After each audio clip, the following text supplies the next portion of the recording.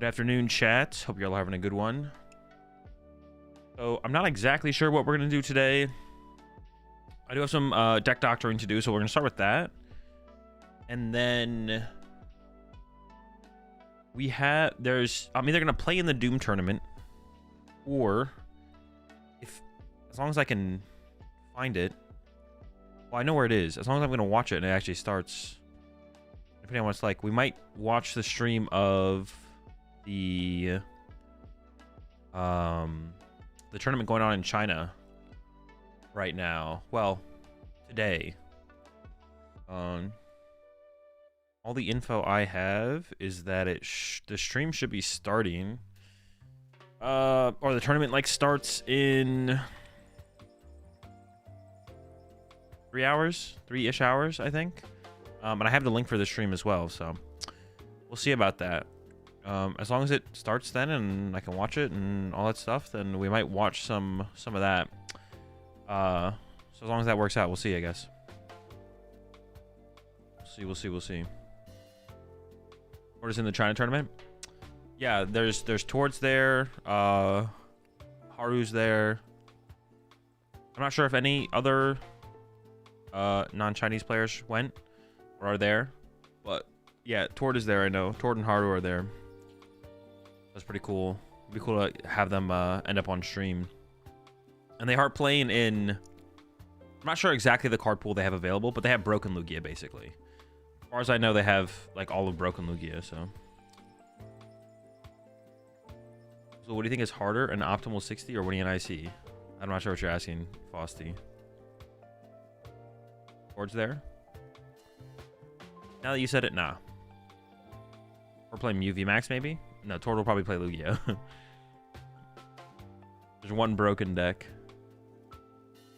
Brazil is Brazil's a place. What's easier, beating Tord or winning an IC?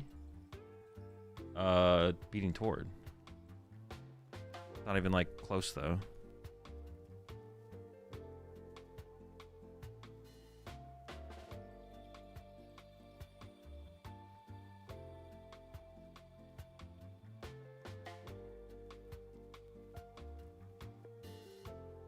Never seen Sableye, Pokestop, Radiant Greninja.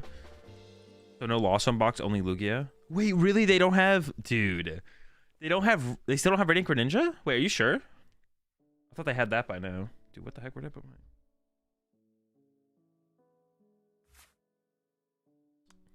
That makes sense why there would be like no Lost Zone being played potentially.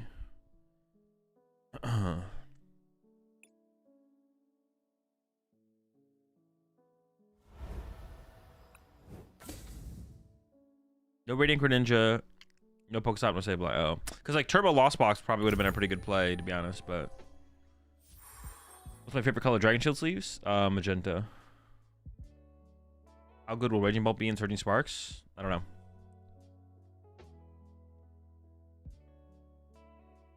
So what do I think about cloth decks?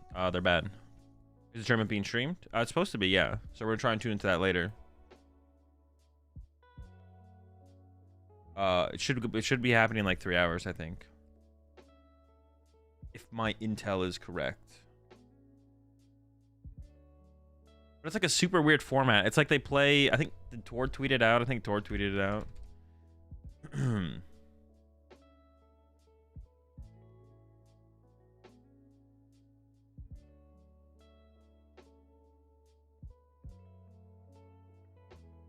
What did Tord say? Day 1, you will play until you think your ELO score is high enough to advance to day 2. 20 potential rounds.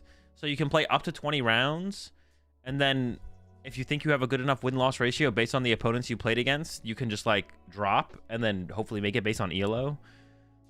Awful system, but definitely weird.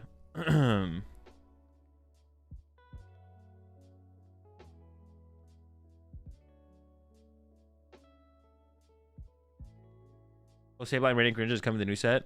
Yet no news of Pokestop, probably because there's no Pokemon Go in China. Oh, interesting. Curious, what was the 60 you used to win your first regional? It was a Shuppet Walls deck. I have a video up with the deck on my YouTube channel. I do not still have the 60 cards, no. 20 rounds is so base. No, but I mean, oh, thank you. I could see 20 rounds being okay. I could like honestly see 20 rounds being okay. Well, no, it's still kind of crazy. But doing it based on ELO is stupid. Like 20 best of 1 rounds is like, I don't know. I guess it could be okay. Best of 3 is still better, I think. But is cloth bad in general or bad in best of 3? It's just bad. There's no best of 3 versus best of 1 is not a thing, dude. How do I completely like obliterate that from the Pokemon community? How do I completely obliterate the question of best of 1 versus best of 2 out of 3? I just like, it's one of the most annoying questions lately for me. How do I just make people forget? How do I make people just like not think about best of 1 versus best of 3? I want to like obliterate the thought process of best of 1 versus best of 3 from the Pokemon community because it just is it's irrelevant. It doesn't mean it matters. It doesn't mean anything. Hazel, do you think Terapagos should run to Boufflant? Not sure. I like the idea of them, but they seem awkward. Tell Mahone to stop being a best of 1 advocate would be a start, but that's different. Mahone wants best of 1 for a different reason. I think Mahone is incorrect. I think best of 3 is better than best of 1 for why Mahone wants best of 1, but when people ask like, is a deck better or worse than best of 1 versus best of 3? That's what I want to obliterate from the community. Just like remove that thought process from existence.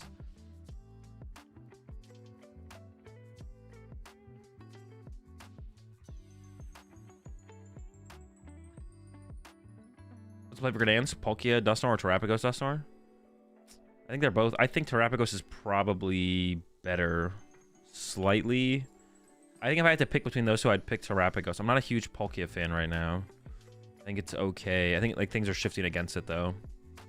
I'm thinking of buying your Metafy access. My goal is to improve the game in general and perform at a good level for regionals. Will it help me with that?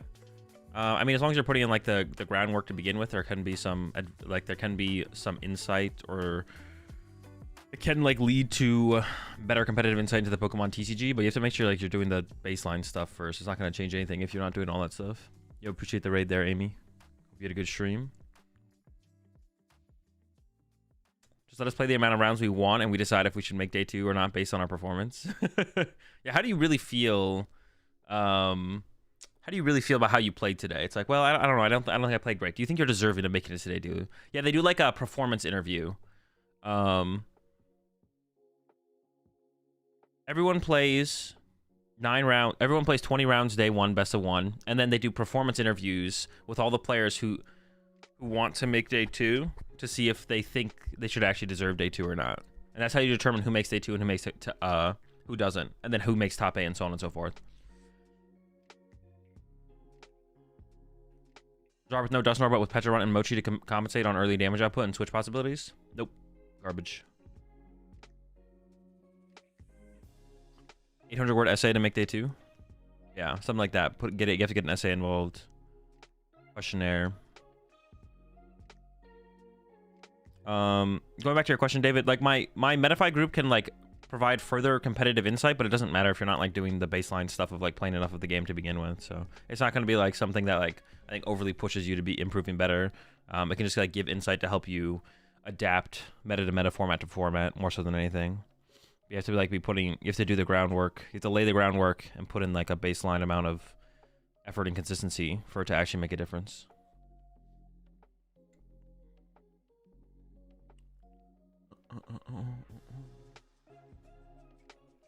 When will you play an Arceus deck? That's actually the first deck we're gonna play with today. Someone submitted an Arceus deck.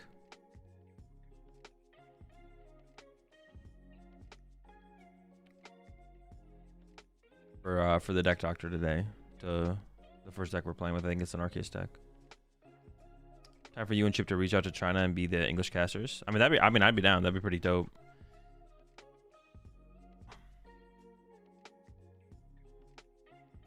Azul, I was wondering what the other stuff meant in your title. Well, you're either gonna play in the Doom tournament or watch the China tournament. As long as I can get, as long as like there's a stream for the tournament in China. So like, yeah, we're gonna watch the tournament in China in like 3 hours.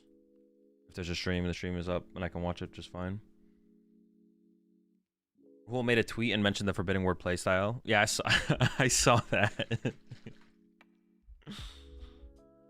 I did see that. The play style. I'm playing an online tournament later. What should I play? Whatever deck you're most comfortable with. Whatever good deck you're most comfortable with.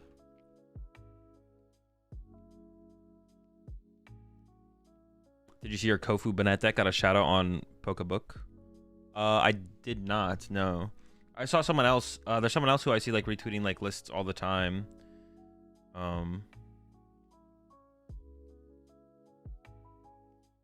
Yeah, there's someone else I see tweeting out Pokemon decks all the time who I saw retweet it, but I didn't see that book reposted it.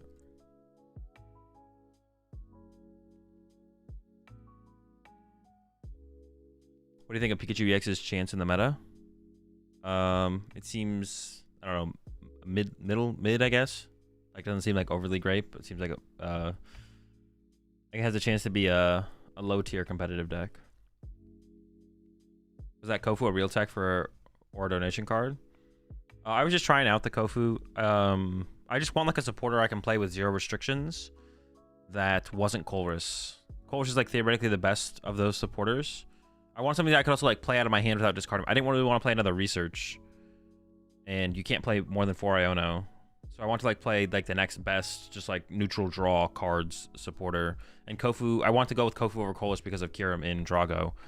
But it is possible that we should have just played a Colress anyways. Like if you draw it against Drago, that just kind of sucks. But yeah, I was just trying to just play the best neutral draw card. So I just went with the Kofu. Yeah, I just went with Kofu over Colress because I was trying to avoid Drago. The potential for Drago to take advantage of that.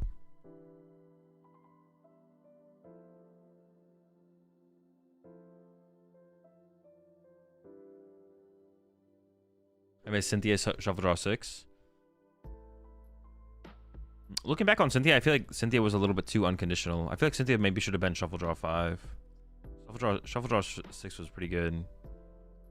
Cynthia's like a really good card. I don't know. Like looking back on it, maybe should have been Shuffle Draw 5. I don't know. Or like Shuffle, flip a coin, heads, draw 6, tails, draw 5. I don't know. Already had Shauna. I mean, then just don't print Cynthia, I guess would have been the answer. Yeah, just don't print Cynthia then. Give a Shuffle Draw 7, you cowards. No, that'd be way too good.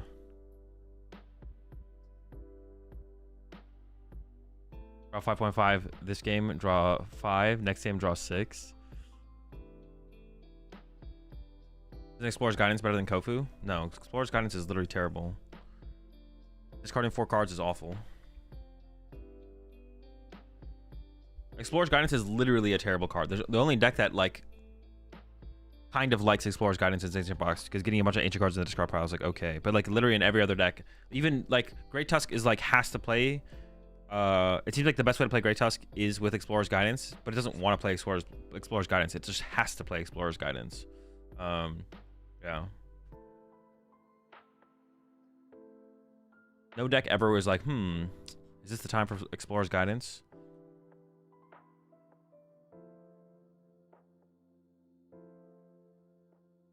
Seeing more cards off the top of your deck doesn't equal better.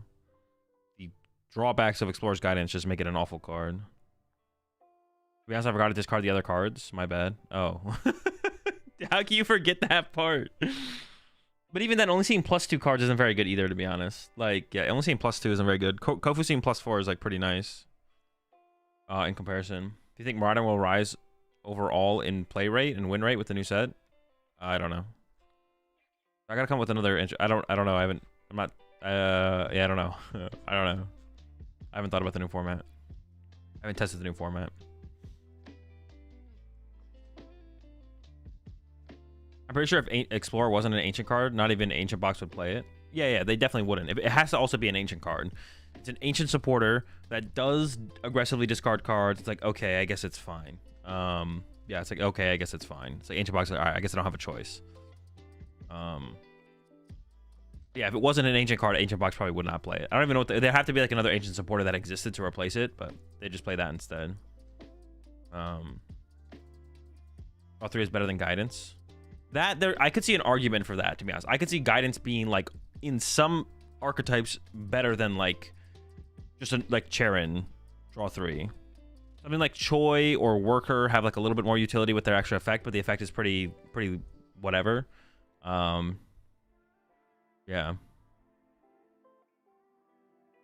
Yeah. Hapu saw play. Not in any good decks. Not that I remember. Or hang on. Not in any good lists. Yeah. Oh, Hapu was like played in the Shedinja deck, but that's different. Like that, it's like so specific. Wait, was it even played in there? I don't remember if it was played in there.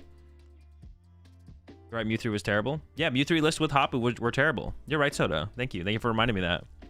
Mewtwo with Hapu was actually terrible. I don't know what you want me to say. Like this a suboptimal list. Like what do you want me to say? I'll be like, oh, Hapu was good because people chose to play it in a good archetype. Like that doesn't make any sense. Like, people mess up and played a bad list. Like, but then it's all of a sudden makes the card good. You excited for anything specific from the new format? Not really, to be honest. Kind of Miraidon with the buffs. I'm gonna trust Torn says some chump like you, bud. Dude, the list that Tord played, that Shedinja build was not good, bro. Did he have it in there? Did he have it in the Shedinja build? Shedinja build was not good though. There's no shot. Mewtwo was just broken.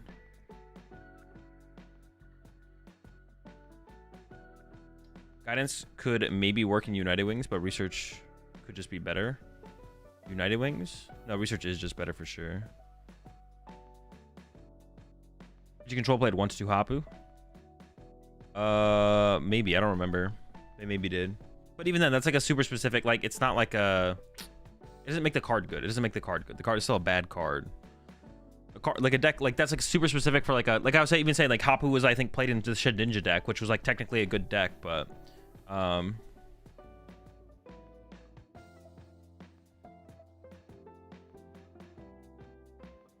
Yeah, like, Hapu's not a good card. We could call... I mean, you could call Hapu like a niche card. You call it like a niche card.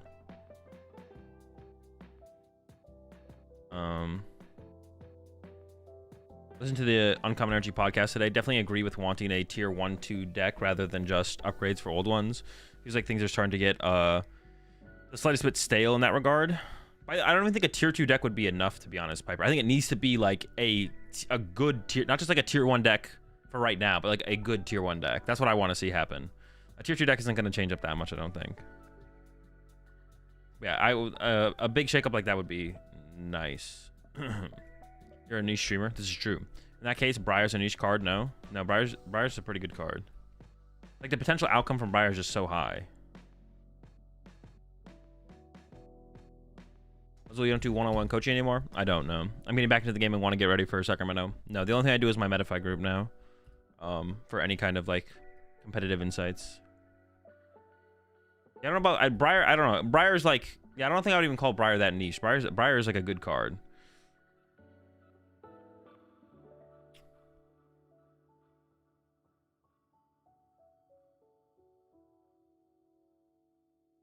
Well, yeah, Hapu, what are the Explorer's Guidance, bad cards. I wouldn't even call them niche. I just call them bad. Like I said, even in Ancient Box, it's like... Ancient Box is like the one thing. But yeah, if you have to get super situational where it's like one deck. Bad card. But I would call something like Worker niche, so I don't even know. Yeah, I would call like Worker niche. Most trader cards in general are either good or niche. There's not really that many bad trainer cards, to be honest. Most trainer cards are good or niche. Hapu's bad. Prime Catcher is niche. I don't know. Prime Catcher is pretty good. Avery. Yeah, Avery. What kind of card would you create if you have the chance? I don't know. Azul, would you be interested in hearing your thoughts on the Pokemon card Hapu? Pretty good card. One of the best to ever do it. Research is really... It's just kind of lucky that... Research should be... consider itself lucky that Hapu's not a card in the current format, because there'd be 4 Hapus in every deck and 0 research. I'm sure Chantel will have a use someday. Maybe if boss rotates, people will play Chantel. Are there any good supporter cards coming in Surging? Not that I can remember off the top of my head. There's probably like one.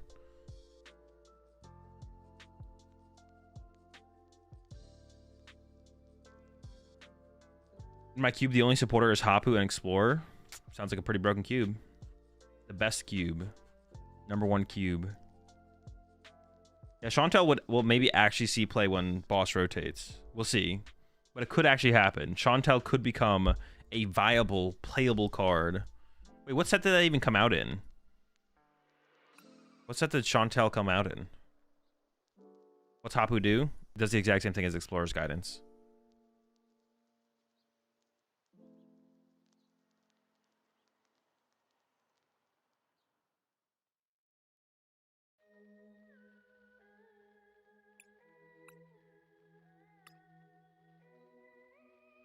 People are sleeping on Serena? No, nobody's sleeping on Serena. That card sucks.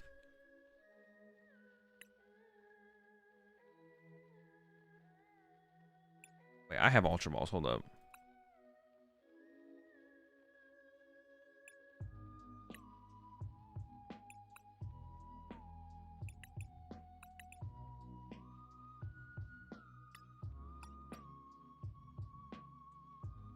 What about Clay? Terrible card. A lot of people are going to run Pokemon catchers instead. I mean, maybe. We could end up in that format, to be honest.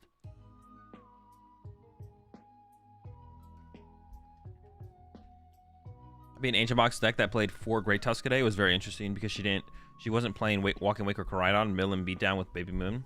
Yeah, I've seen some people talking about how, like, you can just kind of go down a Great Tusk route in some matchups. I'm not sure what matchups it's, like, best in, but I've seen some people, like, talk about that. Wait, what the heck is going on here? 3? Okay. Wait, now I'm actually confused with this deck. So it's Trumpet E-Switch to set up the Arceus turn 2. So what is the point of this deck?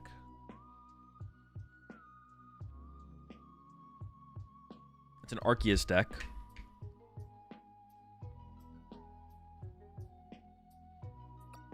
It's just an Arceus deck. What's this guy's restriction again? Oh, we have Spirit Gem to shut it off, though. Okay. Okay. Judge deck is a Judge deck. Am I playing the Dupe Tourney? Probably not, though. Probably gonna watch the tournament that's happening in China instead. This deck needs some doctoring for sure. I think so.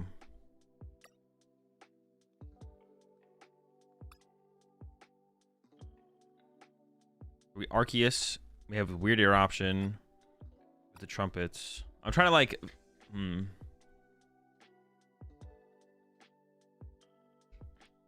It's a deer deck, really? Honestly, yeah, it kind of is.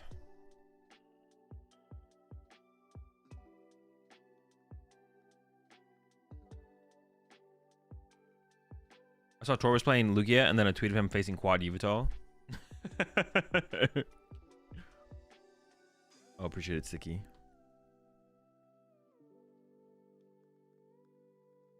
All right, well, let's just play a couple games with this, try and get a grasp of it, and then decide where to go from there.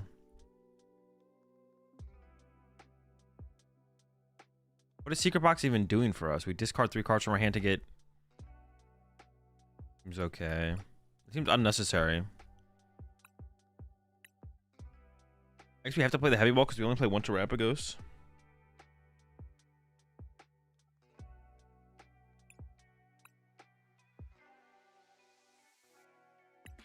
All right, let's see.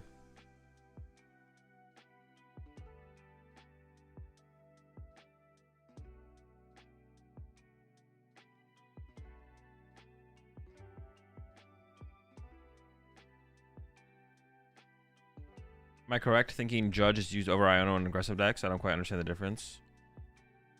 Yes, because like if you're in a deck that can attack on your first turn or second turn, and then disrupt your opponent if you're the aggressive deck and they're the setup deck, then that theoretically disrupts their setup more, on top of taking a knockout. But like you can't really play Judge in like playing Judge in Raging Ball is tough, although it is like possible. Playing Judge in something like Raging Ball is tougher because you have to play Sada so often. There's like a problem there. Yeah. And then playing it in... I think there's too many Poffins in this list. Not enough Nest Balls. And then another thing.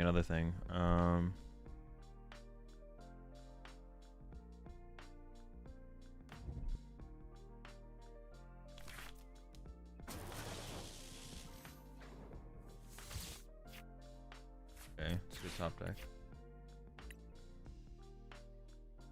We can actually attack with Radiant Greninja in this deck. Okay.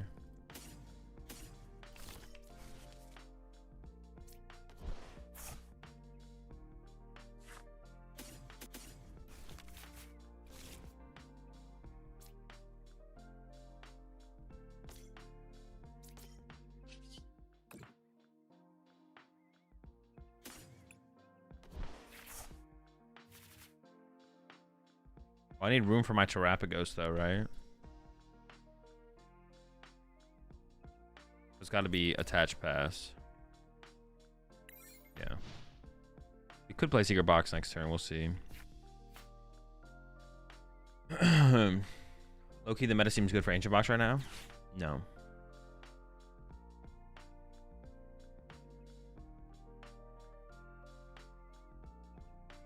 Could play Poppy here. Yeah, honestly, a Poppy in here doesn't seem terrible. Instead of the... But it is trying to be a Judge deck, which I can definitely understand. We're trying to be aggressive, like... We're trying to be a Judge Arceus deck. Which is fine. Which is definitely fine.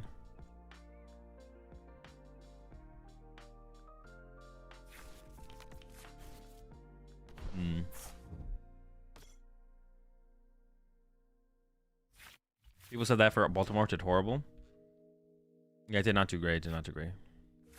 Did mid.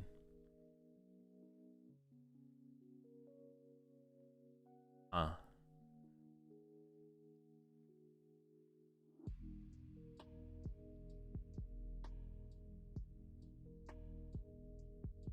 do I play out this hand? I can go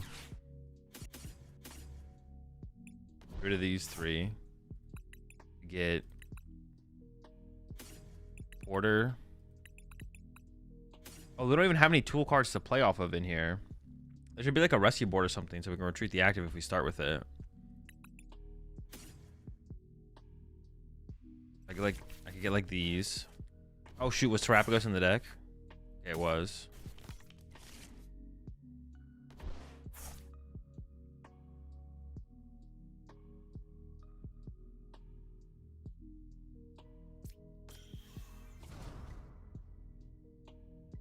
I just want to get like, what am I even getting here? I want to get like Ultra Ball, Heavy Ball. I'm just going to discard those to get Arceus V-Star, I think. Feels like I kind of wasted something if that's my play here, but I don't think I did. Or maybe I actually could have gone Vessel away, Judge, Ultra Ball away the 2 energy, Trumpet 2 energy. That might have been better actually. Yeah, that might have been better actually. Just have a ton of energy in the discard pile, but I don't hate this either.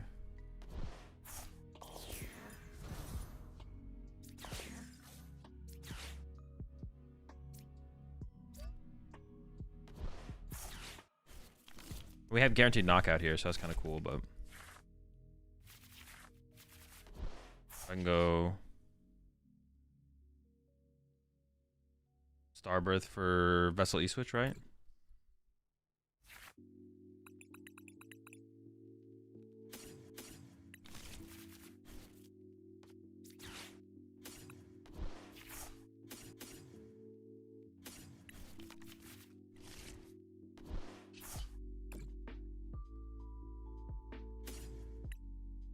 Maybe I should put the other... Well, I can attach this one now.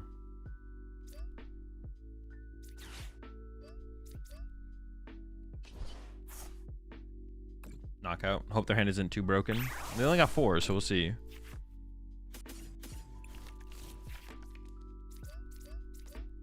I feel like there needs to be like a switch in here, though, or something. We also probably should play 2 Terapagos if we're playing like this much other stuff. When I go for boss on Mander, I don't know. I think we lose if they set up Charizard. So I think I want to like get the 2. I was gonna hope they don't get Candy Charizard here. But if they go Candy Charizard, punch my active, I think I'm okay with that. We'll see. Boss Mander just felt pretty weak because then they just go Candy Pidgeot, bench double triple Charmander, Retreat to Charmander, draw 3 with Rotom. I think just trying to be a little bit more aggressive on the prize exchange seems better. KO Rotom. Dude, they just have it.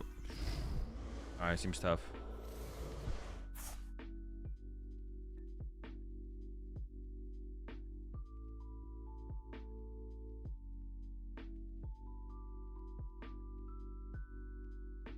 They should have more energies too.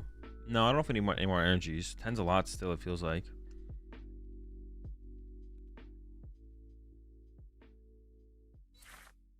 So I have a question. How good / bad would you say Ancient Box is right now? I recently got back into the PokemonTCG after 5 or so years. Highest, and just made that my entry deck. I mean, I don't like think about it too hard. I just think it's a bad deck. Yeah. I don't think about the deck that hard. I just think it's a bad deck. So I just put it in the bad category. Yeah, it just falls under the bad category of decks.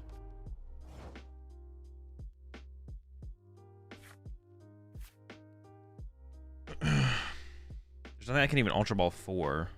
Playing Spiritomb does shut down Luminion.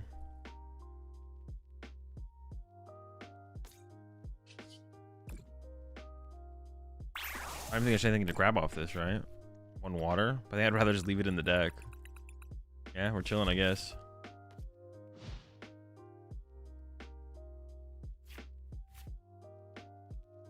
Should Iron Leaves get involved for this list? Probably, to be honest. If we want like if we want to have like a better Charizard matchup, definitely, I think. Makes sense. We have the grass energy. Charizard's popular enough to consider, I think.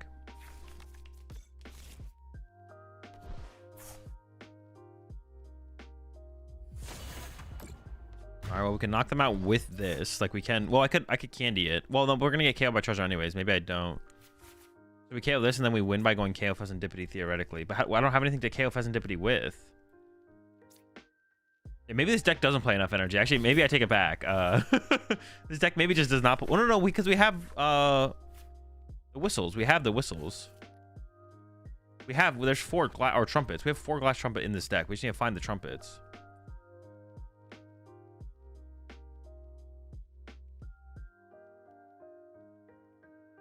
Oh, there's 2 Super Rod in here as well. Hold up.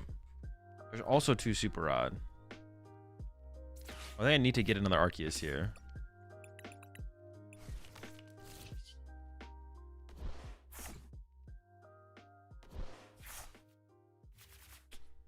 I can Super Rod energy back, but I can't accelerate them.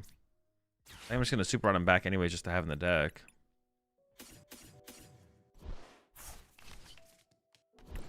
Yeah, I can't get the V-Star though. We're 1 card short. Oh, they can just knock us out with Radzard energy here. Then we're kind of in trouble. And we're kind of in trouble no matter what. I can't get enough Pokemon in play to actually 1-hit KO Pheasantipity here.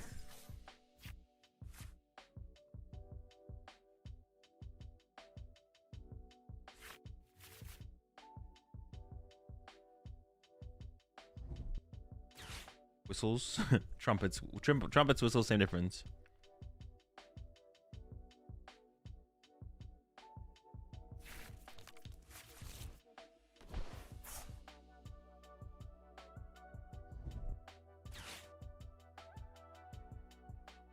I believe in my opinion that Ancient Box has a fighting chance as long as you're winning the prize trade. Yeah, but every deck is winning when it's winning and losing when it's losing. The question is, how often is the deck winning and how often is the deck losing? That is like doesn't mean anything.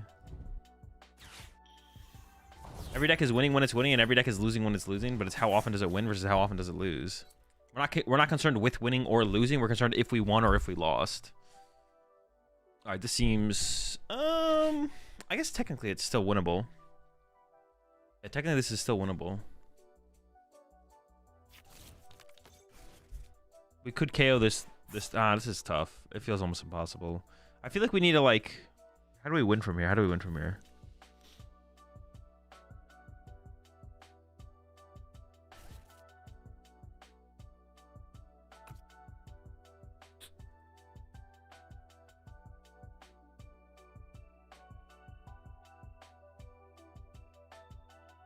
Why doesn't this deck have Fez? It could. Another liability on the bench, though, I guess.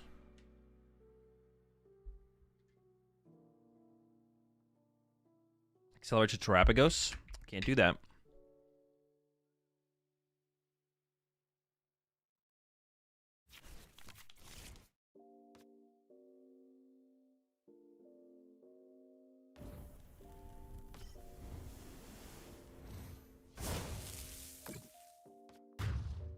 They maybe can't reset the Charizard and Gust something in the same turn. We could like bet on that.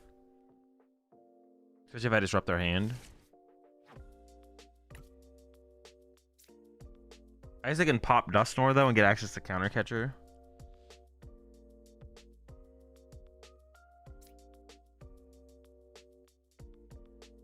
I'm just gonna send this up.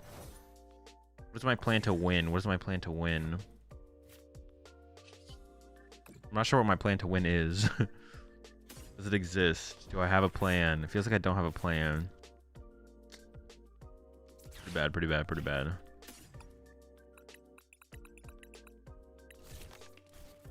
I'm feeling planless.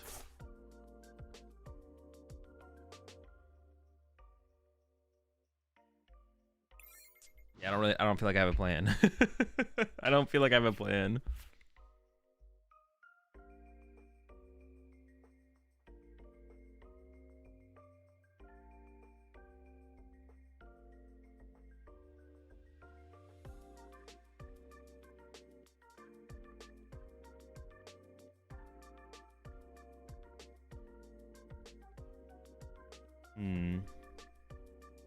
There's some cooking to be done.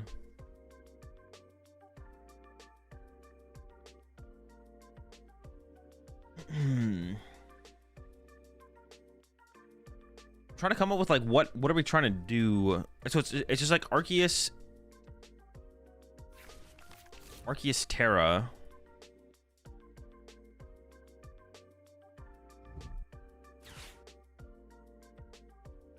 It's like Arceus Tera box. Trumpets. Arceus Tera box trumpets.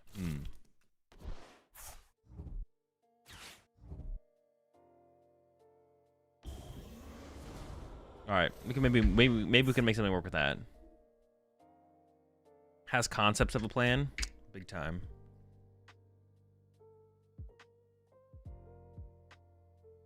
Did I lose here? They Thorntoned. I haven't lost. Tell me I haven't lost yet.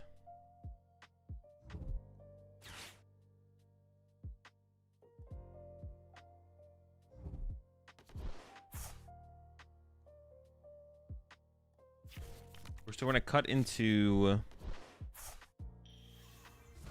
We can add Virizion.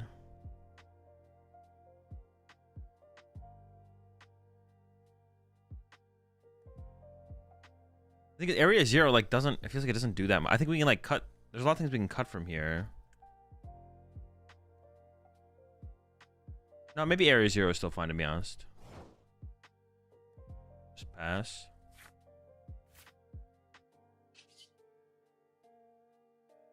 I mean, they just have boss win, right? Can I ever beat them having boss win?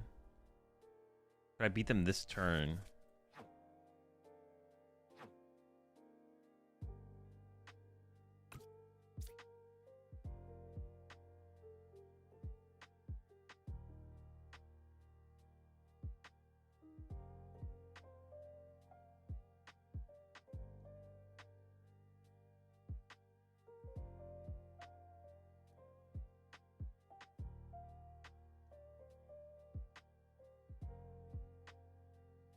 Oh my gosh, I didn't even play anything. All right, I'll just concede. I'm like, I don't think I had anything. I was like thinking. Maybe if they like, didn't have any gust effects or something, I don't know. Yeah, but they could always get access to counter catchers. So they almost always for sure had it there. Yeah, I was trying to come up with something, but I don't think there was anything. Okay.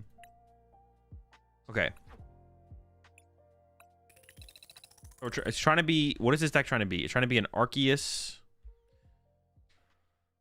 Tera box. Arceus Tera box. Arceus Tera box.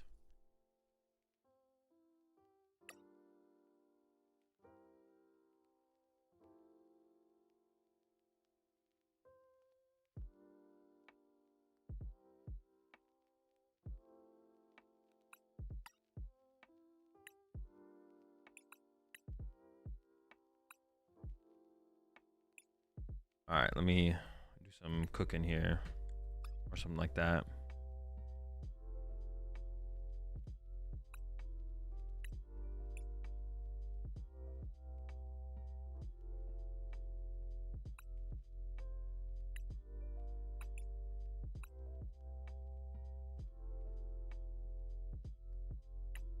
I had two. I didn't mean to add two.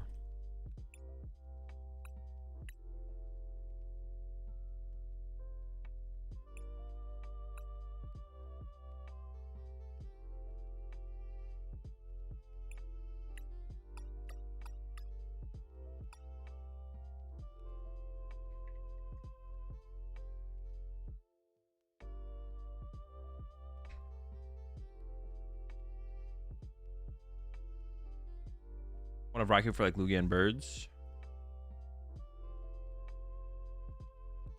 Yeah, I could see it.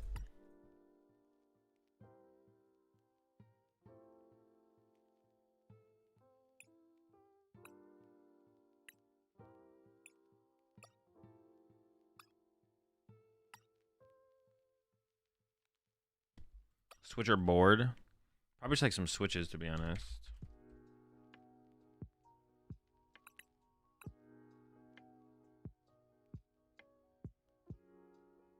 Why no slacking? Because it's a terrible card.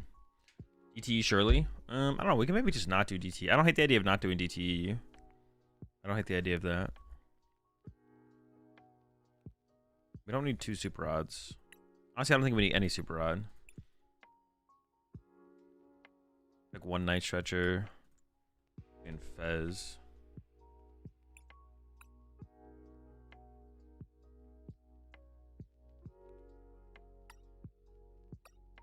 We're trying to abuse Judge. I think I'm fine with that.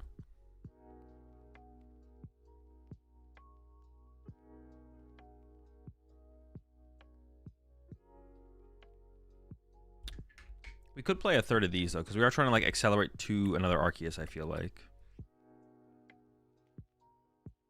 Okay, we have to actually add an ace back. We don't have an ace back in here right now. Prime. We're like now a more aggressive deck.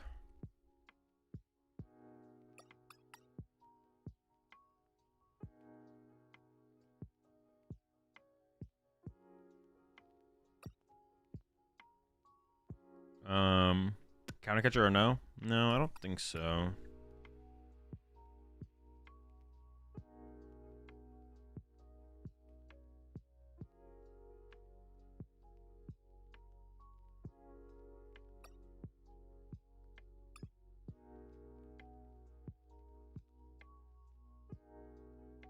I don't even know what we want in this last spot, to be honest. What do I even want in this?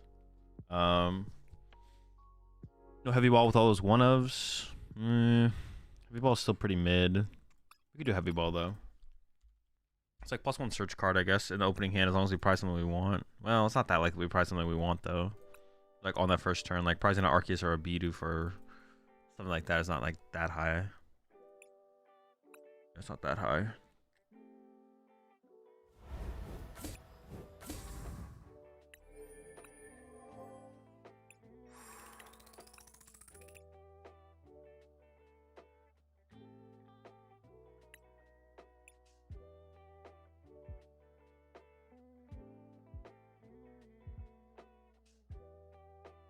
We want like more stuff to work with these energy switches though. Like, well, it's like hard to set up something with like it would be something that needs like a ton of energy switches. We could cut one of the energy switches for like a Poppy, I guess. I was thinking like, what about like Iron Hands? Yeah, I was thinking like, what about Iron Hands? We should probably be playing 4 water energy, actually. Hold up. Should probably be 4 water, 3 lightning, 3 grass.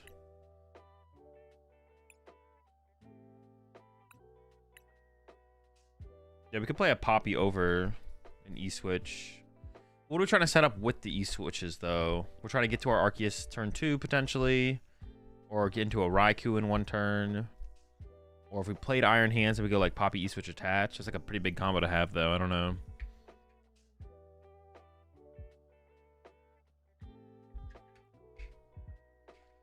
Pretty big combo to have.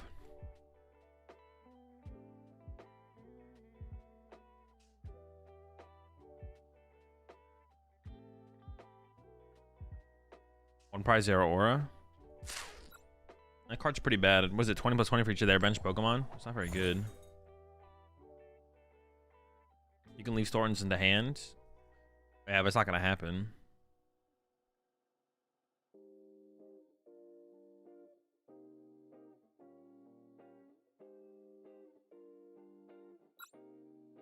We could Ogerpon E-Switch and play similar attackers.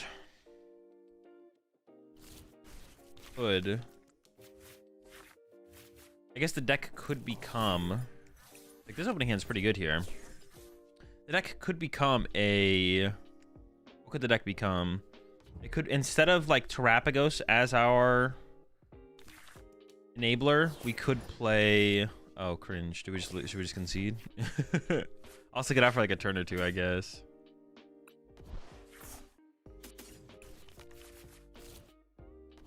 Might be like no reason to stick this out though, to be honest.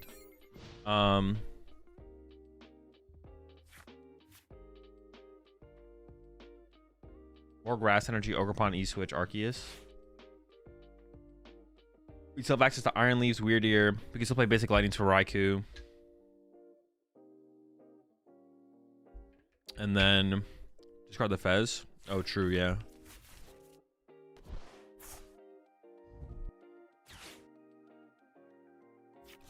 Maybe we should discard the Hoot Hoot as well. Don't want to get invited to anything. Does Sanders' build even play? Does Sanders' build even play?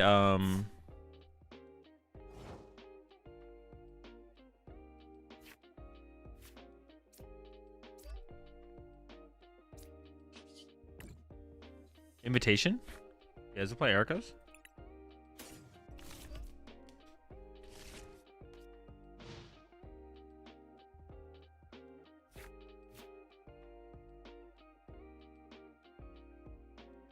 We can maybe beat him with Judge. Honestly, Judge Arceus might be enough to beat their deck. We'll see. Judge Arceus might be enough. We do need some other attacking options, though, right? Because we need to get through, like, an Ogerpon, maybe, or stuff like that. Or a Mimic. Like, I'll need a way to get through Mimikyu, right? If they go with Mimikyu. Although they haven't gotten Mimikyu yet for some reason. I don't know why. They're both attackers, though. We can attack with both those things.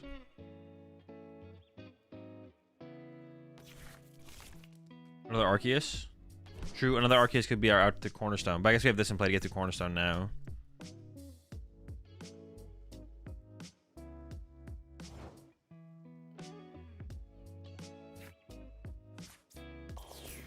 I don't feel like I need to play Judge yet, to be honest. I'm just going to swing through. Probably put some, I maybe could have manually attached to the Terapagos. I'll load up the Deer. I guess I should have attached here. Oh, we could like Crown Opal, I guess. Same difference.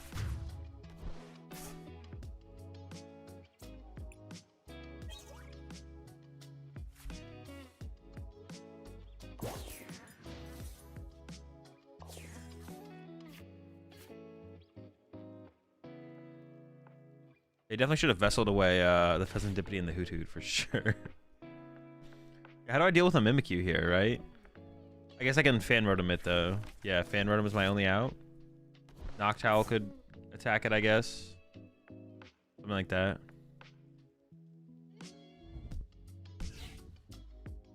Fan Rotom seems like the best answer though. Yeah, I should have attached it last turn. I can just like double E-Switch up to it now though, I guess.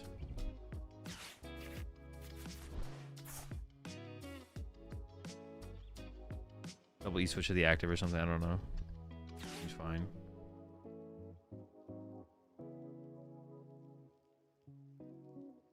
This would also be a decent turn to go for a Prime Catcher, to be honest, I guess. Knock out the Snorlax.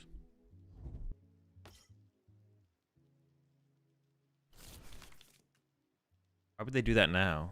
Now it's in their deck. Maybe they... What? Oh, I guess they're going to shuffle anyways. I guess it doesn't matter.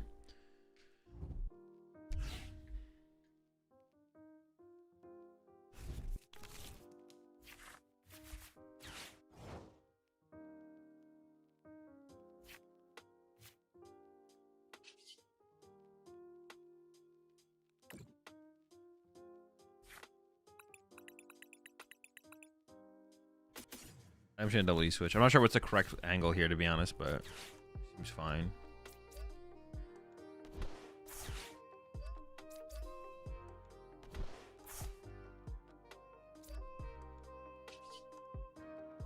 I don't even want to judge them still. I think I'm just gonna still wait on the judge. We'll just wait.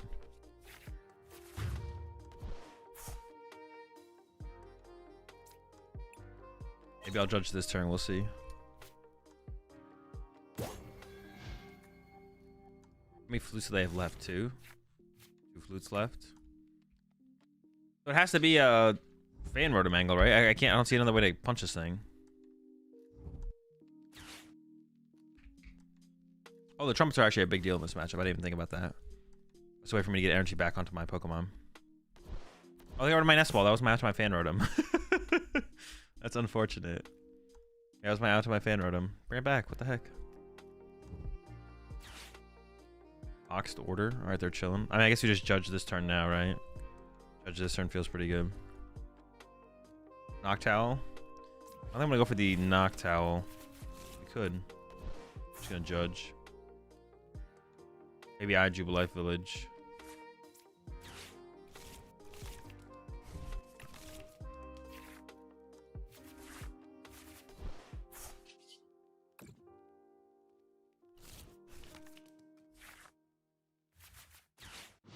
Now I can go get Fan Rotom, retreat Trumpet to this Arceus and this, I guess. Then judge again and try and find energy, I guess. Sure.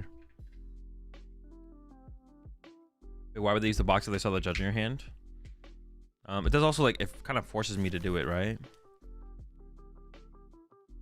It forces me to use the judge that turn, which, like, would be a reason.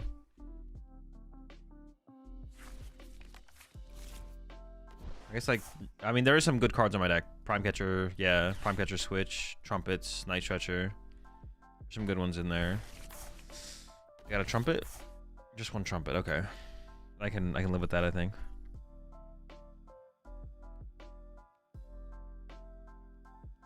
Zero VMAX seems good as well. You should try it. No, Zero VMAX is terrible.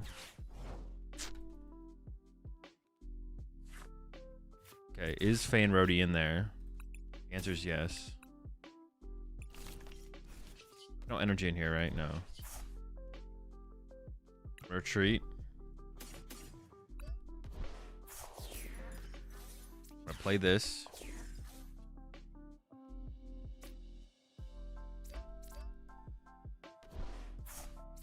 Judge. Hope to draw into an energy. We only have 3 energy left. Okay. Oh, we just start punching through, right? Yeah, Salt Landing.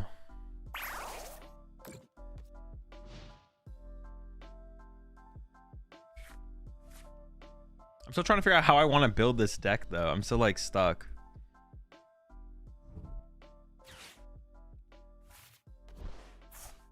Ogerpon E-Switch still seems optimal.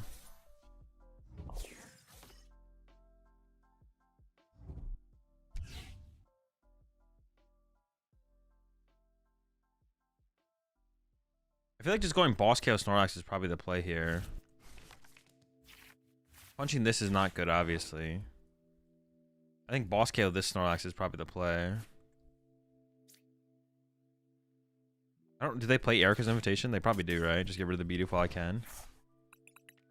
Grab some weird evolution.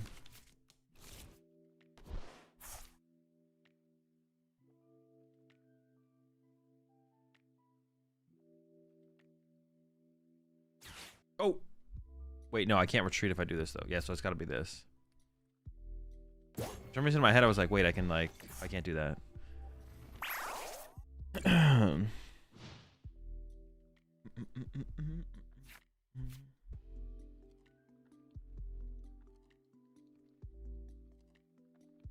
I get Azul to deck Dr. United Wing so I can win Toronto with it.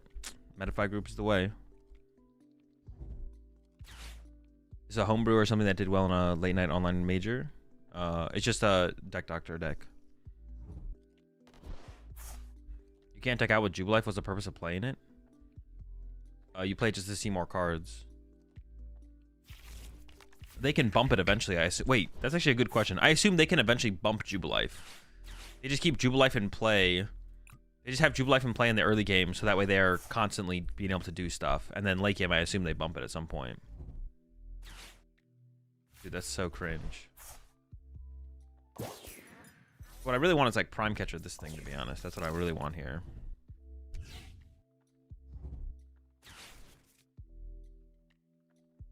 Yeah, they just use Jubilife for the early game. I assume they can eventually bump Jubilife. That I didn't even think about that, though, to be honest.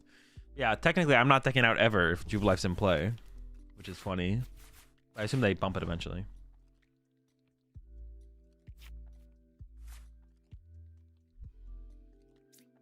Yeah, I mean, I'm down to be aggressive here, I feel like. Oh, dude. I just, like, literally autopiloted so hard there. I was like, yeah, I'm down to switch an attack here, and then I switched and didn't attack.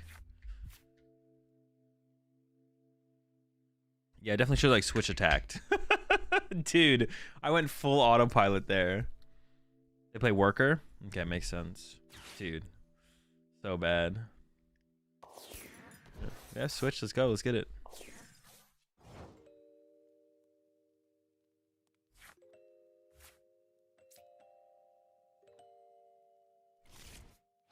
They didn't. I feel like they have a penny in their hand. They're just waiting for me to boss their Mimikyu. Maybe. Find out.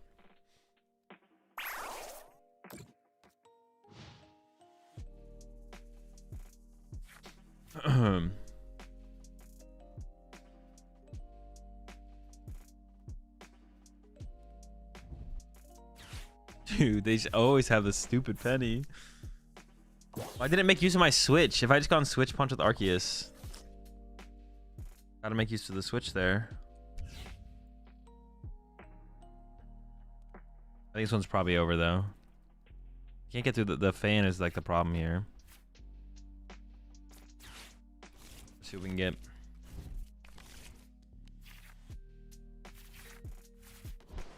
It's not worth it. I don't know if I have attacking into this. So bad to attack into that.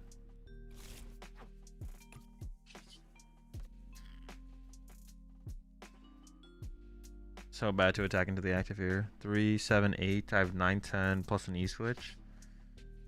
I guess we'll attack. But then I have to go E switch plus attach to 3-hit KO this. It's pretty bad. Pretty bad.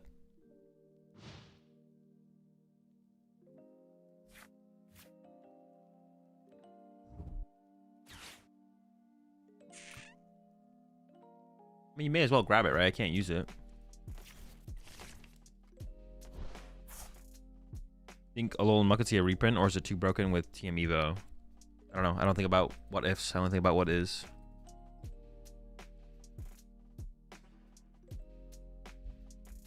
Scoop now? Probably. Can I set up the Iron Leaves? I don't know what's left in my deck. We'll play Ultra Ball next turn to get rid of Arceus plus the top deck. We'll see what's left in the deck.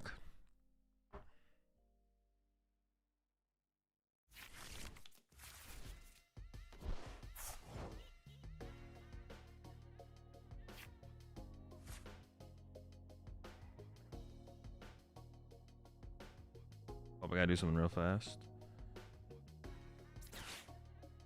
Can I actually set this thing up to attack? If we can stick this one out further, to be honest. Stretcher Water. Is my Prime Catcher in there? It's not, right? It is prized. Alright, we can concede.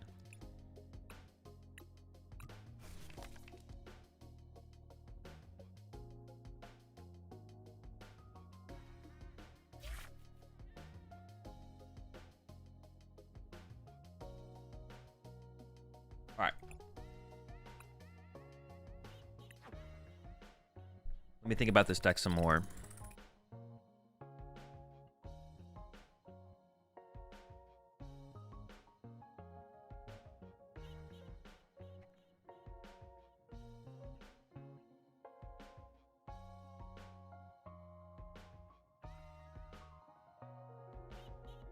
All right, what is this deck? I need to come up with what this deck is so I can like figure out what we're definitely keeping. It's Arceus Tera Box. Is what the deck is. The deck is Arceus Tera Box. Okay,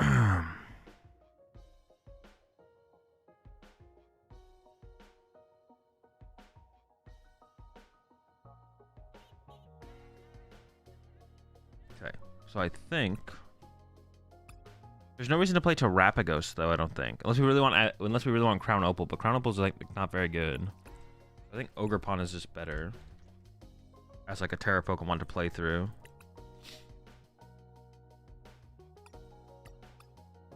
But if we play Ogerpon, I don't think we need this thing anymore. And then we want to go with like a heavier grass count, so like 1 lightning, 2 water, 6 of those. Maybe we can go higher. We cut back on the Vessel by 1. But like Vessel through Noctowl or Starbirth is still good. How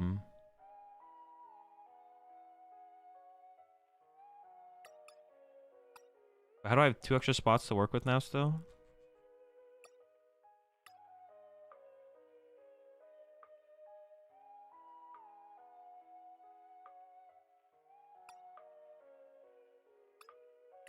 I almost just want more energy to like have the possibility of the Weird Ear play, to be honest. Because we like want to try and attack with Arceus. And then we have Trumpets to get more. We should probably just go up to 4 E-Switch, to be honest, as well. I have 1 more spot open still. Oh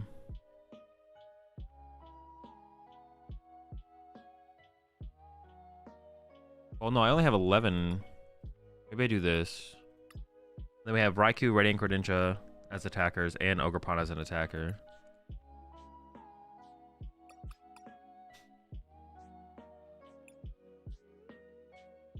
Okay. Go through a couple more games. 1 Cologne for good measure? No. Play Wellpawn? I don't think... We have like Radiant Greninja as like a snipe attacker. I think that's good enough. I think it's good enough.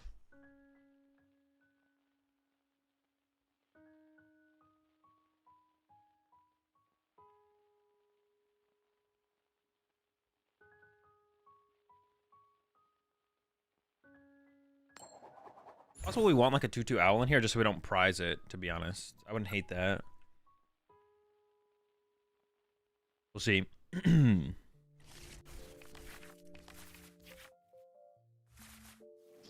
Rough. Need a top deck. Need a top deck or a concede. One of the two. Dude, we're up against the Gimme Ghoul. The Gimme Goat. That's the goat right there. We did top deck, but it's a little bit slow. A little bit slow of a top deck.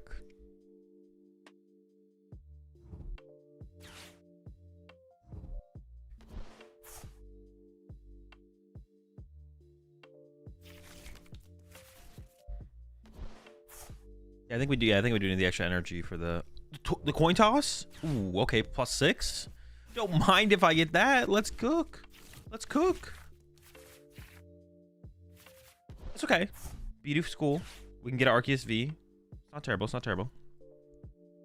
They did get themselves a Poffin though. How do I even play this matchup? Weirder can one hit. Greninja can KO Gimme Ghouls. Alright, we're chilling. But imagine though. I mean, honestly, I wouldn't mind seeing it. I wouldn't mind seeing it happen. Do we have B-Barrel in here? We do. I mean, I think we just go for the Arceus here. Oh, we do also like play Area 0, so we can like hit really hard with Raikou, actually, like theoretically. So we need them to have like a pretty lackluster turn 2 here. No, it's okay. It's not great. It's not great.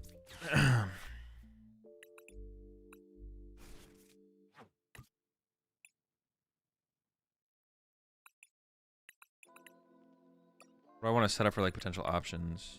The owl.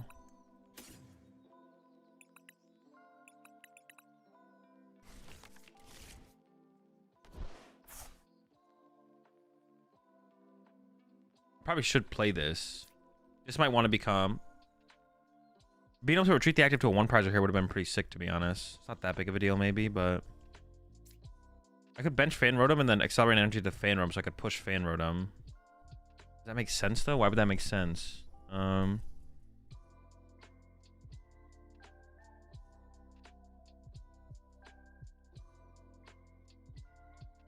I should play this. The question is just, what do I... If this becomes Fez, if I don't get a stadium... I don't think I benched a Fan Rotom. Okay, so I think I just play this to these two. I don't think it matters which goes... What one goes where. Yeah, because I might fill my bench before I can hit an area 0. Did we cut Turtle? Yeah, Turtle got cut. We just went with Ogre Pawns. It's honestly not even a bad Pokestop hit from them. Well, it depends how good their hand is, but like putting energy in the discard pile through Pokestop is not a bad thing. Not a terrible thing. Sometimes it's not a good thing. Well, kind of depends, to be honest. Not gonna lie, coin tossing is not good. Alright, so this is pretty good for us. This gives us a chance here. We can have a pretty impressive turn now. I'm gonna get Radiant Greninja, I think. Sure. Going to attack with Greninja here is like the attack we want. But is it the attack we are going to get? We need a lot. Let's see what we find. We're not that far from it. Oh, but how do I find my second water? Playing Iono would be pretty iffy. But I'm not doing anything if I don't play Iono anyways, right? Well, it's not 100% true. This could get Ultra Ball. Get rid of these two. Arceus. Oh, maybe we just kind of are there, actually. Yeah, so I can go this for Ultra Ball.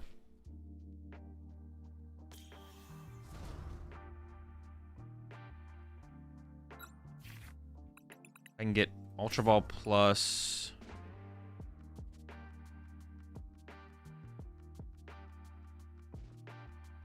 I don't want to get rid of my Raikou. But I kind of have to, right?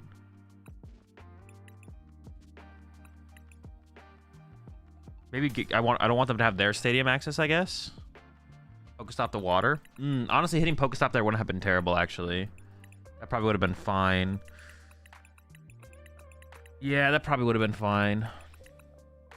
Okay. I could still hit the Pokestop. I do kind of want to keep the Raikou, but... I can still hit it at this point, though. E-switch. E-switch, E-switch. Starbirth for grass, attach water. Maybe not, then. Yeah, maybe we don't. Maybe we don't. Just Starbirth for grass and a water.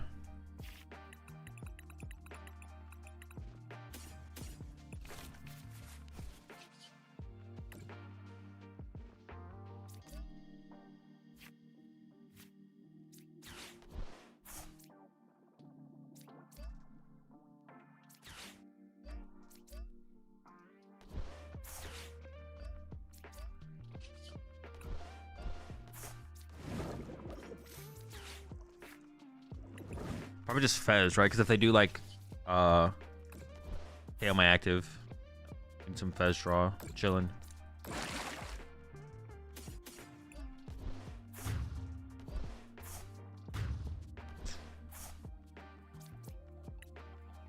Alright, that was like an okay turn.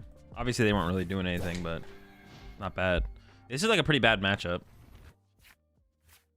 The Golden Go's HP is just too much. Yeah, the Golden Go's HP, the 260 is just so massive. We could like get a Raikou. We're doing 100, theoretically 200. We can barely get a Raikou one hit. Barely. Okay, we have Switch in the deck. Go bench pawn. Don't really want to bench Ursaluna. I might go bench pawn draw. We'll just kind of cook it from there. Weird Ear. Weird Ear's technically an out, yeah. Appreciate the 50 months there, player one. Technically an out.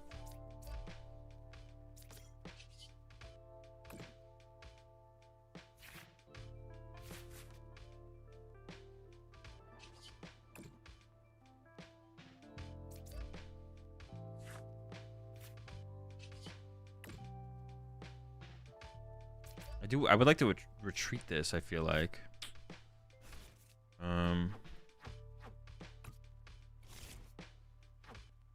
I mean, we're just stuck for a turn, right? I guess I think we just gotta be okay with that. I don't really want to burn my Night Stretcher to use concealed cards, so I think I just pass. I guess I could have concealed cards instead of using... Maybe. Just pass. Fine. many E-switches do I have left? 2? Okay.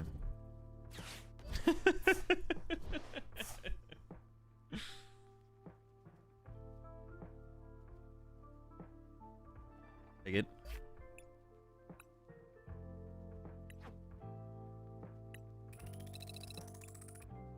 I kind of still want... let me see.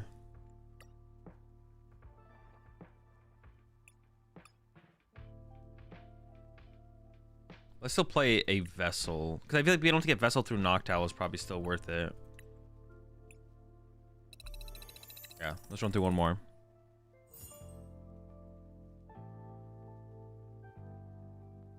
Iron Leaves to win. Did I have access to Iron Leaves? Oh no, we don't play Iron Leaves anymore. We don't play Iron Leaves anymore. Wait, the game lets you do that? Yeah, why not? Some cards like specifically say you can't use this card if you only have like an active Pokemon or something like that, but not Turo.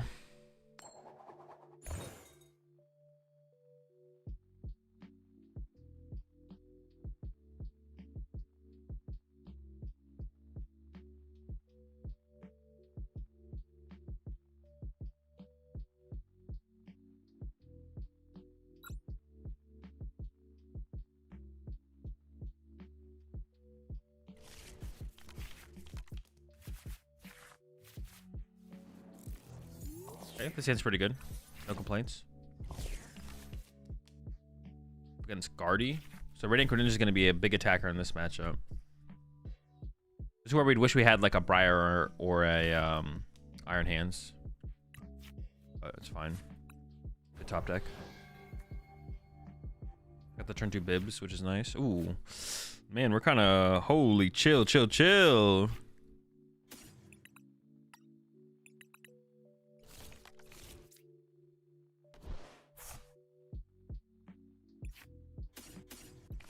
That owl option online. Ooh. I guess did I want to do this or did I want a concealed? I kind of want a concealed cards. I should have concealed and maybe attached to the active actually. But now I feel like I should almost attach here for the option of the Radiant Greninja play next. What would I have to do to pull out the Radiant Greninja play next turn though? I actually honestly I don't need that much. Maybe I just settle with attach active here, though. I'm okay with just doing that, probably. It seems fine. Just going, like, Judge Knockout next turn seems okay.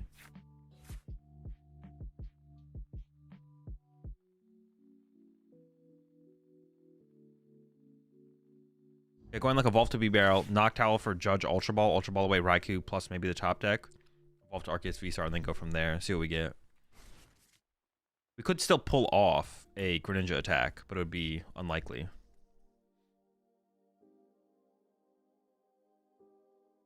Also, I don't really want to... Well, Ultra Balling away Raikou... Honestly, Ultra Balling away both of these in this matchup is probably fine. I don't think I need these.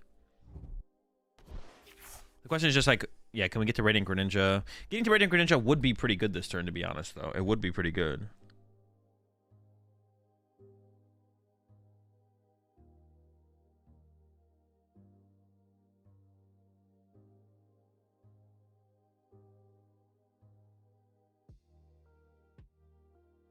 Might be Banette.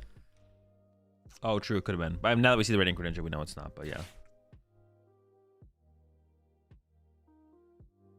The Raikou 4. Palkia, Pidgeot. Terapagos. Also good against Terapagos. Lugia V-Star. Just one hit KOs. Did I change the grass energy count? Yeah, we have like 7, I think, now. Also, just like synergizes with Area 0.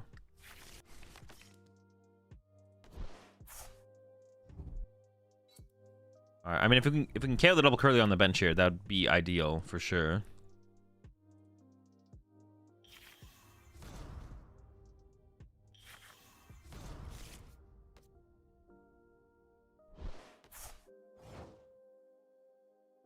Okay.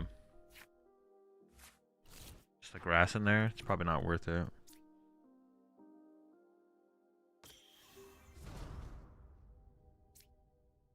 What did I say I want to do? I want to Ultra Ball away these two.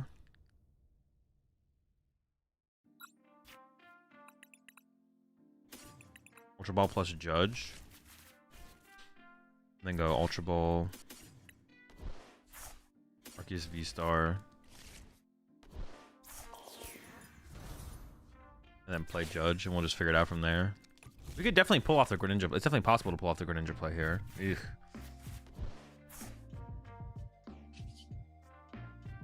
Starbirth for Vessel. Maybe I just like use Industrious first for one. Okay. Deal cards. What do I need? Yeah,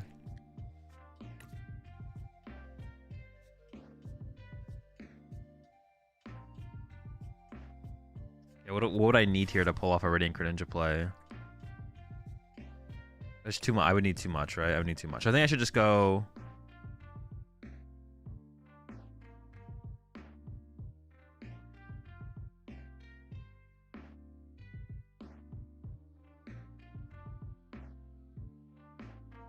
Well, I don't even need to use Starbirth here. If I want to load up energy on another Arceus or something. Yeah, I want to go. I think I do want to do it though. I want to get like this. Oh, the Vessel's prized. I have to E-switch here. I have one water there. One water there. Catch E-switch, move 3, 2 E-switch left. Maybe Heavy Ball right now to like get Fez off the prize cards or something. Area 0. Because I want to put this in play and load up energy on it. I guess this seems fine. Prize an E-switch and a Judge. Bench it in case they get Knockout Plus. And then maybe I just hold off on this Nest Ball. What else could I even get here? Another Arceus. I don't even really want any of this stuff that I could get. Save the Weird Ear for a potential one hit on a Guardy later. Maybe I do just grab this. Just as likely to get stuck in the active as anything else. How many energy do I have in here too?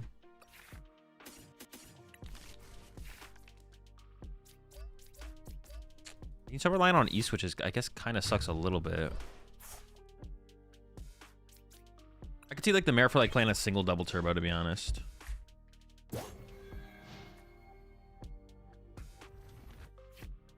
have attached water to Rad Ninja slash Starbirth for Prime E-switch. Didn't I already attached though, right? Probably go switch E-switch, but yeah.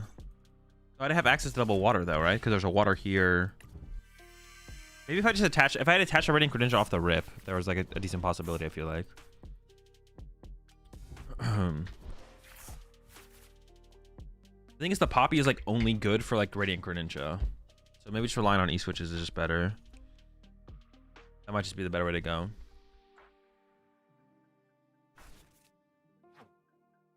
They have 4 in here. They can definitely one-hit KO me this turn. If they do one-hit KO me, I think we go for a Radiant Greninja play, though. I have E-switch in hand. I have a ton of draw power on board. I think we just go for it. I'll play Thornton? No. I think Poppy would be better than Thornton, though. If we're gonna play, we'd play Poppy before Thornton, I think. It is Turbo Guardy.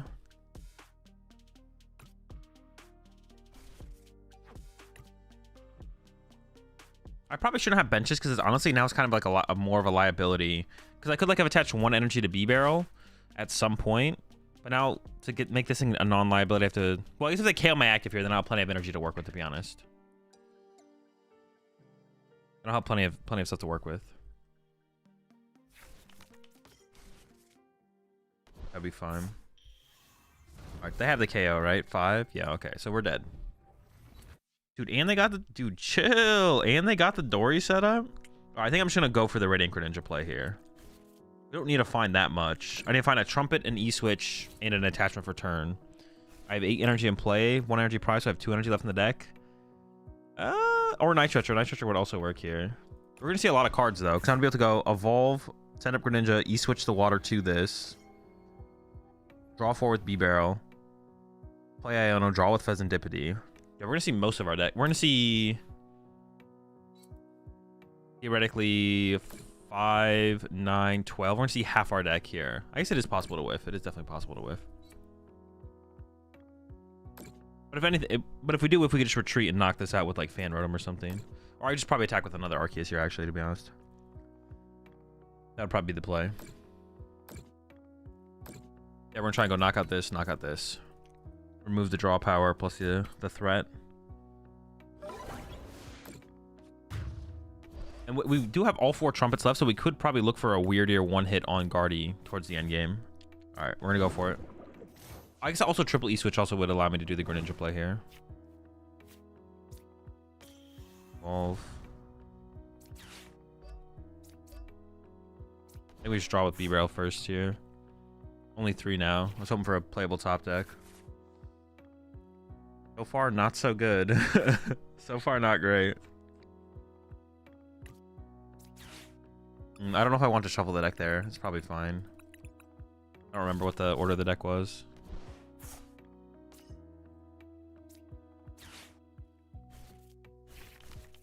Well, at the very least, we'll be able to just knock out the active with Arceus. It'd just be nice to do. Okay, that got us to play, right? Yeah. Oh, no. No, it did get us to play. Okay, we have the play. Flip the script. Oh, my goodness. Okay. We got some stuff here. Hold up.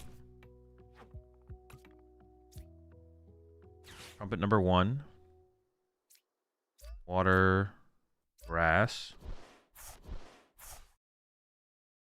Trumpet number 2. Grass. Just make sure everything can retreat for 1. E-switch. Now this thing's not in attack range, but maybe that's fine. Okay.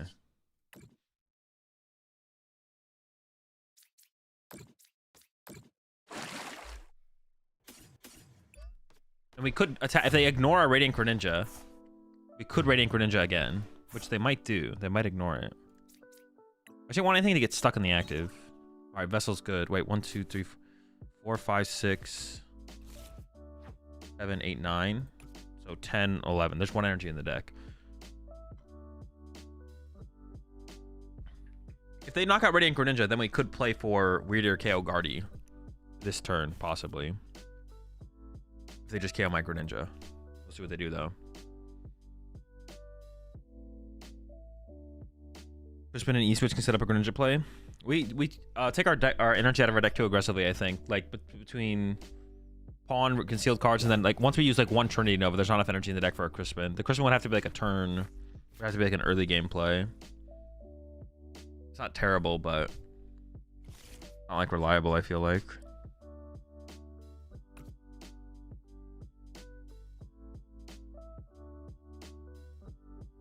Yeah. Not reliable. Vacuum would have been pretty good here if we played one, yeah. Yeah, I think Poppy would definitely be better than Crispin because we can use it. You can use it early game, mid game, late game. It'll always be viable, whereas Crispin is like pretty fluky.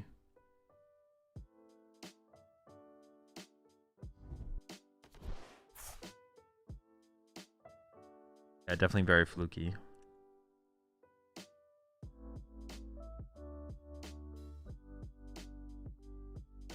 What does Poppy do? Poppy moves 2 energy from one Pokemon to another Pokemon. So you can like whistle, whistle, and then move it over. Or trumpet, trumpet, not whistle, whistle. Whistle, trumpet, trumpet, whistle. Oh, now they put like a... This thing is a lot easier to KO. We can KO this with Ursaluna or... We can knock this thing out with Ursaluna or Weirder here. Go with either now. 1, 2, 3, 4, 5, 6. We need 7, 8. Giving 8 energy to KO this thing. We're close. We are close. We're a Trumpet and a Gust away. We still have Prime Catcher left as well. I assume they'll be taking some kind of KO this turn.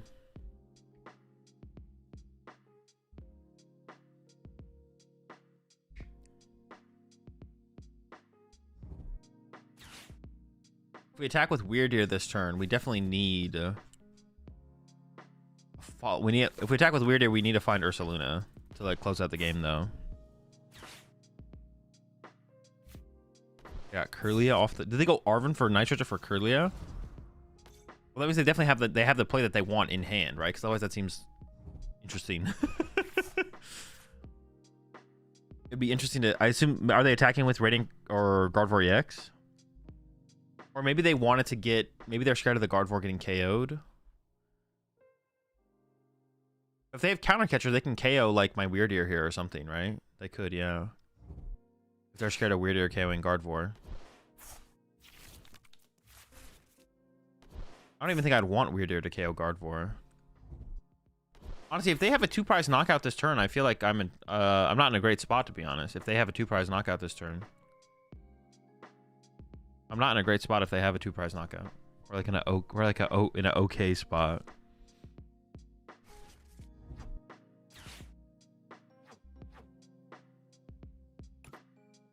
Right, they're out of Ultra Ball with this Ultra Ball. I'm like thinking if we just KO their Gardevoir, how likely are they to be able to find their next Gardevoir? But they're pretty likely.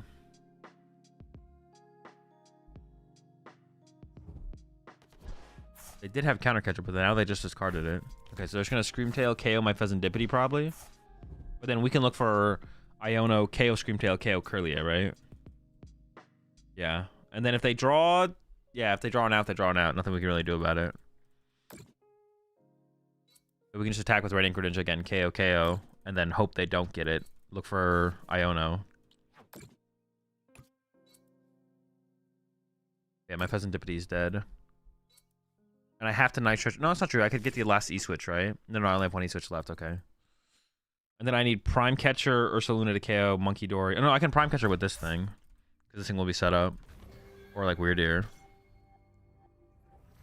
So that'll be my move. And then hope they don't have another KO here. But they will still have Pheasantipity draw and Concealed Cards draw. I can't take that away from them. So they could definitely win the game on the next turn. Will Mixer be good enough for this deck to replace the Prime Catcher? No. I don't think you'd ever play Mixer in here.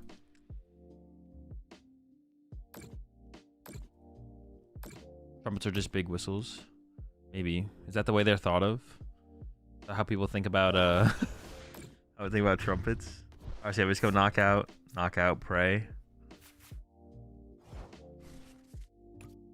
Or can I keep the energy trapped here instead? How many energy do I have in here? 3. I did top deck the Iono, which is nice. Yeah, could I like leave their energy trapped on the Screamtail? Because this thing can't KO anything on my bench currently. Unless they get a tool card. If they get a tool card for it, I guess they do have like 2 Bravery Charm left. Maybe I just KO the attacker.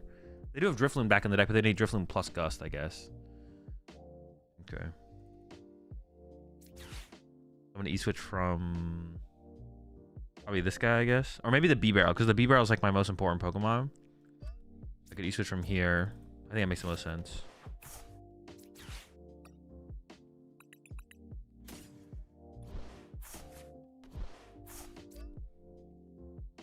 I want to get rid of dead cards.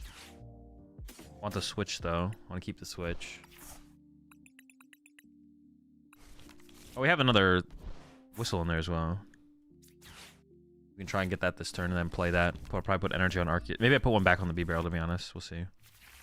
Maybe we actually thin these out as well. I don't even think I need those. Or they're like not that... They're not worth keeping around, I don't think. Ultra Ball away a boss and the Area 0. Sure, that seems fine. They're not super important cards. Alright. Yeah, they have a lot of ways to win. They can get Screamtail. They could get Screamtail plus Bravery Charm. Go one of these. They could get Counter Catcher Guardy. Yeah, I don't know. It's just not... Yeah, it's not great. It's not great, to be honest.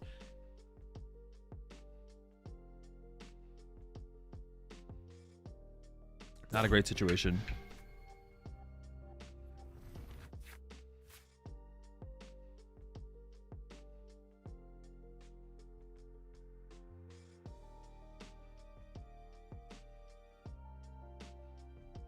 They do see a decent amount of cards. Well, they at least have the Pheasantipity draw, right?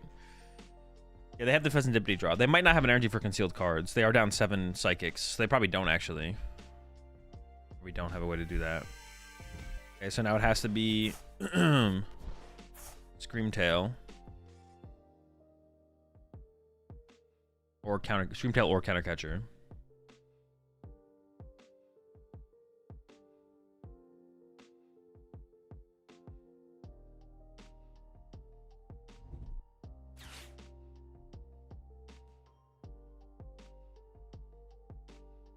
And then if they just leave Guardian the active, they're just praying we don't have Gust ourselves. But we do have the Gust. I want to see the Deer play so bad. We're getting close to it. We're getting close to it. If they had attacked with Gardevoir in the last turn, we probably would have gone for the Deer play. We basically had it as well. We were just kind of a Glass Trumpet short. We were very close to it. We were very close. I think we can probably cut... I don't know, actually. I was going to say we can probably cut an Arceus V. But actually, I don't know how I feel about that. Because you do want to start it. And then sometimes you want to be able to go like back-to-back Arceus, probably. Oh, we actually probably want to keep the Arceus, actually. Are they just running to Klefki? Well, no, running to Klefki makes no sense, does it? I guess I could hope that I don't have energy, and like Weird Ear's my only way to pull my energy together, and then they just send up Klefki so I can't use Weird Ear's ability.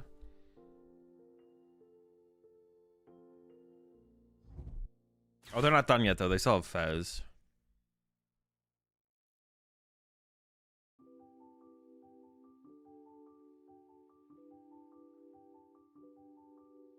This is a very complicated deck just to chain Radiant Greninja.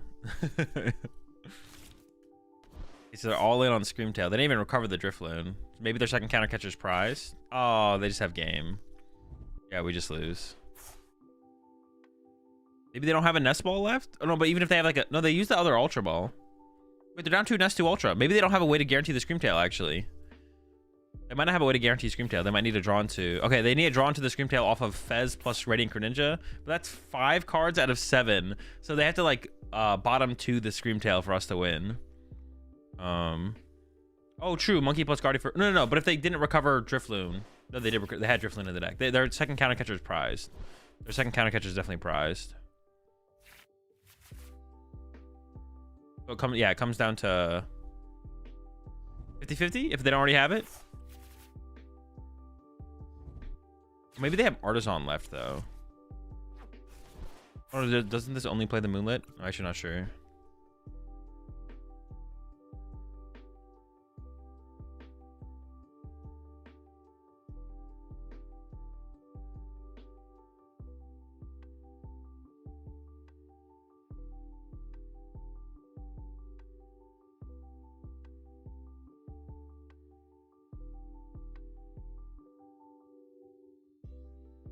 I assume they don't have it. They haven't done it yet. It was pretty likely that they did have it there.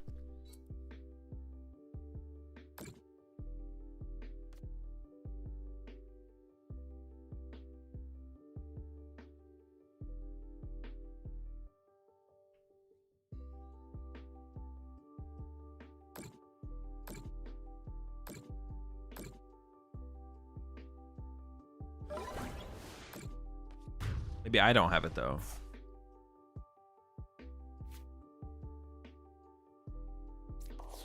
It shouldn't matter what I send up here, right? No, because I can just Ursaluna.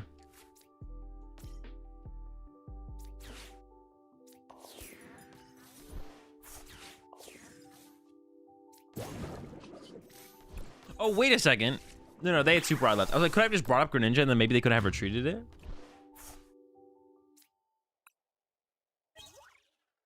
Never mind, they did have it. They would have had it out to move it. I was like, wait. For a second there, I was second guessing. I was like, wait, could we have just like brought up their Greninja and maybe it could just get stuck? But no, I think they would have had an out to move it. All right. Consider that one cooked.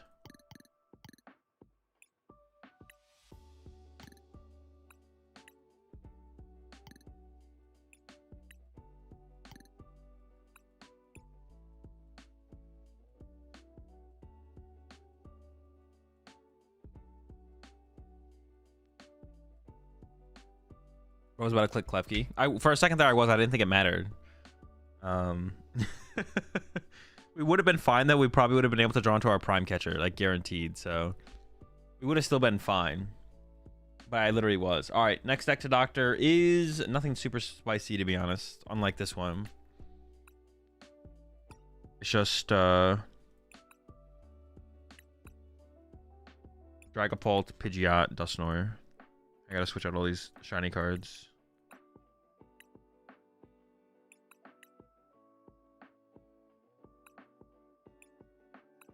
All right, well that I'm not gonna. We have to play for what's it called? Creepy.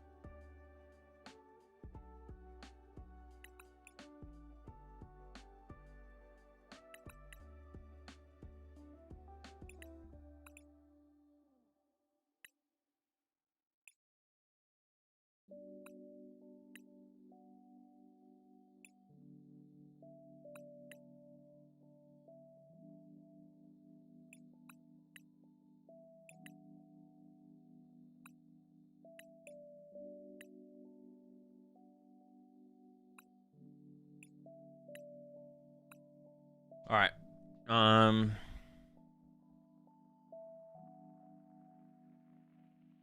60 HP Pidgey, surely. Yes. That is definitely needs to be changed for this current meta. And then there needs to be 4 Dreepy in here.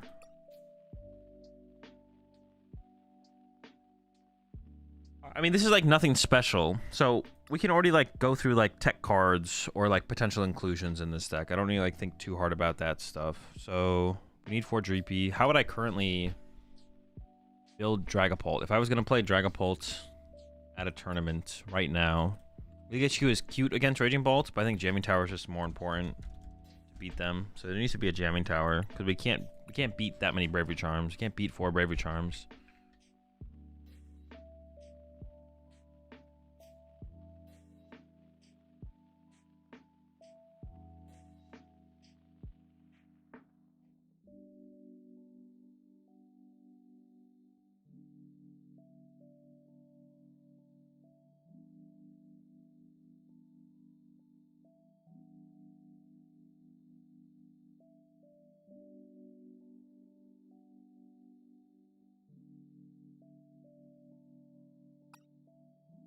So what is this? So what are we building around? Are we building around it being Dragapult Pidgeot, or are we building around it being Dragapult Pidgeot Dusknoir? Are we committed to or I guess if not Jamming Tower, we need at least a vacuum.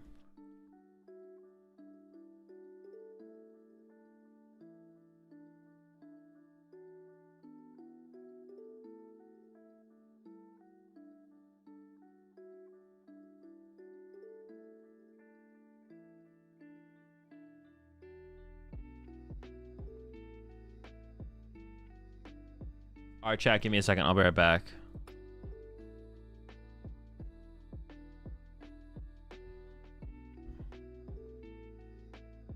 Yeah, give me 1 second, chat. I'll be right back.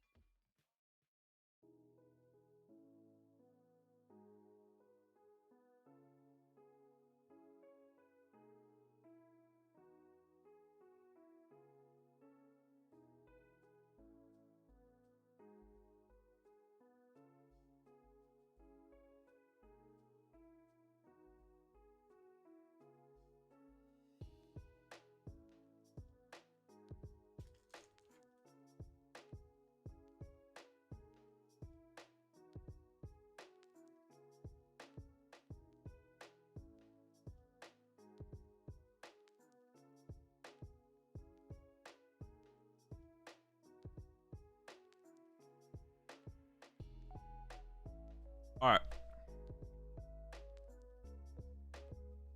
I'm back. I had to help Lorelai with something on her stream. Okay.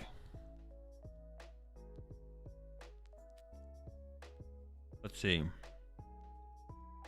What was the question I was asking? The question I was asking is this Dragapult Pidgeot? And then we decide if we're including Dusknoir. Or is this Dragapult Pidgeot Dusknoir? And we're building it around keeping the Dusknoir no matter what.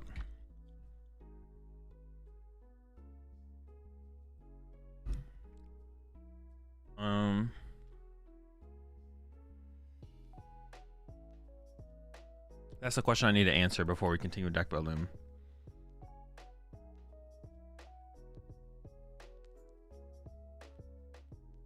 Oh. I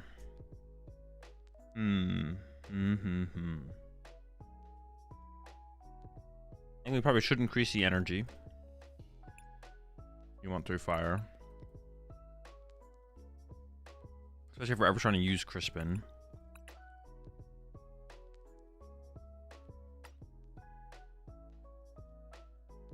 What was the song before this? I have no clue.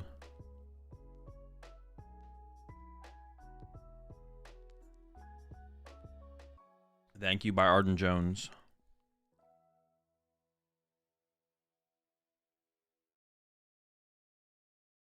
The next thing is we probably want to attack something for Raging Bolts. That could be Jamming Tower. We want Jamming Tower or Vacuum. And you can also do League HQ with Vacuum instead of Jamming Tower, but then it's like 2 cards. Question will be like, how much do we want Vacuum for other matchups in that situation? Why does nobody run Briar and Dragapult? Because it's like super hard to set up combos to win games with that.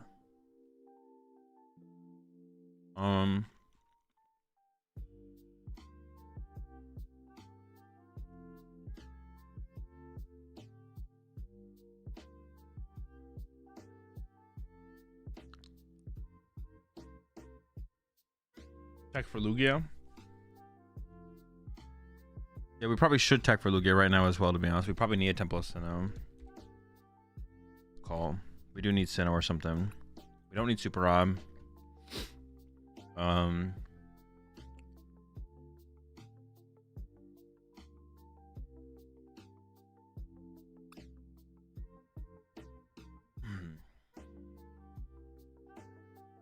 Does Jamming Tower help anywhere else in the meta versus Vacuum? I mean, you can put it in play like Stop 4 Seal Stone against Charizard. Like, you can hope that you get like that value, but it's like not like reliable. Maybe one line of Fergarath in the Bolt and Pidgeot for Raging Bolt. No.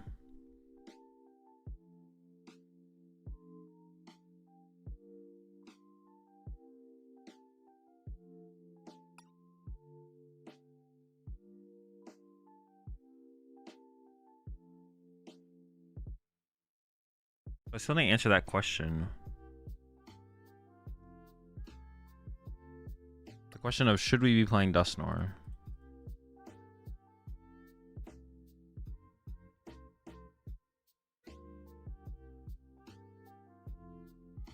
Overall, I think the deck is worse with Dusknoir, but the question is like, what are we trying to build here? Are we trying to build Dragapult, Pidgeot, Dusknoir? I think we should just cut the Dusknoir. I think the deck is just worse with Dusknoir. We do need to play a Halucha then, I think, though, but just 1 card. Are you okay with giving up prize cards to win in the Dusknoir build? Yes. But the problem isn't giving up the prize card. The problem is setting up the thing to actually make it matter in enough time.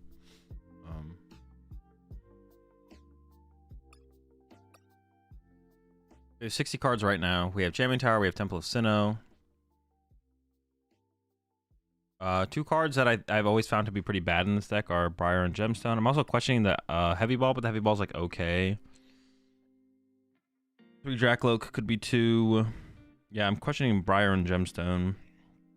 Gemstone is just like really hard to set up for the matchups you'd want to actually make to pull it off again. Pull off plays with it against the decks you'd want it. I lean towards just cutting the Gemstone. Here's play another Nest Ball. I don't hate the Feather Ball. The Feather Ball is kind of fine. You can always like cut the feather ball for like Tera Orb probably when the new set drops. If you cut Dustline, wouldn't it be better to replace Radzam with Radzard? Why?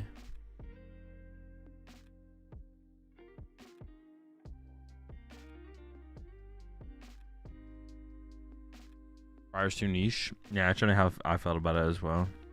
Fire's probably just not that good, not good enough. That becomes the second S ball. Gravity Gemstone is like okay, but it's I don't know. Yeah, when I played Gravity Gemstone in the past, it's always been like too situational. It's always been too situational.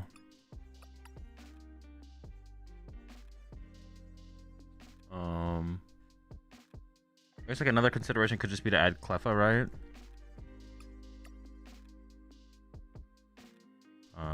Second boss would be potentially a good addition, or a third counter catcher, just more gust.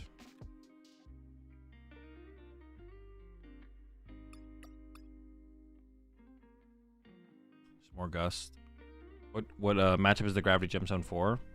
It can like theoretically be for a ton of matchups, just like a comeback card, basically more so than anything. We're at 60 right now, but I feel like we want another gust effect, whether it be third counter catcher or second boss. I would lean towards cutting heavy ball or gemstone. Let's run through a game.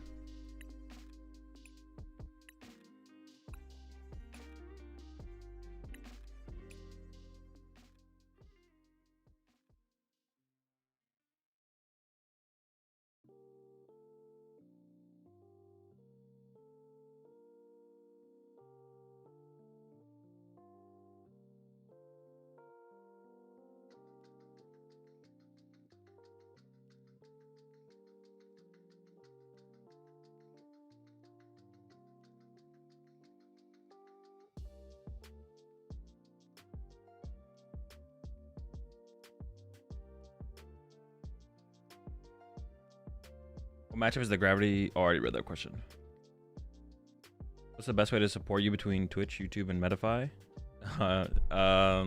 Whatever one you get the most value out of.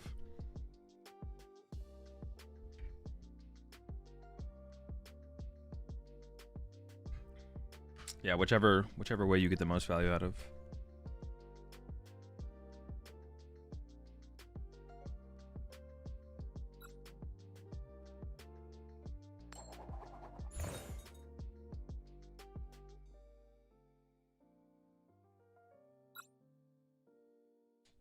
Do we want to be going first, or we probably want to be going first in this format, right? Well, actually, the ESP share is legit so good in this. It is solid. It kind of depends on. I mean, Raging Bolt's pretty popular right now. I think that's the main thing that matters is how popular is Raging Bolt. Do we want to be going first or second in this format? Actually, I kind of lean towards going second, to be honest. I want to go second against Raging Bolts. I guess Charizard and Mirror would maybe be the ones where I question most. Do I want to be going first or second in those matchups?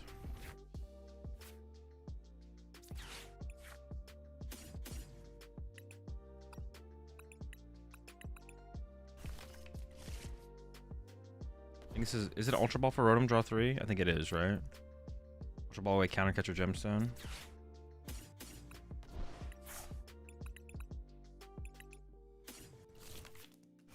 Get one more Dreepy. One more Dreepy can't hurt. I don't want another one. There's also an argument to have just like held that, to be honest, as Ultra Ball fodder. Oh my gosh, that's a draw right there. Holy smokes. 2 pieces off 3? That's insane. As long as 4 Seal Stones not prized, that's an insane draw. If 4 Seal Stones prized, then it's still fine. It's still good. Just not as good. I can go Arven for Candy Forest. Candy Dragapult, Forest Candy, Candy Pidgeot, Pidgeot for Vessel, Vessel away Buddy Buddy, Puff and attach active attack.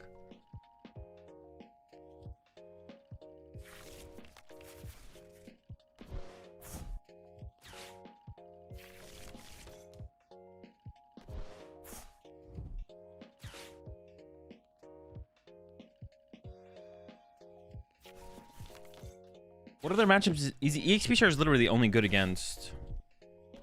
EXP share can also be good against like Terrapagos and Palkia Dusknoir though. Yeah, EXP can also be good in those matchups. Because, although, are those decks running vacuum now? That's like another thing with playing like tool cards. Is like people are just like playing vacuum. But I guess like they can't vacuum our crystal and our EXP share, right? Yeah. Maybe still makes it worth it. Maybe still makes it worth the play. Let me do this first just to see what we have going on.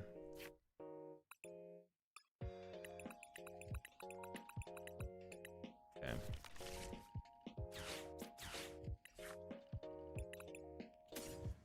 Oh. I can't go for the feather ball here, could I? The same thing. Well, actually, I could go for the feather ball to burn the feather ball. And then this could get candy. So it thins out the deck by 1 card, right? Candy attach. And then ideally Vessel, but is Vessel's prize. But getting just the energy itself is also fine here. Okay. Seems alright, seems alright.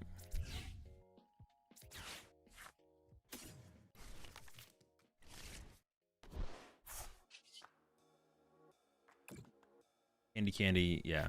No Vessel, unfortunately. But I guess I hold the Poffin in case I top deck an Ultra Ball. But I could have... No, I want the bench space open, right? I want the bench space open for Alakazam, potentially, actually. So I just load up 6 on a Kirlia, right? Or do I put 6 on the Monkey Dory? If I put 6 on Dory and then they heal 30 off Dory... How's that going to work?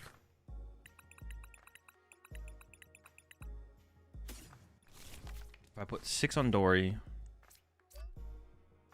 they heal 30 off Dory. Oh, where do I put the 6? If I put 6 on Kirlia, the Kirlia that I put the damage on evolves every single time. Well, not every single time. But if they whiff, then I'm in such a good spot anyways. Who cares? I think I actually put the 6 on the door here. Because they can't. They might whiff the dark energy, right? And then I can just KO the Monkey Dory, which is kind of cool. But like, them whiffing dark... It's more likely they whiff dark energy than whiff a Gardevoir, right? So I think this makes the most sense. It makes the most sense, yeah.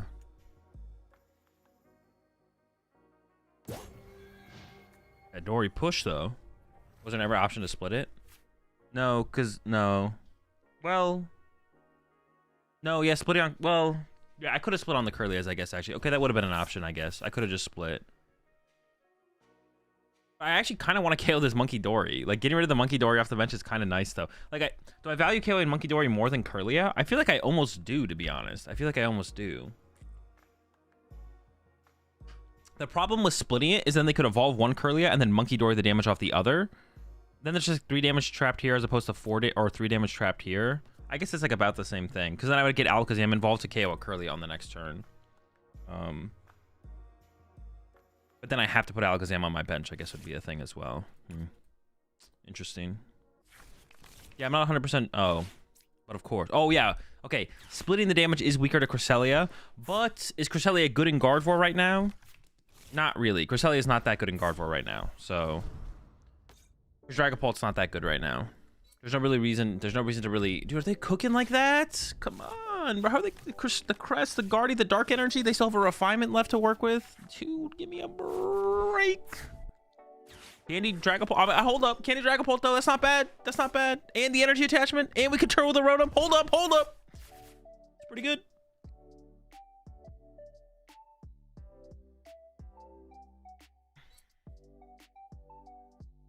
If we play the Turo now, though, I can't save it to potentially Turo the Alakazam, but I still have Rescue Board to Rescue Board the Alakazam. So that's a thing. So they can KO a Dreepy. See, I would want to put Alakazam in play here so I can KO that Kirlia. They put 30 there. And then they're gonna... Well, I guess I could just put 1 energy active and then... No, they're gonna KO my other Dreepy, right? Or they could punch my active with Cresselia. Punching my active with Cresselia here is still pretty good as well. A decent play. I mean, this is like a fairly convenient turn to get my Rotom out of play. Oh, they did mess up the... No, it's not in KO range. They're attacking with Cresselia. It's not going to be in KO range.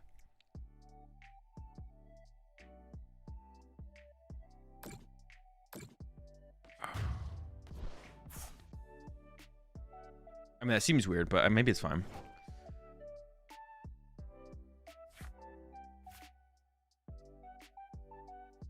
This could get Rescue Board plus I get attachment off that next turn. I go Candy Dragapult for sure. I don't like the idea of my Alakazam getting Counter Catcher trapped in the active, but I don't think I have to be that afraid of that happening, to be honest. Getting Rotom out of play is definitely very good as well. I've got like a pretty convenient turn to go do that. I think I should just go for that. I could go Nest Ball for the Alakazam, but I think I could just go grab the Alakazam itself here.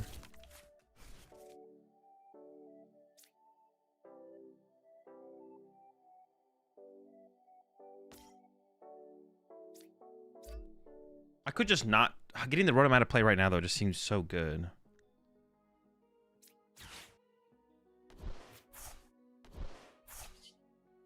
And then I have Rescue Board. Okay. So I have 5 prize cards left. This is a 1 prize or 2 prize or 2 prize. I could put a Dreepy in play right now. And then it doesn't really mess up my prize trade too much. Although Dreepy is easier to KO. But being able to get into like a Dracloak would be nice. So I think it's fine.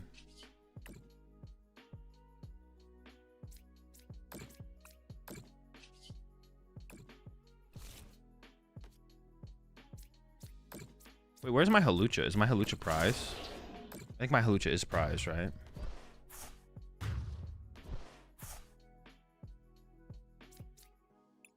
The more I think about the EXP share, honestly, the more... Okay, we got him. The more I think about the EXP share, the more I like the EXP share, to be honest. You can retreat the Radzam with Crispin. Oh yeah, we could also Crispin. We could just attack with it, maybe even actually, to be honest. If we're gonna Crispin to it, we might just swing with it at that point.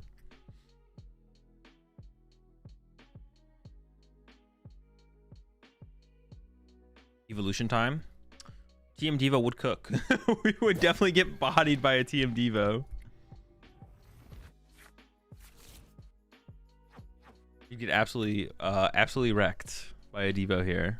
Please no Devoing.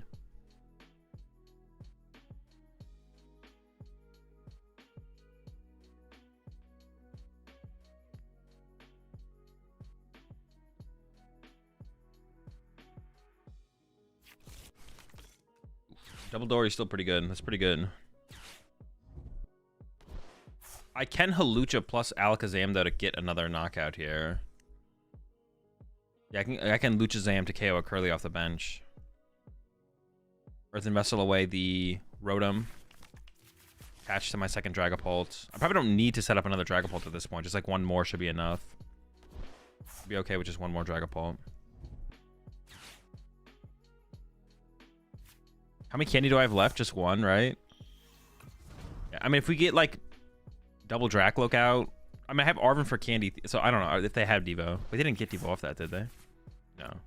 I doubt they even play Devo. No one really plays Devo in here anymore. Although, is that true? Maybe that's not true. Maybe I'm capping.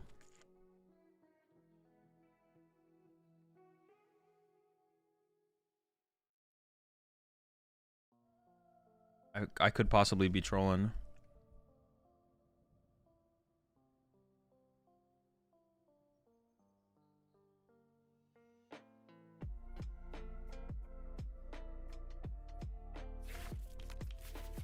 That's not Devo, so I'm feeling pretty good. That is Drifloon, though, I feel like, for sure.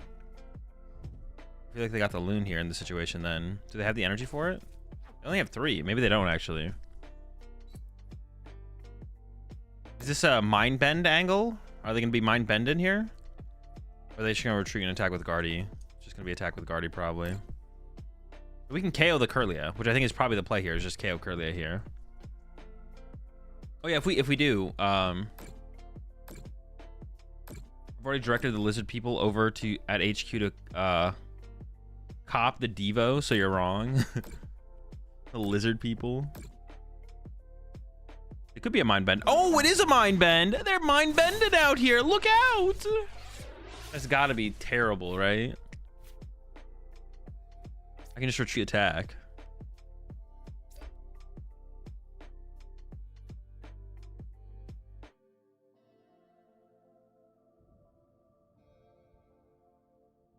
I can go Arven, Ultra Ball. Grab Rusty Board for the future. I'm not gonna commit it yet. And, maybe I should have tried to keep Manaphy there, to be honest. You never know when Manaphy could be good.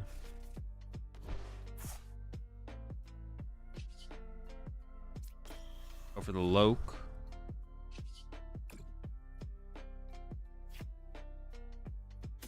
Actually, if they Iono me, I have Vessel in hand, so I'd want the fire in the deck. Let me go into the quick search. It does shuffle the deck, but that's fine. Oh,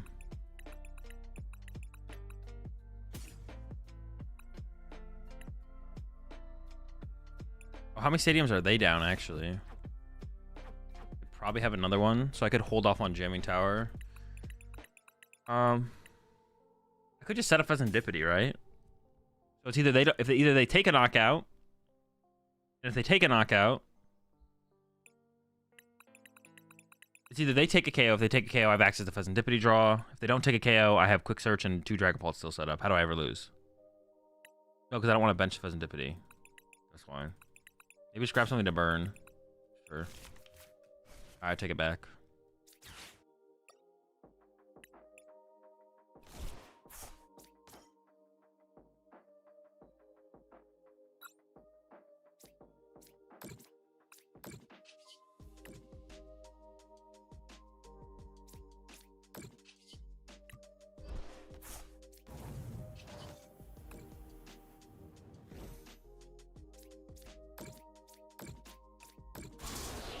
That seems correct, right? Go down to 1 prize card. We just win with boss next turn, something like that.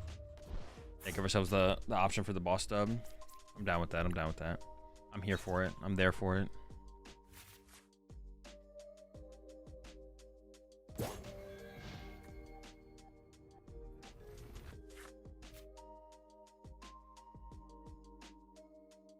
Today's the World Series. Was Azul good at baseball? No. I never even played baseball. Who is in the? What is it? The Dodgers and the Yankees?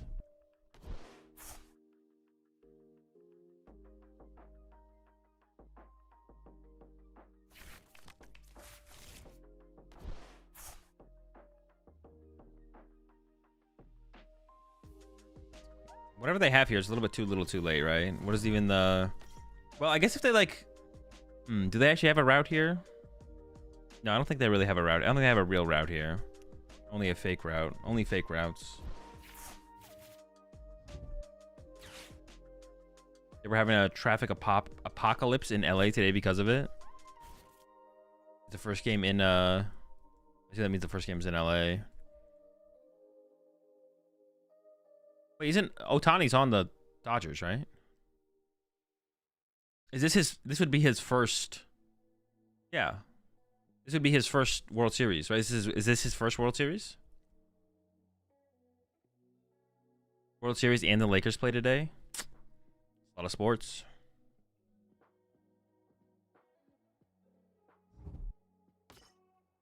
They're gonna go for they are gonna go for like a trap play on this guy probably, but it's not gonna work. There's the Iono. We have Dracloak plus. So we just need to go get an Arvenov quick search and we get the vessel for the energy and the rusty board. I guess they also need to find. They still need to find themselves the other thing as well. They need to find a counter catcher. They need counter catcher right now because I am. So Tani's first playoff run in general too. This isn't the first time he's made the playoffs, though, right? Or is this actually the first time he's made the playoff? First World Series for a bunch of players on the Yankees too. Who's actually favored? Like who's like the who do the betting sites give the advantage to? It is his old team was ass. Wait, really? I didn't know that. I didn't know. I thought he was at least making the playoffs on his old team.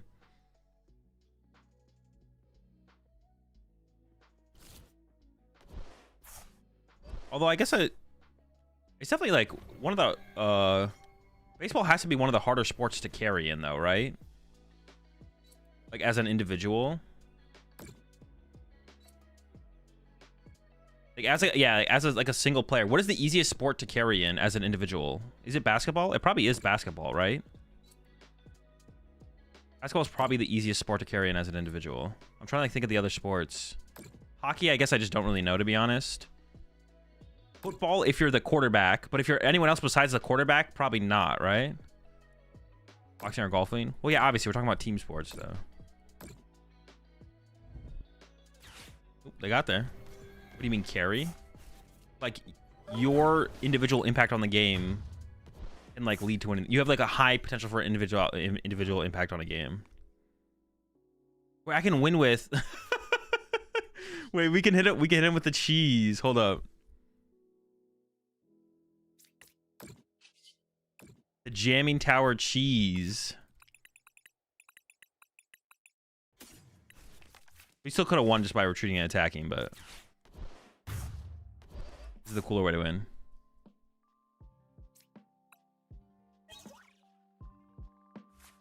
Quarterback can't do shit with bad D.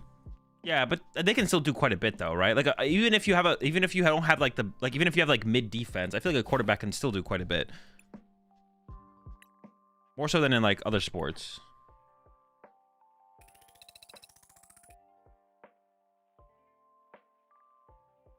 Probably depends on the level of play quite a bit. I mean, obviously that's being like it's like all around which sport is it easiest to carry in. Like obviously it includes all those factors. Like yes, obviously playing in college is easier. But we're talking about like on a professional level, which sport can an individual person have the most impact on the field or the court? Which of the like professional sports? It has to be basketball. Has to be the easiest one to carry, for sure. But then from there, where does it go?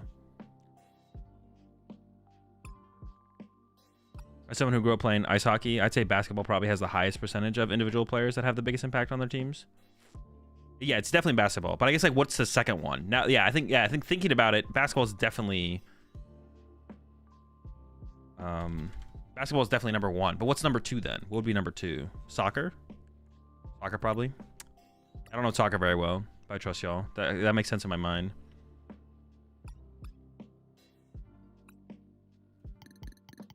But probably the sport that's most position based in terms of if you can carry or if you can't would be football, right? Because football, it's like if you're like yeah, football is like super position based on if you can actually have a high impact, right? So it's like really hard to gauge football, but you could like break it down to like different positions and like how much does that specific position, like how much weight could they carry for like an individual in the outcome. But football will be really hard to calculate.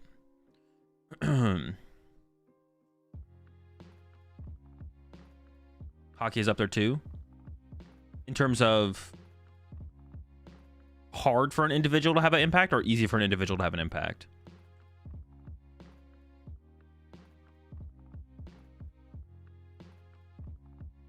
How much one person can carry. One person can do have a lot of huge impact in hockey. A really good player in hockey makes so much impact. Okay, and that makes sense. Surely cricket. And we're talking about real sports here. Chill out. I'm joking. Yes, I know cricket is like the most played sport in the world. Yada yada yada yada yada. I'm talking about American sports. My bad, not American. I'm talking about USA sports.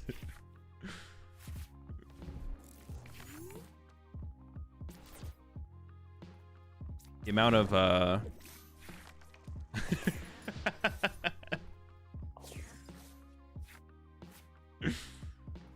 have to keep dodging. Can't offend anyone. Where am I from?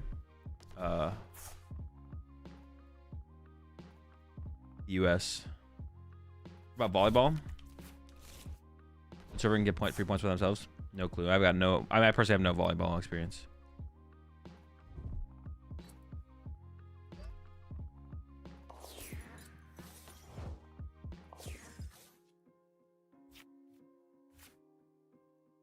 Yeah, Pidgeot only pitch one every 5 games, so they don't have that much overall impact over a full season. Well, we're talking about like in an individual game. We're talking about like in an individual game. But the pitcher would definitely have the highest. The pitcher would have the highest individual impact, right? Of any. Yeah, the pitcher would be like the #1 impact player on in baseball. I mean, obviously someone could have an insane like hitting streak in a game, but like pitching is likely to have the highest potential impact for. So that'd be like hard in baseball as well, then I guess. To calculate, because not everyone's a pitcher, but like you could break it between pitchers and just batters, and how much potential they would have to carry a game. I could attach Sparkling Crystal here.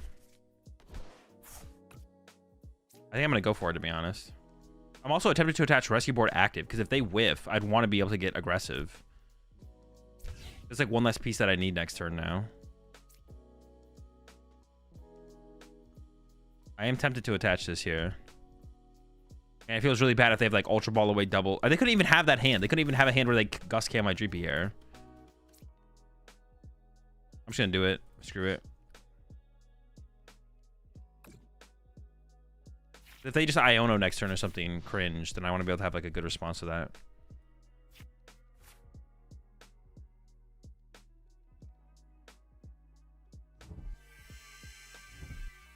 Otani didn't pitch this year though.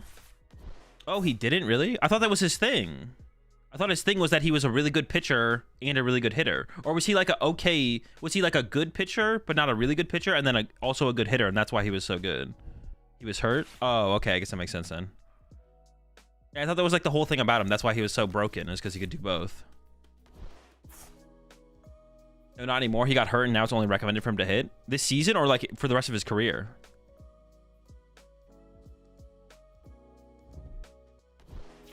Is he done? Is he never gonna pitch again, or it's just this season? Just this season? Okay, okay. Okay, this hand is okay. We can get the rat. We gotta go rat hunting here for sure.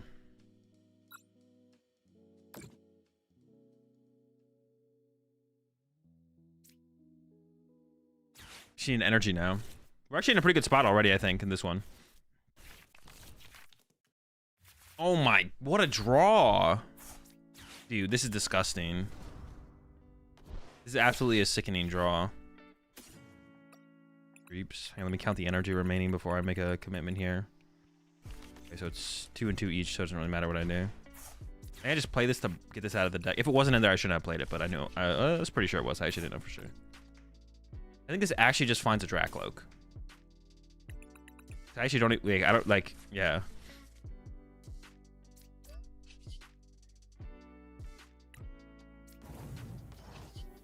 Gives me the most options for next turn.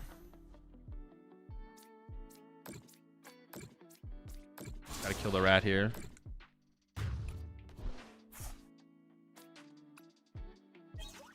Hazel just hopping on. How's this feel in comparison to Dusk build so far? I started with the build, but went Dusk. I mean, they feel like reasonably comparable. I just wouldn't play both. I just wouldn't play both in the same deck. I don't have a good enough read on one over the other, to be honest. I just wouldn't play both.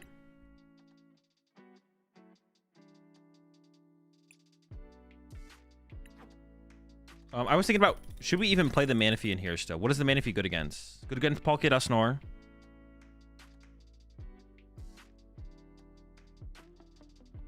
Good against Palkia Dusknoir. Okay against Drago. Lost Box. I'm not trying to tech for Lost Box. So it's like Drago and Palkia Dusknoir are the reasons to play the card. Those are the only reasons I would play this card.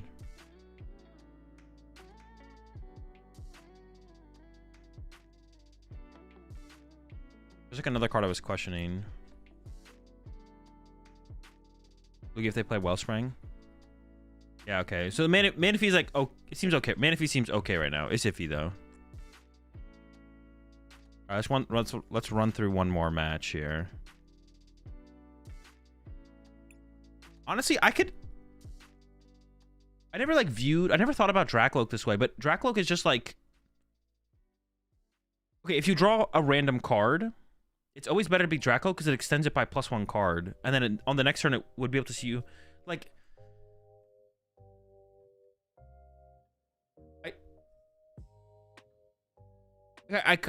I don't think it would be terrible to run like 4 Dracloak is what I'm getting at here.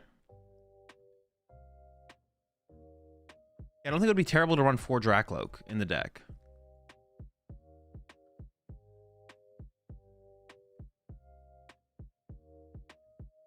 Because it's better than drawing any random card. Because it increases your odds of seeing any card you'd want. I don't think I'd want to run TM Evo, but I could see playing 4 Dracloak. Because it's just like, I mean, then you'd have to have like, oh, you'd always want like a ton of Dreepies on your bench. I'd be able to take advantage of that, but... What about Lance? No. Arven is just, it's too important to play Arven turn to turn. Arven's too good. And the more I think about it, I actually do kind of like the EXP share. The more I think about it. Because our opponent can't answer our Sparkling Crystal and our EXP share in the same turn, theoretically. This hand is okay. Depends on what we're up against, I guess. Party?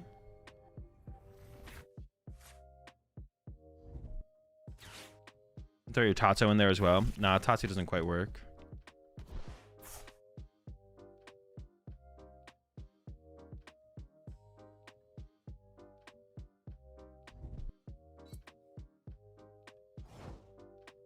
Okay.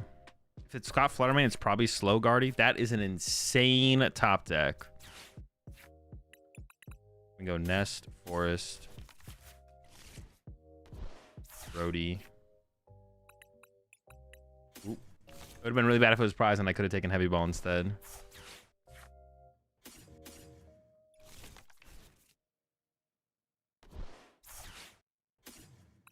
Interesting. I feel pretty comfortable with attaching to the active here. I think that should be fine. This can probably come down as well. They don't really play Vacuum. Yeah, this is fine. They definitely play Iono, and I'm not really... This is just crazy. This is just insane. So what if Pokemon made a Boomerang A-Spec where it switches your active Pokemon, but puts it back?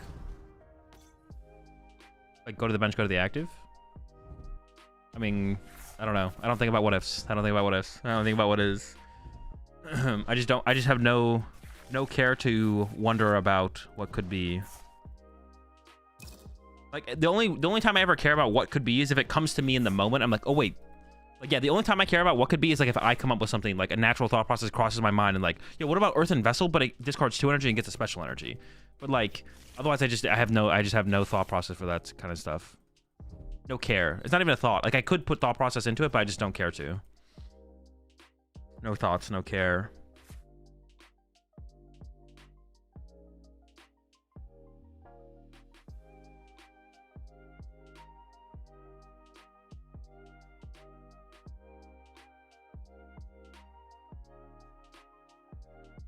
How do I have the most... How can I have the most powerful turn possible?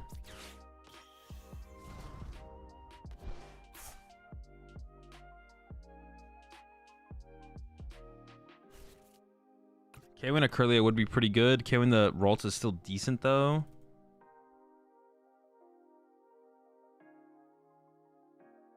Is K-Win the Ralts good enough?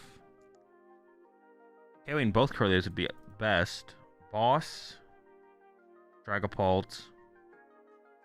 Boss, Dragapult, Lugia. No. Not worth it.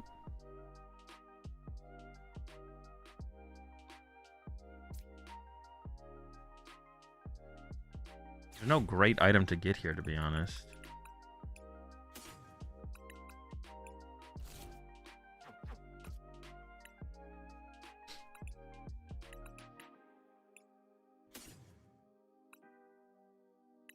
I guess that's fine.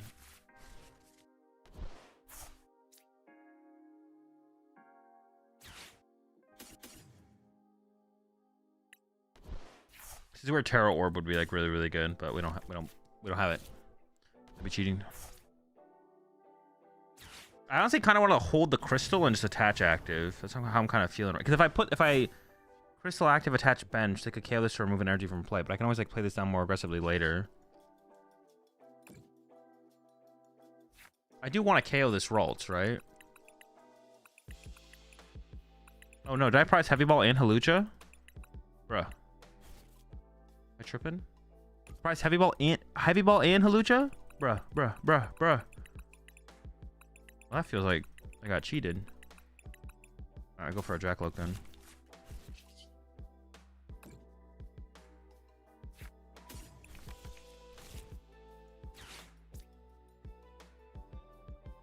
Can't have it all? Why not?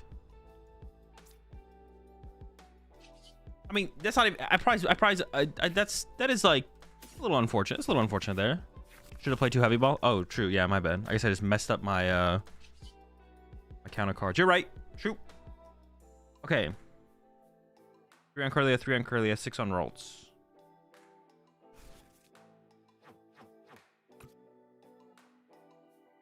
If they're playing the Candy build, which I just doubt they are based on the Flutter main. It's simply based on the Flutter main. I don't think they're playing the Candy build. So if I put it all on Ralts, I can't Candy it to a Gardevoir.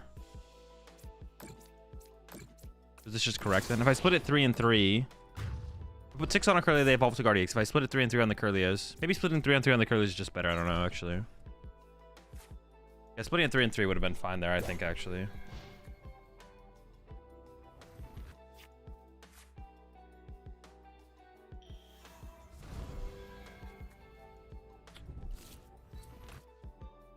Attach?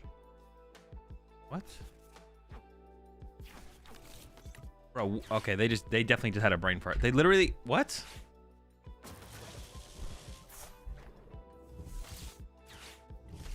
They literally have the Monkey Dory. They literally went and got the Monkey Dory. Yeah, they definitely meant to attach to Monkey Dory, like 100%. And then just didn't. 100% meant to. Like, all right, play my energy. Oh, shoot. They had a pretty good turn here, to be honest. Opening it up with the unfair stamp. I mean, they don't want to Iona me here. They just put me down to 2. You don't want to put me back up to 5.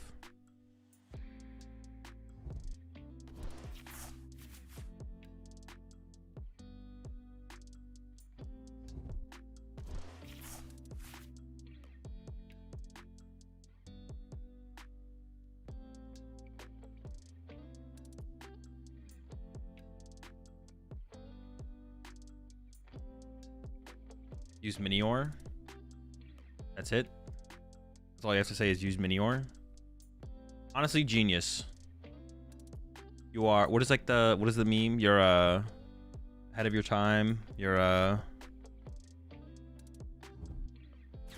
They have to end up playing Iona anyways. You're what the heck is the meme I'm thinking of? There's a specific meme I'm thinking of. We could Crispin to retreat the active. I do want a boss KO double. If they don't do anything this turn, I want a boss KO double Curlia though, which I can do. We could just go for that, I guess. You start with this.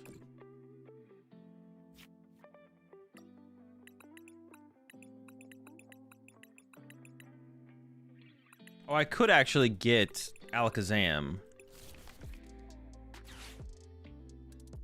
I could go Alakazam, move 2 off the active to the bench, Curlia, Crispin, retreat. Ooh, maybe I actually like that a little bit more, actually. I'm okay with that, actually. Then I get to save my boss, which I would like to do.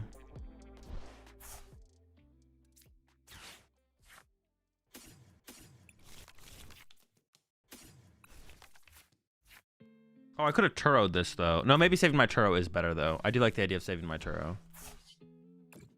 I'm definitely down with saving my Turo.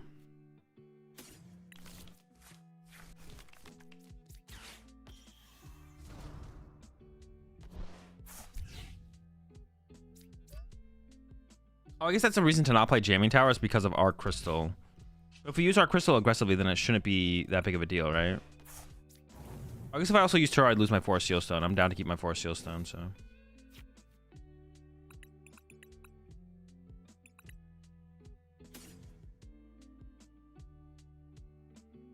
Did I get that off my prize cards?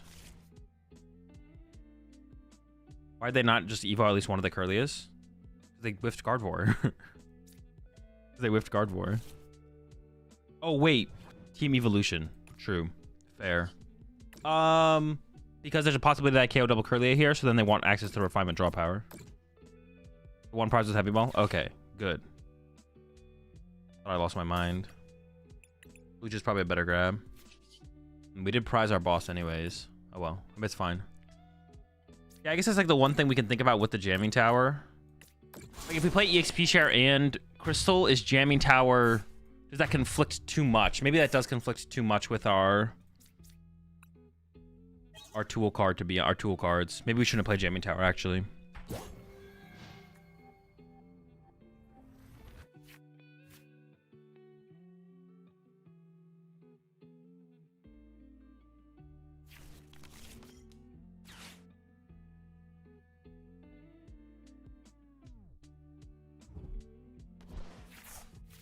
Maybe it should be a vacuum. If it was just Crystal, then I would still lean towards Jamming Tower, but because of the EXP share as well.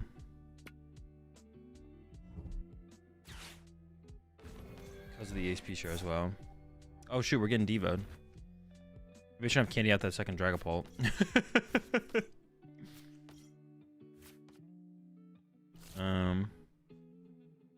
I have one candy left.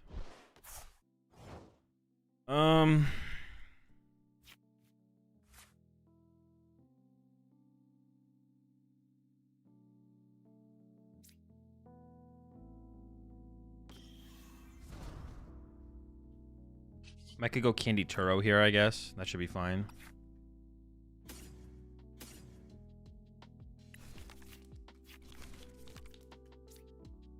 Unless I prize the... Unless I prize the candy.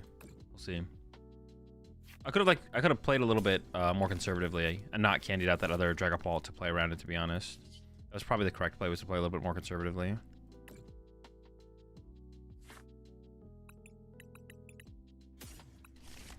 Should still be fine as far as like draw power goes. Having double Dracloak in play, stuff like that should be chill. Oh, I mean, I can KO the Curlia, right? No, I can't. I can't. Wait. No.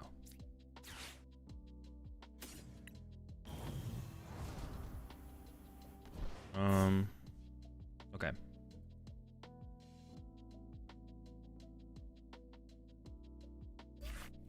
We do have a lot of Dracloaks, I guess. Yeah. Okay, so what do you think about Thorns and Lax in this meta? They're both okay. Is that the way that Guardy has to survive? Like, if with double Devo...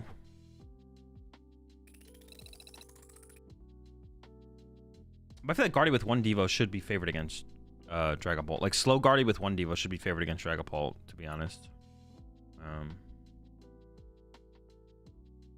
What do you usually eat during larger tournaments?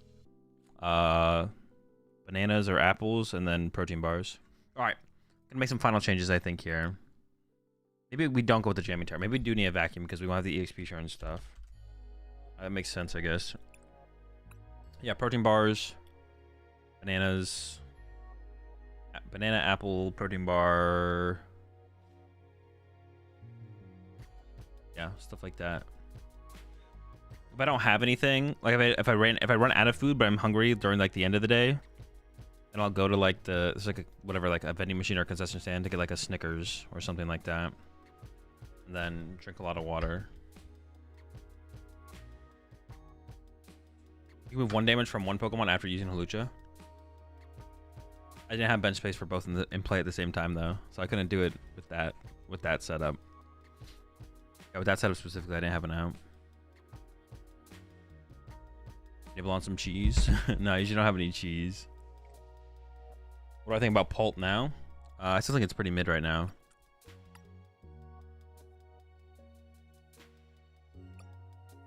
All right, Manaphy. Water Pawn. What are the reasons to play Manaphy? Water Pawn. Are people going to play Water Pawn and Lugia moving forward? I think Water Pawn's going to start to get cut back. Dragapult. Honestly, the Kieran play is like pretty good against us. Kieran play is pretty good against us. Yeah, maybe I'm down to keep the Manaphy. Let me see. Everything else seems fine. Honestly, I'm really curious to see how Dragapult feels when Tera Orb comes out. If we play like one Feather Ball, one Tera Orb, I don't know, it just sounds interesting. I don't know how good it would be. Like 2 Ultra Ball, 1 Tera Orb, 1 Feather Ball. Would that like lineup feel that much better for getting turned to Candy Dragapult, Candy Pidgeot? Maybe. Maybe a little bit better. Definitely gonna try it out when we get access to Terror Orb.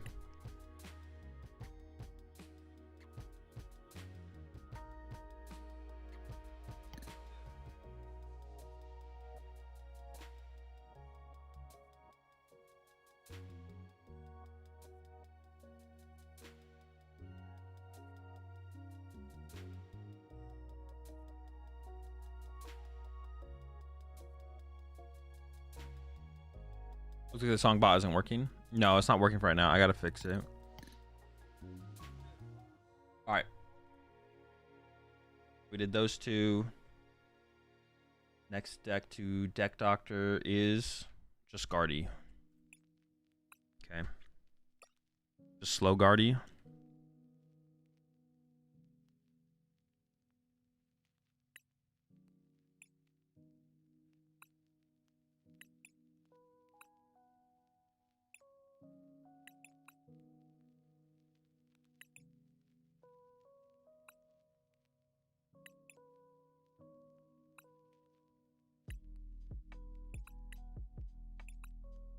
So I don't think Dragapult's popular enough right now to play Cresselia. I also don't think Enamorus is actually good against... I mean, what could you do with Enamorus against Dusknoir decks? I've thought about the card. I haven't actually tested it, but it seems bad. Because like you have to spread your energy super, super thin, and then you just like can't attack with whatever you want to attack with, right? Any plans on being a live caster at regionals? No. I mean, doof's gonna be a B doof bib if a doof bib doof B doof. That doesn't work. You have to come with something better than that. I have to time you out for that Gengar guy.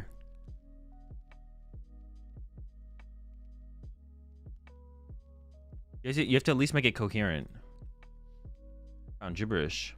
Is Golden Go still viable? It's like a mid deck. I don't say it's unviable. It's not a good meta deck.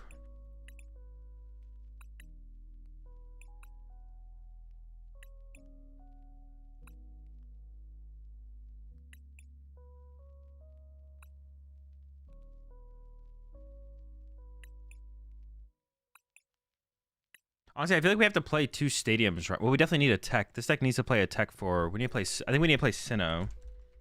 It's a second stadium bump for jamming towers. Does people be jamming recently?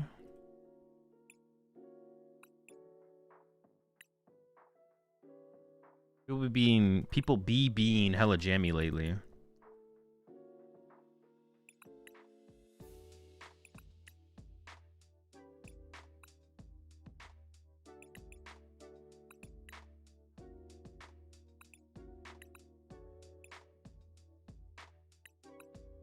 Okay, so there's not too much we actually have to do with Guardy. We just need to go...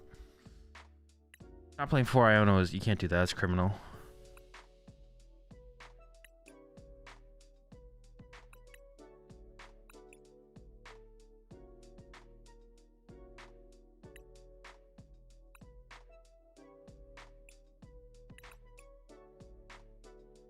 Okay.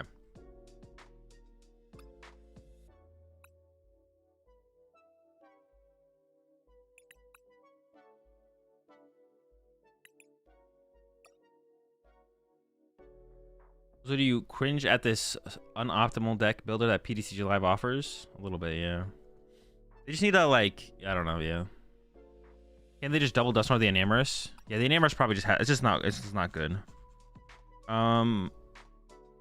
Present Dippity is still okay, but I think in the slow build, we probably don't want Dippity. Am I trying to make some rooms or something, or could we just keep the Dippity? We have our Devo, we have our Evos, we have our Unfair Stamp, Turo. We have Sinnoh and Artisan. Chill, chill, chill. Double this, that. We're not missing anything, right? We're not missing anything important. Am I missing like a certain attacker that we usually have that I don't have? Double Dory, Fluttermane, Drifloon, Screamtail.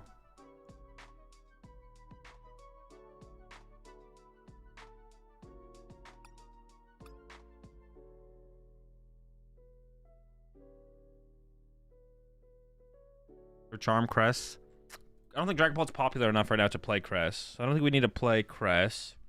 Plus, Fluttermane, Double Dory, plus TM Devo should be enough to beat them. That's also our win condition against Hammer. No, we have Sinnoh. We're not going to play both. There's also our win condition against Charizard as well. There's a Devo line.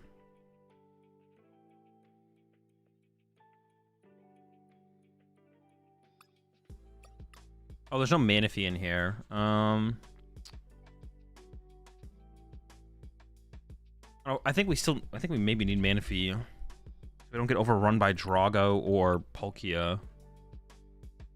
Or the Water Pond. No candies? This is, yeah, we're just trying to make Slow Guardy. The best Slow Guardy build. Let's play Spiritomb.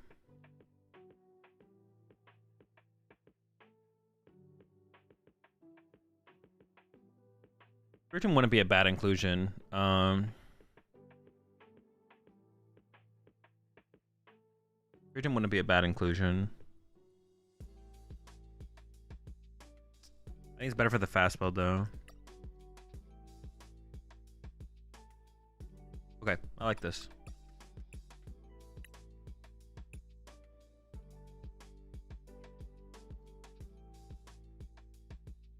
I'm just trying to think about like other cards we should like consider. I don't think we need Manaphy. I don't think we need Cress. You appreciate the 7 months there, Wonder Bread. Dude, every time I see your name, Wonder Bread, it reminds. I used to play. The first Halo game I played was Halo 1, but I played the demo. There was like a community of people who played Halo demo on Mac. It's kind of crazy like thinking back on it now. But the first person I like played a lot with, their tag was Wonder Bread. So every time I see your tag, it reminds me of that. Yeah, the first computer I got was a MacBook because my whole family was like Apple heads. And the first game I downloaded on it before downloading Warcraft 3 was just the Halo 1 demo on Mac. It's so fun. Yeah, there was like a community of players that just played the demo, like literally just played the demo.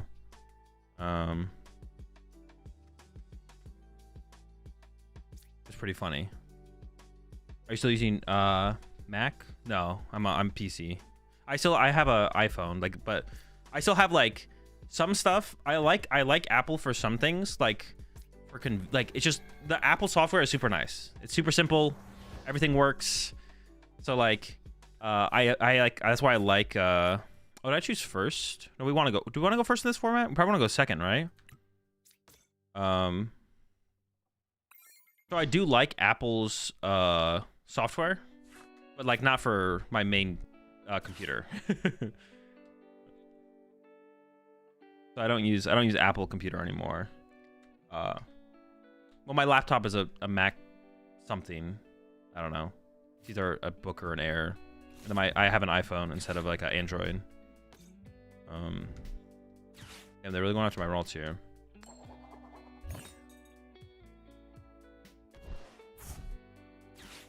So for like the stuff that I have to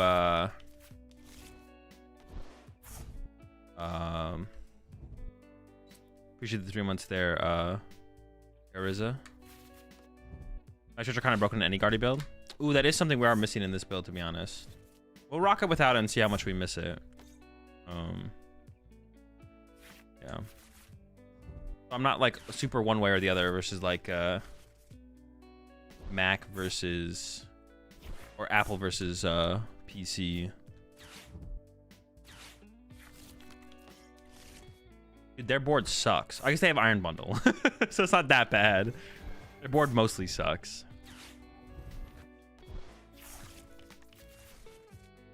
And Night Stretcher is like the card that we would like to include that we don't have, to be honest. Jeez, be like that sometimes, I guess. Yeah, we'll see about. I'll play a couple games, see if we miss the Night Stretcher or not.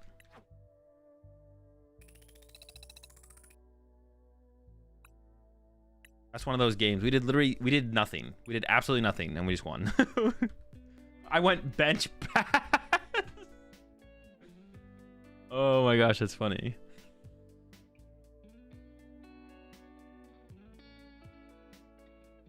Have you played against one of those in a tournament? One of those what?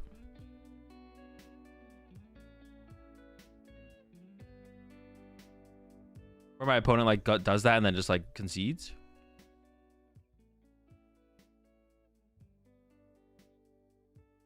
Oh, does that do a whole lot of nothing? I'm sure it's come up in a tournament once or twice for sure. Oh, you mean like at like a regional? Yeah, it's definitely happened before where my opponent like does a bunch of stuff and then passes or just like is like, all right, let's go to the next game. I definitely had those moments have definitely come up in tournament before. Definitely come up before.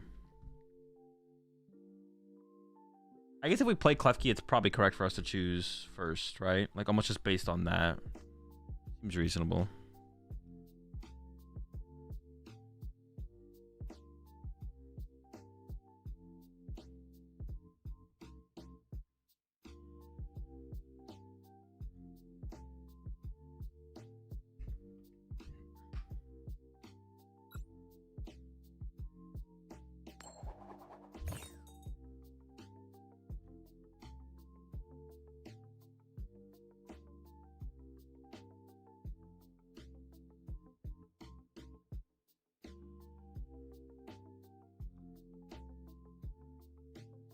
And I just want to open Klefki. Man,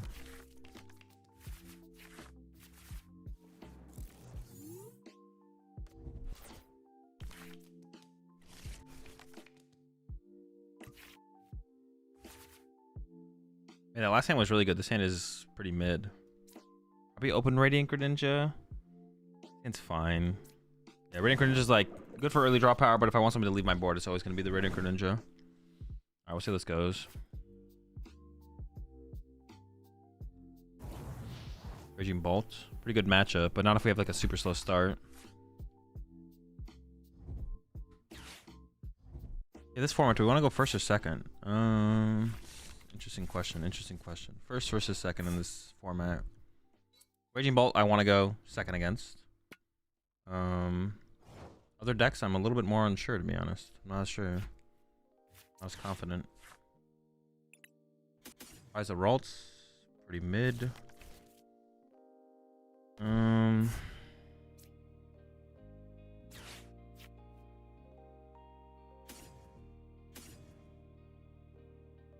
I just want to like aggressively thin out the deck, but getting Klefki here is pretty mid, right? But I could like, if they can't my active, I could push it up and like TM Evo next turn or something.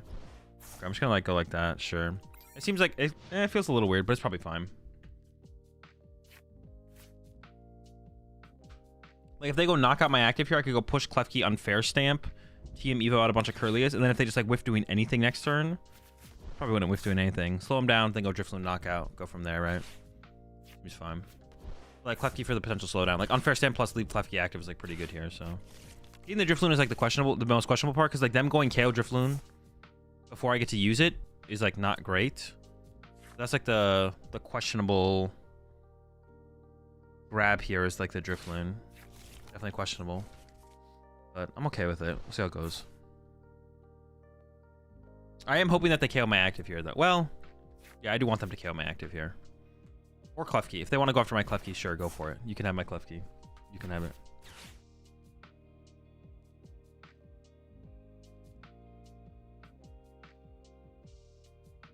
This matchup has maybe gotten...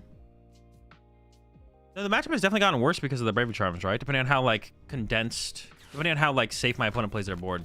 I was actually thinking about this. I thought about this the other day. So 4 Bravery Charm is definitely correct in Raging Bolt. But I could actually see in Raging Bolt it being correct to play 4 Bravery Charm and an Ancient Booster Capsule. Like, there's no reason that might not be correct. Yeah.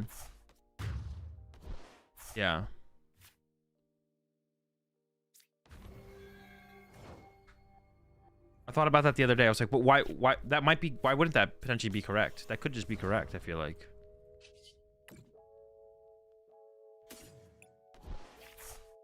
Dude.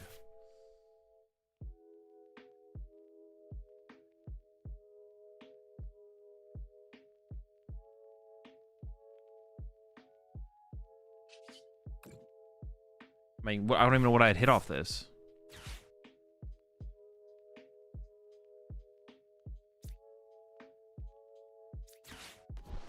I don't even know what would I have even hit off that. That would have like an Ultra Ball or Unfair Stamp, I guess. I guess there was outs. There was outs. Ultra Ball or Unfair Stamp.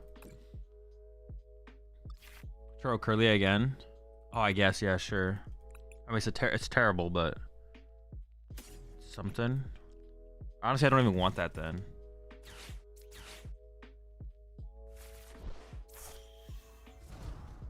Oh, well, no, it's fine. Yeah, because if I get heavy ball here, I probably just want another rolls. Bruh. This has to be an insane comeback now. This has to be a pretty insane comeback now. I should have. No, should I have Turo Curlia before Pokestop? I don't even know if that's true. I don't even think that is true. Actually, I should have hit the I think hitting Pokestop first was probably correct. Yeah. Comeback feeling impossible. Not feeling possible now. How much does the extra 10 HP from Ancient Booster Capsule matter? Not very much at all.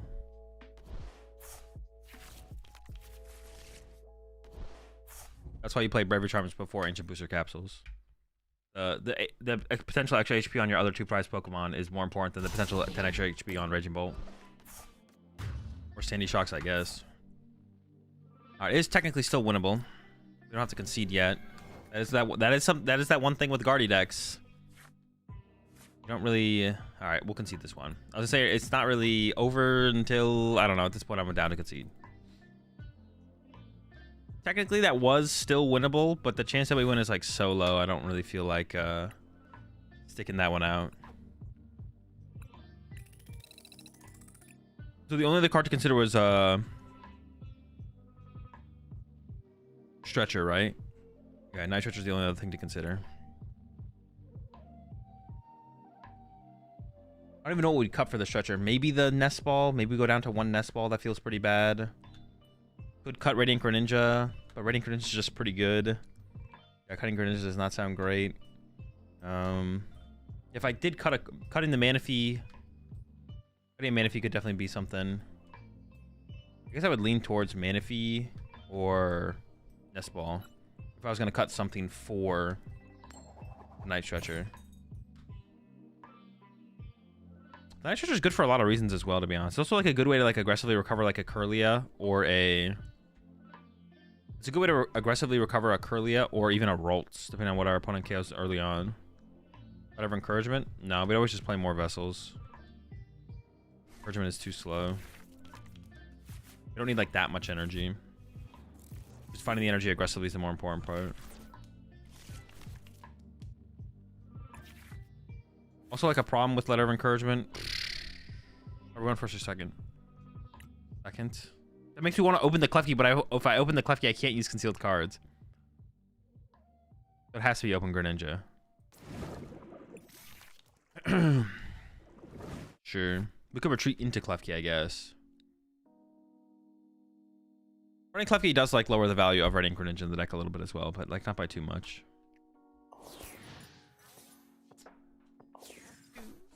Klefki was so good here too. They literally opened Squawkabilly. Unfortunate. So it's Raging Bolt or whatever the other one is. I forget what the other one's called. Raging Bolt or you guys know what I'm talking about. Drago. Or could be something super wild, crazy. Let's find out. It is Drago.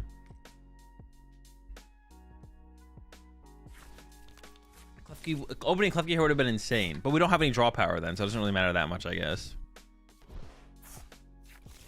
Was our hand like literally dead? Oh my gosh, dude, opening Klefki would have been so good. Their hand was literally dead. Opening Klefki, then retreat? No, because then we can't TM Evo. That's the problem with that line. If we did open Klefki, then we can't concealed cards into TM Evo to then use TM Evo. That's the problem with opening Klefki. I want to keep open the TM Evo option, basically.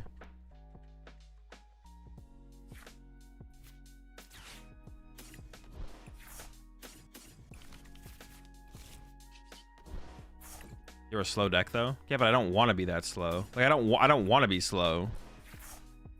Dude. This is cringe.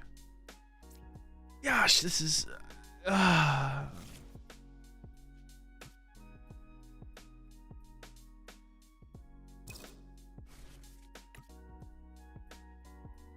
How do I approach this turn? They have a 2-card hand.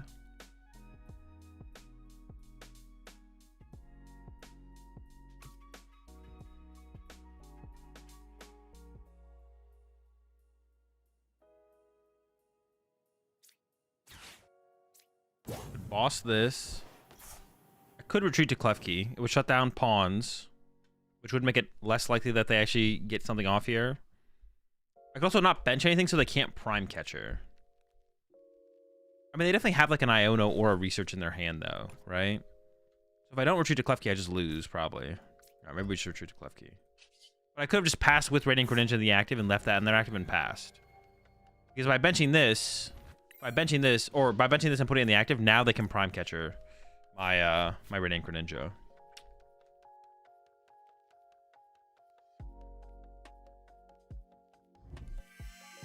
But I could have forced them to have like switch or like double E-switch active attack with active or something like that.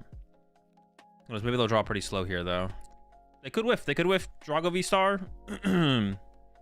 Like a way to move. Then we could top deck Arven. Arven for a Poffin and TM Evo. Klefki, Evo to the squad.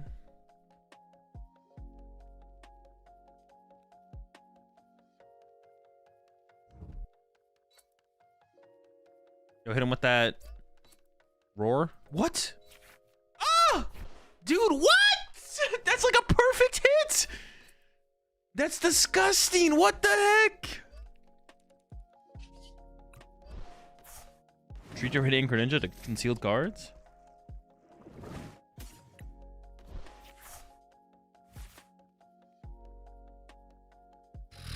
This is so abysmal.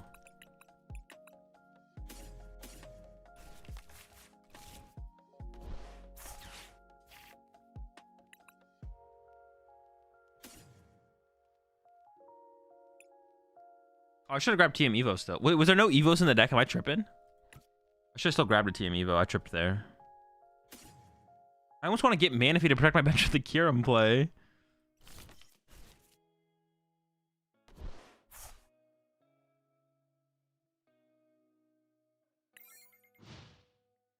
I thought it was just Bravery. That's what I thought it was too. There wasn't one, right?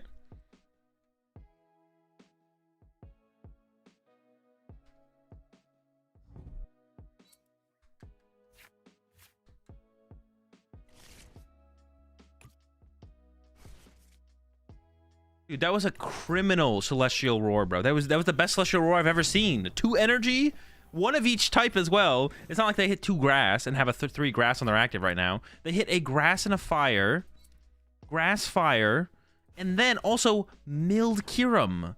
What? That's insane. Watch them have Prime Cologne. The Cologne is in the discard pile, so they would have to Legacy Star right now, and I would be fine with that, honestly. Then we could make a comeback if they go for that, because I think we could trap that Drago could get stuck in the act. What? Dude, just attack. Why would you ever Iono? Dude, just attack. Dude, people be throwing just literally attack with Dragapult and put 6 on my rolls. I lose if you just attack and put 6 on my rolls. It's like tilting when people throw like this. It's like tilting. All you have to do, you have Legacy Star on your Drago. Just literally knock out my active, put 6 on my rolls, and you win.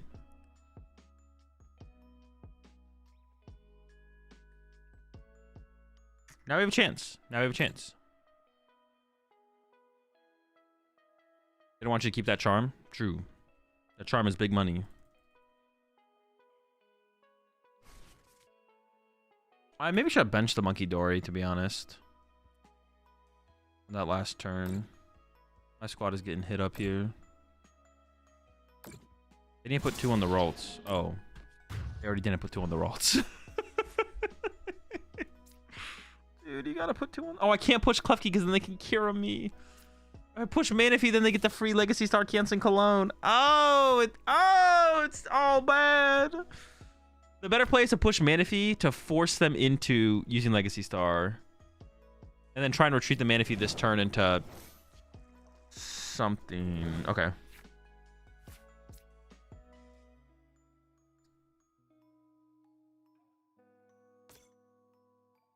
Could Bravery Charm this Rolts.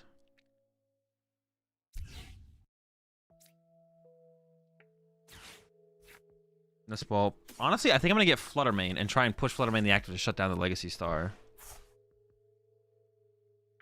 This would be the best thing to do to like limit their options, right? Let me find Kirlia. Kirlia and an energy. Can't get that off of one Arven there, so.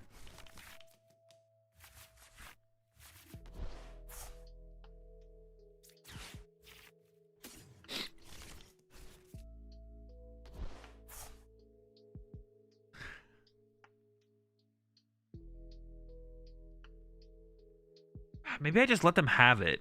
Like if they really want to go Legacy Star, dude. Now they killed this. I can just go Dragapult KO these two though.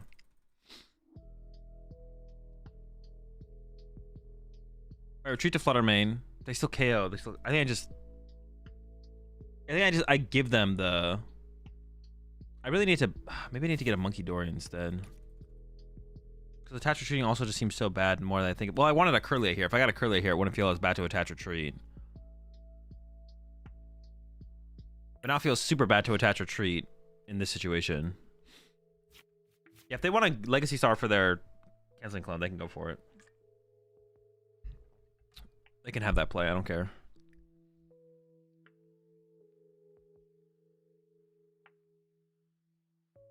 Yeah, if I got like a Psychic Energy and a Kirlia here, or even the Dark Energy retreat to Fluttermane would have been fine, to be honest. That would have been okay. Would have been okay.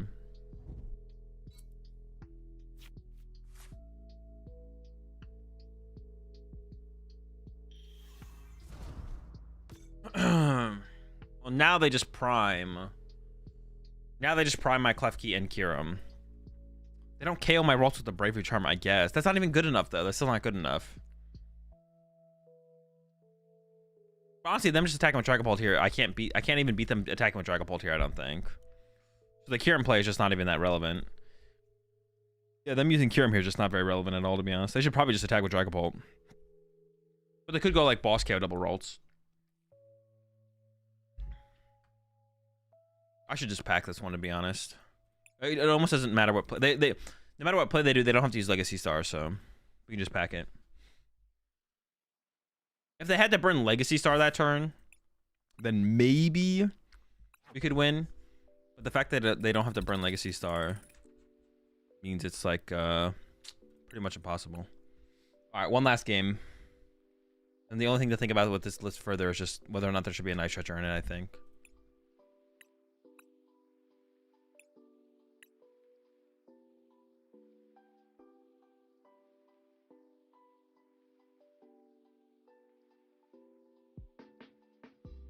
What's up, Hazard? Hazer? Yeah, Azul's a commentator. That Iono was so bad. I mean, if I was doing like official commentating, I would obviously word things differently. That Iono was terrible, though. Just don't do it. Just don't do it. Just don't do the Iono. Just don't do it.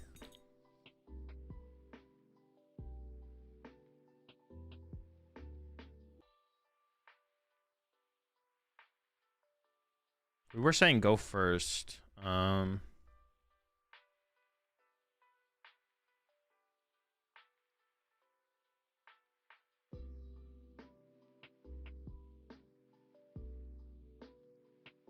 I guess.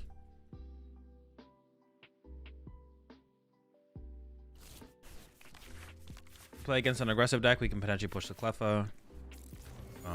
Excuse me, Klefki. Play against a slower deck, we can just go for turn 2 TM Evo. Prime Penny, Ultra Vessel, E-Switch. So it is Drago. We have a pretty good hand. We have a pretty good hand against Drago, to be honest. Oh my, chill! Just don't Iono me, please! Oh my, chill! I'm just drawing everything here. If I could retreat into Klefki, excuse me. Do I even want another Rolts? I don't even know if I want another Rolts here. I don't need to put Manaphy in play yet either. I can wait on that. We want Manaphy in like the late game against them. We don't care if they go with Curly early game. We don't care if they go with the late game.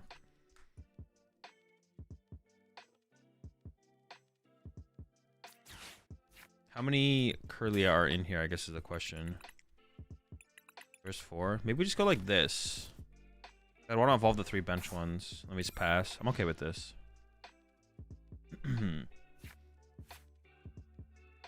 We might put down the Manaphy next turn, though. We'll see how good their turn is.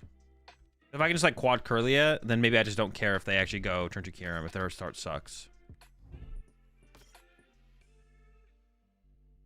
We could also just like run. We could also run to Klefki this turn, just to like slow them down. We'll see what kind of a start they have, though. If I could have ran to Klefki this turn, I would have. Just 4 Klefki plus, or Klefki plus 4 Ralts. E-switch and double Drago. Okay.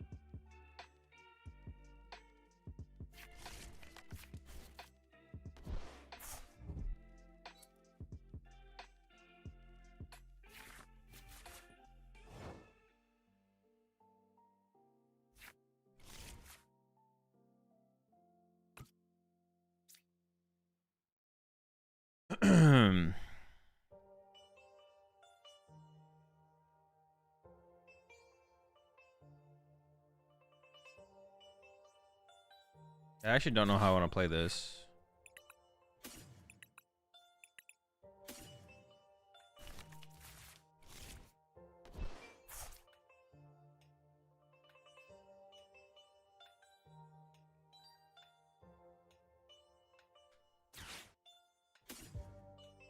I want to keep the Manaphy around, I feel like.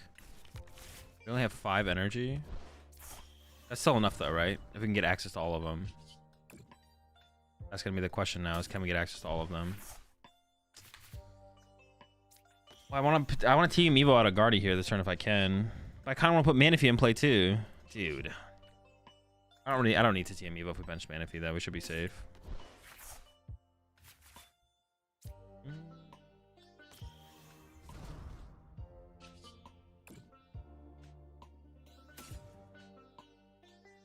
Yeah, I don't think I care about Klefki at this point. The thing is I have... I don't really want to play the Vessel. Although getting a Guardy out... Make it like board wipe my Curlias, but then I could reset up. Okay, so I think I can just like... I don't want to getting... If they have like a clean... They have like the Free Retreater and the Cleffa in the active. They could have like a pretty clean Kyurem not use Legacy Star KO triple Curlia. So I think I do want to put Manaphy down to prevent that. I don't want to play the Vessel though, because I want to draw into a Psychic Energy and then Vessel for the next 2 is like the plan. Just pass from here. But if we can just return 1-hit KO their Drago with Drifloon, which we definitely can on this next turn, I think we'll be in a pretty good spot here. We'll see. See what they got. Would I consider adding a 1-1 Banette in here? No. If they do get Prime Catcher or Boss, Canceling Clone, wipe out the Curlias, then we can just go Super Rod back a bunch of things. A lot. Super Rod back.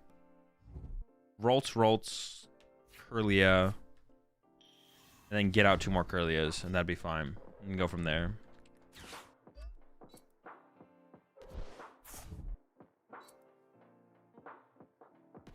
Azul wording things differently as a commentator. That was a chucklehead thinking Iono there. Chucklehead. Yeah, straight chucklehead, chucklehead play.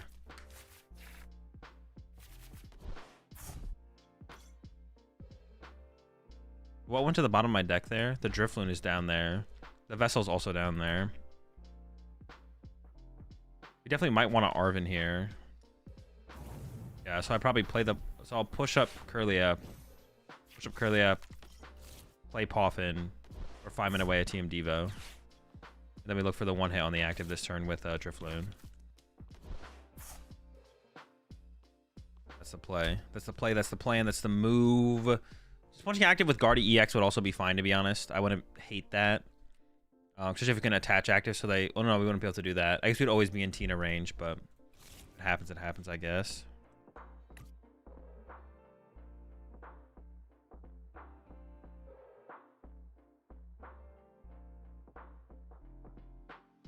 I guess I could have prized all my Guardies, and I just don't know it, to be honest.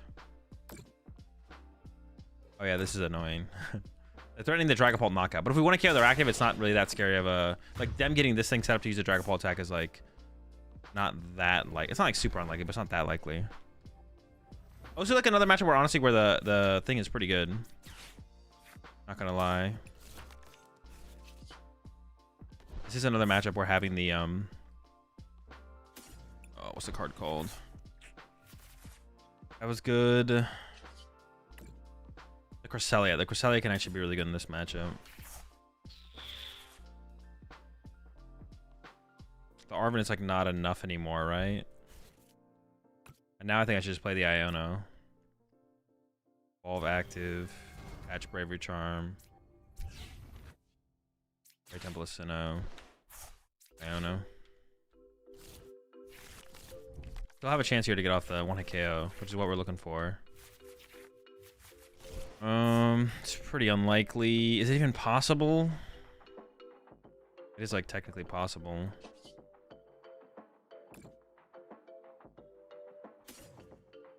I think I would unfair stamp this turn as well if we whiff. We did not get there, right? I don't think we got there.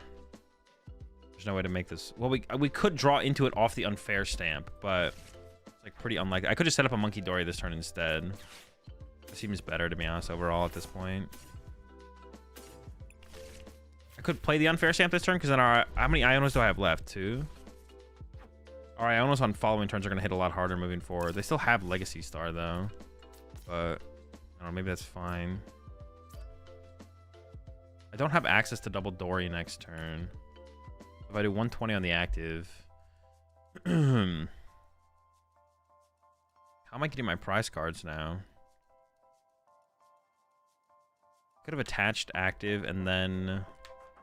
I still don't have, like, a guaranteed way to get the... I guess I could have just unfair stamped and tried to play for the one hit, to be honest. Mind Bend? The Mind Bend isn't terrible, I guess. I don't hate it. Mind Bend plus, like, unfair plus Mind Bend. I don't hate that, to be honest. I don't hate that. Okay, I kind of like that. Unfair plus Mind Bend? Alright, I'm down. You've convinced me. Didn't take much to convince me, but I'm convinced.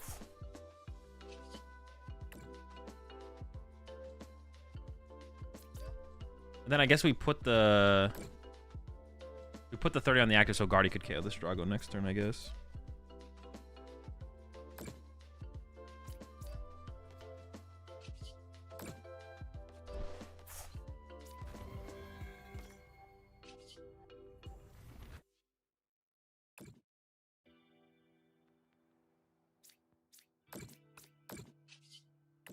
Alright, chillin'. Mind Bend. You know you're cooked with Guardy if you have to Mind Bend. Never feels good. It definitely never feels good. Never feels good to be Mind Bending. That could be another thing we could try and add to this build as well, to be honest. So just be a third vessel. We have more ways to just find our energy more aggressively. Well, they could have restarted for 1, but they still have Prime and Switch left in the deck, so I'm not feeling super hype about this situation. You think Banette Guardy is still viable going to the next format? I don't know. I haven't... What is my response for that?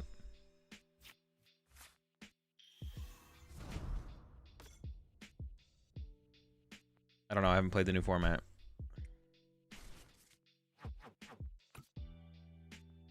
They did Legacy Star. They did find Prime. But this did require their Legacy Star. So that is something. This is something. But they can KO double Curlia here. So we're definitely in trouble.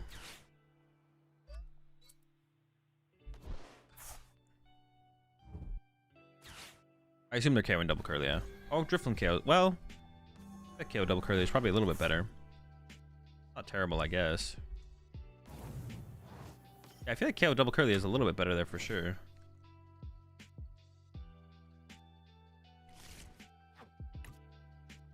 But it's fine. I can still KO their active this turn with Guardy EX. I don't need Drifloon.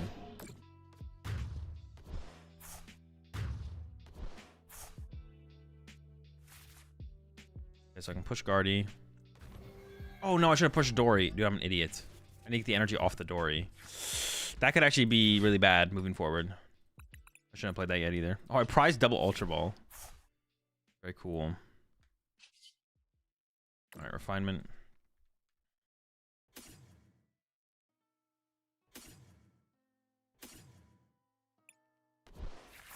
Okay, we got the Iono. If I put 4 damage on here, 240. How many energy do I have left? Not a ton. I guess look at value out of Radiant Greninja. I'm just thinking if I want to manually attach somewhere. I can't double Monkey Dory anyways because I prize the Dark Energy. I can Monkey Dory the 30 off, the 20 off of here. But then I should have gotten rid of the. Well, I should get the energy in play more so than anything.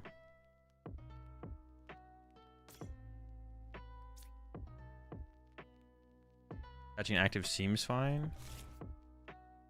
Or maybe I do just concealed cards. Counter catcher doesn't matter. I don't think this matters anywhere either.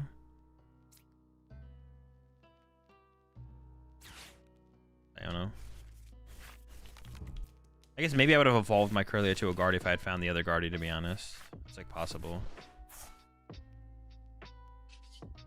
My Guardy's gonna have a lot more than 30 damage on it after I use Psychic Embrace, so it doesn't matter. The damage on the Guardy doesn't matter. It does matter on the Kirlia though, because they could just try and attack with Dragapult for the turn or something. I need to heal the 20 off of this. Yeah, 220. Okay.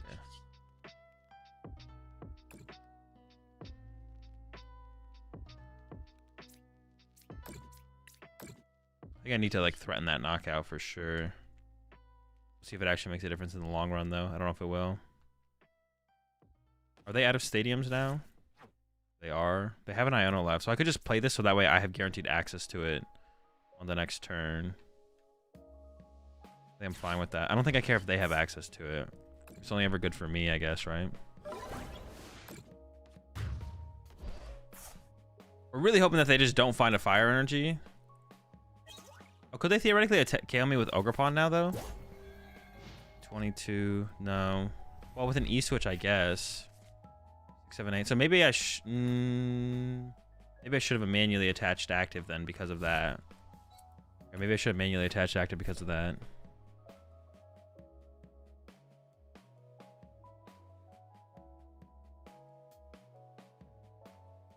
That could have been a thing, to be honest. Their V-Star's gone. Their Prime Catcher's gone. They still have Canceling Cologne if they play it.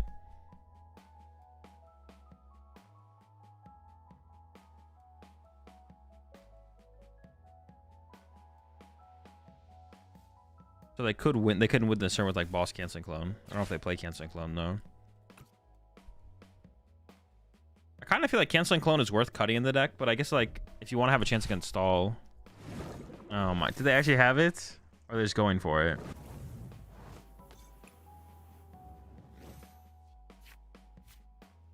Am I getting BM'd here? Or are they going for the one of?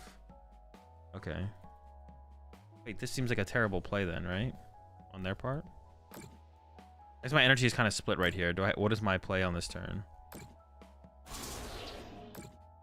Wait, what happens if I just KO this? With... That just seems like a really bad play. Is my energy too... No, can I KO this?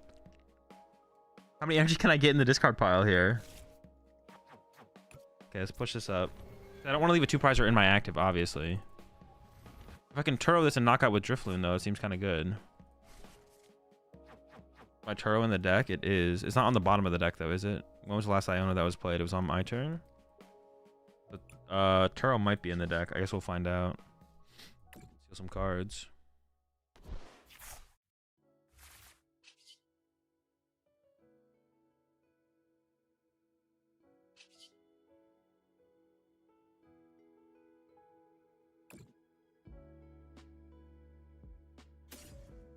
Probably don't need Flutter Mane, but I could get it back if I do. There's Turo.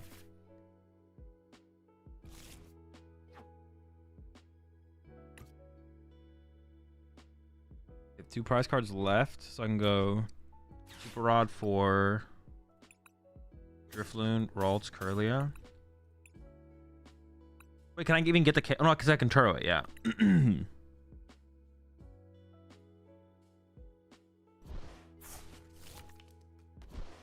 Then I can go Artisan.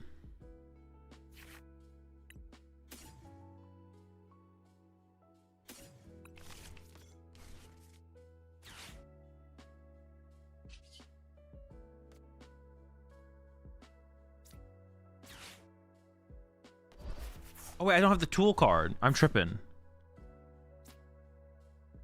I don't have the tool. I don't have the tool. Dude, I thought for some reason I thought I had Bravery Charm in my hand. Yeah, for some reason I thought I had Bravery Charm in my hand. So I can hit it for 180. Oh.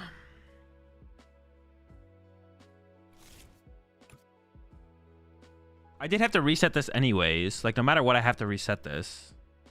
Okay, what's my play now? What's my play now? Hold up, hold up, hold up, hold up. Now I have to like play this differently.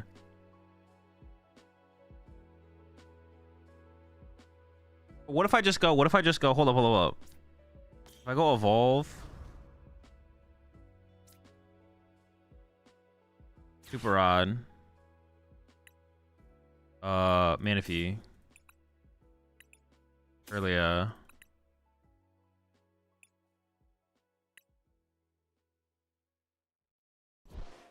I don't know if I need another Curlia, to be honest. I'm just kind of putting cards back in the deck that could lead to draw power. Oh no, I don't want to bench it anyway. So I go Nest Ball for Manaphy. And then I go Screamtail, Knockout, Squawkabilly. Is that good enough? Is that good enough there?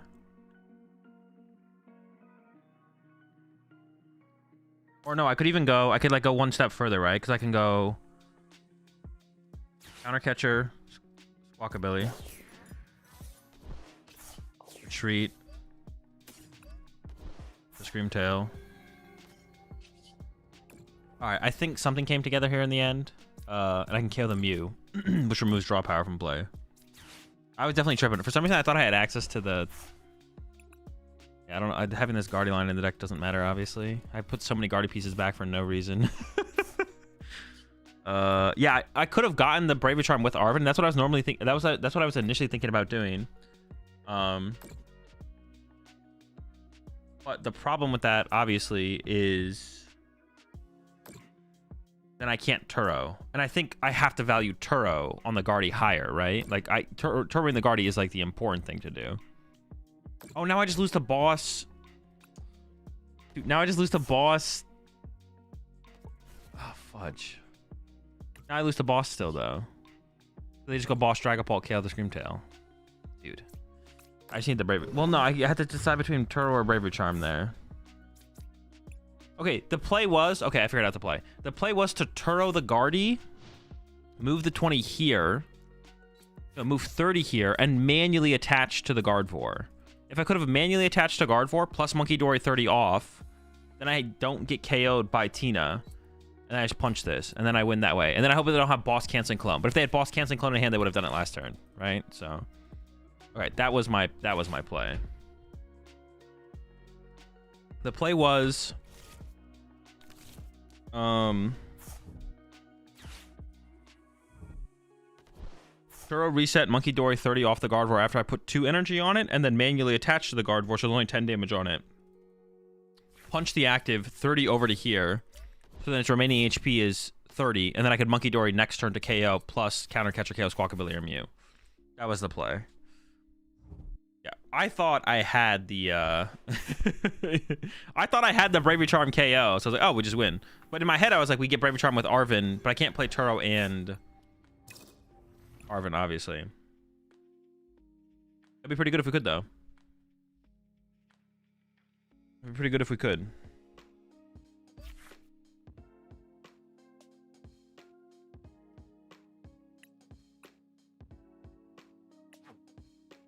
All right. I don't think there's too much more to go through with this. Only other cards to consider would be Night Stretcher. Night Stretcher and Third Vessel are the things to consider.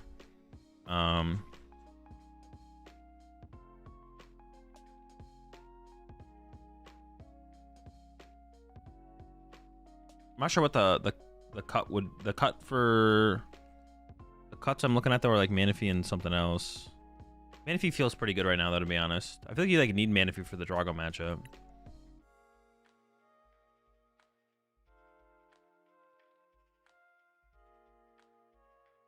Okay, I'm not sure what the deal is with the tournament that's happening in China. If anyone in chat knows what the deal is with like the potential stream for the tournament in China, let me know.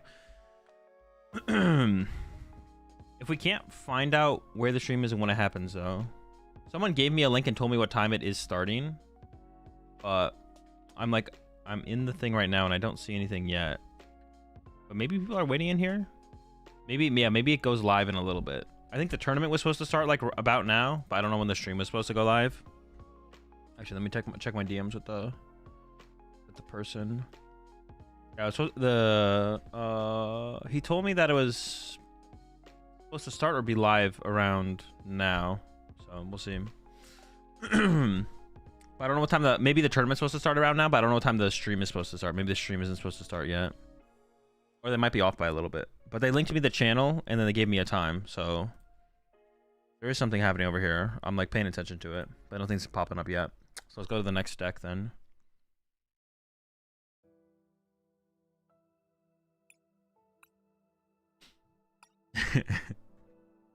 This is definitely a deck.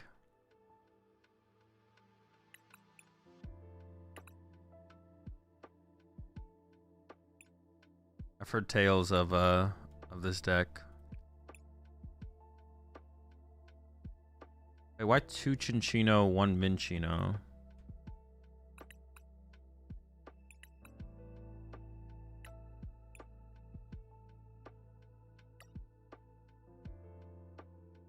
Wait, this deck doesn't even play any energy.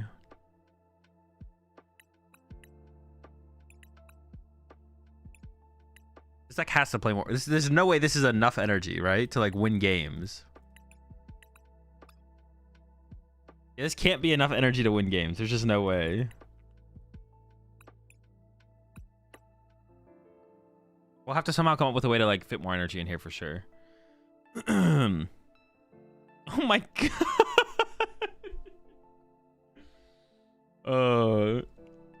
All right, we'll see what we can do.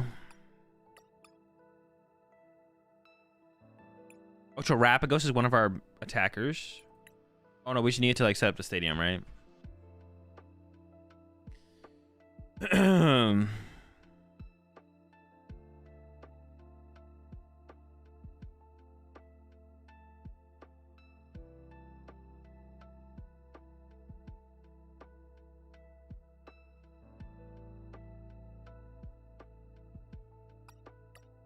ace spec is prime over legacy.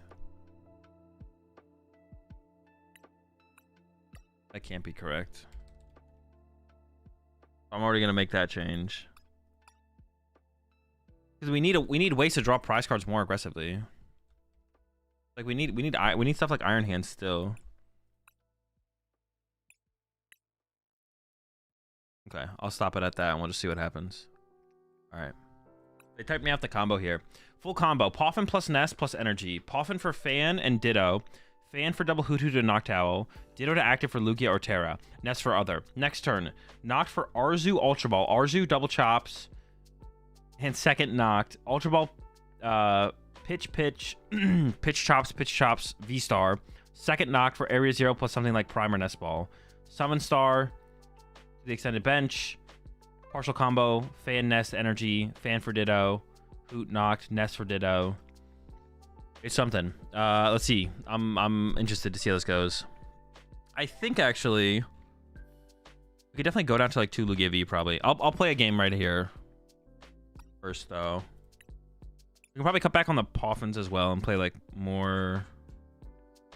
You know, because the Poffin gets the Ditto. Maybe we can cut back on the Nest Balls, to be honest. We might be able to cut back on the Nest Balls. Or maybe the Squawk ability just shouldn't be in here, to be honest. And we just like, because we can play out of hand so well with the combo. Yeah. All right, let's try a game. I think we maybe don't want to play Squawk or, yeah, maybe don't want to play Squawk.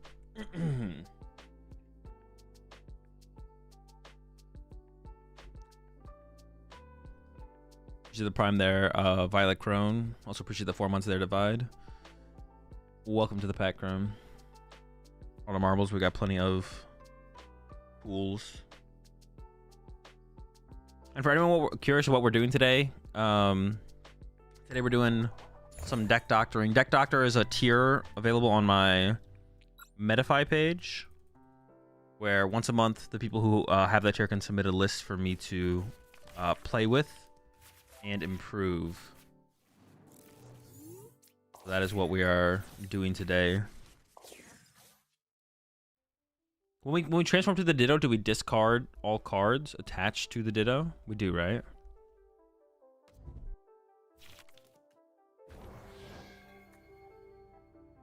Okay.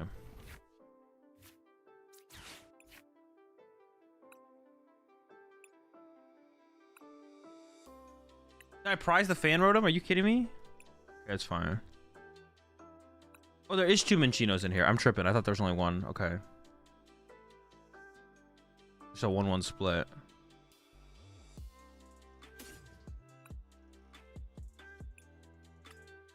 What did they open? A Duskull? How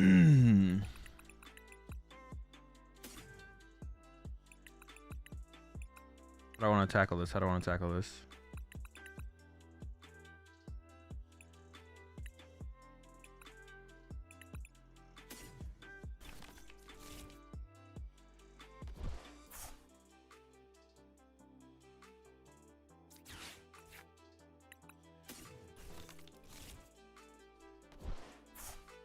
Could get Ultra Ball.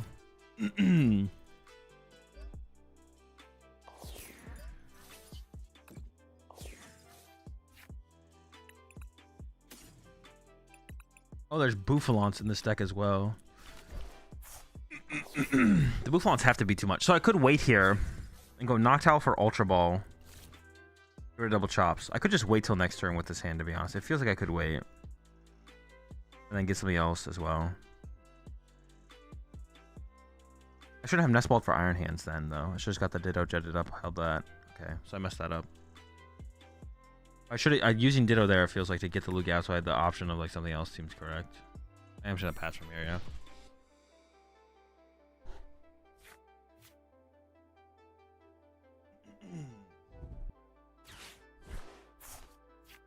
Yeah, it is just different, different little rats.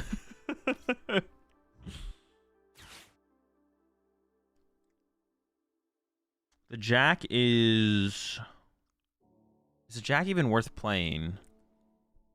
Because what can Jack... So Jack can find us Lugia V-Star. But if we have to Ultra Ball to get rid of the Archeops anyways, does it really matter? I guess Jack can find us Noctowl.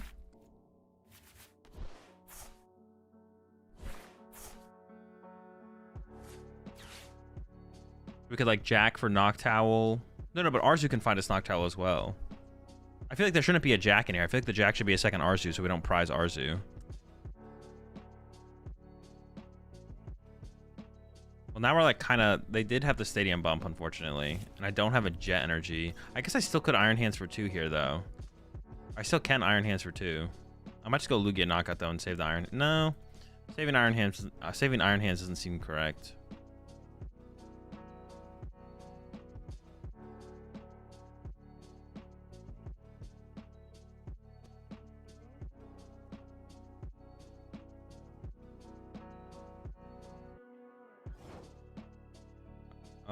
Maybe saving Iron Hands does make sense. Well, now it's not possible to save Iron Hands, right? Or is it? Okay, let's just go with this first. Yeah, seeing the Arzu's prize. But I can do it with Jack, though. I can do it with Jack. But if it's an Arzu... Yeah, the Arzu just seems better, to be honest. I feel like I don't need Jack ever. I feel like Arzu would always be better. I can find like 2 Chops plus Noctowl, and then Noctowl finds Ultra Ball plus something else. Yeah.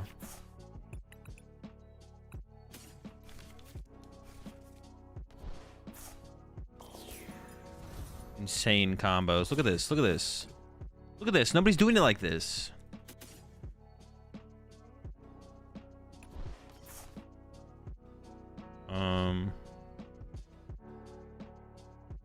Oh no, I guess I could attack with Iron Hands here if I really wanted to.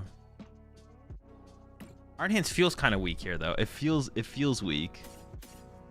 I don't know how else to explain it besides that. Using Iron Hands here feels just weak. I'll throw a gift on my hands. Give him a gift.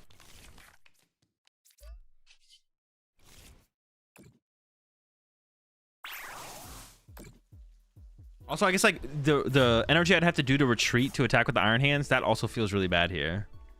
That feels really, really bad. All right, I already know some stuff that I definitely want to like change up. I already know some things I want to change up for sure. Uh-oh. It might pop off, folks. Look out. They're making moves. It'll be tough from here. We'll see. Maybe their turn just sucks, though.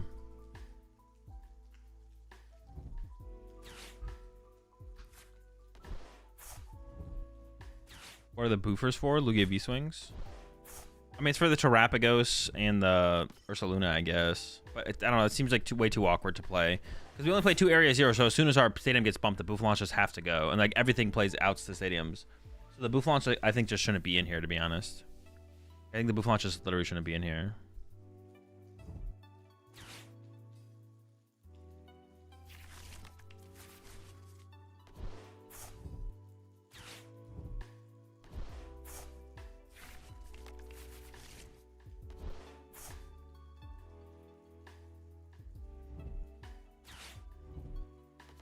Like Zoinks, they're popping off.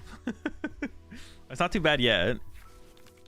It's just the Dusclops. Although Dusclops allows them to KO our active, I guess, which that kind of seems bad for me. That does seem bad for me, yeah.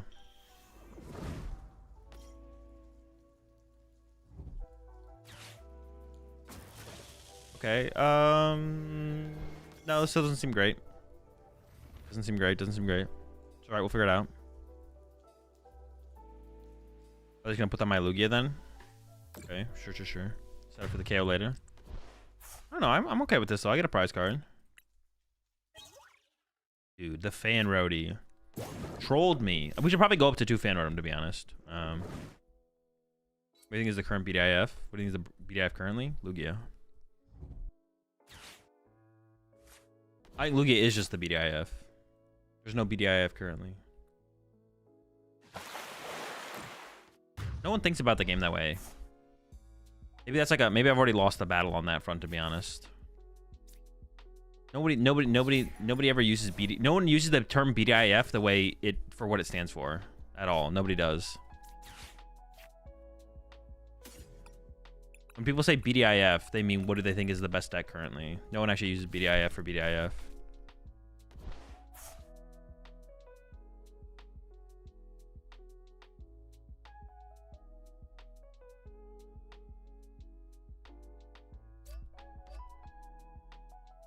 I almost want to put the Legacy active, to be honest.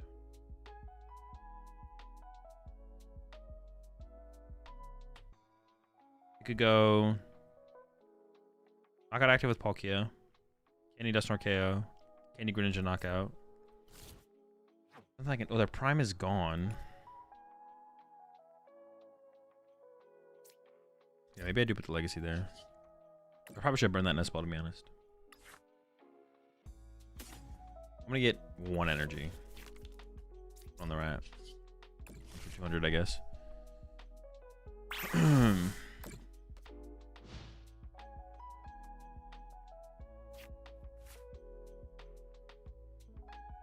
We start using BDIT, best deck in theory.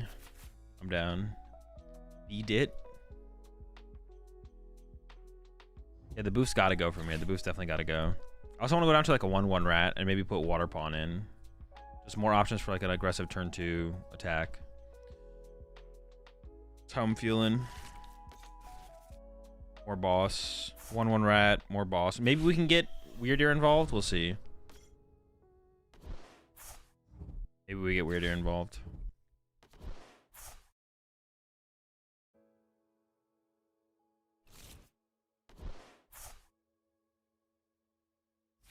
Well, they have Dusknoir. I guess they can just go like Dusknoir this, KO my active, and then KO this with Greninja, and they still just win that way. Oh, but that will require them to have access to Counter Catcher, though. They can't just gust us up just because they want to. Okay, maybe it still works out. Maybe we can win this. Maybe we can win this. I really should have played that Nest Ball last turn. Definitely a mistake to not have played that.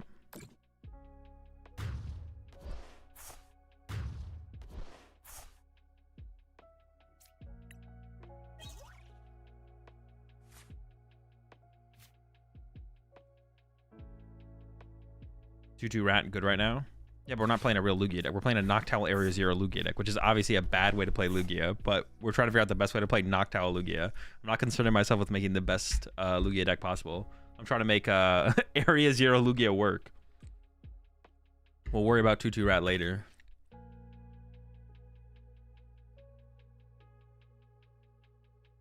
If they knock out my active, they go down to 2.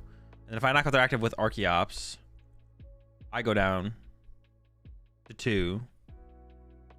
Oh, I go down to 1. So right now I want to boss KO their Froakie. I want to boss KO the Froakie with the chops here. I don't give them Counter Catcher. Yeah, okay.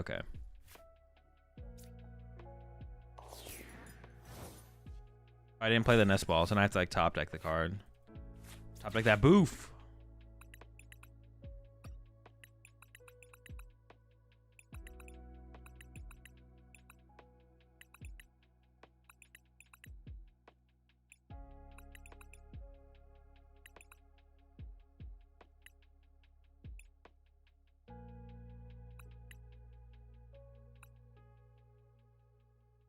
I guess I just have to hope they don't have it, right? I can't like wait here and do nothing, I don't think.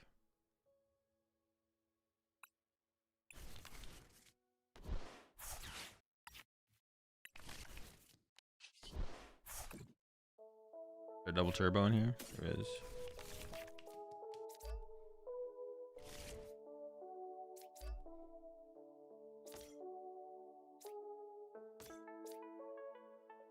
Wait, what one did I use? Oh, I guess I used that one. I thought I used the one in the active.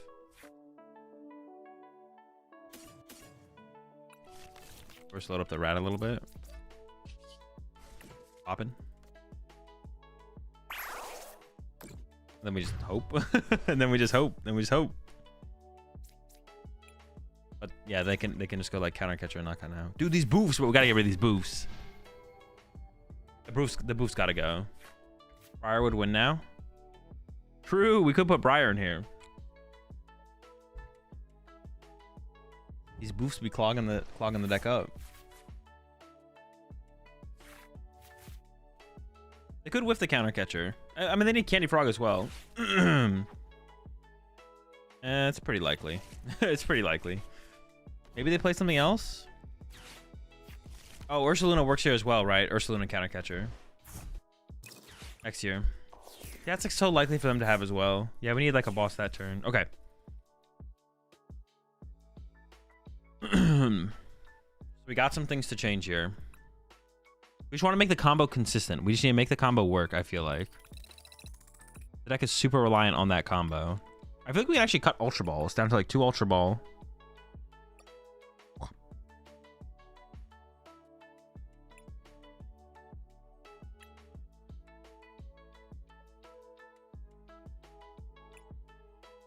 Oh, it's a 3/3 owl? Oh, we do want to play for 2 owls on the first turn. That's what they said the combo was. Okay.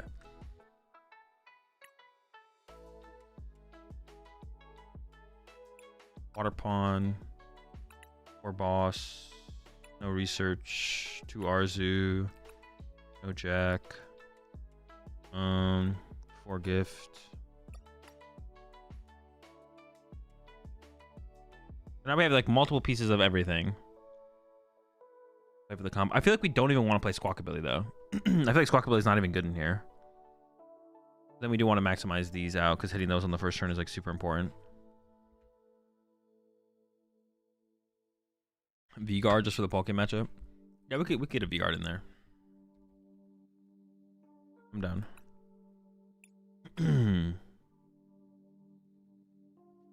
Our only supporters are Arzu and Boss.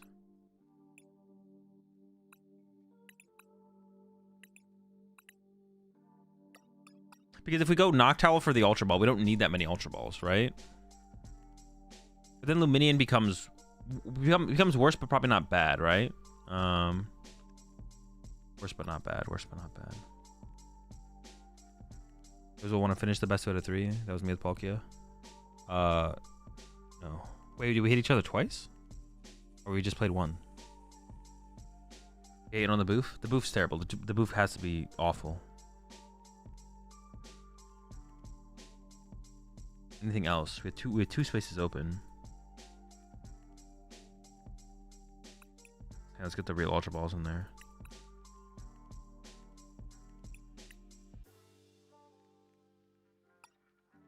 We could just go up to like 16 energy, of course. But is there any other attacking option we should play? We could just play more Fan Rotoms as well. Because like finding the Fan Rotom on the rip is like so important. 4 Poffin feels like overkill, kind of. No, it's probably worth it though. Another Lugia V wouldn't be bad. Another Rat Line wouldn't be bad. Weird Ear. Yeah, maybe it should just be the Deer.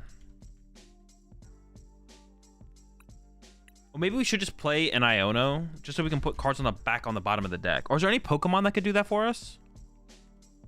Squovette?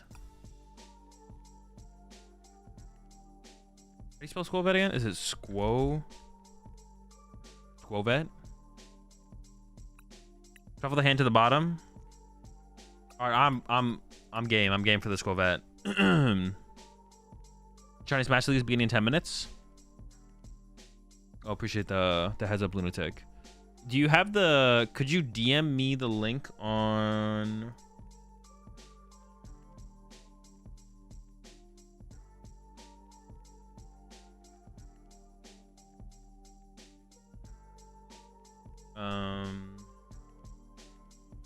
If you have the link to the stream, could you DM to me on Discord, possibly?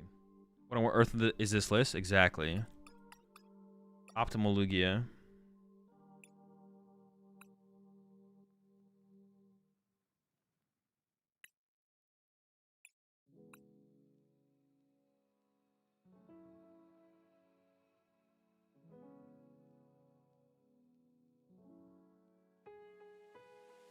This is a combo Lugia.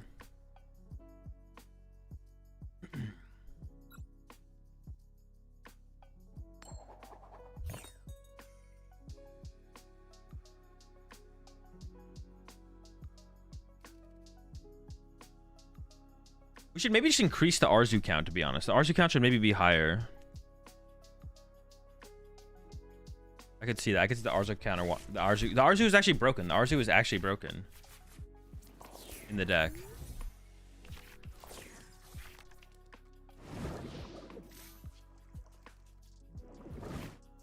Or after they donker 1 Lugia.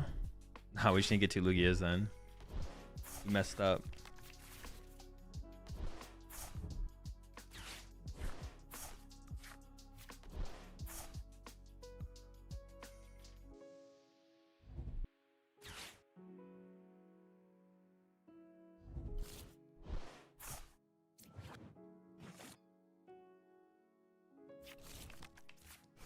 If they get like a board wipe turn 2, we just lose.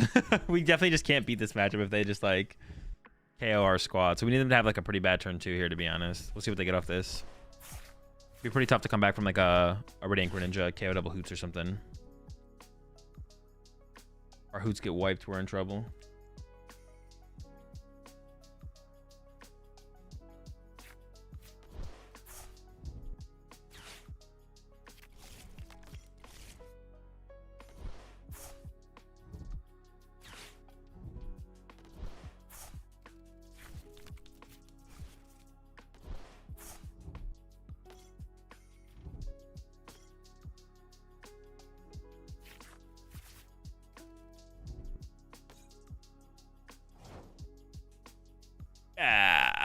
I don't know if I can beat that board. Let's try.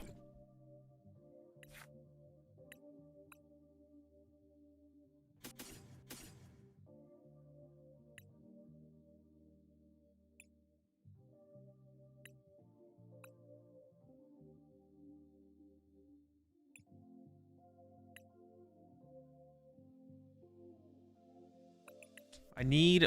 this is awkward.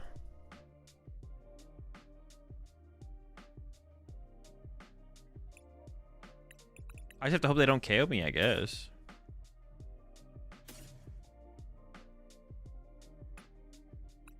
Guess I gotta be this squad. Because I need Terapagos as well, is like the thing. Do I jet this up or do I actually hard retreat? I lose the energy no matter what, right? So actually I think the hard retreat is better. Because I don't want to... I think it's actually better. Lugia. Nest Ball for... I could get second Lugia here, but I have to get Terapagos. Wait, I have Water Pond now. So I can cut a Terapagos from the deck, right?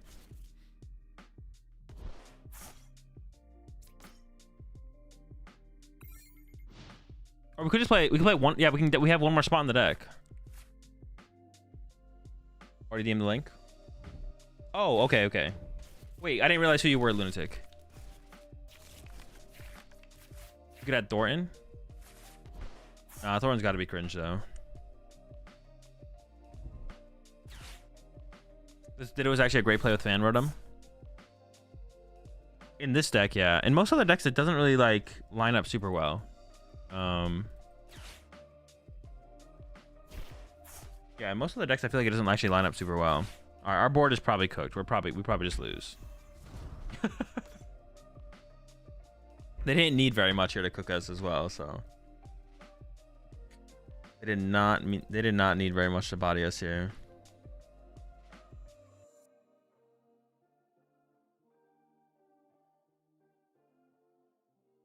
They have it, right?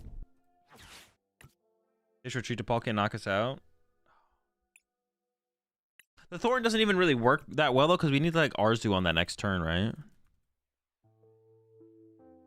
Yeah.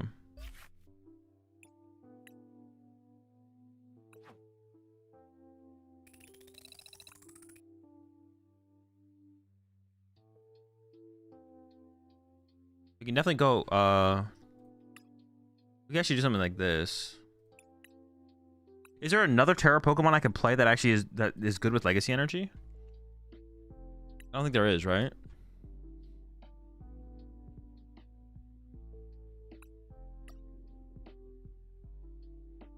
So I can play more Energy, I can play more Ultra Ball.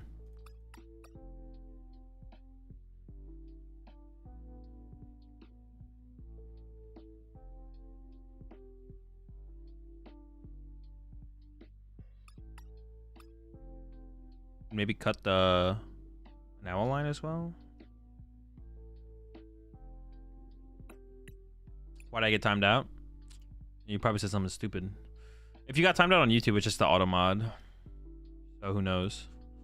Yeah, I don't really have any moderators besides myself over on the YouTube side of things. So if you get timed out on YouTube, it's just the auto mod. But I have to keep it pretty strict over on the YouTube side of things because YouTube's default moderation is like way worse than Twitch's, and I don't really have anyone over there to moderate, so YouTube's got to be pretty strict.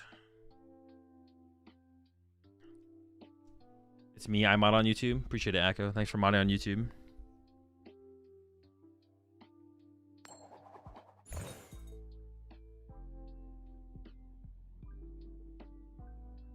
Cornerstone could be alright. Let you hang out against Charizard, Palkia sometimes, and Drago. Yeah, Cornerstone wouldn't be terrible, actually.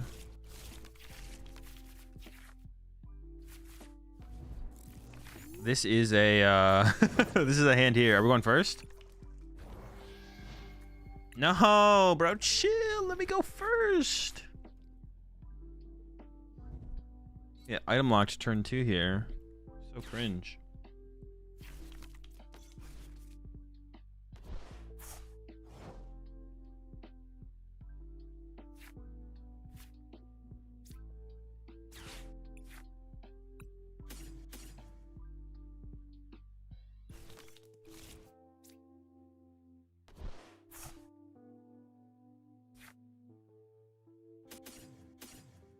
Trippy Owl? Or do I get the vet online? Nah, Trippy Owl, right? Squatting on him. Wait, we could... You could play 2 Dittos.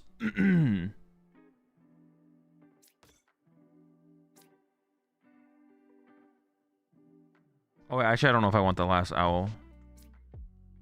You could play 2 Dittos, though, because you could get double Ditto, and then you could jet up Ditto. No, no, no, it doesn't work that way. Never mind. Don't mind me, don't mind me.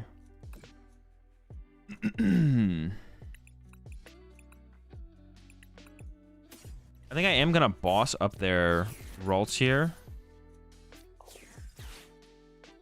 To hope that this, like, for them to find an energy, they have to, like, evolve to Curly at first, and then they get stuck. We'll see how it goes, though. Otherwise, we're kind of in trouble, to be honest. Oh, shoot. We're in big trouble. We're in big trouble. All my owls are in my hand.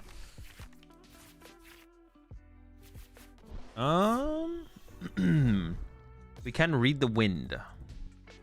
The wind, but they can item lock us and then knock us out with Guardy next turn. And there's nothing I can do about that. Dude. I just want to go first. Can I please go first? What do I got to do to go first around here? Dude, honestly, I'm not going to lie. It's so bad, but it...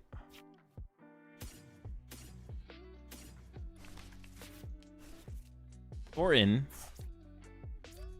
does seem pretty decent. I'm just gonna try and maybe they will. Oh yes, dude, look how big my hand is. Oh no, a poltergeist. I lose the poltergeist here. Ah, I shouldn't have done the read the wind. Well, I guess I hope they whiff an energy so they can't poltergeist knock me out, because it'd be really bad if they did. I have a 10 card hand. There's likely 4 trainer cards in my hand. Kind of unfortunate if you poltergeist me. Pretty powerful here. The poltergeist.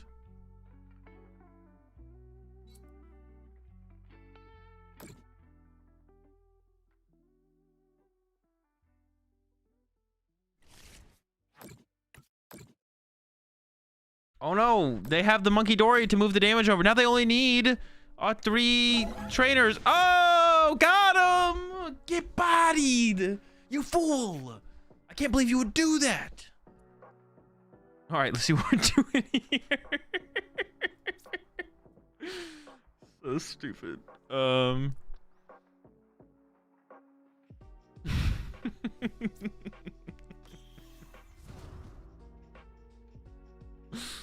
What am I even doing here now, though? We need to open up our bench. Oh, we prize both stadiums? Are you kidding me? Dude!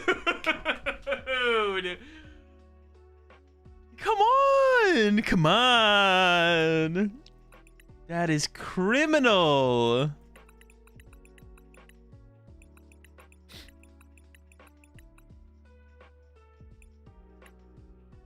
Maybe I just boss KO the Monkey Dory then?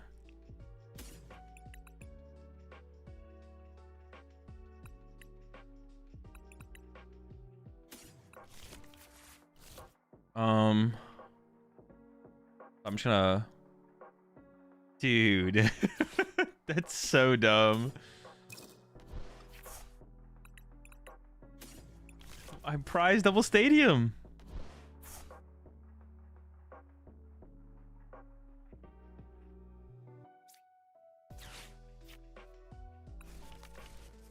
So I can solo chop it? Solo chopping seems so bad here. I think I have to do it though, because otherwise I'm just gonna die. I am just gonna die next turn. I never have like an opportunity to get like another chop out anyways. Man, this is bad. This is really bad. Wow, this sucks. Holy smokes. I feel like just going to KO the Monkey Dory is probably the best play. Dory's pretty broken in that deck. Punching their active seems so weak.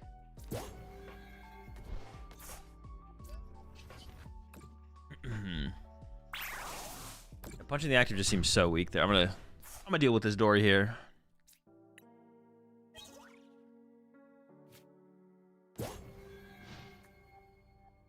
What happens if they hit your solo chops? I'll let you guess. Guess what happens if they KO my solo chops?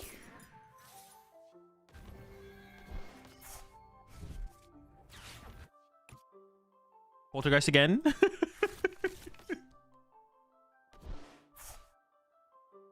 There's no way they think I have trainer cards in my... Dude, what do you think I have in my hand? Why would I have trainer cards now?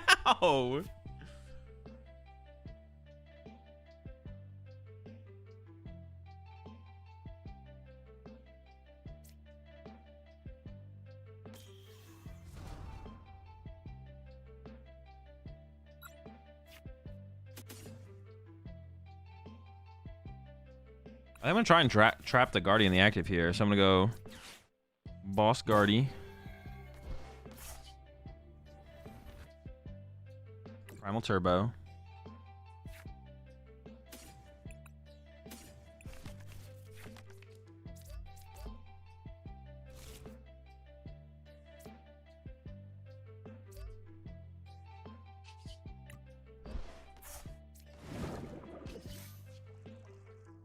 Sniping.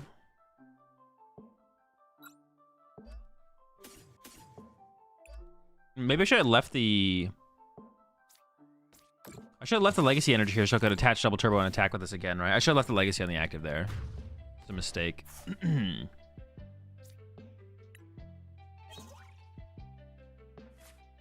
found it. Finally.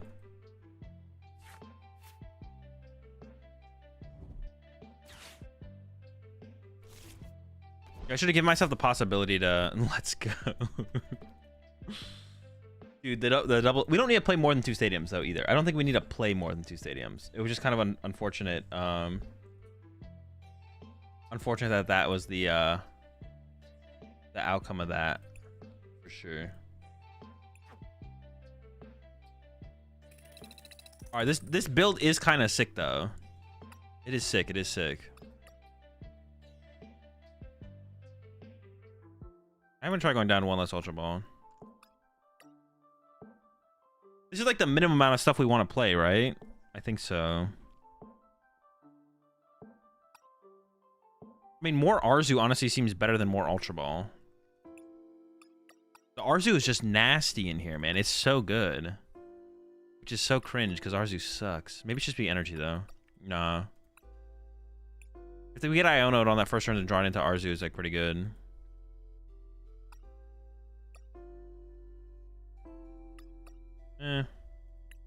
Maybe more owls would just be better at that point, though. Actually, or like another Ultra Ball. Because if we have to go Ultra Ball for owl, maybe it should be 3 Ultra Ball actually. Because if we have to go Ultra Ball for owl and then get another Ultra Ball, we only ever need like 1 Arzu most of the time. The second Arzu is just like nice sometimes. All right, let's go again. Minus 1 Dragapult plus 1 Stadium. No. We want to play 2 Tera Pokemon. We definitely want to play 2 Tera Pokemon. Not cutting a Tera Pokemon.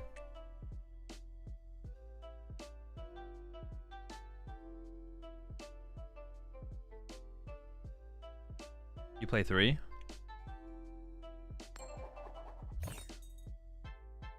Wait, 3 what? Wait, do I have 2 Water Pond and a Terrapagos in here? I thought I fixed that. Water Pond plus 2 Terrapagos. I'm pretty sure I have 2 Water Pond. Did I not update the list? Oh, I don't have the list updated at all, no. I'm pretty sure I have 2 Water Pond, no Terrapagos. I think you're capping. I think you're capping and trolling, farting or something like that. Do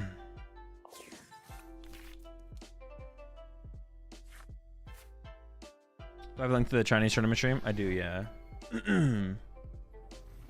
I'll put it in chat here. Hang on, give me a second. Let me focus. Maybe we should play 2 Ditto, because honestly, pricing Ditto is like another piece of the combo that is... I priced 2 fucking Noctowl? Are you kidding me? Dude, this is so tilting. I mean, we can make it work with this situation, but it is still tilting.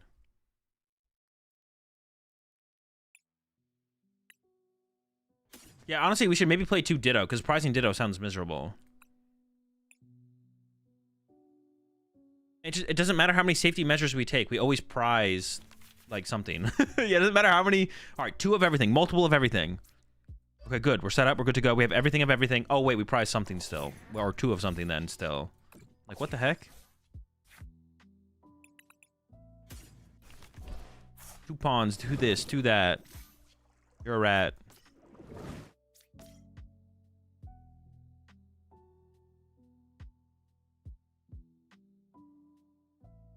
See, but now on this owl play, oh, I shouldn't have benched the Minccino. Cause I can only get I can get Arzu Ultra Ball, but I can't get the stadium. So I messed up. This Minccino should not be here. Dude, get off the bench. What the fuck are you doing? Because I don't have a way to get the stadium. Oops. All right, I messed up actually. I messed up. We could top deck a piece. If we top deck a piece, then we're fine. Otherwise, I actually can't get double chops out.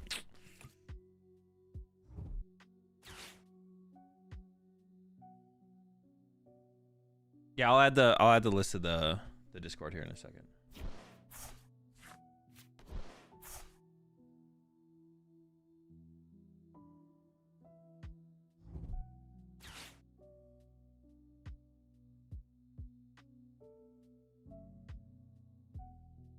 Okay, here's the link for the stream. I know it's long, but it's safe. No, my owl's going to the bottom of my deck. Okay, we still have the owl. We have the owl combo, and we got the area 0. We got the combo. Let's go. We're cooking. You're cooked. Oh no, we're gonna get item locked. No, Tails, please. I need this. I need this. You have to help me here. You can't do this. You can't do this to me. You gotta give this one to me. You gotta give this one to me.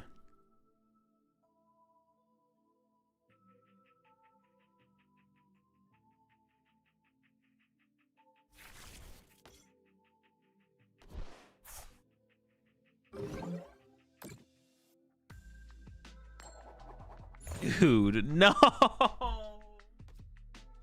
No! Oh my, the only thing I have is Ultra Ball.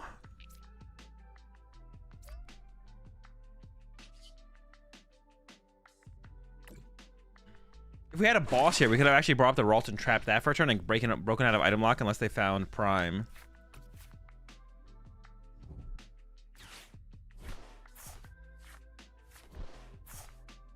So annoying, man. Stupid Shuppet. If we can draw into a boss, though, we can break free from this lock. Possibly. Double Chops prize, double Owl prize, double Stadium prize. The heads on the coin flip. Dude, everything goes wrong.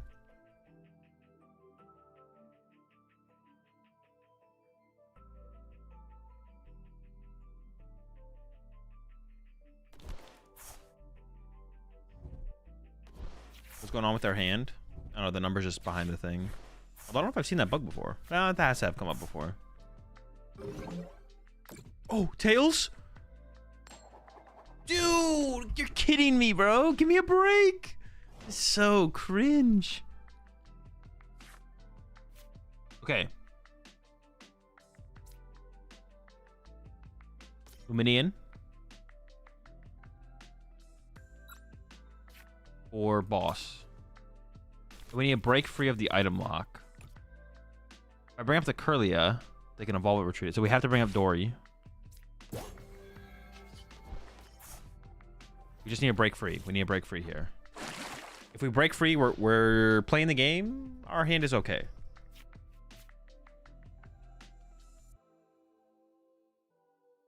Honestly, we maybe don't need to play Luminian in here, because like Noctowl isn't out to boss in the late game. We can maybe get away with no Luminian. We should try playing with no Luminian, because we could theoretically bench Hoot Hoot, and then Ultra Ball for Noctowl becomes an out to boss in the late game, which is the same as like Luminian does.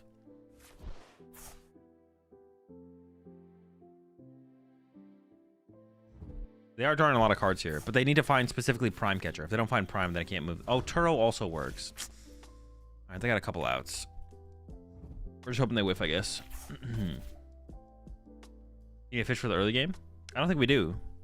I don't think we do need a fish for the early game. Because the Noctowl is how we make our combo work. We don't need fish for that.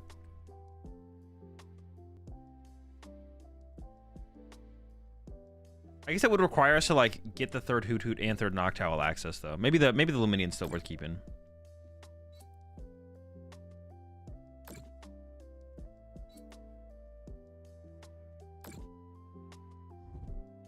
Shoot. Just KO it, right? Cringe. I mean, I can't. Nothing beats two Shuppet heads. Two Shuppet heads. Nothing can beat two Shuppet heads in a row. Every deck loses to that. Every deck loses to that.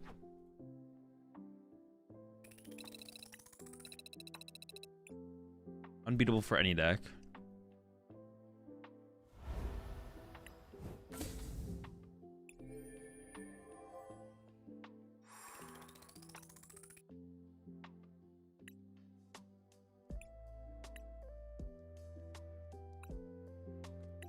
What did I want to change? Was there anything I want to change? I don't think so. Oh, let me put the deck in the Discord.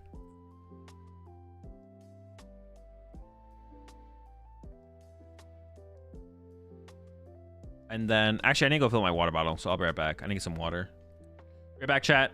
We're gonna play a game or two more with this, and then hopefully the tournament in Japan stream starts up soon, and we'll switch over to watching that. Oh, we wanted maybe a second Ditto, right? That was the thing. Maybe we want a second Ditto. Second Ditto honestly seems pretty good. We could try cutting the Ultra Ball for that. We theoretically only need like one Ultra Ball, maybe two. Because prizing Ditto honestly sounds pretty bad. I don't really want to prize Ditto. Okay, yeah. I'll be right back. I'm going to fill my water bottle.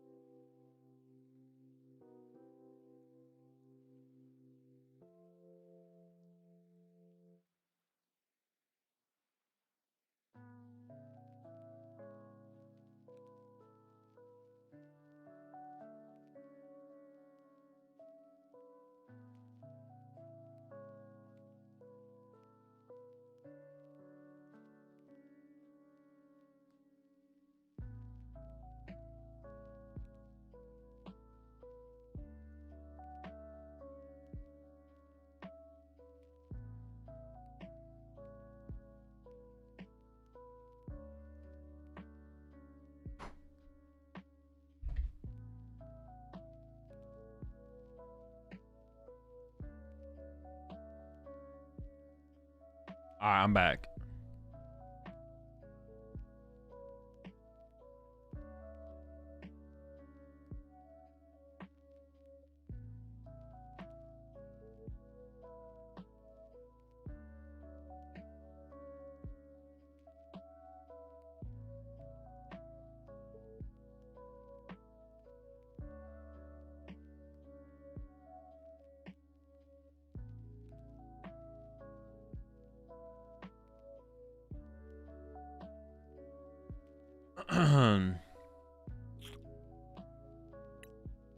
Alright, we go again. It doesn't look like the stream is live yet, from what I can tell.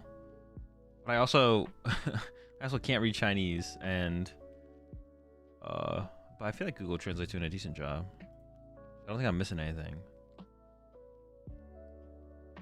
I don't think the stream is live yet. How was this deck, Ben? I was betting mid, obviously, but still pretty cool.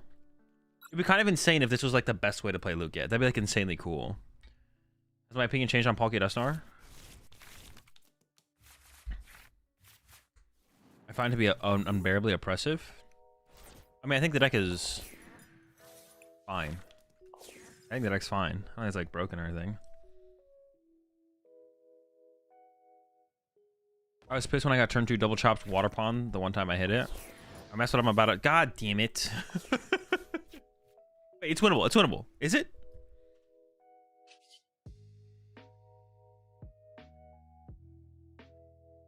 But Snorlax. I have to go for like. This really is not that good of a hand. I get like this, and Ditto.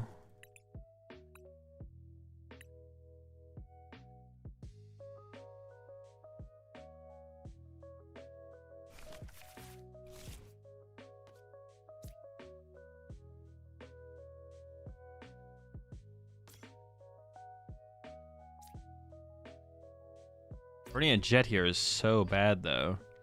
I kind of have to do it, right? Let's go get Lugia V.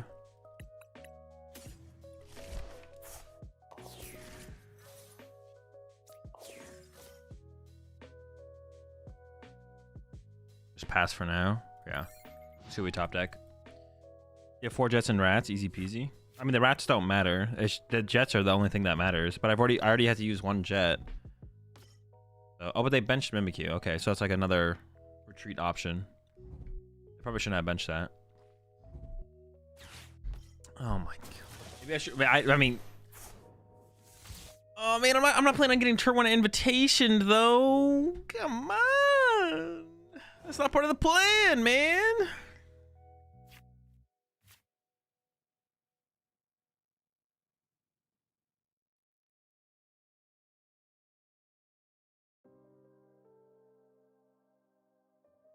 Dude, now I just don't have a good play. I guess I could just... No, I can't amp this with my legacy because then they bump the energy back. Dude. Oh, it's just... I just don't want to play this. I don't want to play against this. I just can't do it. I can't do it right now. Mentally, I just... Not possible. I can't do it right now. I could have Ultra Balled last turn, but I wasn't expecting to get turn 1 invitation. I could have played around the invitation by playing the Ultra Ball, but I'd rather have played into like top deck Nest Ball or top deck Ogre Pawn.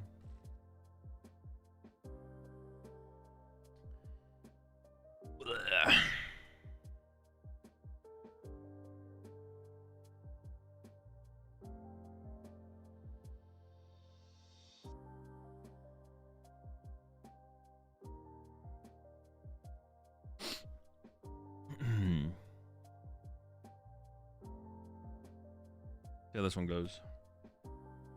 Why I hate Block Lax. It isn't fun to play against. It's not overly overly enjoyable.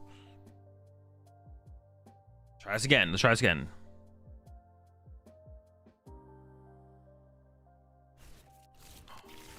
Yo, appreciate the raid there, Sonny. Ooh, okay. No. It's okay. We're still missing... I can't get the Ditto into the active with this hand. Okay, we can get the Ditto into the active. Alright, we're chilling, we're chilling, we're chilling, we're chilling. Hey, we have to have not prized Ultra Ball, though. Okay. So I can get... Ditto. Owl. I need to play the Ultra Ball. These are Fan Roadie.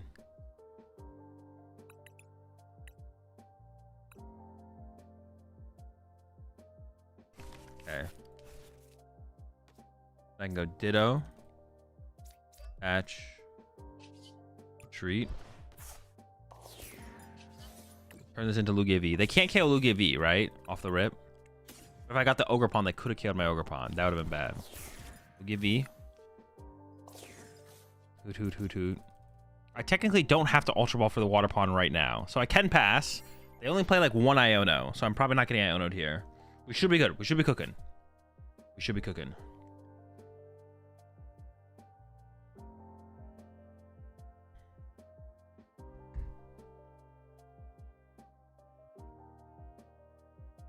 Hopefully this works. And then next turn, I think we can finally pull the combo off. And finally, can finally do the combo. Took us a while. I think we're here. I think we're here.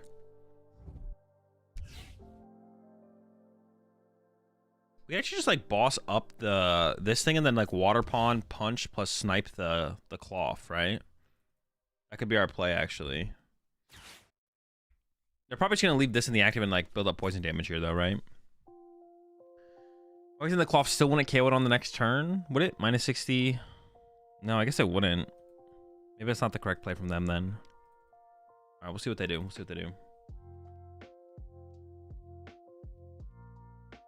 What kind of Lugia deck am I playing? Area 0 Lugia.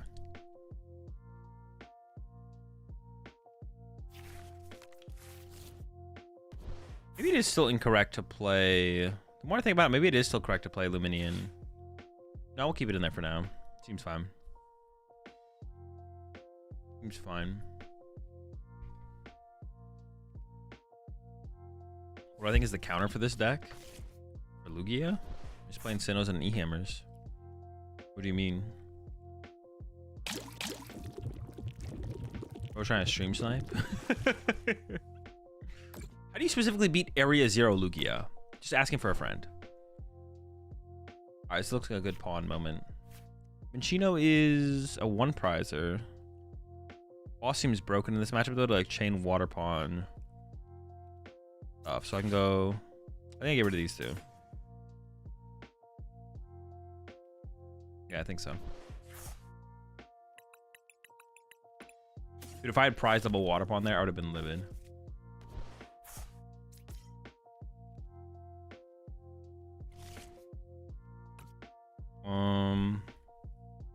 I could go get my other Hoot Hoot here, to be honest. That seems fine. I can make this work, right? Hoot Hoot.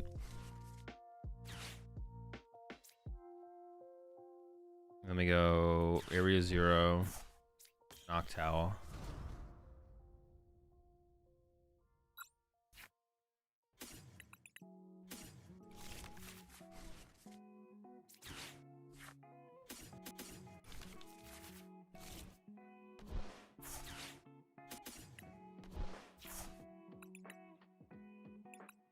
Wait, what do I need? Not this.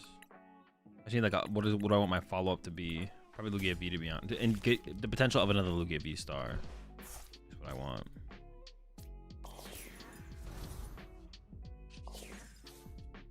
Well, maybe I could have used this Noctowl to get a Nest Ball for that, so I could actually Ultra Ball for the second V star. I guess it's like a reason that Jack is actually decent, because I have like no way to find my Lugia V star moving forward. Okay, I actually just don't know what. Do we have Legacy? Okay, we do. Oh, I just... Wait, I couldn't have done it. Could I have? I literally just couldn't have done it. Well, now I have to, though. Dude, I just trolled. I should have just attacked with Lugia and knocked out the active with Lugia. Now I'm doing this stupid Water Pond thing, but it doesn't work. Because I put the freaking double turbo. But I had to put a double turbo if I wanted to attack with my water pond here. But I just shouldn't attack with the water pond here. Yeah, this is stupid.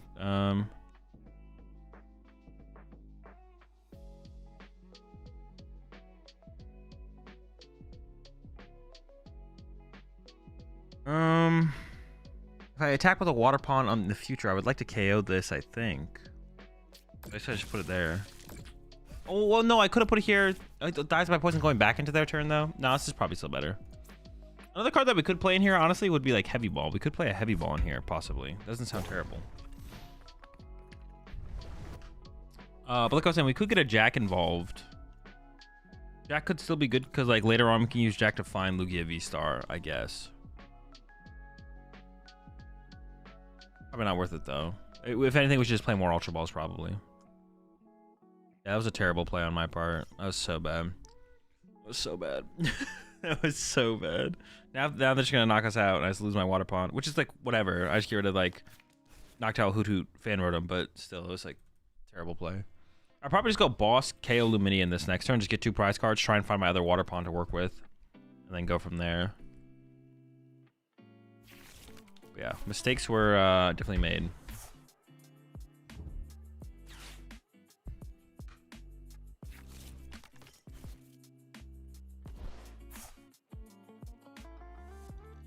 Well, they got this in play now too. As long as I can find an off turn where they don't take a 2 prize knockout, I can just win with Iron Hands on this at the end of the game as well. Or with this. So I can go like, if I go Gust Pheasantipity knockout for 2, and then they just go attack my Lugia but don't knock it out. Then I go Gust KO, then Hands for 2 win, or Ogre Palm for 2 win. So we still have like the if they just whiff a we don't even need that actually. If they just whiff a 2 prize knockout moving forward, we just win. Because they put 2 prizes in play. This game definitely seems, or this matchup seems pretty tough for them. Gotta be a bad one.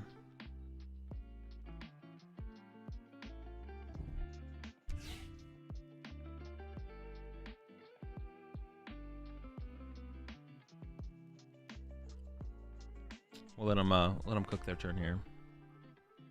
What did I walk into? We're cooking. We're cooking. Combo Lugia. Combo Lugia.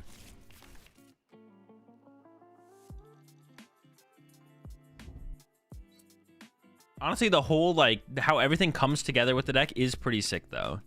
Like it's obviously not, this is obviously not good, but the way everything comes together is like pretty sick. It's definitely sick. All right.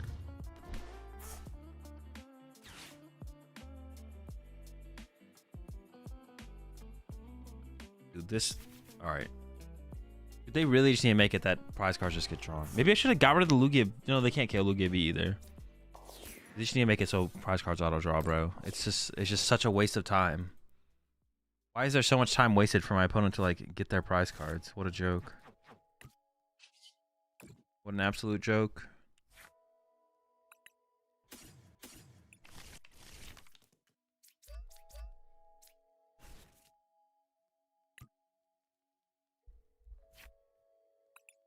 What do I have on here?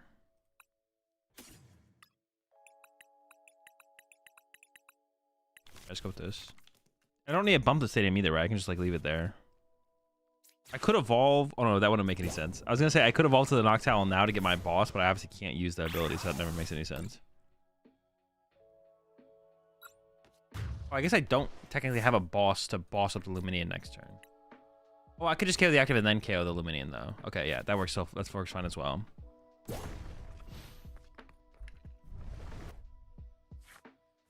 I mean, this game isn't like a super good example of like what we can accomplish with this deck because this matchup seems so good.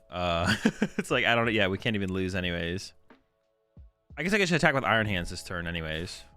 I can just go Iron Hands, jet this up, knock it out, get 2. And then we win next turn no matter what. Yeah, they don't even... I could even... If I get... Actually, I can just win with Iron Hands, boss, kill Lumineon for... Dude, what the heck? This matchup is insanely good. What the heck?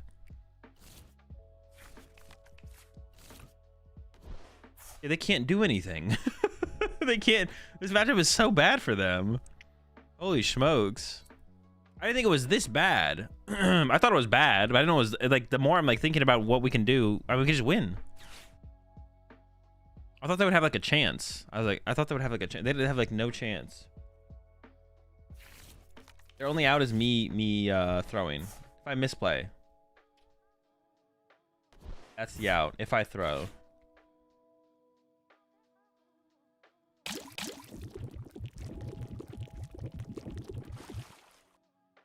I do be doing that. Oh wait, I can't use this. I can't use Noctowl, dude. All right, we still win though. We still win.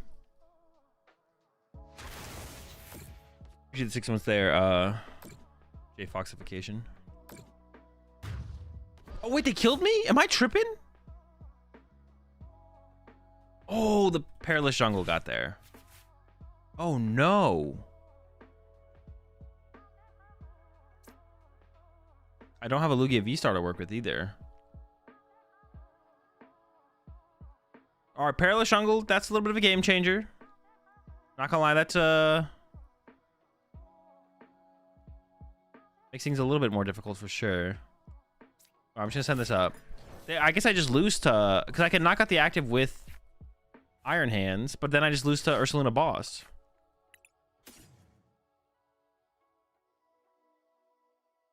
Oh wait, we can nest dash into Boss here. Hold up.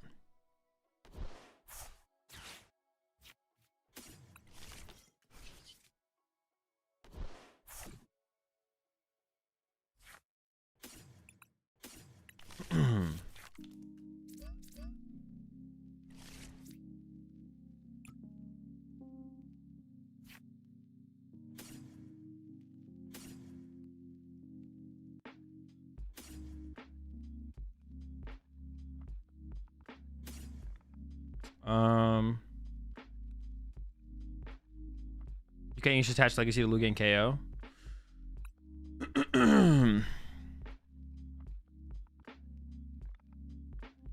I guess that would have worked. All right, too late. I'm already in on the Iron Hands. Well, no, I could still. I already put the legacy. Yeah, because I could have put legacy on the active and then attacked. How would that end up going though? Bump the stadium. Well, now we're here already, right? Yeah, we're here now. Yeah, that would have been. I'd have to like think about that play more, but that actually might have worked. Arrow dive. Knockout bump stadium with legacy. Can't they KO us with poison though? They can KO us with poison, can't they? Oh no, they would whiff, right? They'd be short. 140, 200, 220. Oh no, they would do enough. They would do enough. What? Minus 30, 160. No, they would be short. They would be short. They'd be 10 damage short. Unless they have another stadium. Alright, we'll just rip Boss here. It's fine.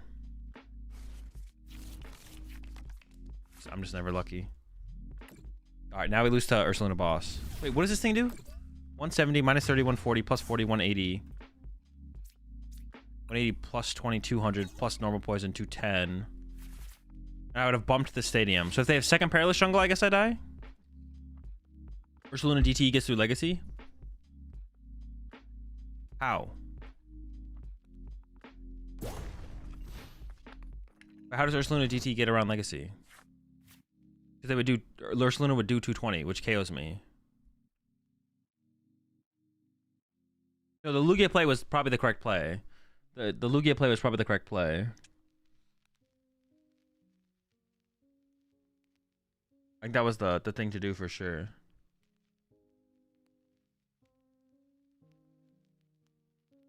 Load up 4 with the Legacy, knockout bump stadium. And they can't get around, what's it called? Does deck not play more than one Tera? No, it does. It was just prized. Although I did talk about including Heavy Ball potentially. Heavy Ball could be interesting.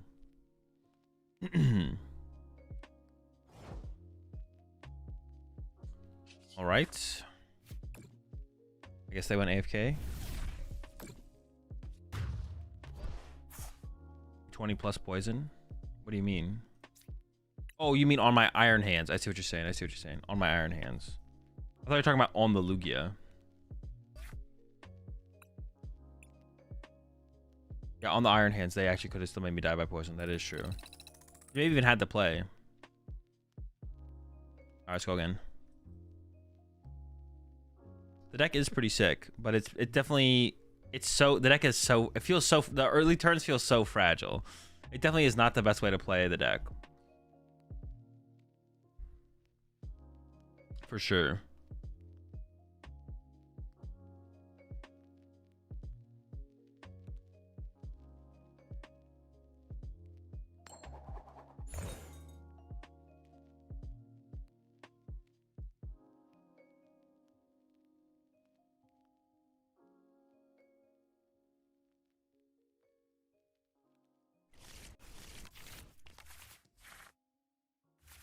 Well, is that even good?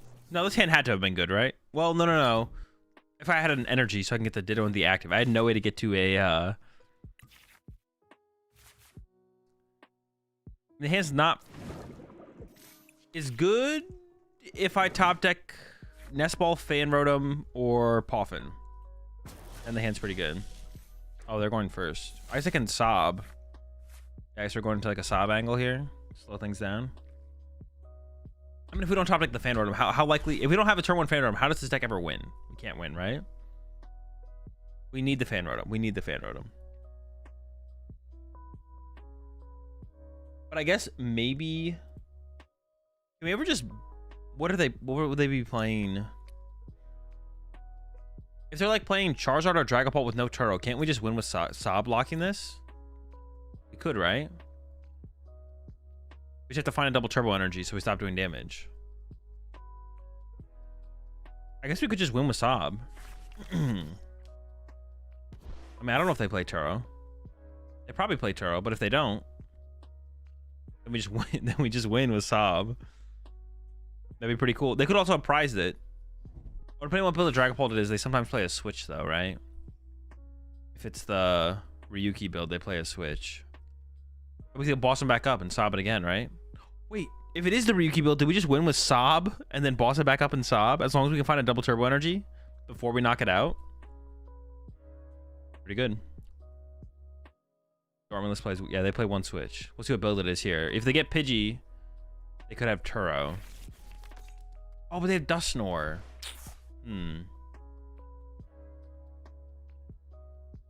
Also engaging fire? It's mid.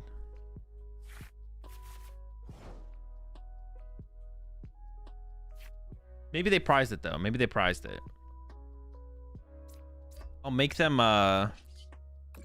show us the switch. Oh, they could double Dusknoir us though. They can just double Dusknoir my active Ogerpon. So we need... okay, it seems pretty unlikely to be able to win.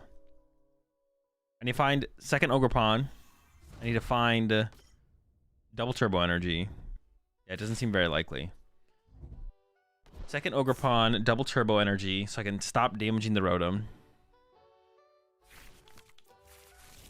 Seems tough, seems tough. Unlikely.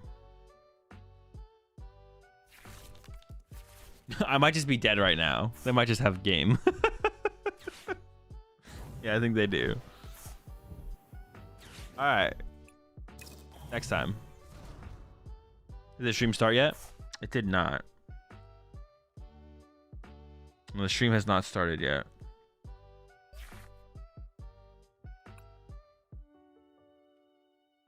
All right, I'm gonna do one more game. I'm gonna give it one more game.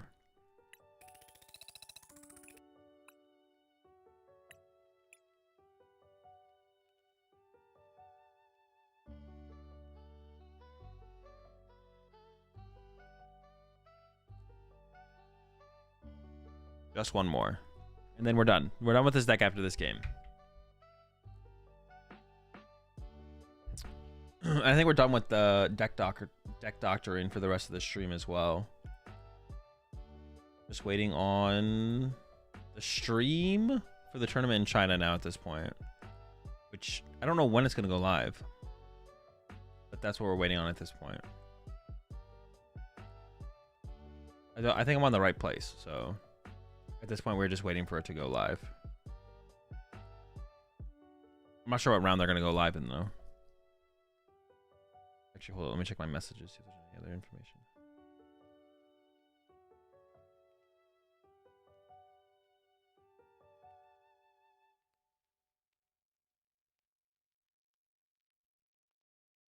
Oh, wait, no, this is a different... Oh, it is live. Oh, I was on the wrong stream. Okay, hold up. We're gonna go over to this then.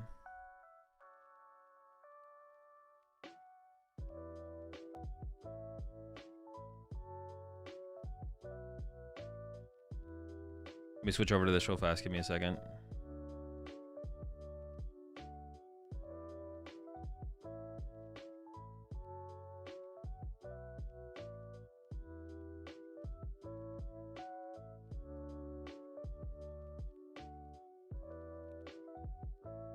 I don't know what I was looking at, but apparently it is live. So let me just... How do I get rid of this thing?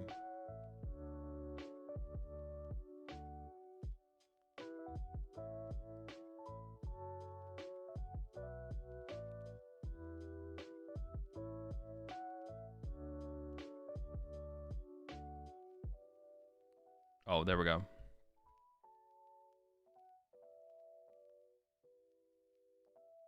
I could probably just go with...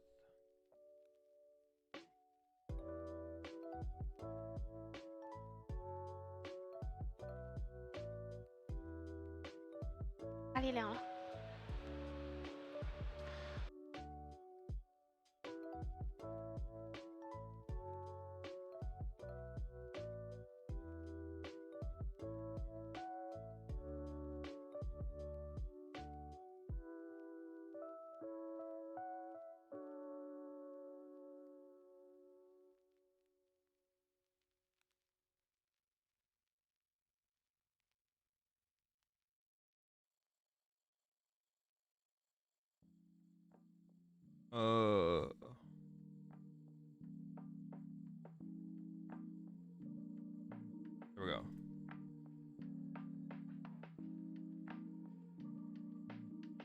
Okay.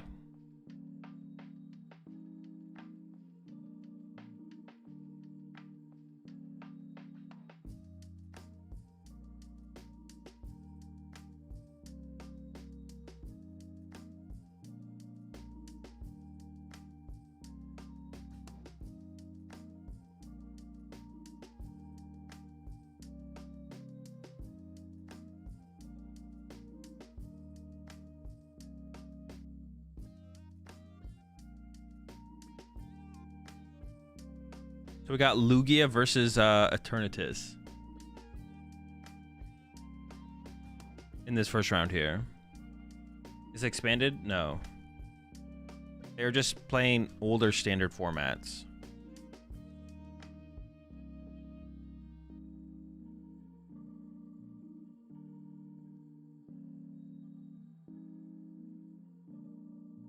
Yeah, it's not expanded, it's just older, it's older standard.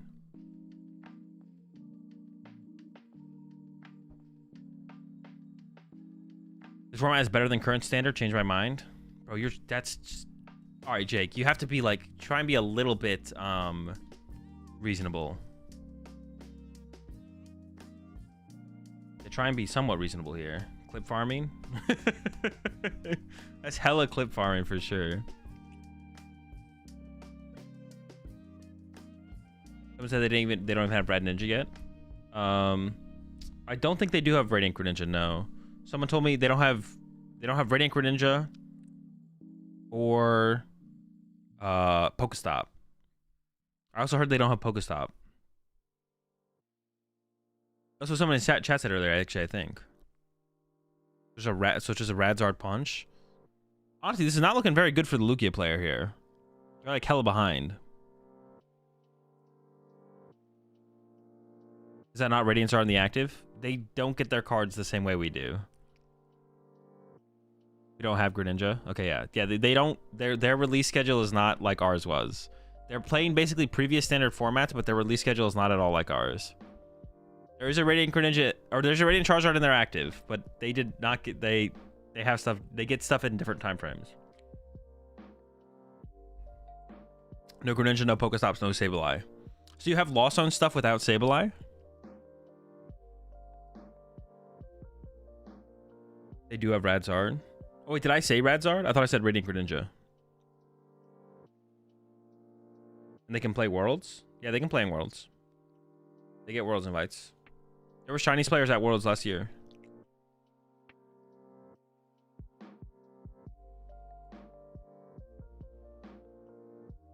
Oh, did they think they had the knockout? Forgot about the heat energy? All right, well.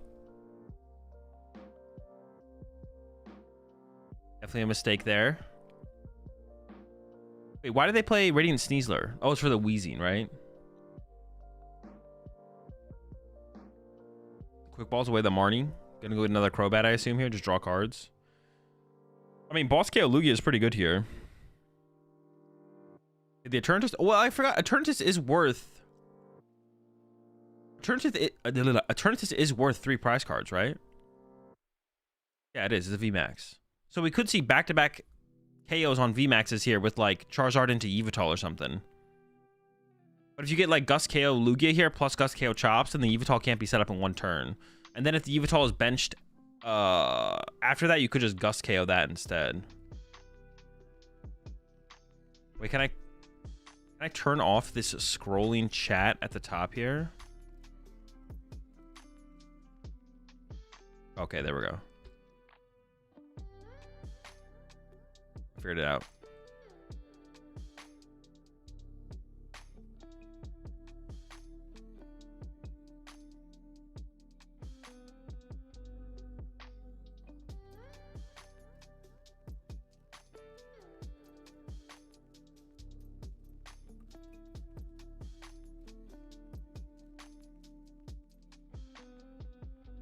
Hit him with the Judge. Wait, did we have gift energy back then? I don't even remember. There's a gift on the Charizard right there. Did we have gift back when Lugia was broken?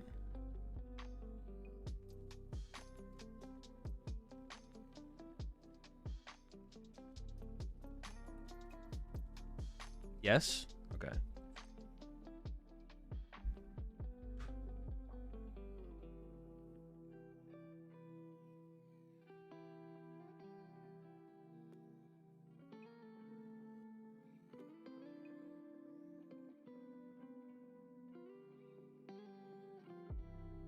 This would actually be a good turn to get the KO, the knockout on the active with a Weezing, but they don't have a Weezing to actually be able to do that. So it has to just be knockout active with Eternatus. I guess attacking with maybe a fresh Eternatus would be better here, though. As soon as the format is over, Azul deletes all relevant info from his brain. Actually, though. I mean, it's just punch active here, right?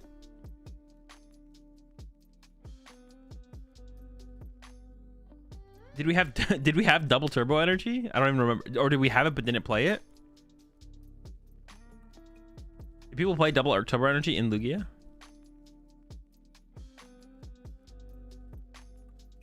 Is it not capture? There's a capture and a gift on the active here. There's 2 powerful or maybe 3 powerful on the bench. Twin instead? Oh, Twin did. Yeah, Twin existed, right? Are they just passing? No knockout? They just passed. Wait, wouldn't you want to KO that there still, though?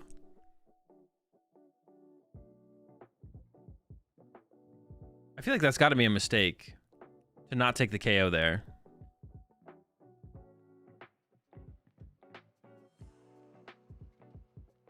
Now they got a Raikou play. Now they can go retreat, Raikou, knock out the active, set up damage on the bench. Well, I think knock out the active. I actually can't tell because I can't tell how many cards or how much damage is on the active there. I'm assuming that Raikou takes the KO there.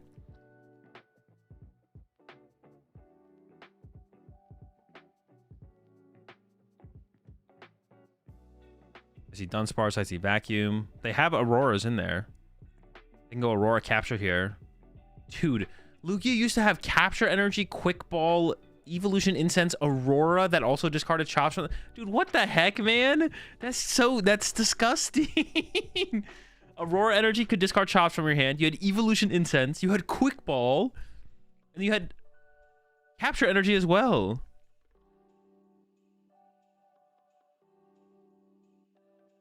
$250 on the active. That still doesn't help me because I don't remember. Wait, how much damage does Raikou do? Is it 120, 120? And Eternatus had what, 340 HP? I can't tell from the camera.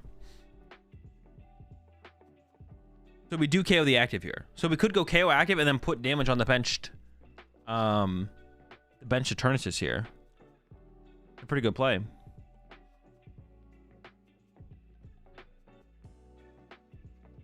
It's a pretty good play. There wasn't that many energy left in the deck, though. I wonder if the Radzar can get trapped. Oh, yeah. I wonder if the Radzar can be trapped after this, though.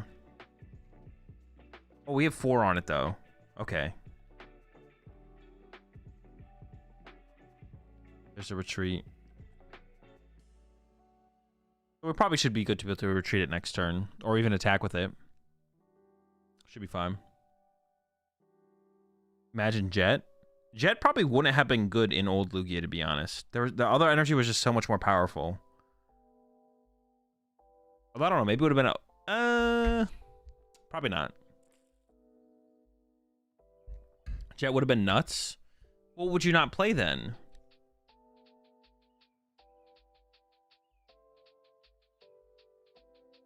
Oh, they went and KO'd the... Oh, they took a 4 prize turn so they can just KO Crobat next turn. I guess that's like the same thing if they can just find a boss, right? But now they have to go boss KO Crobat instead. But also, the Eternatus player now doesn't win. They win in 3 turns. The Eternatus player has to attack 3 times to win the game. They definitely have to set up some kind of Wheezing Cheese to ever have a chance to win here, to be honest. I don't even know what the Wheezing Cheese looks like. I'm pretty sure Eternatus is just cooked here. What round is this? Do we know what round this is? Oh, is it up there in the top left? Is it round? No, it's a turn count, right? In the top left, turn 5 here. How many cap energy did they play? Like 2 to 4, I think.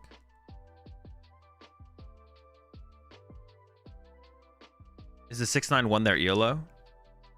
That would be my guess, but I don't know. And for anyone who doesn't know, I think Tord tweeted out, what did Tord say that the tournament system is? Was it you play 2 decks, you bring 2 decks, you play one of them, open deck list, 20 rounds, and then you can stop playing whenever you want, and then the people with the highest ELO make day 2 or top cut or something. Oh, the Temple of Sinnoh got the KO. Wait, that's huge. Now they can knock out active, then Gus KO Lugia next turn. So the Lugia player needs to have KO Crobat. Needs to have KO Crobat next turn.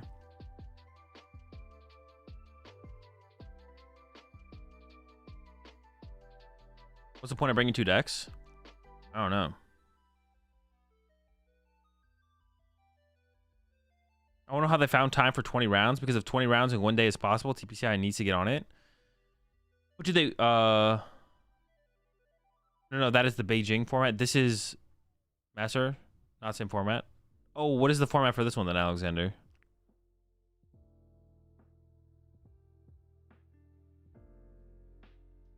I'm fine with best of 120 rounds. Are they like waiting for everyone to finish, or are you getting put back in like a pool of players and playing the next round? Just 1 deck? Oh, just 1 deck. So 1 deck, best of 1 is the 20 round stuff. Legit 20 rounds, and then you can stop playing whenever you want.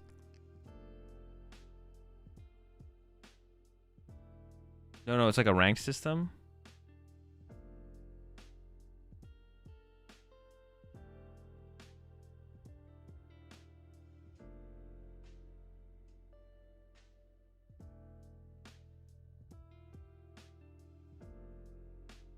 If they worked it out so you get in a pool and you keep playing, that'd be so cool. You get donked, go next round immediately.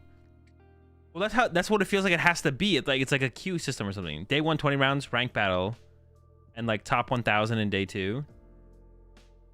20 round rank battle. Do you have to play all 20 rounds, or can you stop playing after you play a couple rounds? All right, Luminion. There's a Serena. Or I forgot about Serena. They used to play Serena as well. Serena up the bat, and then they win the game. As long as they have the energy, which I assume they do.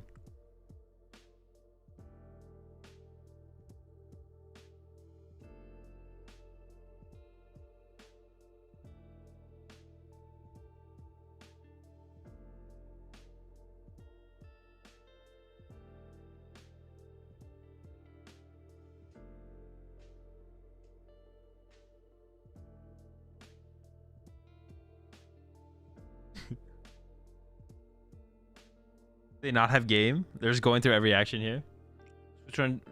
Switch rounds at the beginning, single elimination after.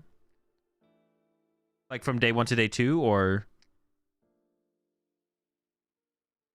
is day 1? Do they have single elimination in day 1 still as well?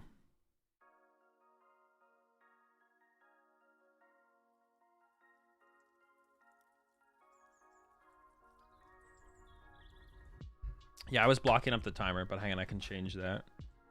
Let me make a new scene real fast.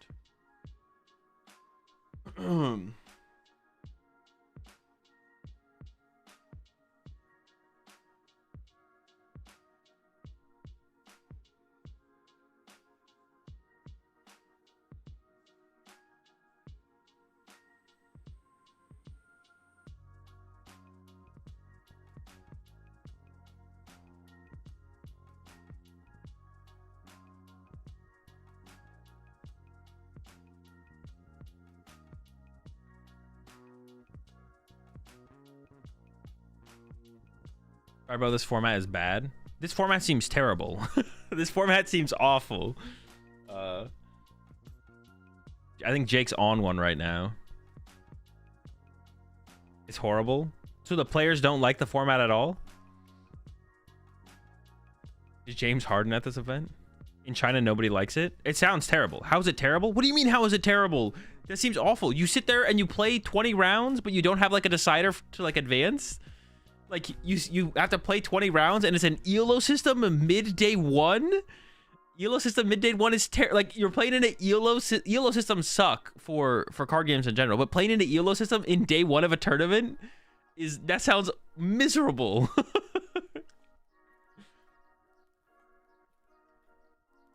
Well, I don't know half of what is happening, but 35-minute best of one. If you get donked, you go next immediately. That sounds amazing. Yeah, wait, what is the queue up? What is the queuing process to get to your next round? Does everyone play one round at a time and then everyone, or is it like, yeah, I'm just trying to like, because if it's 20 rounds, are they actually playing 20 rounds? But no, there has to be some kind of queue system, right? Where it's like,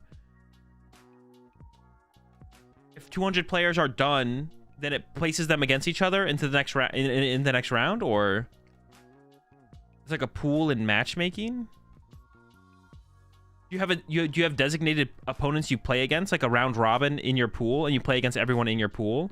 Is there like a 20-person pool, and then you all play against each other once or something? Oh, but I guess you can stop playing whenever you want though, so it can't be like that. They're swimming too.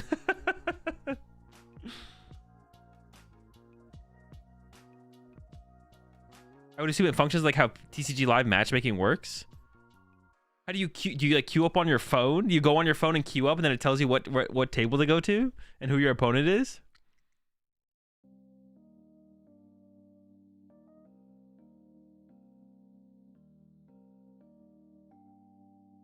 It's like PTCG Live.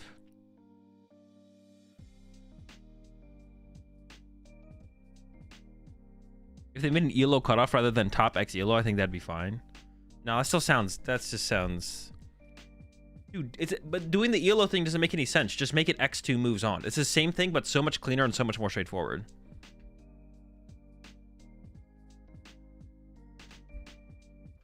What do I think of the Tina at Louisville? I mean, there's not much to think. Tina's just a bad deck. You send that you want to match, and the system matches you an opponent. Interesting. And then how do you find your opponent? Does it give you like a table number to go to?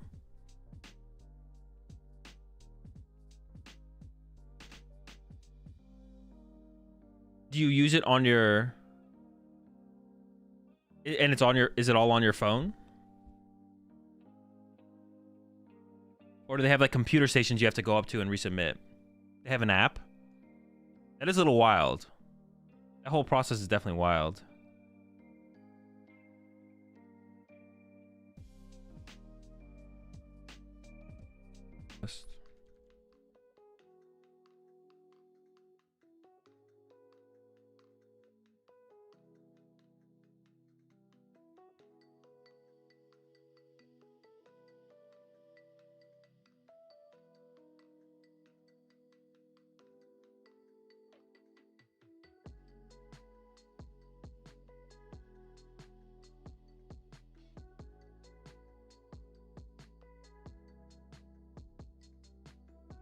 Just tuning in. What are we watching? Tournament in China.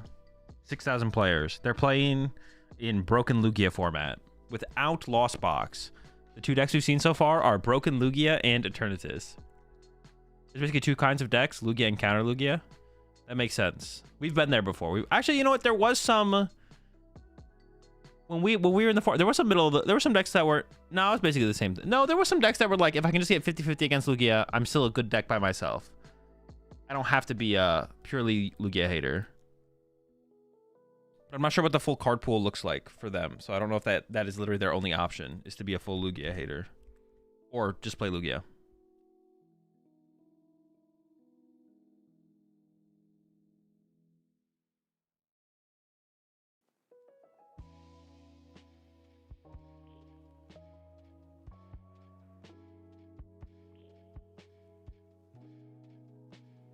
You can play Mew. Okay, Mew's decent. Do you guys have all the cards for Regis? Is Regis a playable deck?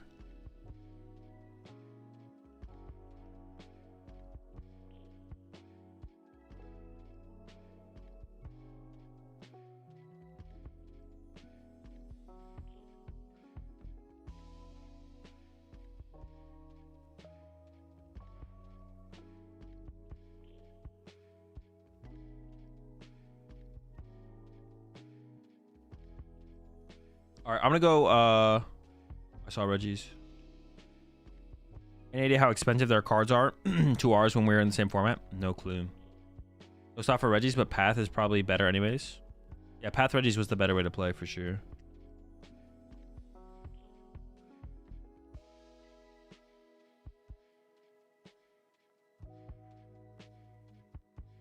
All right, I'm gonna go make my dinner real fast, chat. I'll be right back.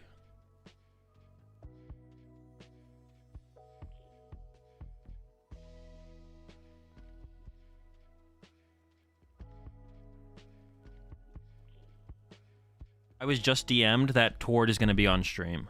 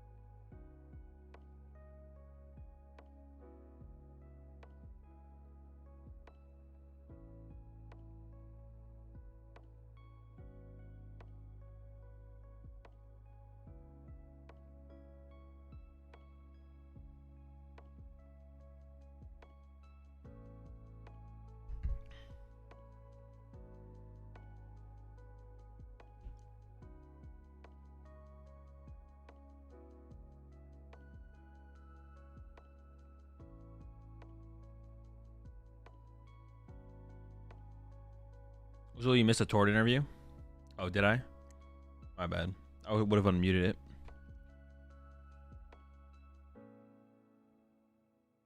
Can't wait to watch a bunch of Lugia mirrors. You excited for it? It's gonna be sick. Lugia mirrors and Wheezing. Some Mew.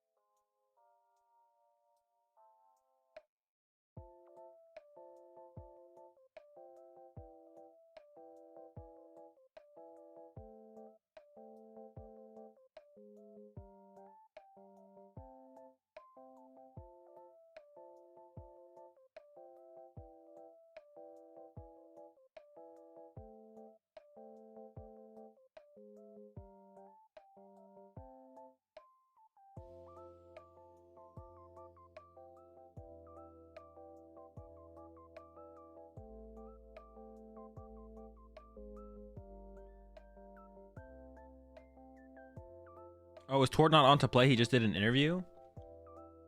Scammed.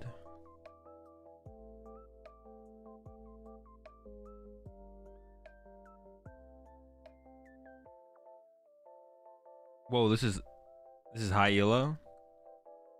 Oh wait, what the fuck? They're in the 4,000s. Wait, what kind of elo do you need for day 2? Is it top X amount of players or?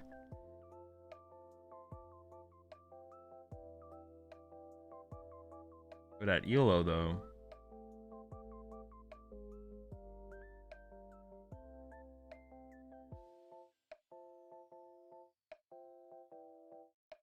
Rank 4,000, not the point. Oh, they're ranked 4,000 out of. They can make the comeback. They can make the comeback. I believe in them.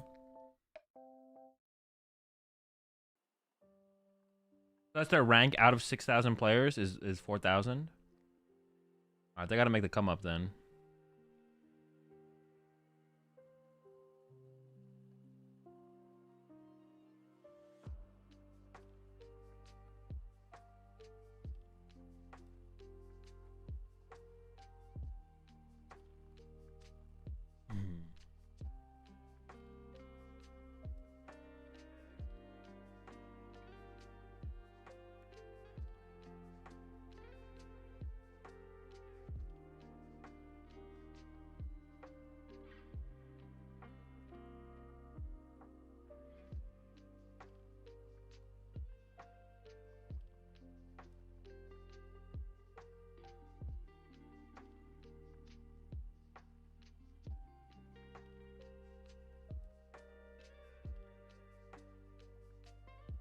I mean, Lugia V-Star can fit under one roof.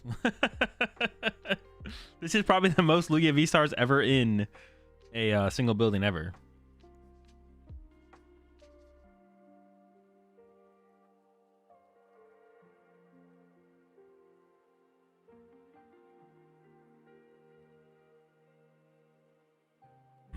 Yeah, Stoutland and the active on the right side, Lugia on the left side.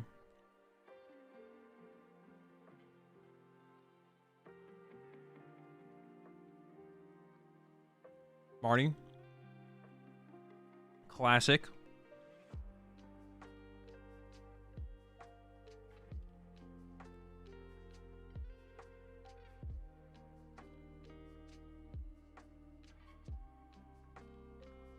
They probably should have attached double turbo to the active, right? Because how much HP does Stoutland have? Is it 230 or 220? Oh no, wait, we have powerful energy. Never mind. Completely forgot about powerful.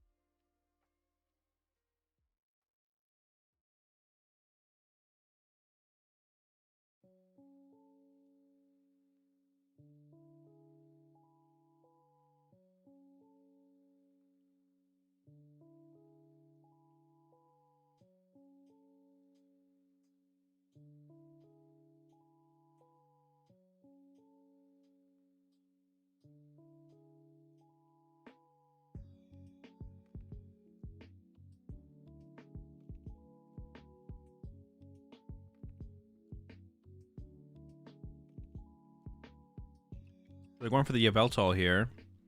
But they do need to get this KO on the Stoutland, right? That's what they need to look for, is the KO.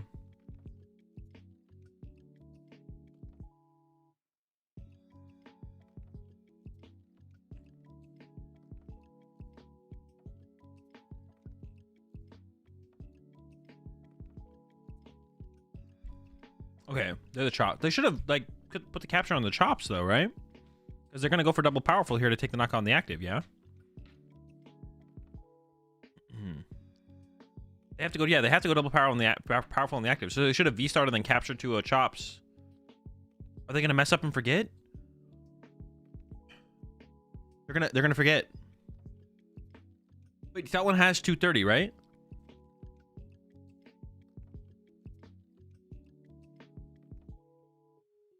$210?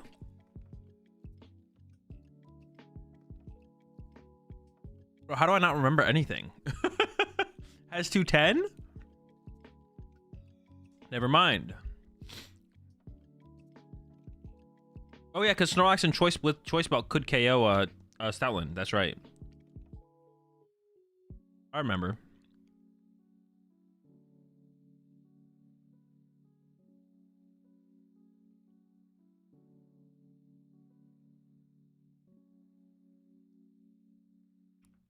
You have Lugia PTSD, understandable.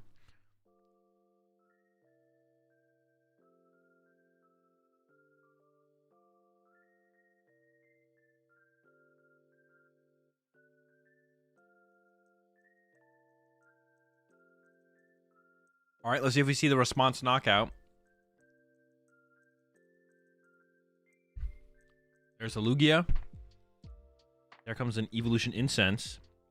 They do need to find themselves... I don't know where the chops at. Did they already get 2 chops in the discard pile here? Looks like the answer is yes.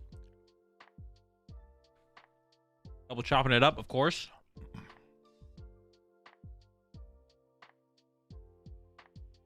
So with triple powerful energy, they can KO the active. Or they could go for a KO on the... Oh no! What? I don't see another powerful. Do they have it in hand? Double powerful prized? No! Do they have a Gust at least? If you're punching the active here, you're definitely losing. There's no way we're punching the active and winning this match. If we could have got a KO this turn, there was definitely a chance.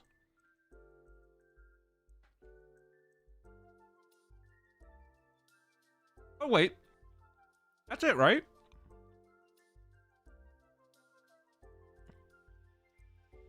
It looks like a third powerful energy. I swear I didn't see it on the pass through, but it looks like they have it. We're chilling.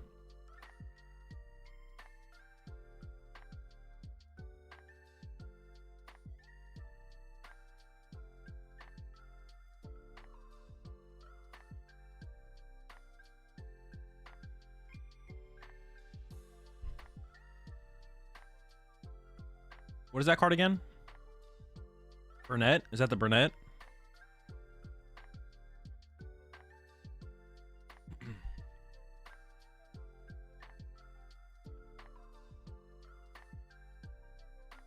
So what would you think if they did win rate instead of ELO? Top X win rate moves on. I still don't like it. I don't like a set thing to play for. Imagine like playing out your last 2 rounds and you never had a chance to actually get through. And you don't know that until the end of the tournament. I just want to know if I can drop or not.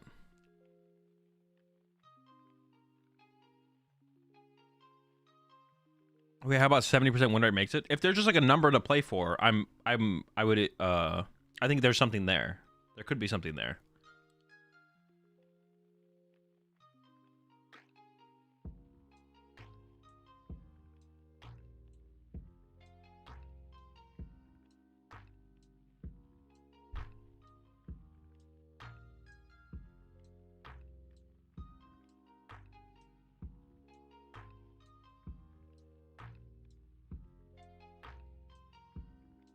Okay, the Yveltal is here. That's another 2. And then there is just the Luminian on the bench. Oh, but Luminian can go back to the deck here. Oh, do they have V-Guard for Yveltal?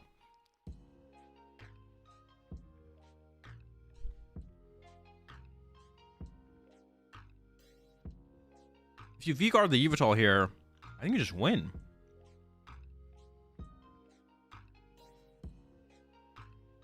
Does Yveltal have a twin on it? I can't tell.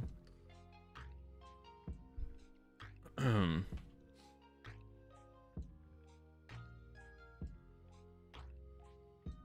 V-Guard?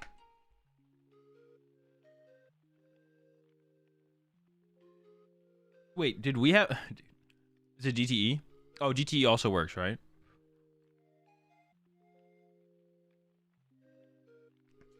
Why did some people play Twin Energy and some people play Double Turbo Energy? What was the reasoning for that?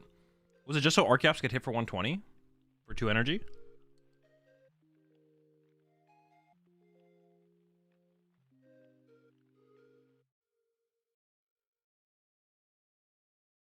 It is best of 1, yeah.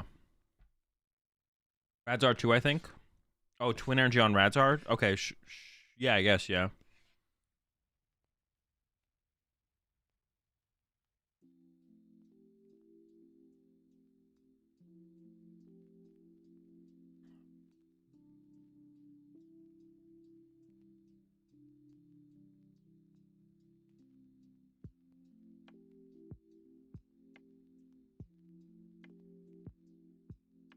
All right. They have the Luminian KO. They're still not in a good spot, though.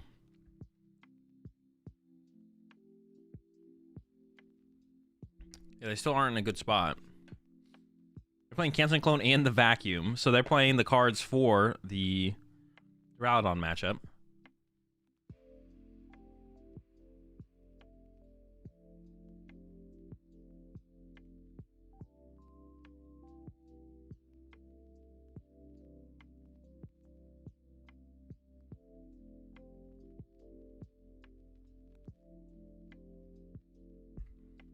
What is that on the bench? Is that that's the Dunsparce, right?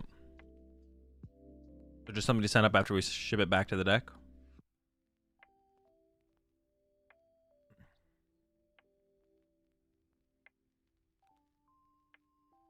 Yeah, there's the Dunsparce send up.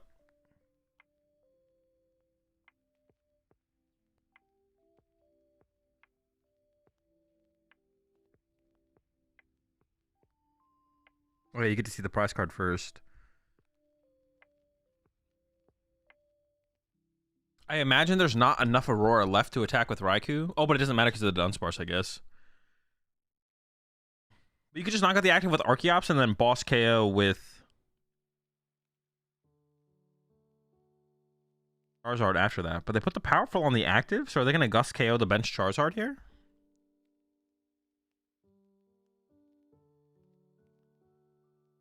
I would assume just saving the Gust for a future turn makes more sense, but we'll see what they go with.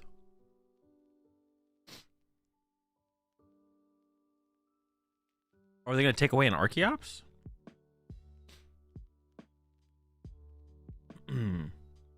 Oh, maybe they're still just knocking out the active and they're just having it set up to be able to KO Archeops on the future turn. So they're still just playing for boss here. Oh, and they actually play Escape Rope. I see the Escape Rope in hand. So Escape Rope would also win the game on this next turn with the... Yeah, so they're just setting up so it can KO an Archeops. Okay, that makes sense. Or the Charizard. So what's the play on the other side? Just knock out with Lugia and pray? That's all we have, right? Knock out with Lugia and pray. The Escape Rope's in the hand, though. So currently, it'll be a dub for the player on the left if it's a pass.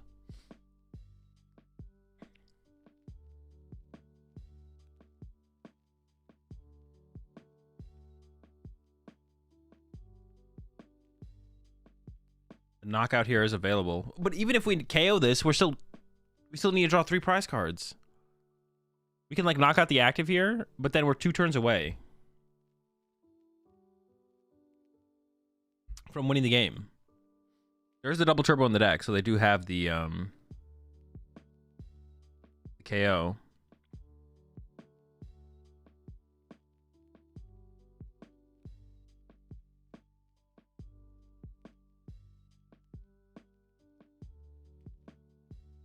But there's so much time on the other side to like find the win condition. Looks like they're avoiding going with the Double turbo energy, keep around the 220 in case the Lugia V gets benched next turn, I guess. We have Radzard, so it's like the same thing with that. I think you could throw the double turbo on the active here and it's fine. It is best of one.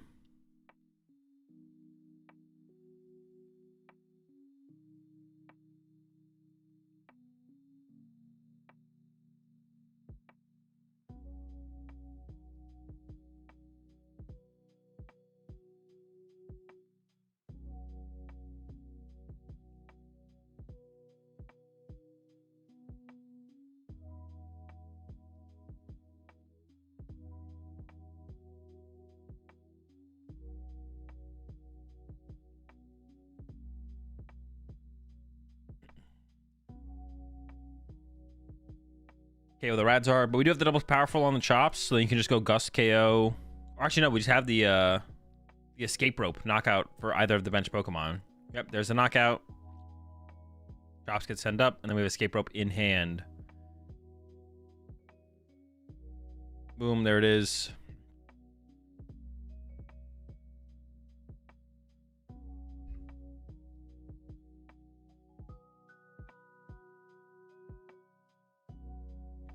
Are you not attending events because you don't like the tournament system, or you just want to focus on content creation?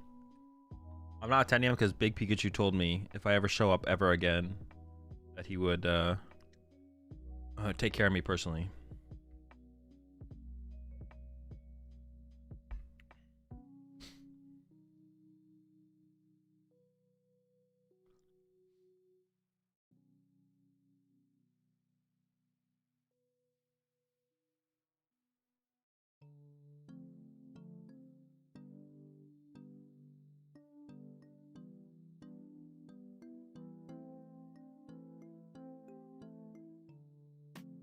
That's also why I don't attend events. Yeah. Big Peak's scary. Big Peak is scary.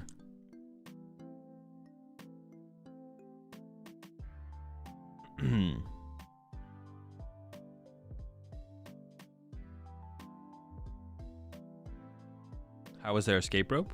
What do you mean?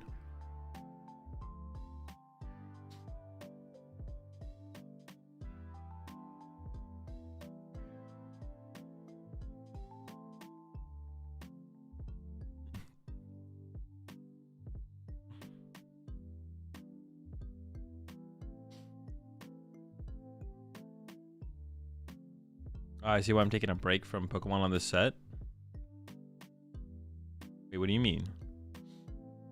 I just caught the end of that. Isn't Escape Rope expanded? They're playing standard, but they're playing in a before format. They're playing the standard format a couple formats ago with some... Yeah, they're basically just playing an older standard format. But they don't have all the cards that we had when we were playing the standard format. They're playing Broken Lugia format with a different card pool, but pretty similar. They're playing the Broken Lugia format with a similar card pool, but not exactly the same.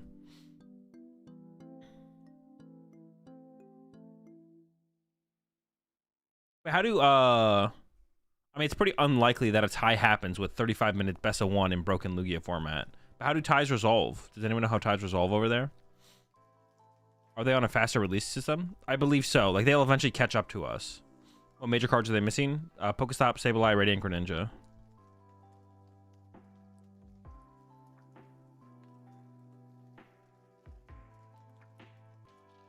I think 70% Lugia is pretty miserable.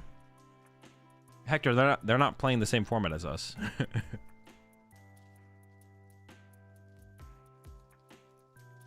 No Pokestop, no Greninja, no Sableye. I think those are the big ones. They force them to play in standard format if they tie. That'd be tough.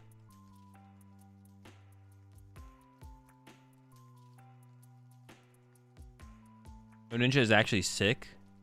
Wait, how is No Ninja sick if Broken Lugia exists? If Broken Lugia exists, how is No Ninja sick? Those are the only good cards in the format besides Lugia. That's what I'm saying.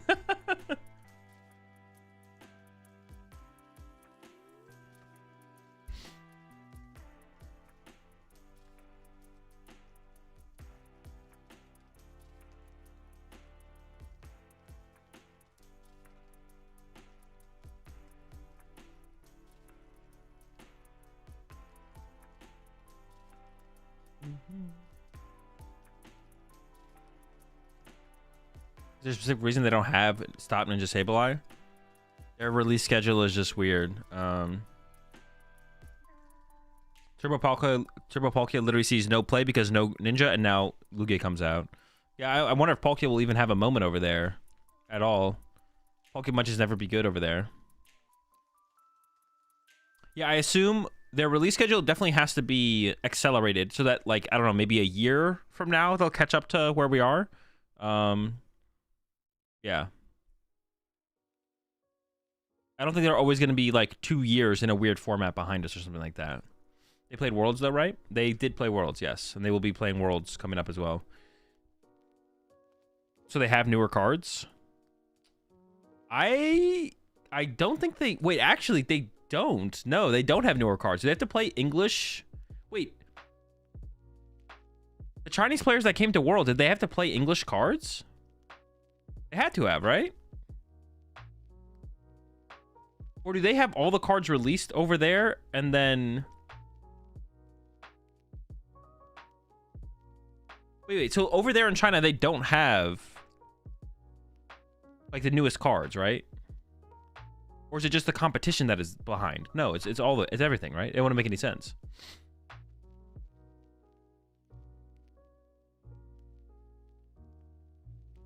They don't have new cards.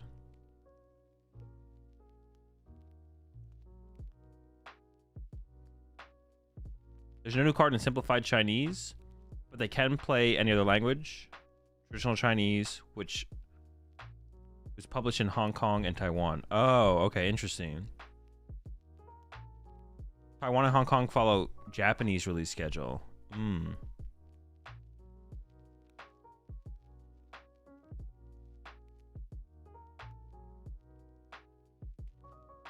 So at Worlds, they could have played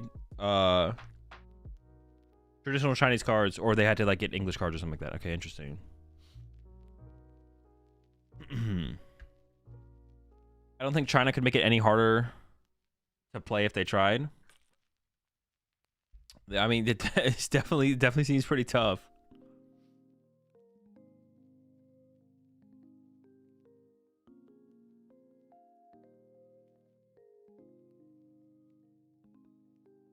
Yveltal control is the hardest counter to Lugia, no? I think so. It was really hard for Lugia to tech against it. Like, Lugia could tech against Arctura. He could even tech for Eternatus Wheezing. So yeah, I think the control Yveltal was the hardest tech for it to beat. But I don't remember for sure.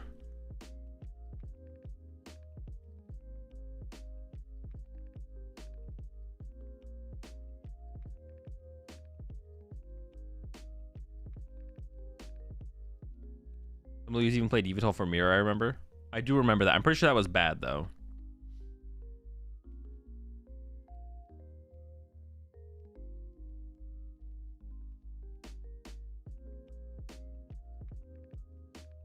I actually have Gold VIP, which only exists in China. And it's like $500 each. But do we never get Gold Battle VIP Pass?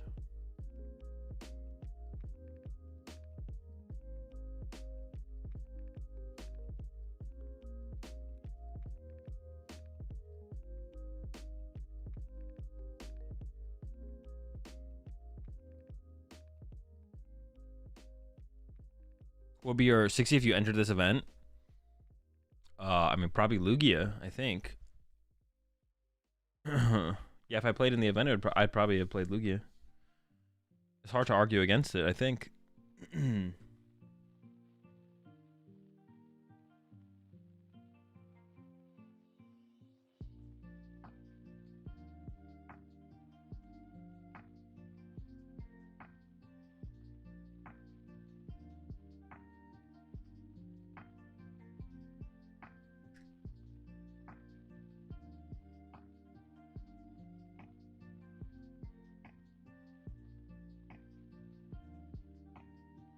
No Lost Box, Yveltal control seems really good.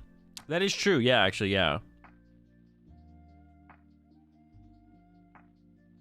With no Lost, that was like one of the decks that was hard to beat, for sure.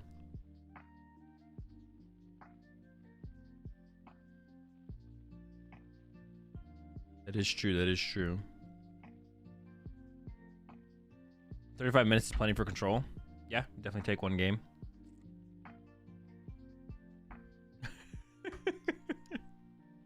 You might be the only person, Jake.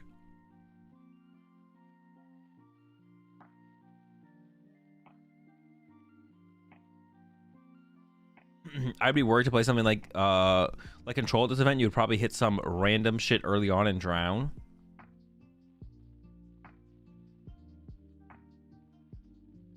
Maybe. I see what you're saying. You would just get caught in the meme bracket and you just go into a blender.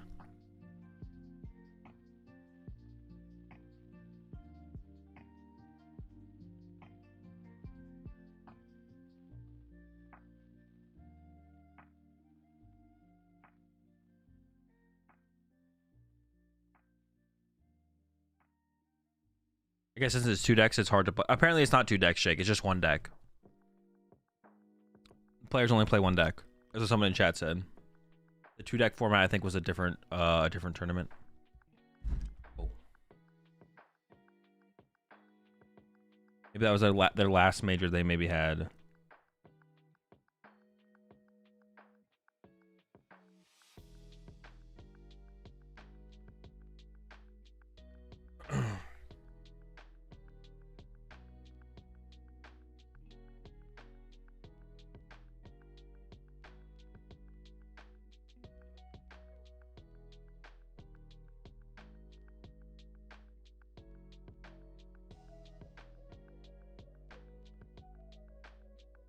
I don't know, maybe China's more locked into the meta than I'm giving them credit for. Well, they gotta be somewhat locked into the meta, right?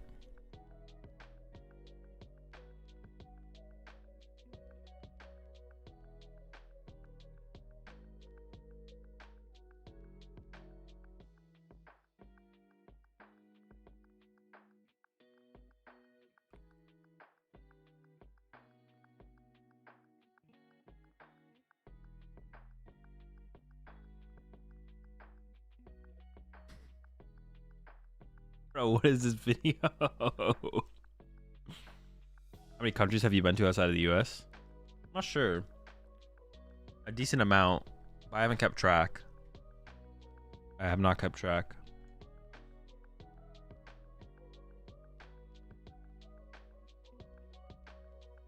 A few. I could try and count it. Let's see. Nah, it's too hard. I've been to Canada. I live in the US. Canada, Mexico, Brazil, Australia, Japan.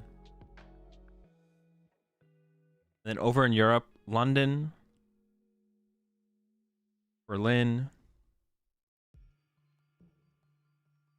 Sweden, London, Berlin, Sweden. Not Berlin, Germany.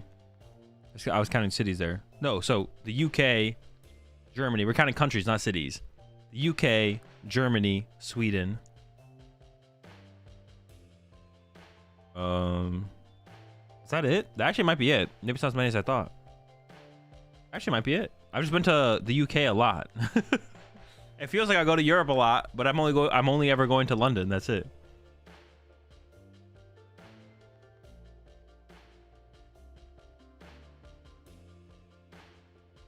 Yeah, that's it.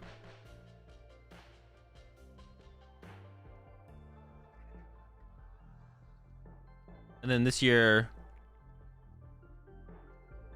the only other countries I would maybe go to new this year would be something in Europe. I don't have any plans yet. I'm gonna go back to Stockholm.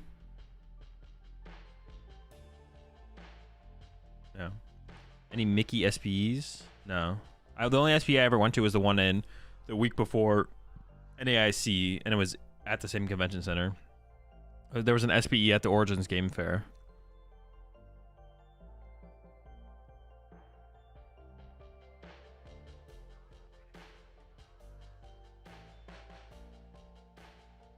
That's it.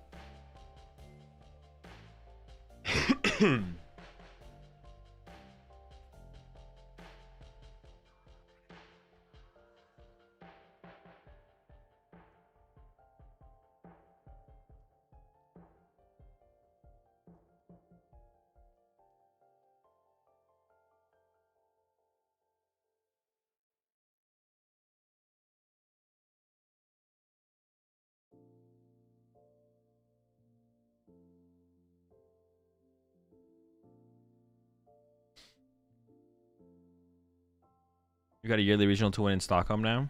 That's the plan. Just get my Worlds invite by winning Stockholm every time. I'd be okay with that. I'd be okay with that. That'd be fine. That's where I can just get my Worlds invite every year. I don't have to worry about anything else. Just go get Stockholm every year.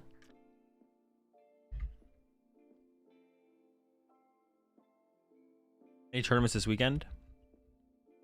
No, there's no well, there's this major. I guess we'll watch this tomorrow, right?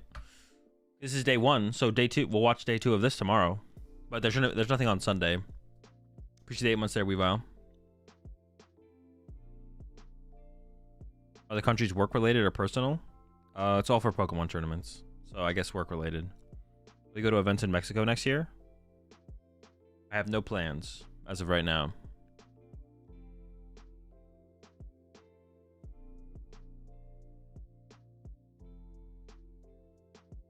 Yeah, no plans as of right now. If you want to know the majors I currently plan to go to this season, there is a... What's it called in the stream title? What was the word I'm thinking? A command. There's a command in the stream title. You can use that to see the majors I plan to go to this season.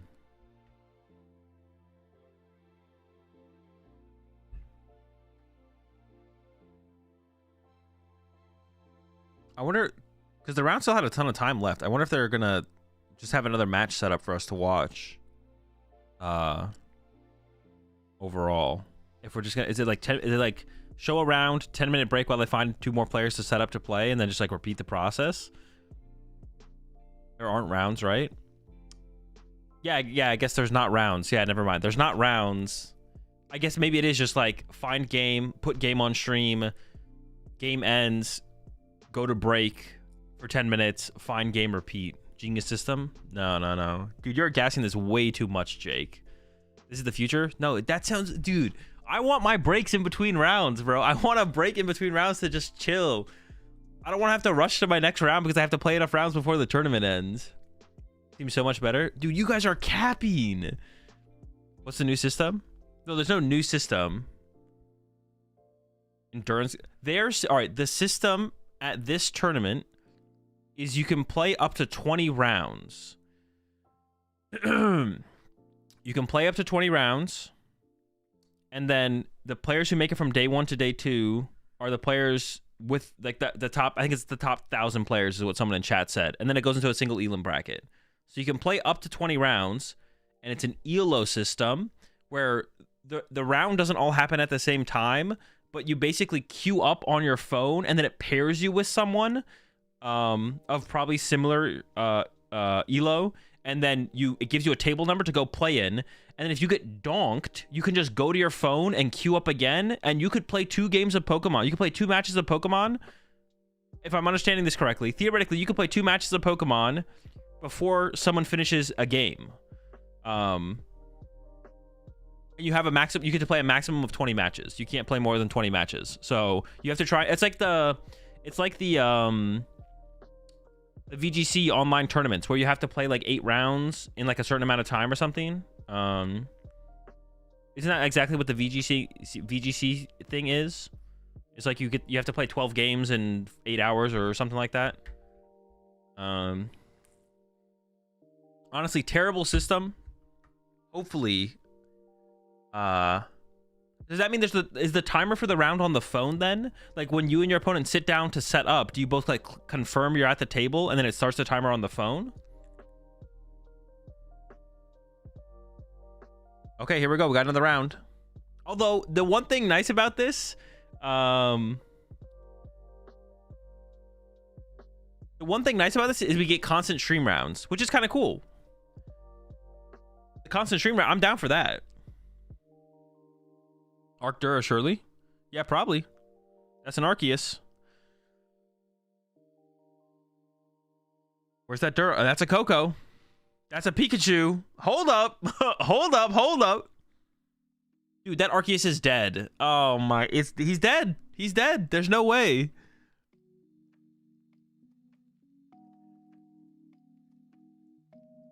Dude, if this Arceus lives, legendary.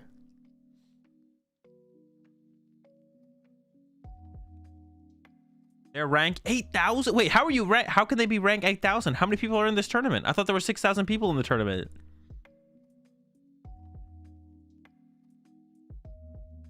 Ultra Ball away. Vika Vault. Wait, hold up. Everyone's cooking out here.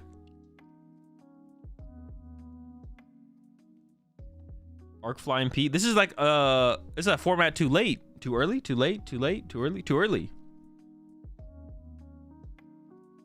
Rank 8,000 out of 6,000 has got to be rough. Yes, that's tough.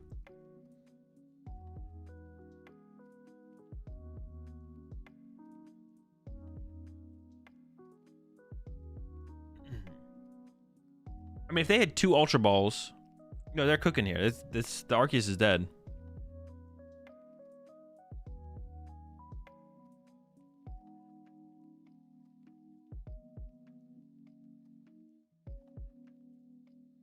It's not only 6,000. Besides the event today, there's hundreds of ranking events around the country. Ranking can be played there. You can play it in local.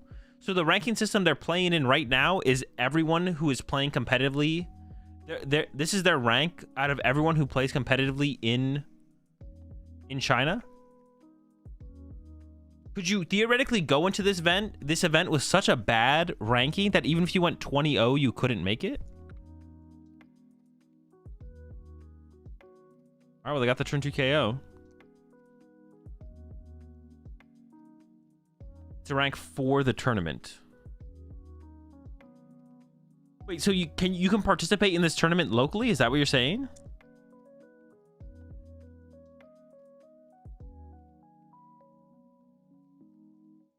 It's other ranking for the World's Invite?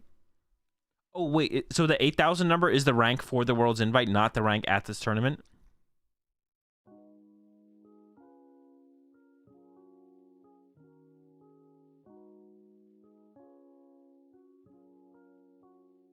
No. So 8K is 8K the 8K the elo, or is that the rank, their rank for today? That's just their favorite numbers. Oh, that makes more sense. I mean, this game's cooked at this point, I feel like. Well, you could paralyze the active with the Pikachu, maybe. This game seems pretty cooked, though.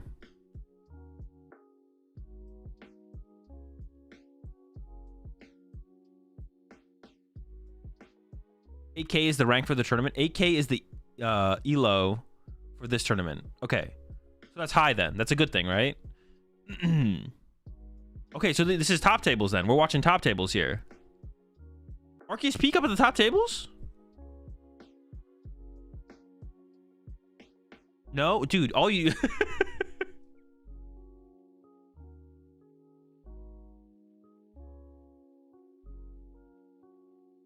It's top 8,000? So wait, they're rank 8,000.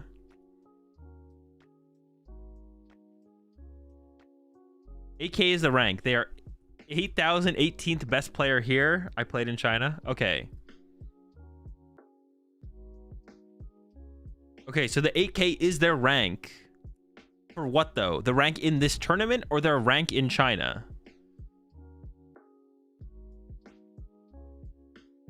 Which rank is it? In this tournament. So how many players are at the tournament then? I thought there were 6,000 players at the tournament. How can they be 8,000 if there's 6,000 players? Or is their ELO so bad they have to like artificially add players?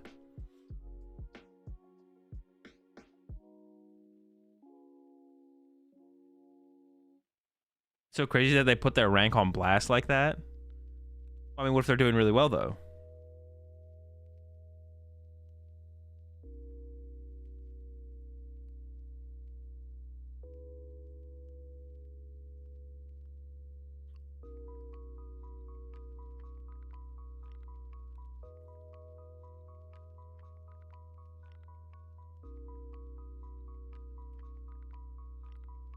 Yeah, this one's basically over at this point. Chop it up. Pikachu's gonna go down. Maybe even the Arceus goes down here. But there's too many liabilities on board. There's like no way that the Arceus player can make a comeback. You can play the rank battle in local or go to the tournament offline. 6,000 players.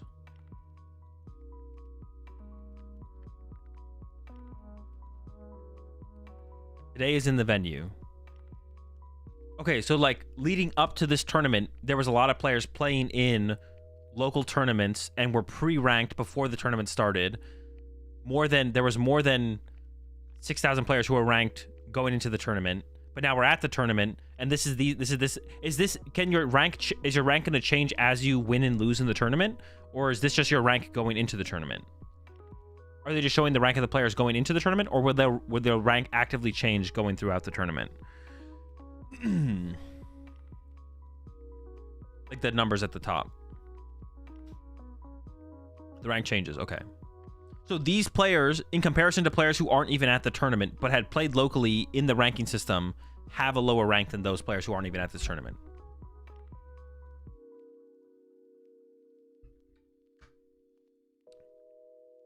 Okay, cool. All right, now I understand it. So there was like some ELO play before the tournament happened, and then 6,000 players of the people who were going to these locals and stuff got there, and then you're good. Okay. You can play 1 week early to complete 20 games for this tournament. You need to be top 1,000 in the ranking. Has anyone ever been more confused than me listening to how the system works? I mean, I was confused for a little while. I thought I knew it, and then I don't think I did. Now I think I get it, though. I think I fully understand it. This Arceus is about to get cooked here, though.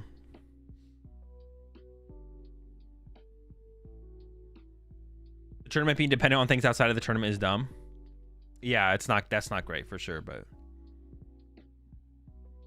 it's such a, like, how do you, it's just so weird to like come to that determination. Is that how like other competitions in China are played?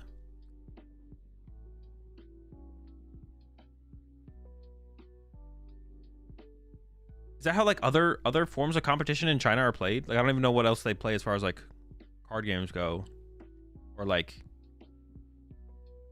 I guess even video games like esports. But like, I mean, yeah, that wouldn't be true for like League of Legends. Path, my beloved.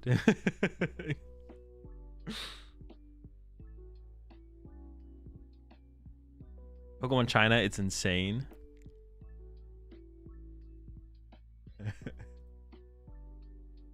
So there's no one in China likes the format for the competitions?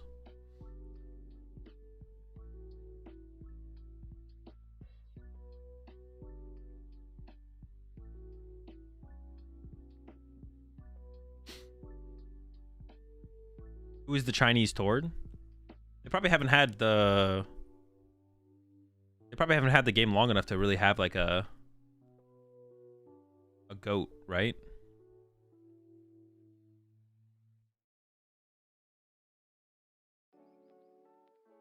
Best player from China.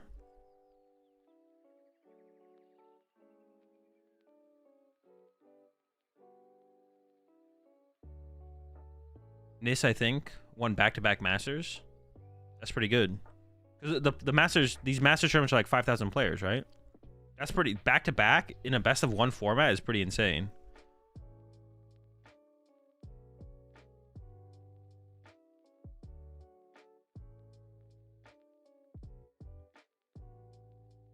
It's pretty crazy.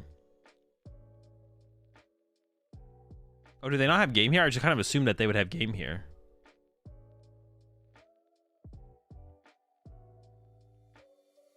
They need powerful energy, right?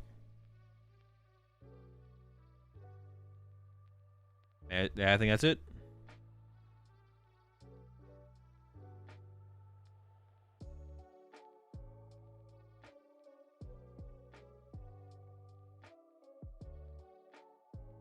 We have 4 different formats in every big tournament. Nobody knows what is going on in the next tournament. It depends on TPC. It like comes out in the next small set.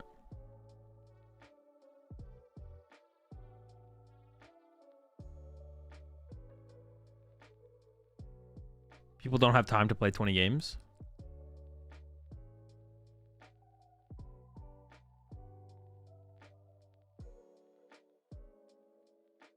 Oh, is there not enough time? Like, if you showed up with 0 games played, but you got into the tournament, you wouldn't have enough time to play 20 games before the tournament ends?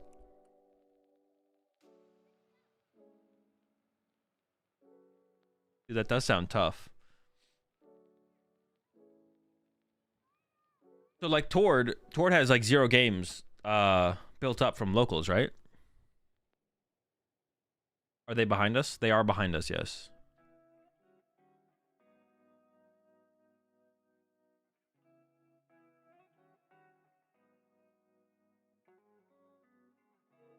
You should need to play 20 if there weren't games before this tournament.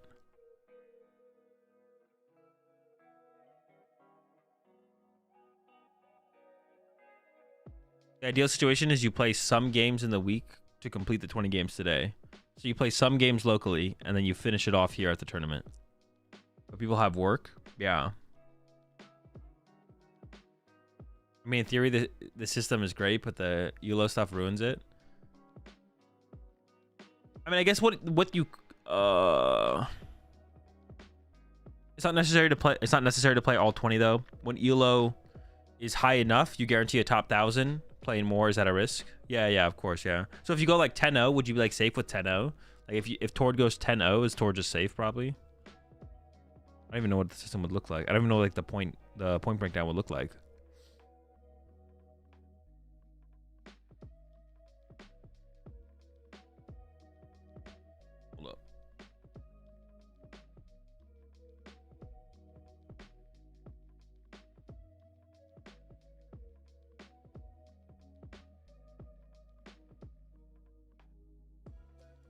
Japan system, because Japan system is also pretty bad.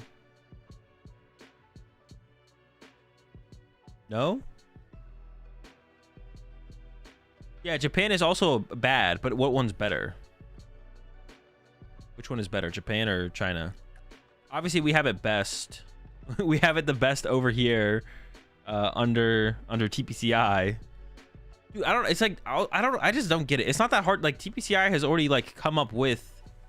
Now, TPCI systems is not perfect, but it's so confusing to me why they don't, like, TPCI has made a good system. Like, we have a better system than TPC. Why does TPC not just copy TPCI system?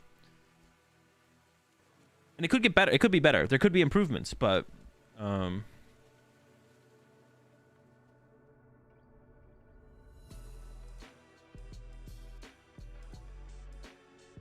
system will suck for 6,000 players. What if you broke it up into 4 pods? Why wouldn't you just, we could make it 4 pods, right? Like, all you have to do is pod the tournament and break it up into different parts of the venue, right? You have 4 corners of the venue, 4 different pods. You know where your pod is. Should be good to go. Especially because if they already have like an app on their phone, especially if you already have like an app on your phone, then you should be good. Not the timing thing, but the record you need to make top cut will be insane.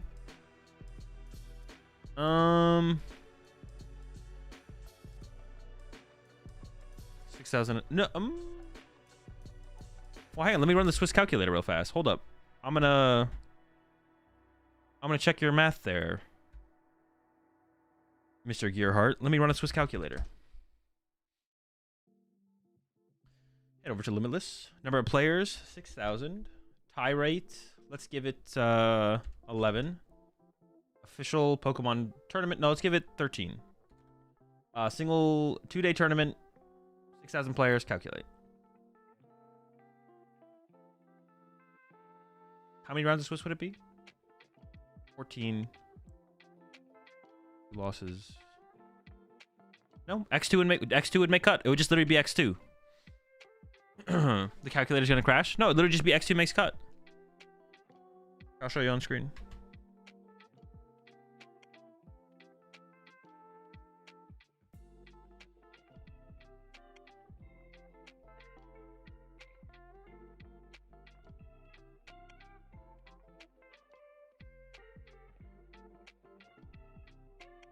It would just be this, right? Am I tripping?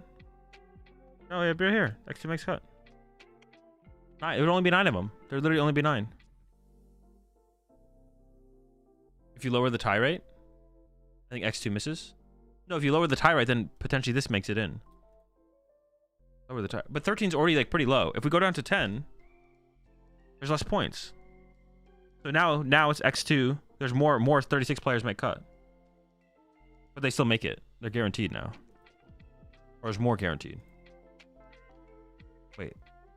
Lower the tie rate. More points in the tournament. Oh, no, wait. I am wrong. But it works. Because you get 9 plus 5. Yeah, you get the 9 plus 5.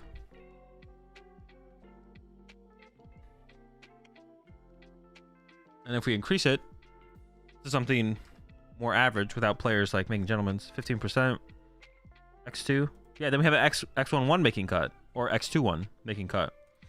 There's only 10 people in cuts, though. Yeah, so you could literally take TPCI's system. You could take TPCI's system. And you could apply it to Japan and China with these massive tournaments. You pod day 1 into unpodded day 2. And it fixes. TPCI system fixes itself once we get to 9 plus 5 again. Well, no, the problem only hits, Jake, when you're at, like, the caps. So if you have 4,000 players and you have a 11% tie rate, you'll have X2's bubble. What am I looking at here? Wait, did I mess this up? 13. Yeah, so then you could have X2's bubble. It's unlikely in like this one. But yeah, it's only when you get close to the next round thing. Yeah, you got to get close to the edge of the next round and then have a certain tie rate, and then you'll have a Louisville situation. But yeah, it's unlikely to happen. So it would be, yeah, like yeah, I don't understand why then. Like you could, yeah, easily China could just adopt the current system we use under TPCI. If you have 6,000 players, you could do 2 pods, 3,000 person pods. Play 9 rounds day 1. X2s make cut, and then you're good. Or X2s make day 2. You play day 2. Chilling. Oh, I guess the only thing with podding tournaments, the one thing weird with podding tournaments is, then all of a sudden you're playing 2 smaller tournaments, which means you all of a sudden are making it to the point where it's less rounds day 1 theoretically. Wait, what are the numbers for that again? Let me see. I'm actually curious now.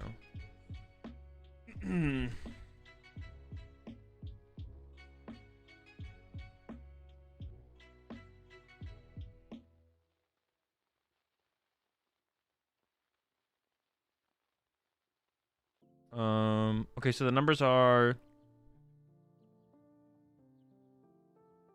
Yeah, that would be weird going from day 1 to day 2. I guess as long as you had... I mean, you could theoretically run a single pod 6,000 person tournament, though. Theoretically, it works.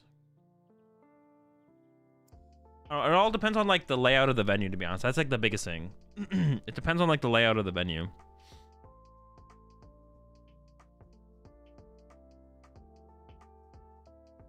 Okay, but if we're working from the assumption that they really wanted to do best of 1, yeah, I don't know. I mean, if they really want to do best of 1, they really want to do best of 1, I guess. I don't really have an answer for that, to be honest. And I don't know, maybe they do. Maybe they really want to do... Maybe they really, really want to do best of 1. What is this? Enhanced image quality? Oh, it does look better. What the heck? Wait, did it actually look that much better? I actually can't tell now. All right, another match. We climbed up. We're in the 6Ks now.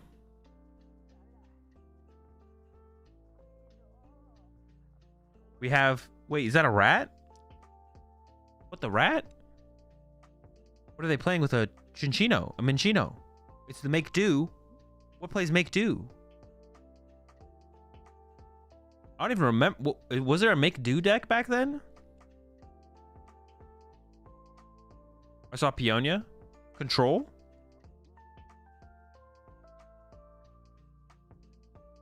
Wait, was that a real deck?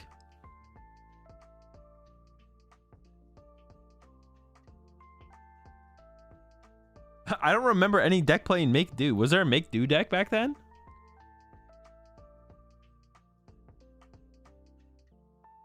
Wait, so both players are the same rank? It is what it says. It does say both players are the same rank. Maybe they have tied ELO. Is that possible? I guess is that how that would work? If they have the exact same ELO, does it put them at the same rank? Like theoretically, they're taking up two spots. Like spot 6159 is technically not taken by anyone else because one of them technically has it, but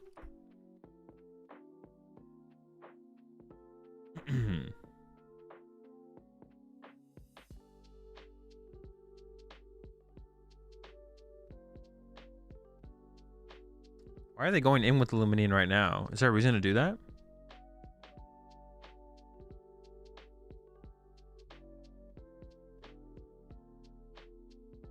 UTV Union? Oh, wait. Is it that... No, but that deck was played with Kirlia for some reason, right?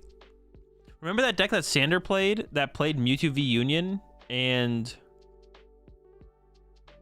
some way to discard stuff. I forget.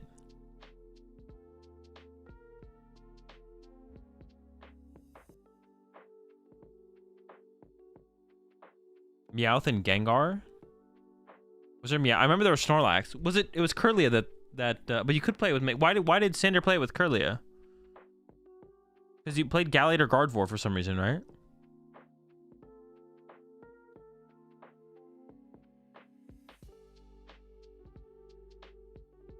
Ball Crystal? Maybe something like that. Something that synergizes with Psychic Pokemon? Gengar moves damage from Psychic to another Psychic? Oh, okay. Alright, Twin for the Call for Family. This definitely just is like Yveltal control. Yeah, it's just like Yveltal control or something. With Crushing Hammers, of course. Gotta have the Crushies. Unlucky. So sad. Oh, and they got the Path? So it's literally just like a full-on Disruption deck. And they got the Path Marnie, a classic.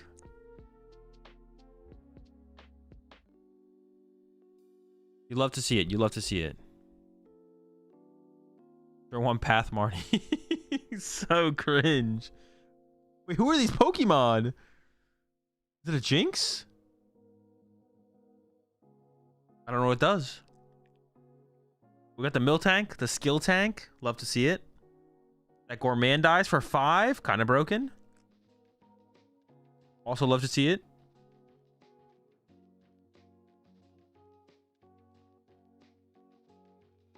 That's stuff. I don't know. That's their stuff there. All right, Double Chops has been established, and they have a Marnie in hand.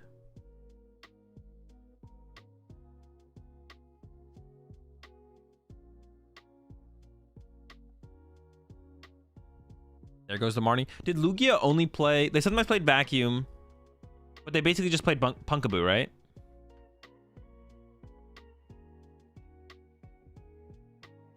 Not relevant to what we're talking about here, but did you see the weird Quad Crispin Thorns Dragapult deck? I have not seen that, no. I've seen people talk about it. There's Quick Ball and Ultra Ball. That could be Lugia and Pumpkin. Or you could just read the Wind and Chill. Just take some time. That is Pumpkin and V-Star. So we could attack this turn, or we could just... we do go to a 0-card hand, and there's a Miltank that would get sent up. But I guess we could Chops it next turn. There's that Yveltal. And a double for it, but no way to get into the active.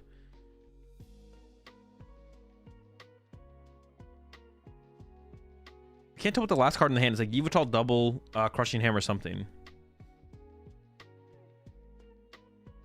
What's Marnie do? Both players shuffle their hands and put them on the bottom of the deck. The player who played Marnie... Oh, it's another Snorlax. The player who played Marnie draws 5. The player who didn't draws 4. And then here comes the Ultra Ball. You'd have to give up a decent amount of energy, but the hand is dead on the other side. So it's going to have to be retreat to Gourmandize and use Gourmandize on the next turn here, it looks like.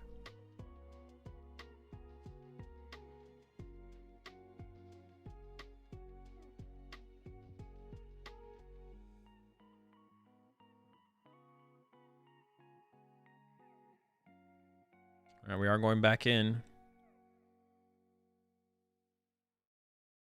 There's 2 chops in the discard pile, right? Okay.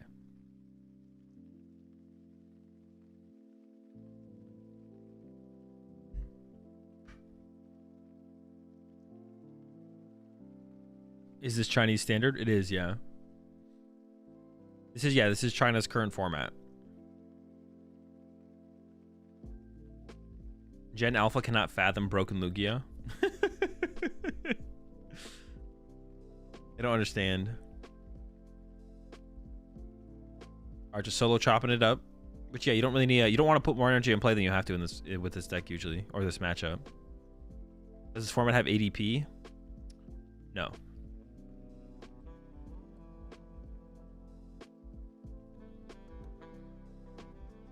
Is the lower number better or worse? You want a lower number, I believe, yeah. Okay, Miltank was sent up. If there was a good top deck, we could maybe attack with a Yveltal's turn. There's a Crushing Hammer. It is a heads. It's for the gift energy. And then it's got to be retreating Gourmandize here, I think. Bench Yveltal, retreat Gourmandize. I can't tell what that other card in the hand is. But here's the lineup. Who the fuck is that? Pass? Not even attached. Wait, what? Was that not a Snorlax in the hand? Are we not going to Gourmandize here? Is the Miltank not just going to die to an Archeops? Maybe they just want to force that, I guess? And then you go into the Yveltal? I could kind of see it, I guess. I guess I don't hate it. There's also no threat of Raikou, which is kind of nice, I guess. All right, I don't hate it. I don't hate it. It's a Starly. Is it not Snorlax? I swear it was another Gourmandize in the hand. The Yveltal will do work on this next turn, though. It's going to remove all the energy from play after the Heart of Tree.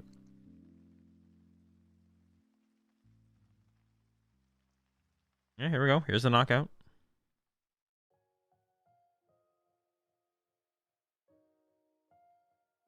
Oh, that is a Gourmandize Snorlax, yeah. Alright. What's the draw? Quick ball. Well, we can remove 3 more energy from play by attaching active, and then we can bench Snorlax to push up after the Yveltal. Looks like they're debating quick balling away the Snorlax? Or is it a Starly? Wait, no, that might be a Starly.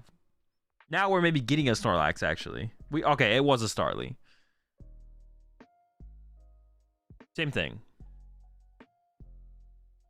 They both have green backgrounds. I mean, how can you tell one from the other, to be honest?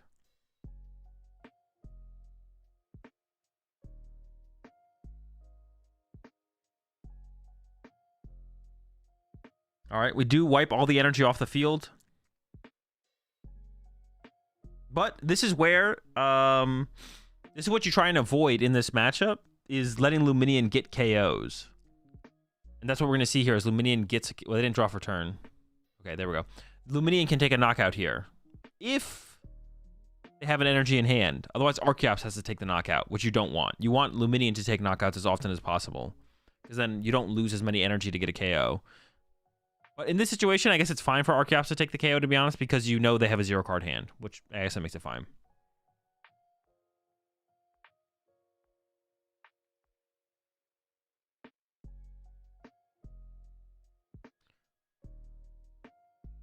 I can't wait to see which prize the Lugia takes next. I'm calling the middle prize. They have been just kind of drawing them at random.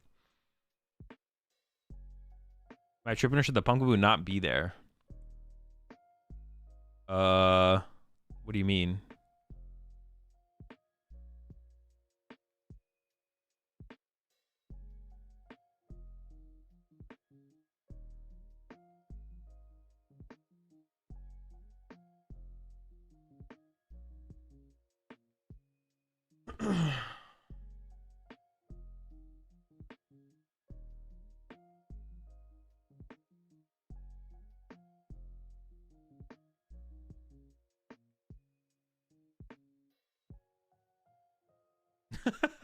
Dude, they even rearranged the prize cards too. We have some new middle prize cards. All right, Ditto has been found.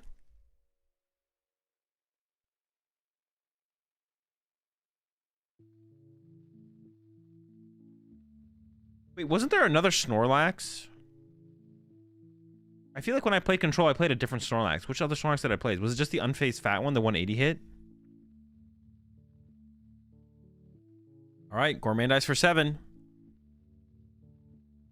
A lot of cards. Definitely has some options to start to get rid of some of these energies. Also, the Pumpkaboo being in play is like pretty bad because that can be gusted up and trapped in the active. And that Ditto can copy the Yveltal here coming up.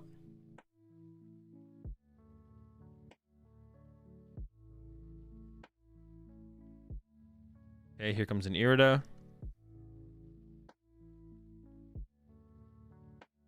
So will you go to China to play the 5/6 person team tournament in China? I mean, that sounds pretty cool. I would definitely be interested. Together the broken squad.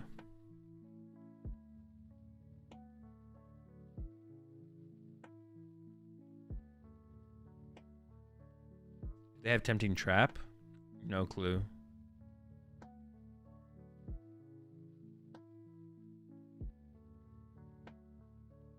Like that's like the 6,000 person tournament, but in team. How does that even work for like figuring out who you play against?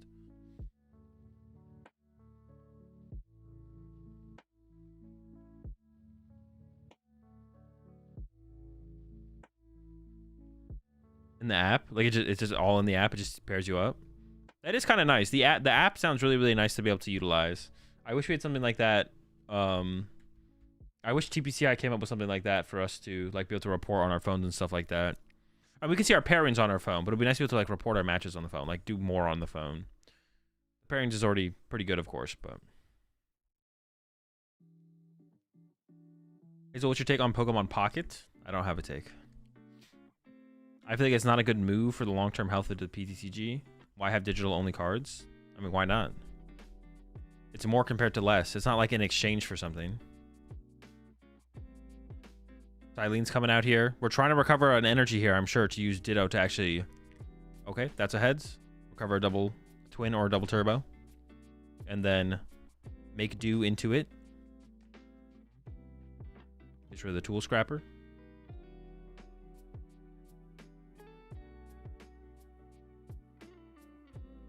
And then discard the 3 energy off the active. We don't have a backup Yveltal yet, which is what you're going to need on the next turn. I don't know how many energy are gone currently. There's still a lot of energy left, though, and only 2 prize cards left. I feel like the Lugia player is in a pretty good spot here.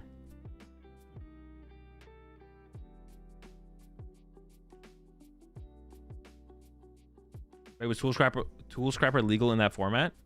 I mean, it's legal in their format. That's all that matters. They're not playing our format. They are playing current Chinese standard, which is a pool of cards. Right? I mean ours. Also, Unreal cards are legal in this format. And in ours. Okay, so it was legal in ours. Okay, sure. This is expanded? No. This is current. This is current. This is the current standard format in China.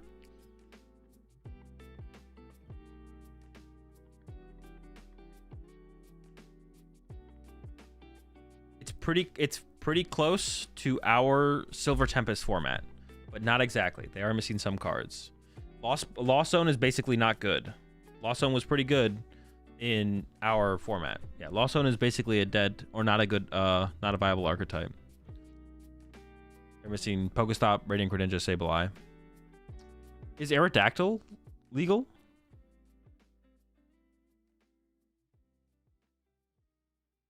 Do they have amazing rares? They do, yeah. All the Lugia players have Raikou. Aerodactyl is legal.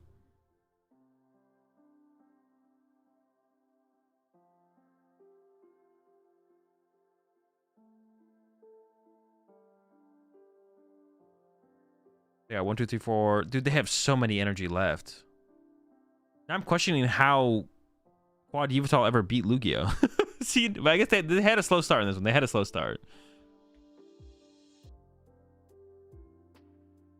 Oh, wait, no, that was their discard pile. That wasn't their deck. Are they actually running low on energy? Okay, maybe they are running low. Maybe they are running low. I thought they were looking through their deck there with an Arceus. They have 1 Aurora in hand.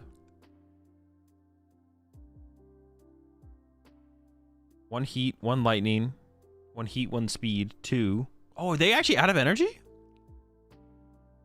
Oh no, maybe they're out. Actually, maybe they are out. They have 3 energy total left. So they can KO the Ditto. And then if there's a respond Yveltal, that's game. Or even the Morpeko maybe wins the game at this point. The Morpeko trapping stopping the Arceus from attacking might even win the game at this point. It just passed. I don't even know what they're waiting for at this point. Banette on the Jinx, get that out of play. Into the Make Do. Now we're looking for some kind of way to progress the board state here as the control player. Because you can't just sit here for forever, otherwise time will expire and you'll tie. You want to get this dub. So you need to find Sydney. Play something, please. There we go. Birdkeeper's in. The Torment Morpeko. Push to the active. There's a double and a Yveltal. So we can bench double Yveltal here, effectively. The Ditto's a Yveltal and the Yveltal's a Yveltal. And they're both set up ready to attack. So that means as soon as another knockout gets happens here. Oh, we're retreating to... Oh, what are we going to use with the Ditto? The Lucky? I think Lucky might... Oh, wait, we have the... Oh, we can bring up the Pumpkaboo. It has 2 retreat cost. The Allure of the Jinx. Oh, puts it to sleep as well? Really? Or maybe not. They didn't flip for sleep. Did they just put it upside down?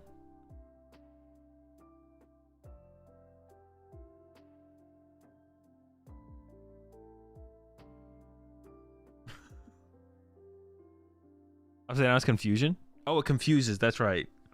Dude, I was like, it's asleep, right? Upside down is confused. Upside down is confused. Wait, I think the control player wins here. Unless time expires. They have 12 minutes left.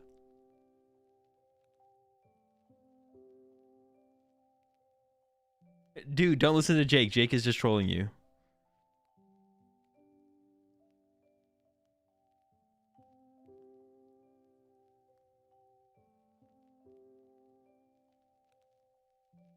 Bro's been taking prize cards so randomly, can't trust the board state at all. True, I agree with you, yeah. I mean, from my angle, the Pumpkaboo is paralyzed, but so is the Ditto. There's a quick ball. Dude, who the fuck is that? And what does he do? What is that? A Sandile? With a 4 energy attack? Hold up. Is it just mill cards?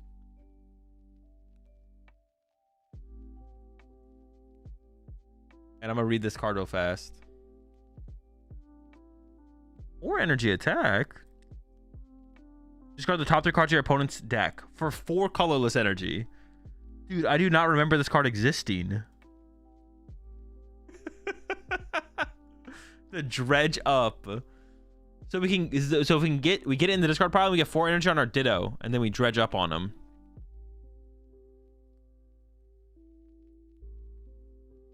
Broken. And there we go. Gonna use the Starly here. That's kind of insane, actually. Starly, search your deck for any 2 cards. And we're gonna get a double turbo. So we can start dredging up.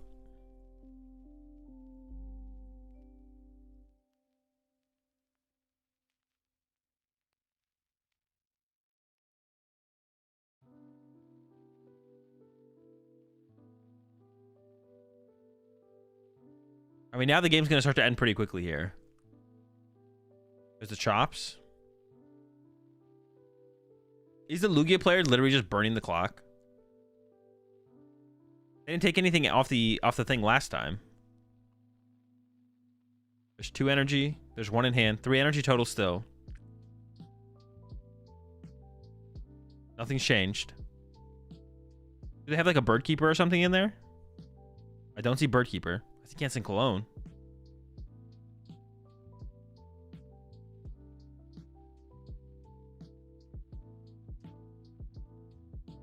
There's the pass. Okay.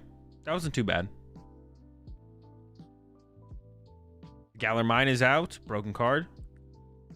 Ditto is fully loaded. Start dialing in. I would just play. You guys gotta play fast here. You gotta just like start playing cards. Oh my gosh.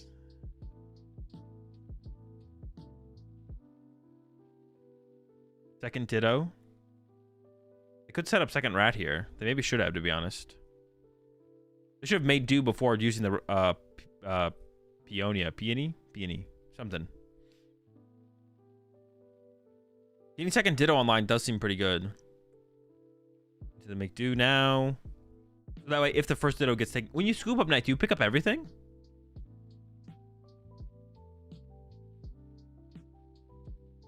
There's a Sandile Mill 3.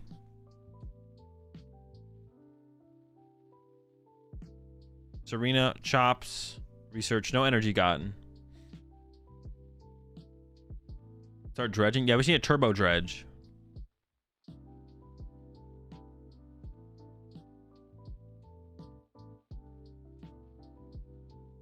Okay, just a quick pass back over. Okay, draw Dredge. They have 8 minutes left. There should be plenty of time to dredge this one out.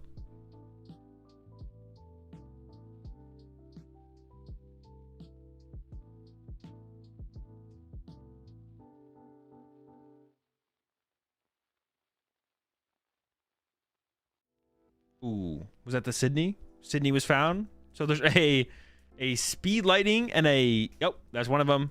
There's a Speed Lightning energy left, and that is it. Draw and dredge. That's it. That's the rest of the game. Pass, draw, dredge. Okay, goodbye, Crushing Hammer. We're not dredging yet. Hold up, wait. Dredge. Okay, just keep cooking. I don't even know if there's like a Marnie in the hand here. All right, draw a pass, draw a dredge. You could set up. You could Ultra Ball away the Ditto here and then Thornton it on the Yveltal, I guess. What's for an Ultra Ball here? Doesn't really matter. There's not that many cards left in the deck, so you don't want to like overdraw here. You do have a Pal Pad left in hand, though, from what I can tell. So you have some form of recovery. Is that a Misfortune Sisters? Is that what that is? It is, right? I do not remember that card being legal, but...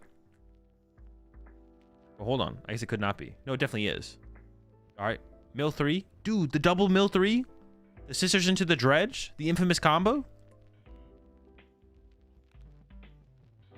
Oh, but that's like how Mewtwo V Union like beat Lost Zone, right? All right. We're dredged. Draw pass. Draw dredge. Okay, hold up. The cheer. They do have 6 minutes. They have plenty of time. They have plenty of time. Silene. Misfortune Sisters. Double Silene. Okay.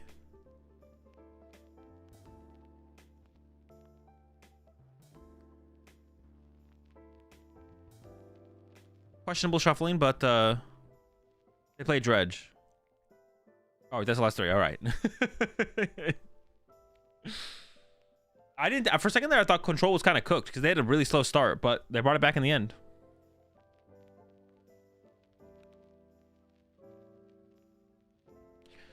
Just go next. You got 20 matches to play. Honestly, that's definitely something to think about. But I guess it depends how many matches that player has left specifically, right? Maybe they don't have 20 matches left to play. It's possible they do not have 20 matches left to play.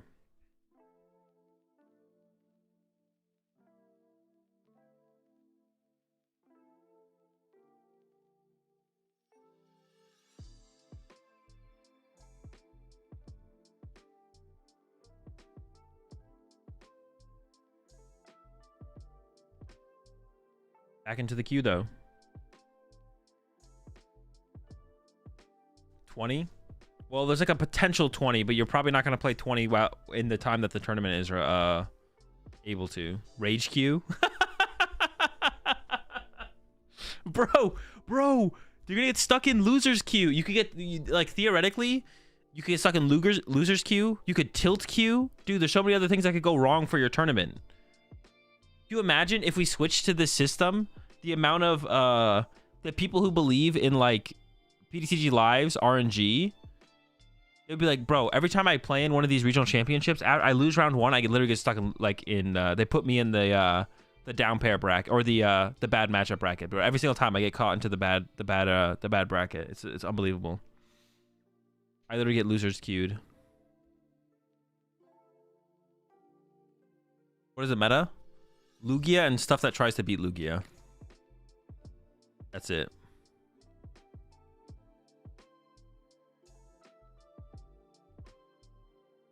It's real. I mean, tilt queue is real. I believe tilt queue is real. I don't think losers queue is real. That's definitely fake. That's literally just that is PTCG Live RNG Truther, but League of Legends form. The same thing. Or if you dude, imagine like getting low prio queue. Like you get like in League of Legends when you like leave a game early, like you rage quit. Like imagine you concede a game or you get a penalty, you get a warning. If you get a warning, you go into low prio queue, so it takes you longer to find your next round. Every warning you get adds to your low prio queue. You get chat restricted. You just can't talk to your opponent. Yeah, the judges come over to assess the board state, and you can't talk. So then the judges rules in your opponent's favor. Bodied. Grant would have all the restrictions, probably, to be honest. Losers, he'd be in losers queue, in low prio with a chat restriction. So you get 5 messages. True, yeah, you get 5 messages per game, and every 10 minutes that passes, you get one more message. Is it saying that Sandile is in 0.04% of decks? What does that percentage by the Sandile mean?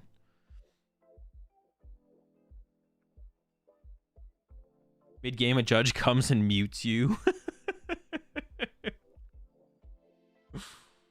They're gonna ban your deck and you just dodge the match. Gotta be prepared for anything. Only 5 people are playing it? Bro, 5 people know. They showed Stoutland and it was like in 30% of decks. Doesn't make sense. That means like Lugia is probably 30%. Although, dude, some people had some weird Lugia lists. I mean, they were just bad. Some people just like wouldn't play like Yveltal in their Lugia deck or Stoutland. And I'm just like, these cards are broken.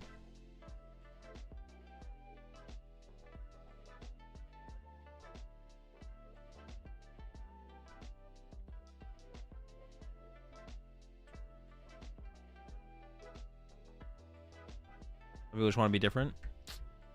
I'm trying to get the dubs. Is Stoutland good in this format? I thought it was mostly just an attacker for VS Lost Box. It's still good in mirror match. Like, depending on how the prize trade goes, Stoutland is still good as a threat in mirror. Because if you don't use your powerfuls early on, you can go powerful Stoutland to KO Guru and Raikou and Yveltal. And if you like open Dunsparce or Manaphy, you can also get a free extra prize card on that as well. So Stoutland's still pretty good, even if Lost Box isn't a deck. It seems like it's probably worth including still. I would say it's probably worth including still, just even for mirror match. On second attack when you start it. Yeah, you can go with the second attack KO Lugia V turn 2 or whatever. Start swinging on him. Pretty good. It's a pretty good card. Extra prize cards are just kind of good. Extra prize cards are just kind of good.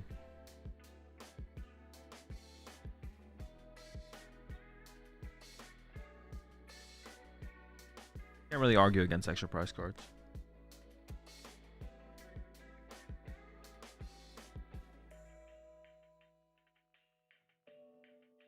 Less Talon because of lower lost boxes, maybe. That would make sense. Maybe specifically in this tournament to not play Stoutland. Potentially. I could see there being an argument to maybe not run it because of the lack of lost box. It still seems like it's probably worth playing, but Dustin ain't nothing compared to the big lug. Exactly, yeah. Anyone who went through broken Lugia format is He's not scared of Dusknoir. You can't be scared of Dusknoir and have gone through the Broken Lugia format. It doesn't make any sense.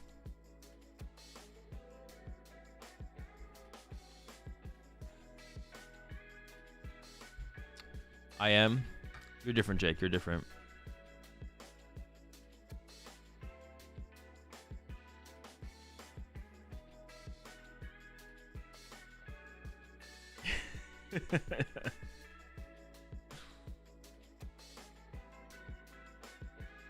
There's no way you like would want this format back over what we currently have. I'm not saying like this format is like great, but it's like fine. You appreciate the raid there, Josh. Hope you had a good stream.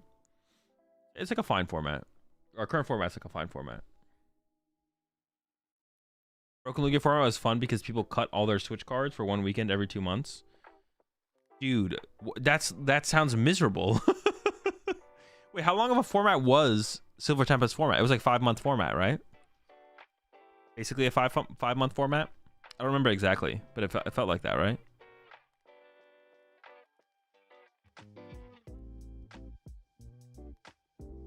We're about to have a 5-month Surging Sparks format. It's gonna be interesting. Maybe the special set will be impactful. Maybe.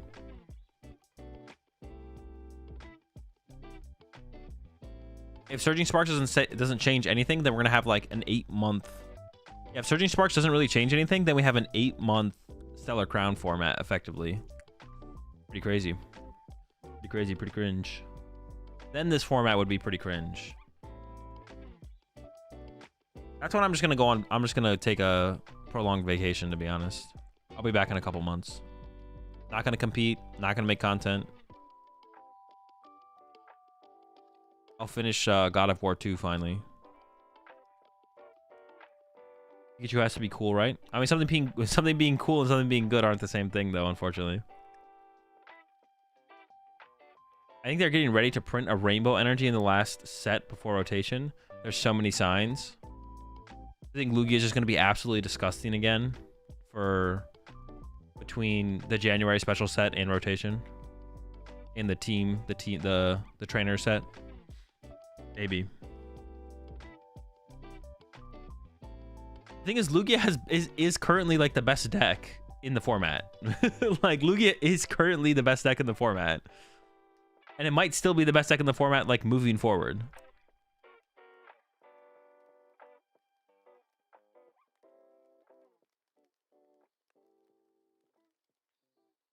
I think Drago edges it. Not because Lugia doesn't have bad matchups. Like Lugia has 0 bad matchups. Drago actually has bad matchups. You gotta give Lugia. I feel like you have to give Lugia the edge. Although I think Drago is very good.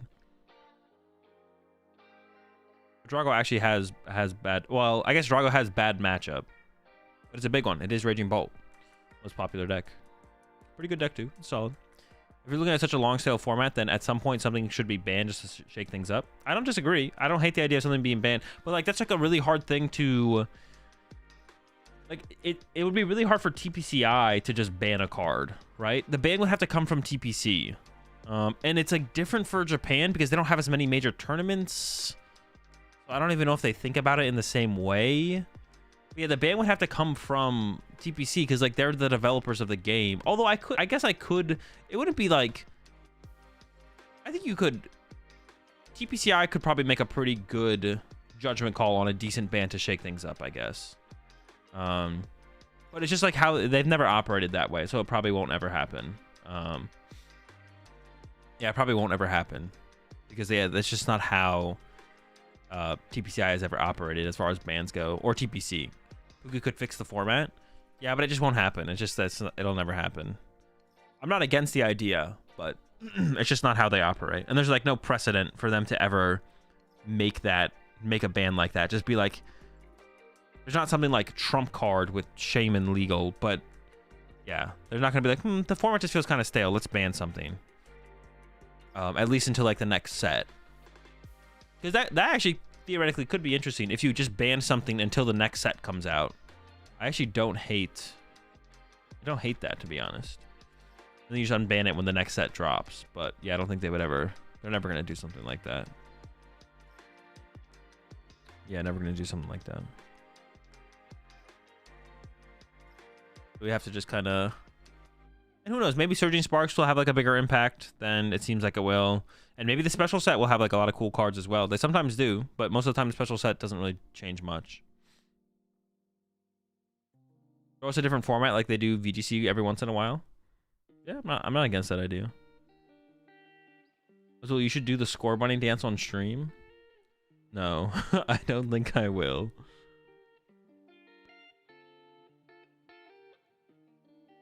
Expanding with some well thought out bans for some variety would be fun.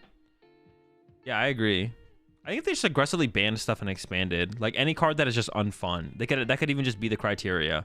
Like just ban every unfun card and expanded. Or like not like overly not interactive / unfun. Like I don't think like ability lock garb is that unfun. You can keep stuff like ability lock garb around, but some people will say that's unfun. But I think as a whole, it's like a pretty healthy card for a format most of the time. But like obviously like the turbo turn 1 board wipe type stuff, can't have that.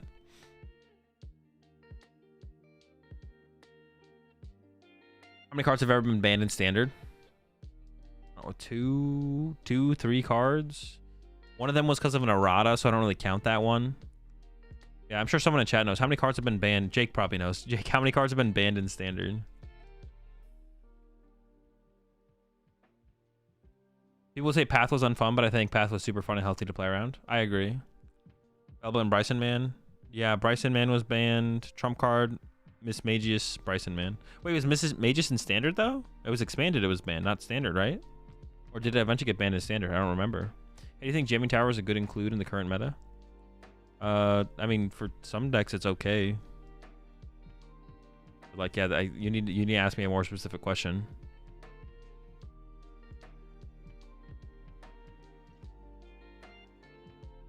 They banned Bryson Man and Miss Magius for no reason. Well, you say no reason, but it's possible they knew something that we never got to find out. Elbow wasn't even that broken in standard. Yeah, but the mill deck was like, that was toxic. The Guru Chinchino mill deck with Bryson Man was pretty toxic. Like, that was one of the most unfun decks ever. Like, you just didn't do, there was nothing to do. It was like the most uninteractive Pokemon literally ever. Like, even when you compare it to like Great Tusk or the other thing. Snorlax? Snorlax. Oh, Stall? I mean, that's more matchup based. Like the mill decks, every matchup was the exact same for the mill deck. And you couldn't really tech against it either. You could just play more gust effects, I guess, but they banned Bellaba so Etern could have a shot. Oh, maybe. That could have been one of the reasons, I guess. Maybe it was just too good against Eternatus. They didn't like it. Although I doubt it would have been that strong against Eternatus because the card is so bad, just kind of neutrally. But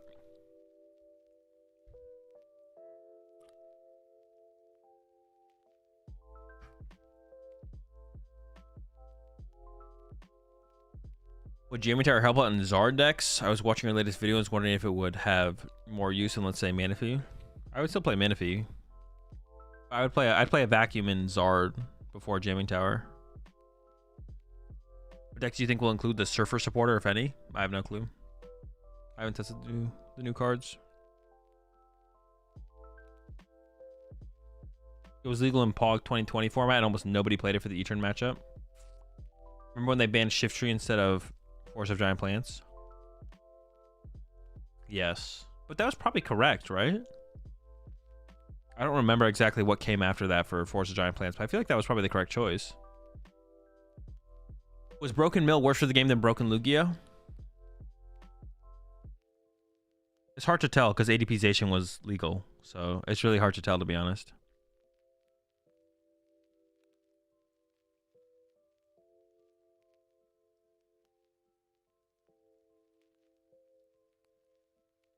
Shiftry sucked, but Force was the new card. Oh yeah, that was like literally Force was becoming legal. That's why Shiftry became broken, right? Oh wait, Shiftry is another card that got banned in the standard, right? They banned Shiftry before literally Force even got released. People were like, yeah, that's another banned standard card. And we didn't even get to see the true effect of it on the format. They just got rid of it. Shift Tree was not legal in the same time as Forest. Wait, what? Then why were people scared of the Shift Tree deck? Was it an expanded thing?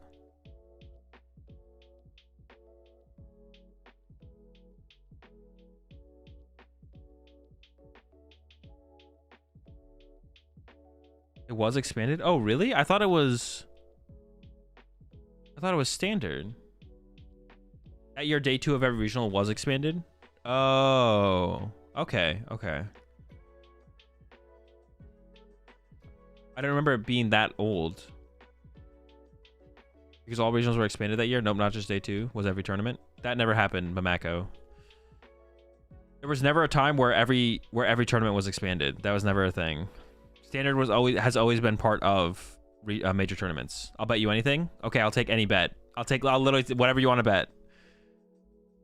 In NA, yes. In North America, Standard has always been part of some amount of major regional championships.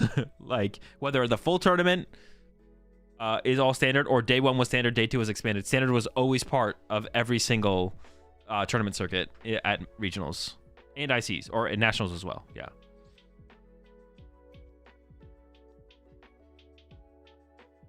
That was day 2 expanded, but day 1 was not. That's just how it was back then. Day 1 you played Standard, day 2 you switched decks and got access to the expanded card pool.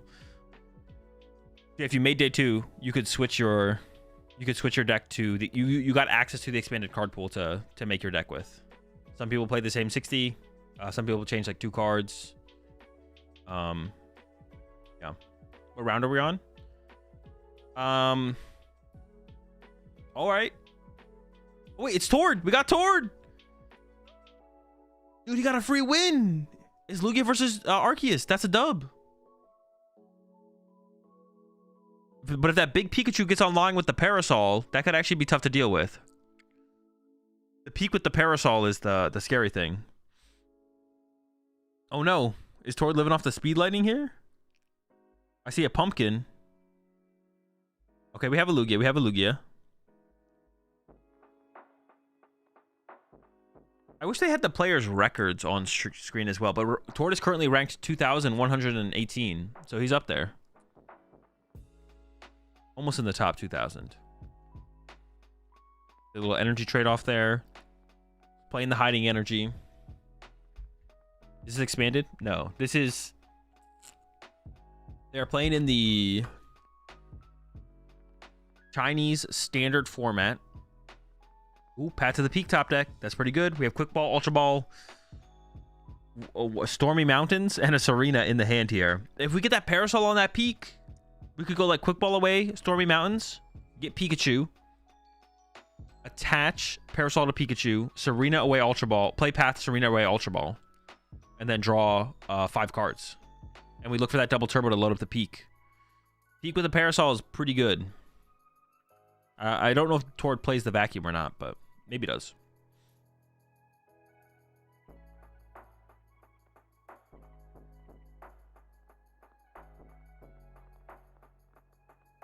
Arc Peak Path. There's no way this deck was good, right? I feel like the Arc Peak Path deck just going second to Lugia is in trouble like almost immediately. But I guess you can get like turn 1 Trinity charge. And if you do go first, maybe you can get to the peak. I remember Tord played Lugia Peak at OCIC that year. Or that format. That was definitely something.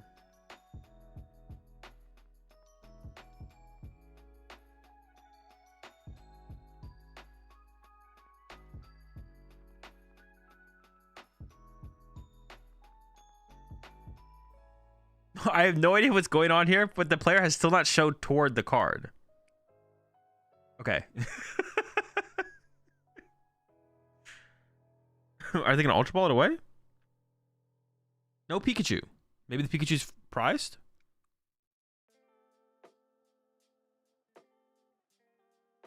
I'm surprised I didn't grab the... maybe is it just Arceus Coco? I assume it would be Arceus Pikachu Coco. Interesting. Because a Parasol up Peak is pretty good. Peak V was in the deck. Maybe the V-Star was priced. Not playing Path to the Peak. Why are we not putting the Path in play? We're going to play that no matter what here. Now we're just drawing one less card. Definitely should put the Path in play. We got to do our best to limit what the Lugia does on the next turn. A little bit of trolling.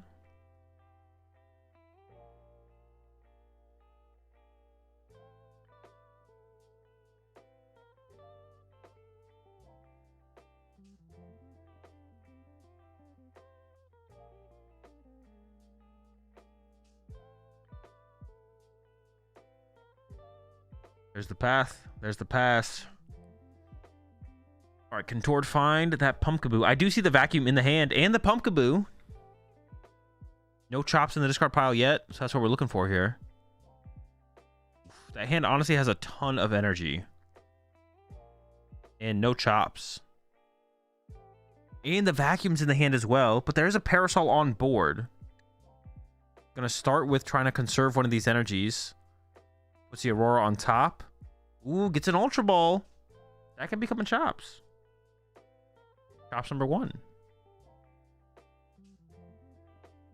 Here it comes.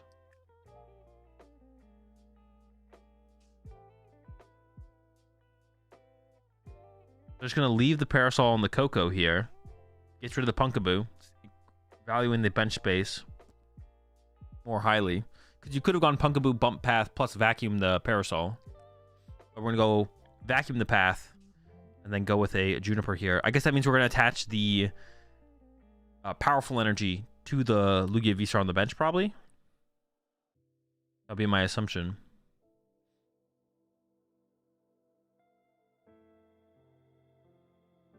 Wait, did...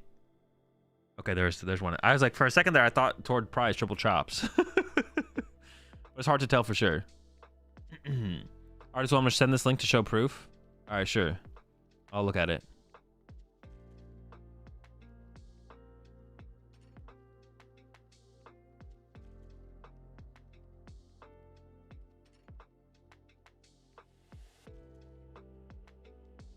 Yeah, but dude, this is just for the autumn regionals. That's not the whole season. That's maybe like, that's like the, back then, the what you just linked is when they would do like 3,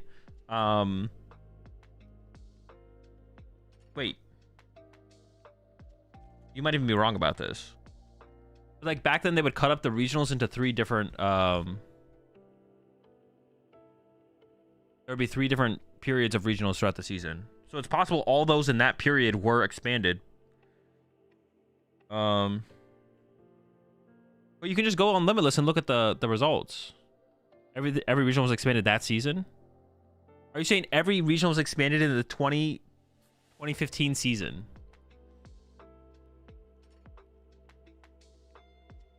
This season's TCG Regional Championships will feature the new expanded format. Unlike last season, both Swiss rounds and the single elimination finals will use the... Yeah, but when it's saying... Dude, it's saying Autumn Regional Championships. When it's saying season, it means that season of what's it called?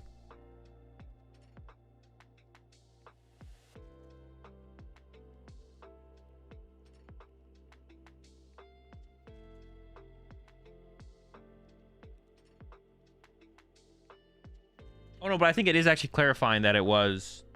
I think it is saying that Saturday is expanded and Sunday is... What's it called? Or whatever it is.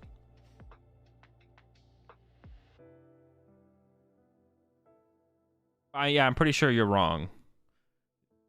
Did Standard always rotate once a year? Yeah, pretty much. There was like a 1 or 2 times throughout the existence of the game where it didn't, but... yeah. I literally played Jacob Van Wagner 60 to Fort Wayne. I mean, there was some expanded regionals where like the whole tournament was expanded, but it wasn't every regional. There was some regionals that were expanded. But it wasn't all the regionals. So Tord saved the... So Tord did not attach before... Did discard the powerful energy then there, right? But you can still get the 1 KO on this Arceus here. No problem.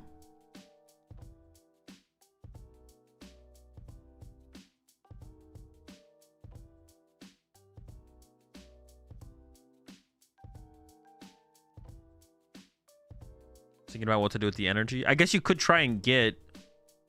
What format is this? This is the standard format in China, which is very similar to our Silver Tempest format. What are the ones next to both players on these ones right here? Oh, wait. These ones right here. What is that?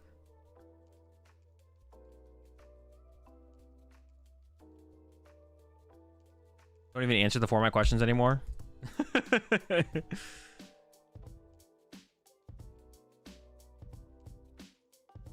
The format is China's standard format, which is very similar to our Lost Tempest format, but not quite the same card pool.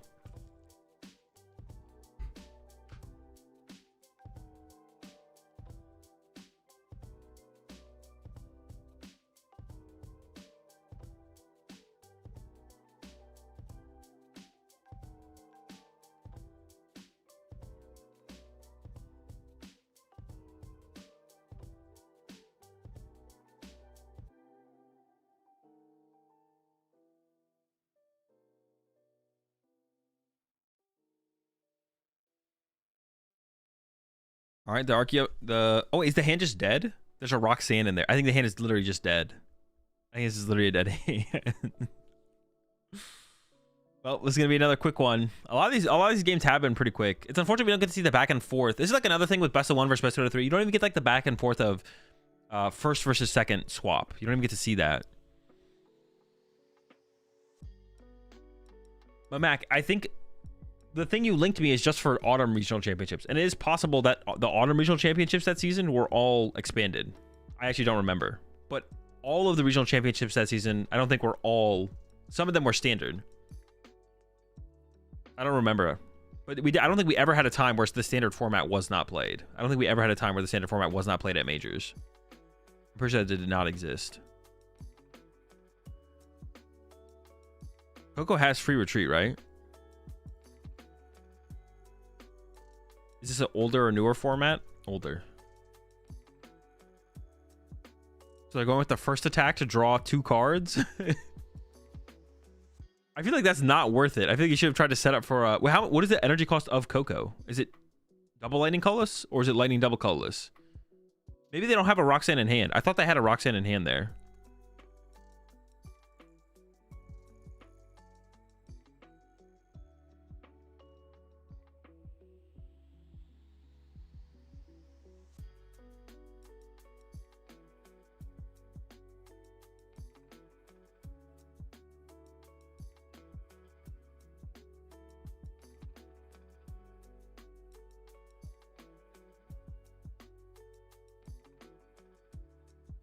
No energy off the chops. Lugia seems insane. Broken Lugia was pretty good. Man's already bracing himself for tilt Q. It's happening. IC should never be expanded. Yeah, IC should never be expanded. If expanded ever comes back, IC should always be standard. The biggest tournaments of the year should all be standard. Is this format just the equivalent of their Sword and Shield to Silver Tempest? Yes. It's a little bit different. Towards smurfing.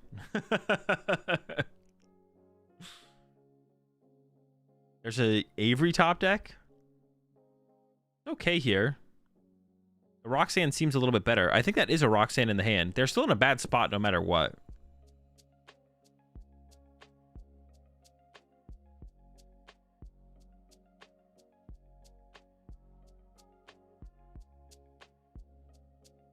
Yeah, maybe I'll just let chat handle the format questions from now on.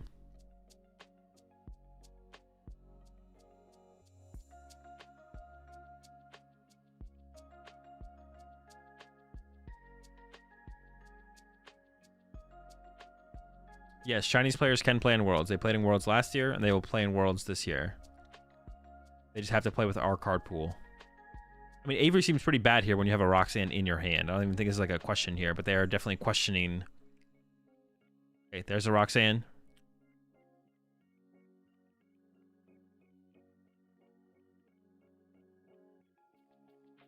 Does Tord gain anything from getting top placements in this competition? Just the prizes. But I do not believe... If winning this tournament gives you a Worlds invite, which I'm not sure if it does, I do not believe Tord could earn a Worlds invite from winning this tournament.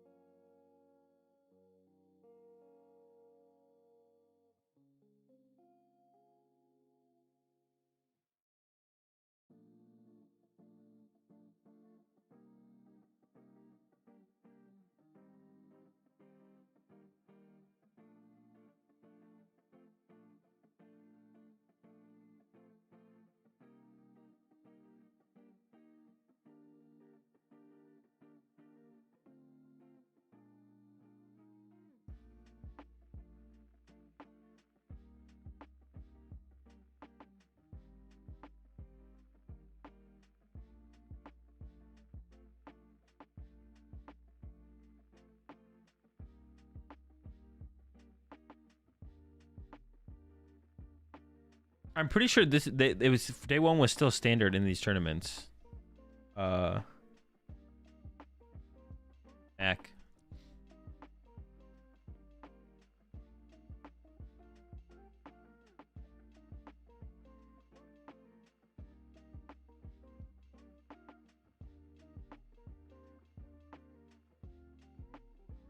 Maybe I'm just misremembering the both Swiss rounds and the single elimination finals will use the expanded format because all international legal and expanded format players may use the same. Get a sense? I did, but I'm still not convinced. US Nats was standard? Yeah, of course US Nats was standard.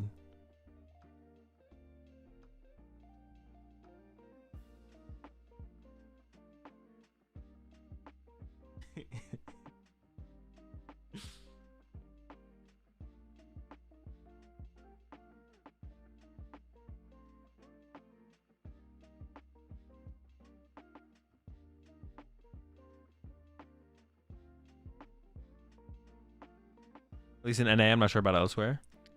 There's no way they did it elsewhere. 2016. What was the card pool in 2016?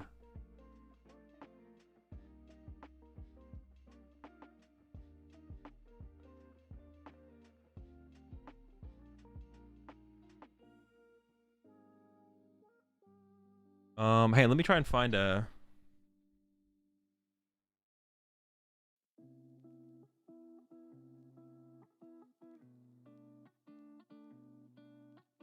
Let me look at tournaments that I... Wait, are these on Limitless? 2016 tournaments on Limitless? 15, 16? It only has Nationals and Worlds.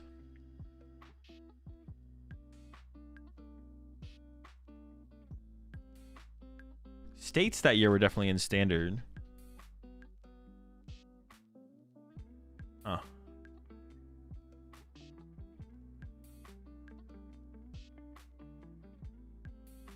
(2016) States were 100% standard. It was only regionals that were expanded. Bro, I have to try and remember. I have to try and remember back. I can't think of a single regional I went to in 2016. The regional I won was not expanded. Which one did you win, Ortiz?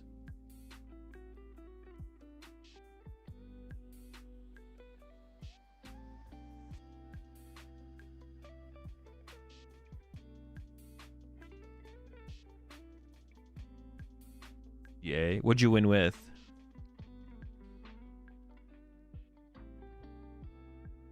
Dude, I'm trying to think back to like any regional I played that season. Thinking back, all the regionals I went to that year were expanded. I just played Raikou Eels at every single regional. And those were all expanded regionals.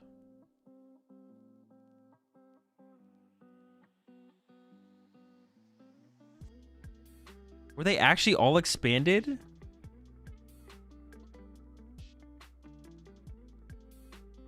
Dude, is Mamak actually cooking? Which Raikou card was it? I don't know. I am right. Dude, there's no way. That's not real though, right?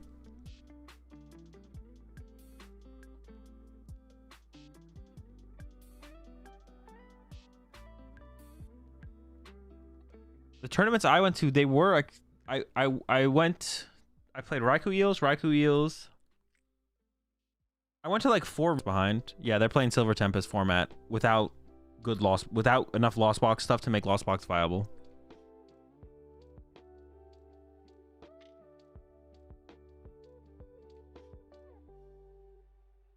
That makes it even more weird. If all the US regionals were expanded and then every other region was standard, that even makes it more weird that they were all what's it called?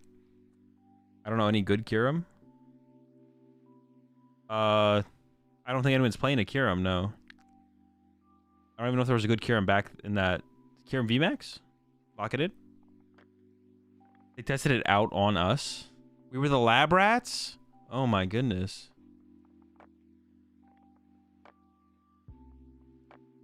Dude, it's crazy not remembering that. But like in the current day and age, that seems like such a stupid idea. That seems like such a terrible idea. Like thinking back on it, I was like, no way that's true. That's crazy. Why would they ever have done? There's no way they would do that.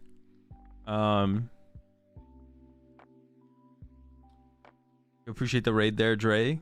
Hope you had a good stream. Did you play in the Doom tournament?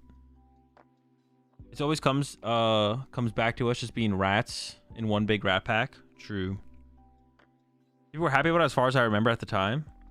Yeah, no, expanded back then was a way better format, a way healthier format, but it's still kind of crazy.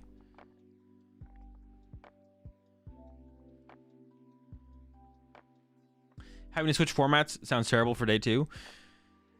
That was also a pretty bad format, to be honest. It wasn't that bad back then because you changed like 2 cards and you're still playing like a tier 1 deck. Yeah. Any tips for beating dark type decks like Ancient Box and Zard with Banette? I mean, Zard's pretty easy. You just stop him from getting to Charizard and you beat him that way. Ancient Box is a terrible matchup. You just lose.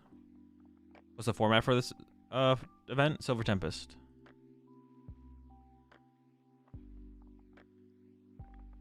Prize double Palkia V round 4 was so sick.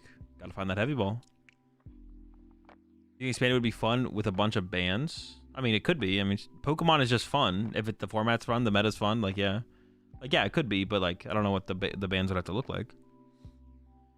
It is still just Pokemon at the end of the day.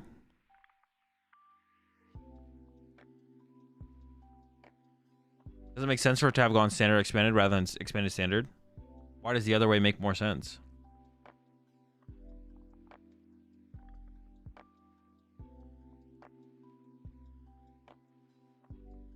Why is China behind in formats? Because they just got access to the cards. They're just behind. They've only had Pokemon cards for like a year or something now. Or, yeah, 2 years? Year and a half?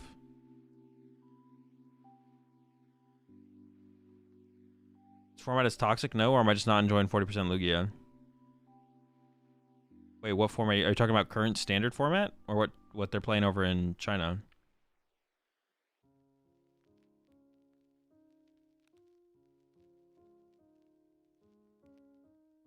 Oh, you're playing in China? Talking about China right now? No, the format is toxic. Yeah, Broken Lugia is a terrible format. Like, you guys are playing through, in my opinion, one of the worst Pokemon TCG formats of all time. From all of my years playing Pokemon, this is definitely one of the worst. This is like up there. It's like a tier 1. Like, if we're making a tier list of formats, and tier 1 is bad, like is like the worst formats, like Broken Lugia is like a tier 1 bad format. What do you think the ugliest Pokemon is? Pikachu.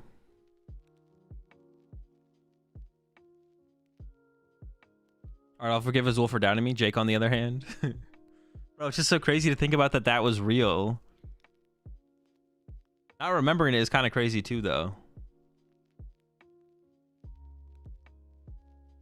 ADPization format was good, though? No, it's also tier 1. ADPization and Broken Lugia are like both tier 1 formats in terms of bad. We have nothing to deal with Lugia right now, but we did get Radiant Turnus? You mean Eternatus? So like Duraludon on VMAX is something we are cooking. I mean, there's no real way to beat Lugia. It's kind of a broken deck. What'd you play during Broken Lugia? Lost Box. Appreciate 3 months there, Nightmare.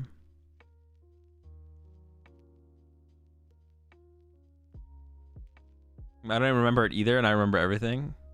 That's what you think until you try and remember something that you didn't remember. What about 2016 Worlds with Toad, Trev, and Vileplume? Toad, Trev, and Vileplume. 2016. Wait, wasn't 2016 Worlds the one that... Wait, who won 2016? Shintaro won 2016, right? Toad was like a mid... Toad, honestly, people got... Dude, Toad was bad. The Toad Water Box deck was bad. That deck was just bad. I don't know why people thought that deck was good. They were literally just like, free dubs. Bring them here. Bring them here. Free dubs every round. That deck was garbage. Trev wasn't good. Well, Trev wasn't a deck either. And Vileplume was a thing, but it was like Vileplume Box. It was like the Sam Huff deck. And that he made top 8 at Worlds with. Or it was like the Vileplume Jolteon thing. Trev Break was a good deck. At 2016? 2016? Trev?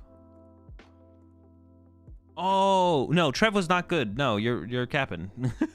It was bad. In 2016, Trev was bad. Trolling. It was okay. I'm not gonna call it bad. Trev was okay in 2016. It was just like at Worlds it was better than Nationals because at Nationals everyone was playing the stupid Darkrai deck. But at Worlds, Trev was actually an okay play. It was better than Toad. It was better than Toad Box. In 2016. What do you think about this ranking system in the Chinese regionals? People are shitting on it. It's awful. It's definitely terrible. I mean, I guess it's like technically better than nothing, but it's pretty bad. It's like it's so crazy how bad the structures for China and Japan, and honestly, it's so crazy how all the structures for all of Asia are so bad, and they could literally just copy what TPCI does, and it would be like 10 times better. Like, and it doesn't. Nothing is even bad. Like just copy TPCI. I don't know why they don't just copy TPCI. I just don't get it. I guess like one of the reasons is they really want to play best of one. Like TPC must just really want to play best of one. That has to be part of it, because otherwise there's no reason to just copy what TPCI does. We're so lucky that TPC doesn't have full control, to be honest. Everyone playing in like North America, Latin America, Oceania, Europe, we're very lucky that TPC doesn't have full control over the system, because then we would have to be playing this best of one garbage. Like, it's just, yeah, I mean, and it's like so obviously being done better somewhere else in the world. I just don't understand why TPC doesn't just adopt what TPCI does and maybe even improve on it. They could even like take it and be like, this is what TPCI is doing. How can we make it better? Instead of being like, let's play this best of one ELO system. I mean, the China thing, what China's got going on is like interesting for sure. I don't know. It just kind of, it kind of boggles, it's kind of mind boggling when you have someone that's one of your partners just doing it so much better than you, and you could like improve on their system even. Yeah. Percentage wise, how much do you think how well you do at a tournament has to do with luck? I don't know, some percentage. It's an irrelevant, it's an irrelevant thing to think about. What's the system for China? Hang on, let me like charge up to try and explain it as fast as I possibly can. Tournament structure for this Chinese tournament is that you can play 20 matches. Some of the 20 matches can be played before the tournament happens, but at the tournament you theoretically could play 20 matches, and the matches they don't have 20 rounds. It is like queuing up on PTCG Live ladder, and it's an ELO system where you get paired against people of similar ELO when you go to queue up a game. So basically, you go down, you sit, you get to the venue, you queue up a game on your phone, you get paired against someone, it gives you a table number, you go sit at a table, you play against that player. After that game is over, you can immediately go on your phone and queue up another game. It'll pair you against another player, then you have to go to that table number it tells you to go to, you sit down, you play against them, repeat until you can play potentially 20 rounds, but someone said in chat that you probably don't have enough time to play all 20 rounds in the tournament during the day one part of this tournament. So what most of the players did is they like played local tournaments ahead of time where you could already like pre-play some of your rounds before this big tournament happened. And there's 6,000 players at this tournament. The top 1,200 players advance from day 1 to day 2 based on ELO. So the top 1,200 ranked players in ELO at the end of day 1 of a potential 20 rounds played, you can play max 12, 13 rounds. Oh, okay. So there is a potential for 20 rounds if you play some of the 20 rounds locally before the tournament, but at the tournament itself, you can play a max of 12 to 13 rounds. So you can't actually play the full 20 rounds at the major day 1. You can only play 12 to 13. Then they take the top 1,200 in ELO and they advance to day 2. And in day 2, and this is all best of 1. In day 2, you play 10 rounds of traditional Swiss, 10 rounds of Swiss, where I'm assuming ELO is a tiebreaker. And then they top cut to top 16.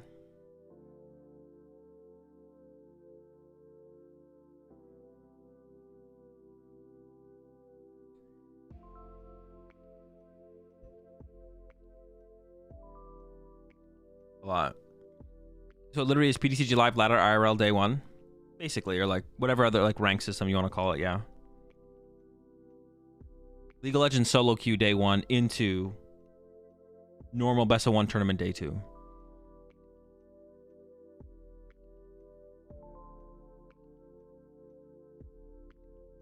And that's what we're watching be played out here.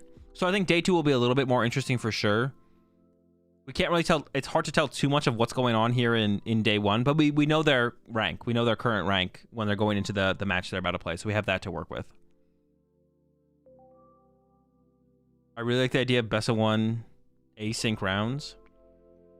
Nah, dude, you're capping, Jake. You're capping so hard. That sounds miserable. I don't want to have to feel rushed to get to play as many rounds as possible.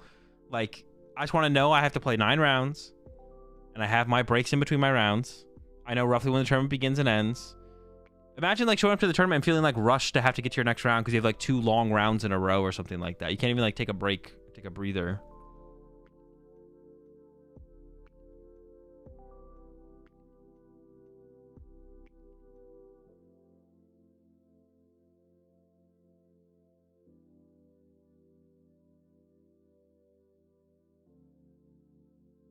Again, China could not make this any harder on the players if they tried. It seems tough. It definitely seems tough to. It's definitely interesting. It's definitely interesting. If you win 75% of your first 10 games, you instant make day 2. But on top of that as well, best of 1 is just so much worse than best 2 out of 3. It is like vastly worse. Best 2 out of 3 match is so much more satisfying in the Pokemon TCG than a best of 1 match. It's like not even remotely close. Placing higher in day 1 give you an advantage in day 2. I assume just ELO for tiebreakers, but I actually don't know.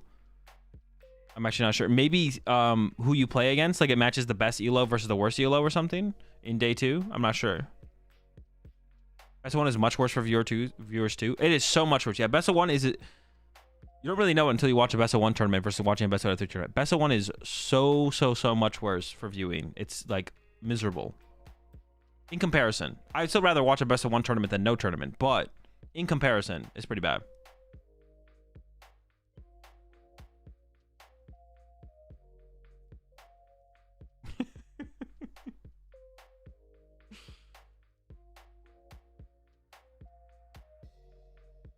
The top 10 players in day 1 will have a bye in the first 2 rounds, and the top 100 can have a bye in the first round. Oh, okay, interesting.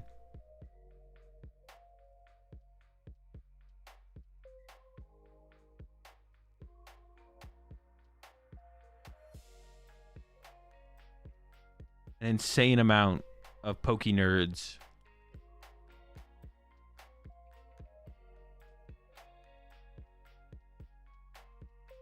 All right, here we go. We got Mew versus Urshifu. Urshifu? What? What's going on here? Oh, that's really unfortunate for the Urshifu player. Wait, that sucks. Imagine showing up with Urshifu. Imagine showing up with Urshifu to a tournament with 40% Mew or Lugia or something, which I'm sure is like the matchup you're like, all right, I'm playing against a lot of Lugia. I like the matchup for my Urshifu deck. And then you hit a Mew, bro. What? That is just, that's criminal right there.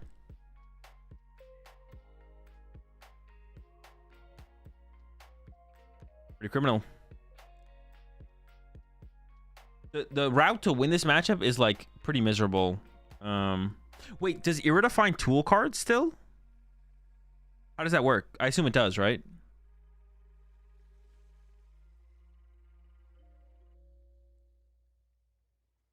All right, cool. Battle VIP pass. And of course, we have the cram on the pal pad here.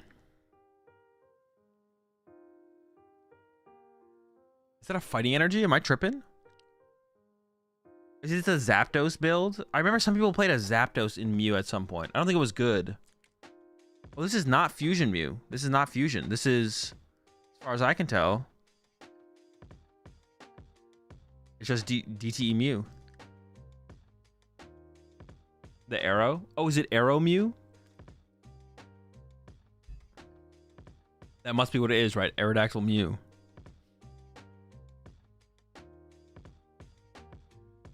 That's a Genesect on the bench? It is, yeah.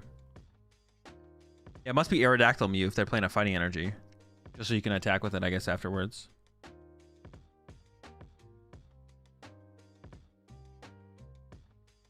Wait, how did Aerodactyl's thing work? If you knocked out the Aerodactyl, did you regain access to your V-Star power? Or hey, how the heck did Aerodactyl work?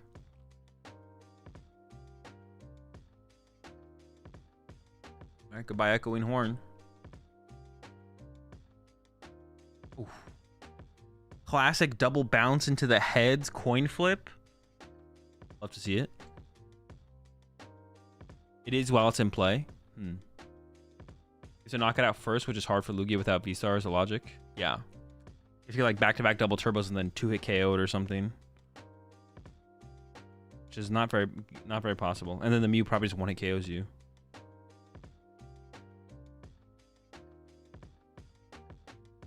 Second battle VIP pass. Oof. You love to see it. Big fan, big fan.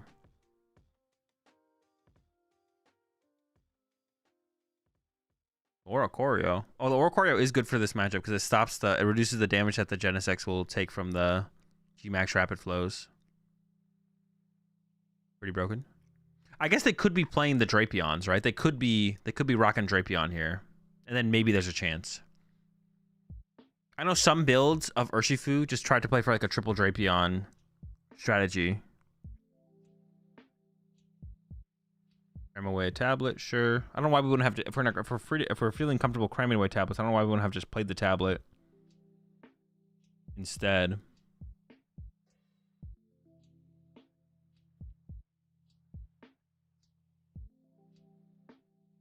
Before we drew with the first Genesect.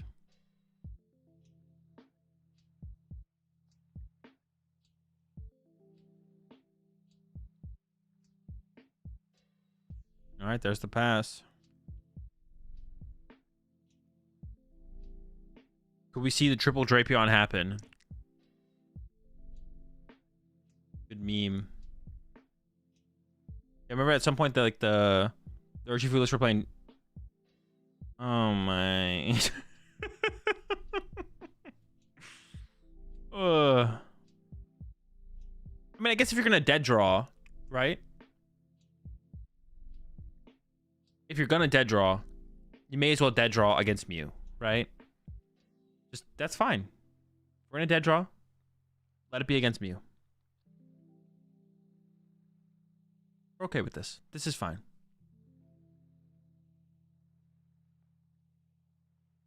Take this L. Maybe it's enough time for us to go get some water. Maybe get a snack. Refuel for our next round as Urshifu here. We'll be fine.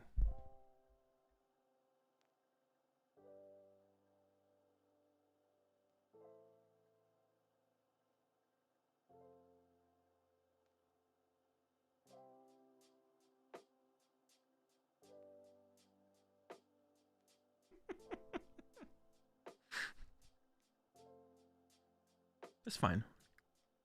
Okay. Take the own rage Q, like Jesse Parker said. Yeah, hit him with the rage. Just immediately queue up again. Get the run back. What does Urshifu even beat in this meta? I think you could hold your own against Lugia. I don't remember, because you could like Yoga Loop the chops. Like you'd snipe the chops, you'd Inteleon ping the chops, and then you'd Yoga Loop them. Was this even a deck? Was Rapid Strike even a deck in this format? I don't remember. It was not a deck because of Lugia? Was Lugia unbeatable? Yeah, the route to win had to involve some kind of like Yoga Looping of the chops, but like, was it was just a bad matchup, right?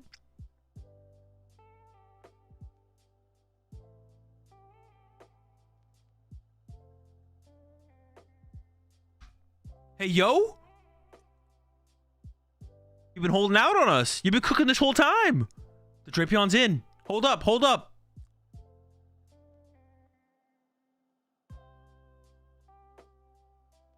We have a comeback in progress. Back-to-back Drapions?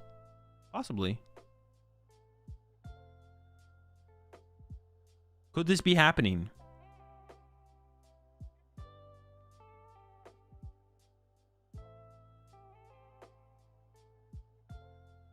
We have a judge in hand. Dude, that would be legendary. Back-to-back Drapions would be legendary here. Boss City? That's fine. We have second Drapion. If you're going to tech for the Mew matchup, you play 2 Drapion.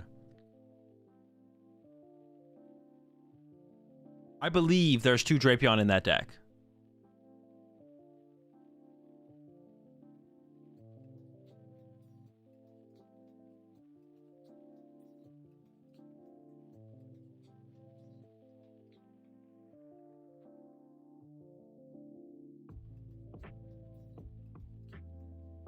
Hard to think that this is the format they chose to introduce the TCG. Well, they've had the TCG for like over a year now. This isn't the first format they're playing.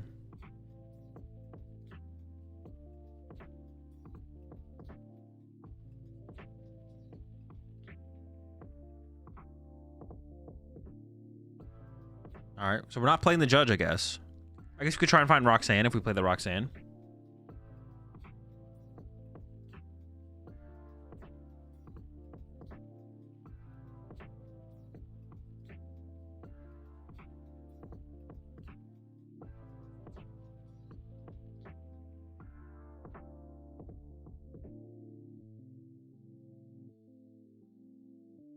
Got a couple Genesects to use.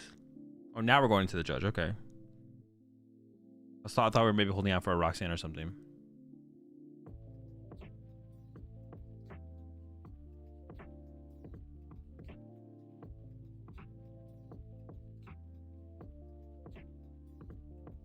All right.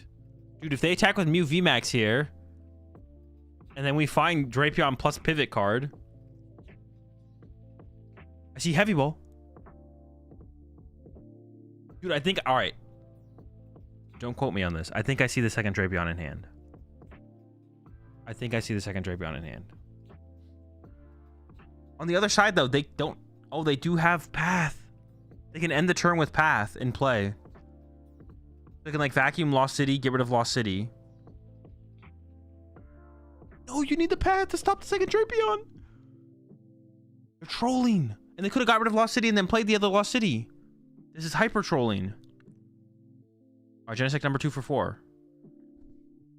We could have drawn 5 here, though. Oh, there's a Mew VMAX. Never mind, we're chilling. All right, we got another Path. We can play the Path. Honestly, I don't want them to play the Path. He def Lost City this turn. Oh, he put Lost City and play this turn? Oh, I guess that's the trolling to begin with, then, to not play for the Path. Dude, get him. Come on, one time.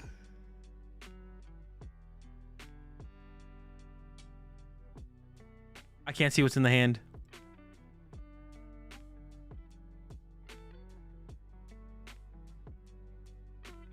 Fail on the Heavy Ball.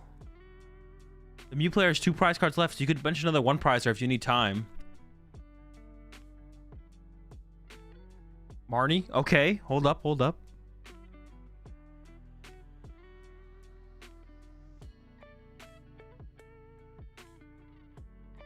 There's no way you only play 1 Drapion. You'd play 2 Drapion if you're going to play the Drapion, I feel like, for sure.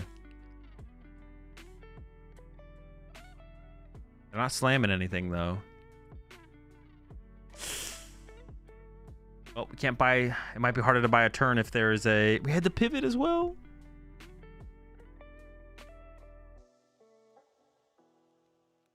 Well, we put a 2 prizer in play, so we now lose to Gust. And a pivot switch.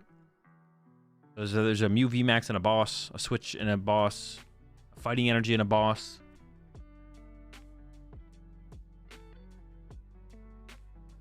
Damn, I really want to see the back-to-back. I want to see the back-to-back Drapions there. Unlucky. Would have been sick. Plenty of Ultra Balls and boss in the deck, so we should be able to pretty aggressively draw through the deck here. Should be pretty easy to get a boss KO here.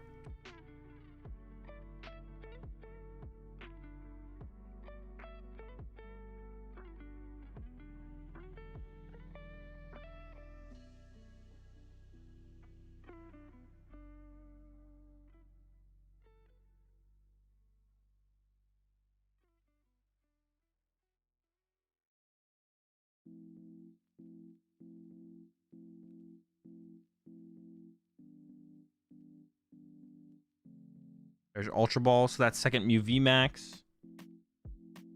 Which means we can just retreat, which means we just need a boss at this point.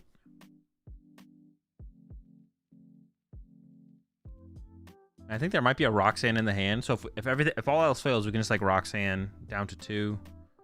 Maybe we don't want to do that because they didn't really do anything at their last hand. Second VMAX acquired. We just need boss now. It's basically over probably. We'll see though. There's only 2 Genesect draws left. There could be a whiff.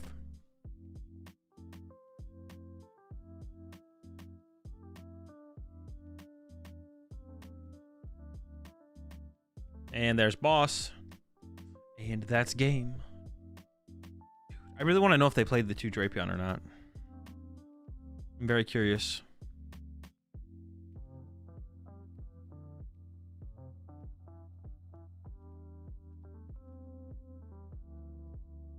Oh, show the Drapion.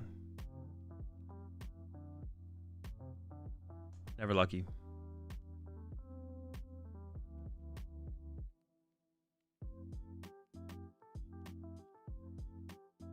Imagine if these players had to wait 30 minutes before they could start the next round. But you see, Jake, in a good format where it's best 2 out of 3, they wouldn't have to wait 30 minutes. They maybe have to wait like 10, 20 minutes. No, it's probably 20 minutes. It actually might be 20, 30 minutes. Imagine not having insta-queuing. I can imagine it. I live it. I love it.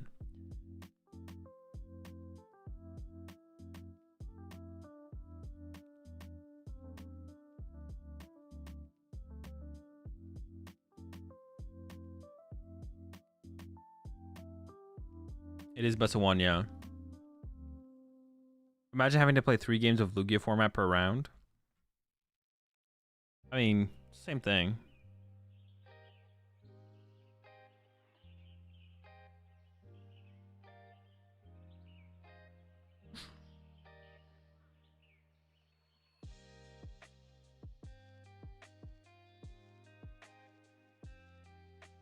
They printed Tina, no Sableye, Palkia without Greninja. I don't think it's possible. That is pretty crazy that you guys didn't have Palkia with Greninja before. Well, I guess Palkia is still legal, right? But like, yeah, it's just kind of crazy. Like, you didn't get to play Palkia in its full power, at its full power level before Lugia came out. Pretty cringe. Pretty cringe. In a different format than us? Yes.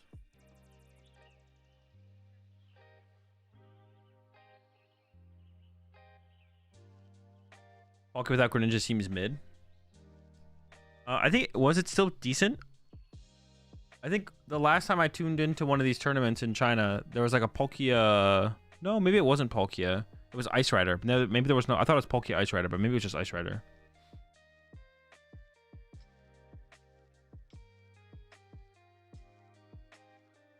We say they want to make more money, but the truth is that China doesn't make the sets. The people in Japan send people to help make each set. What the heck? That's so weird. Are they just like theorizing? Like, what if we had released, like, maybe what they're doing is like, well, we were thinking about releasing the cards in this order. Let's see what it would look like if we now release them in that order over in China. Or they think this would be like an improved experience on what was already released over in America, or what was released in Japan. They think this would be an improvement on the format. They honestly could have made better formats, though, theoretically, for you guys. But instead, you're getting, like, the worst experience possible, it seems like. Because they could have, like, delayed some cards that were in Lugia to be released later. Or something like that. I don't even know what it would be, but...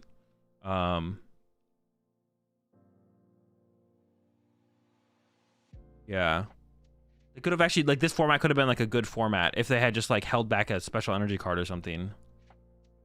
But instead, you're just feeling the full wrath of Lugia without any of the other good decks at the time. Or Lost Zone, I guess, specifically.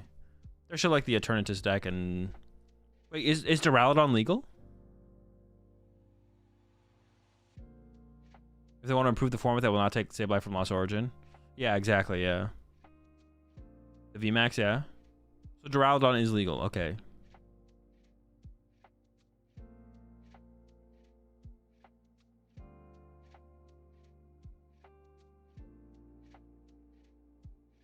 They're actually trying to stress test how bad they can make a format.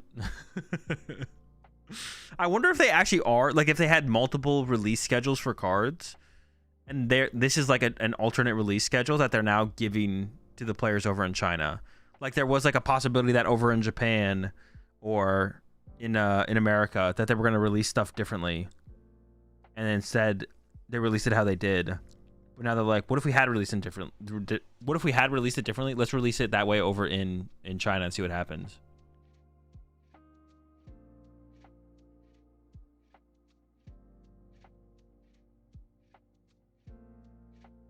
All right, chat. I'll be right back.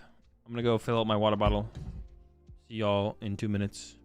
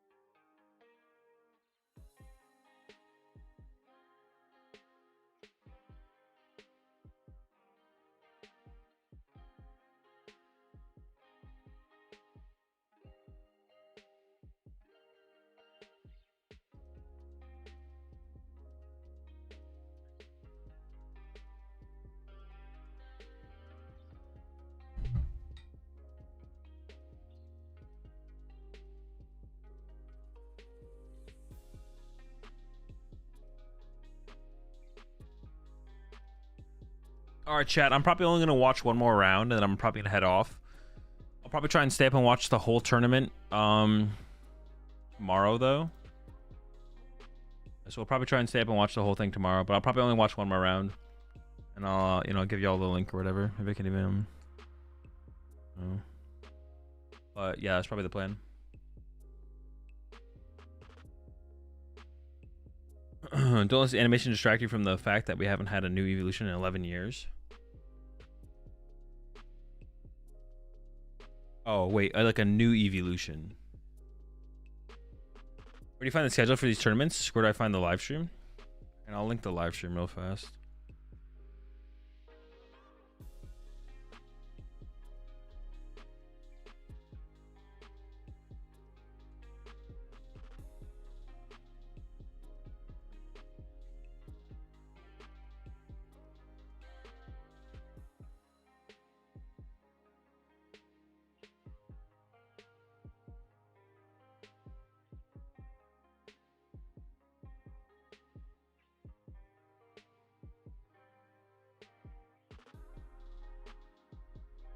Is Pokemon the most noob-friendly card game, like people state? Probably, yeah. I think so. It's easier to get into than like anything. It's like, easier to like get into and understand than pretty much any other card game. I guess maybe besides like Hearthstone, but of like IRL cards.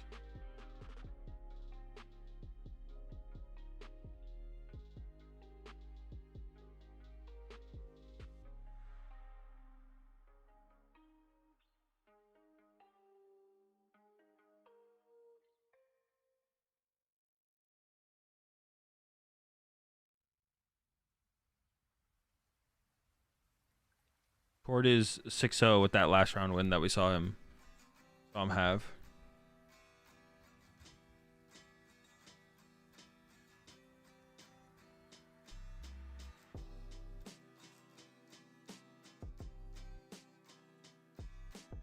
Honestly, with how cheap code cards are, I would say Pokemon is the easiest card game to get into, period.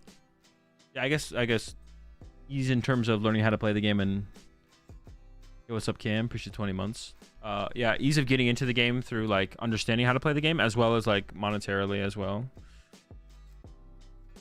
It is like just the easiest across the board for multiple reasons. Best place to buy singles, TCG player.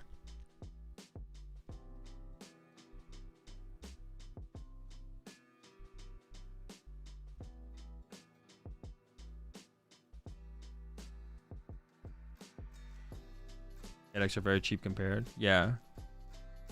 Code cards are super cheap to play on PTCG Live. IRL cards are super cheap. And then like learning how to play the game as well. It's pretty easy to learn how to play the game. It's a pretty good game in general across the board as well. It has its ups and downs format wise, like every game. And I think if we had like a 5, if we were ranking this format on a 5-point scale, I would say this format is probably a 3, with 5 being the best. Oh, we got the meta breakdown. 32%.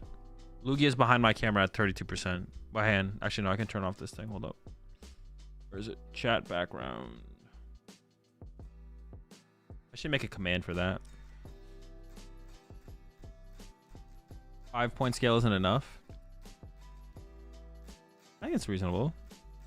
Current format's like a 3.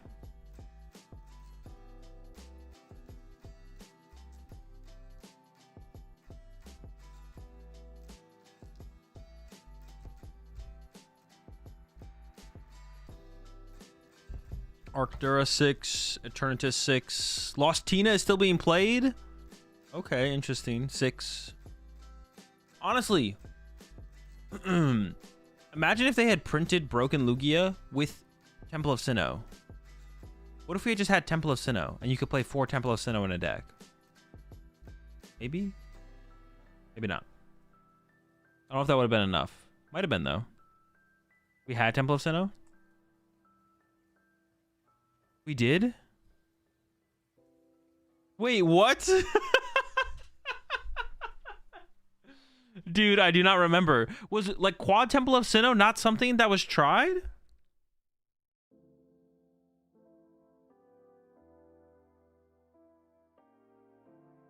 Was Quad Temple of Sinnoh not something that was like in a deck, something that was tried?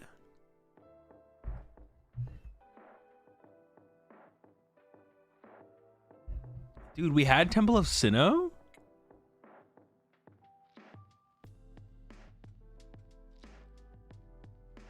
Tempest Dive too strong? Yeah, but they were forced into a 220 Tempest Dive for the turn. Is that not good? That sounds pretty good. Forcing the Lugia player to have to do 220?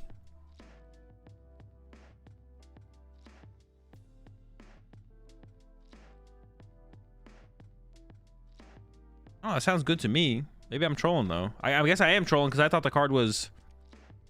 How was like Tina with Quad Temple of Sinnoh not good? Was that really not good? Maybe that wasn't good. That sounds pretty good to me. Lost Tina with Quad Temple of Sinnoh? We're cooking.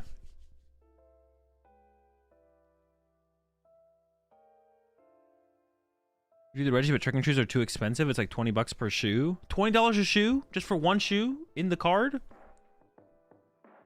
If you don't buy two shoes, do they cut the card in half or...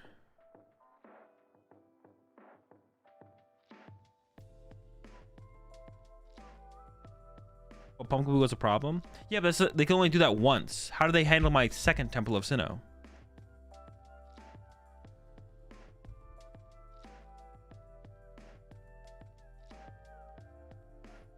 And then what happens when I hit him with my third Temple of Sinnoh?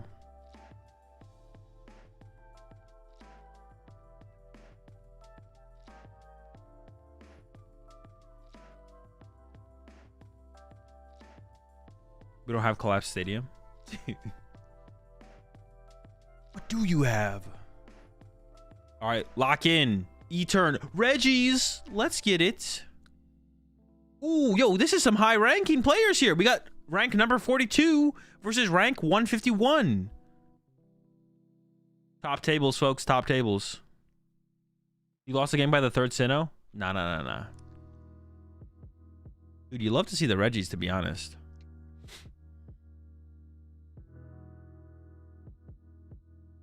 That's the future? I don't know, Jake. That seems like a pretty, what is the word? Dystopian? It seems like a pretty dystopian future to me. You're hyping up the wrong things, my dude. This is not the future you think you want. Okay, so the Eternatus deck, you got the Wheeze. You got the turn one Wheezing to shut down the Reggie deck. I don't know how the game plays from there, to be honest. Wheezing seems pretty good. Wait, didn't E-turn play like 3 Temple of Sinnoh? Now I'm remembering. How does Reggie's deal with Wheezing? Could you deal with Wheezing? Is Wheezing dealable?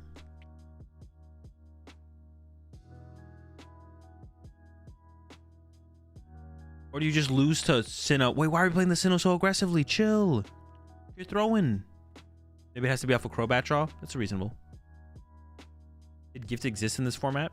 Yes. Yes.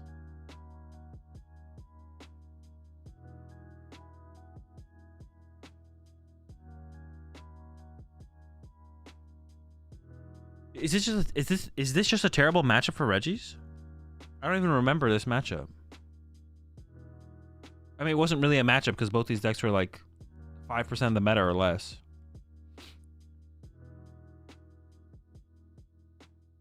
We get to switch into the Ascension for the Wheeze. Bad for Reggies? Okay.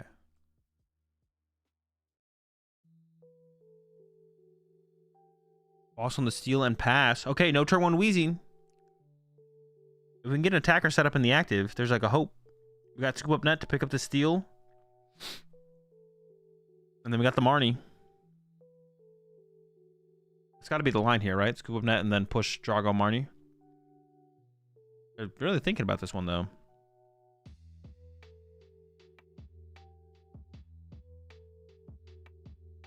Tough without Sealstone. Oh, is Seal... Do they not have 4 Sealstone over there?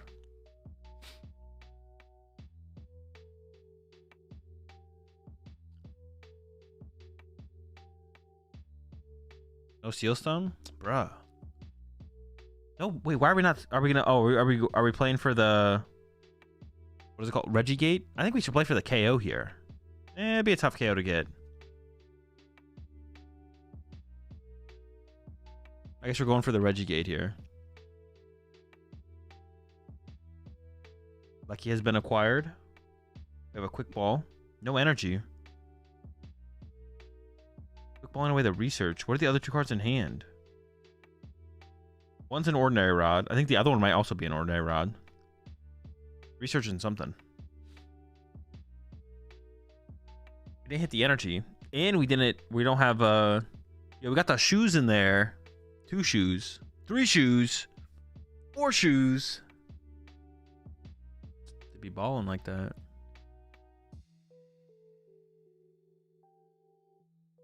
Alright, rock acquired. Ice is the only one missing.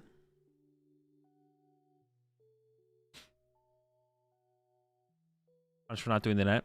I think the net play was better. Regigate is okay, but like just seeing more raw cards is so important with Regis.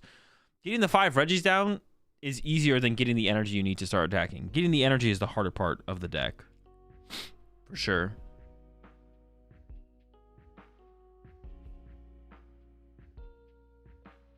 Now it's just going to be a pass. Oh, it's the cape. They had the cape.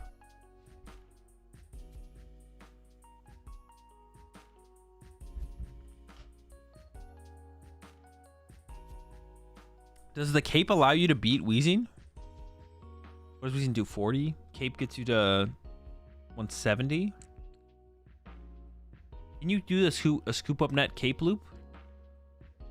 Beat Weezing? I almost wonder if you can. 1, 2, 1, 2. No, it wouldn't work. It wouldn't work. Never mind.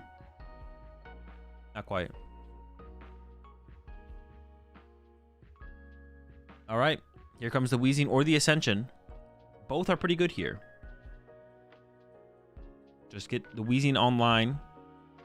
That's all you care about in this matchup is literally Weezing. It's all about the Wheeze.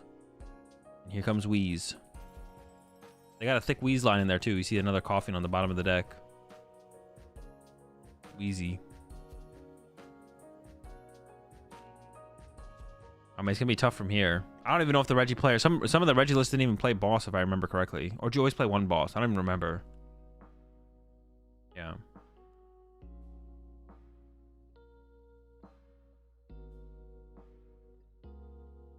And if you get like a single attacker online, you can go through quite a few Weezings with one attacker.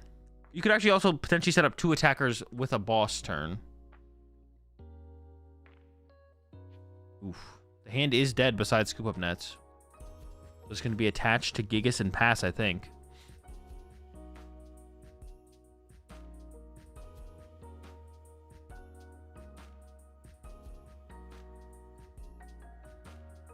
Oh, there is the Bad Lucky in the list. That it does play Bad Lucky. Oh, but it also plays Air Balloon. Wait, did not take Bad Lucky. What the heck? You got to take the Bad Lucky. So you could do a Bad Lucky Air Balloon loop for sure. Yeah, you could do a bad Lucky Air Balloon loop. That would be possible, right?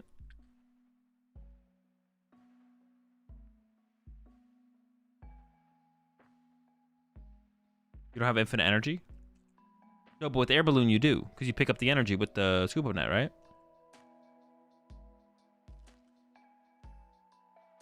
I feel like it would eventually work out in the Eternatus player's favor. They would like come up, KO the Bad Lucky. That discards all attached cards. No, it doesn't. That's why the cape loop worked with Bad Lucky. Because scoop up net plus Bad Lucky was a loop.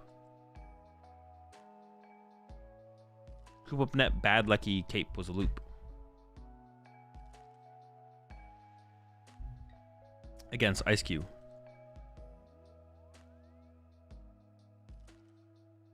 Let's make a bet. Bruh. $1 billion. Okay, you're right. It does get discarded, but that was also part of... Wait.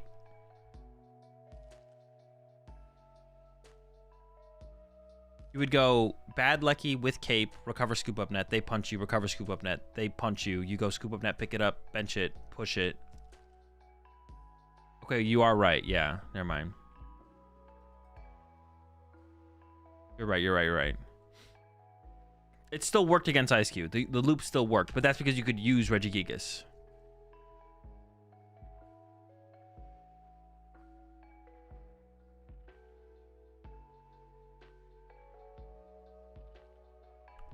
All right, there was the Serena.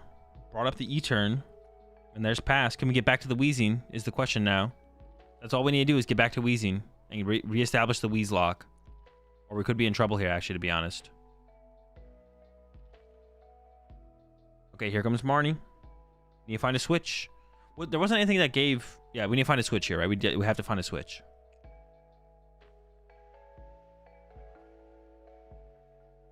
I see an Ultra Ball and a Crobat. So we could draw with Crobat. We can go get the Eternatus VMAX to unlock our bench. Honestly, if this sticks, I could see a comeback brewing for the Reggie player, possibly.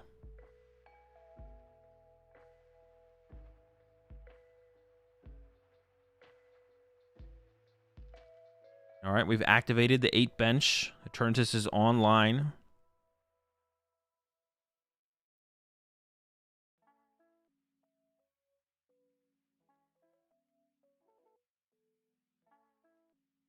Go back for 5. Can we find a switch card? I see a Parasol. I don't see anything else besides that, though. All right. We get access to abilities for one more turn here on the Reggie side. What can they do with it, though? What can they do with it? Another Weezing is going to be established. See, Choice Belt, Parasol, Dark Energy, something. Be oh, wait. Can we... Wait, what does the first attack of Eternatus do? Is it a punch and run? 30 and what? What does it do? There's a Aurora energy.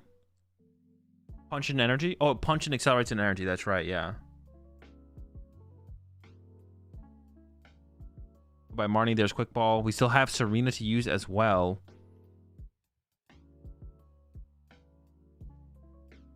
We could just Serena away like most of the hand here, to be honest, and that'd be fine. Just draw 5. Try and draw into an energy. We just need an Aurora so we can start attacking. Have something set up to be able to respond to a Weezing when it comes to the active. Or do you want to... Oh, I guess the question is, like, do you want to save the... do you want to save the Serena so you can get around... Okay, I guess that's fair. We could save the Serena so we can actually get around the Weezing again, right? That is fair, that is fair.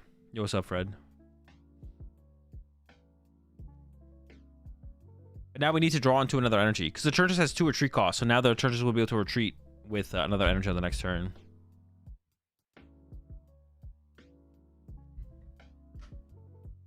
That is 6 Pokemon on the bench, yes.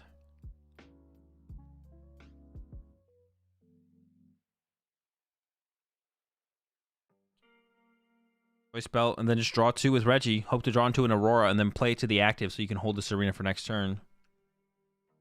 Or did we already draw with Reggie? I don't believe we have. I might be tripping, though. Oh, we also have to deal with this Temple of Sinnoh. Holy smokes, man. We need, like, Path Aurora. Twin? Aurora, but the thing is stopping us. So we can just load up the Gigas, I guess, with another energy here. Or we could play the Serena, of course, I guess. I guess we could play the Serena. Well, we can use Gigas here. Oh, we just don't get access to the energy because of the Sinnoh. So we can attach Retreat, load up Gigas. Okay, we can attach Retreat, load up Gigas, attack with Gigas. That's something, I guess. Or do we just load up the Gigas and pass, and then retreat the active after the Weezing comes to the active? Oh, the Twin is only worth 1 energy. Ooh. Well, I didn't even see that. That's not very good. Loading 1 up with the Gigas at this point doesn't do a whole ton. Just a little bit. A little ton.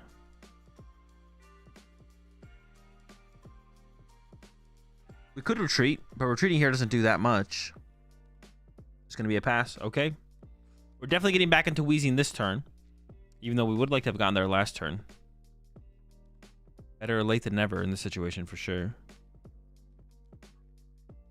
We would prefer to not probably hard retreat 2 energy here, because then it could get gusted back in the active and get stuck again.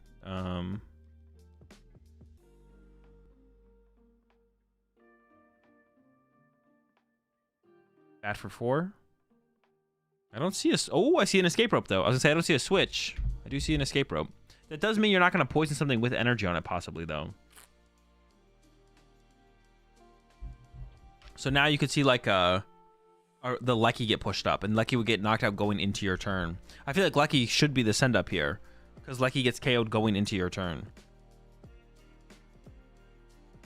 Is it going to be a Lecky push? Could be the Lecky. Just think about the Regice because they have a Regice in hand, but I think we want to think a little bit longer. So we could just like kind of sacrifice it. They're gonna go with the Gigas here. Interesting. All right, back to the Regice.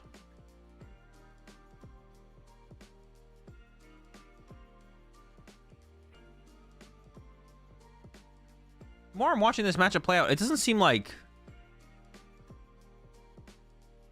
Ooh, the Radiant Sneasler. Well, now... Wait. That seems bad. We should not bench that, right? Because we wanted to get knocked out coming into our turn. Now it gets knocked out going into their turn.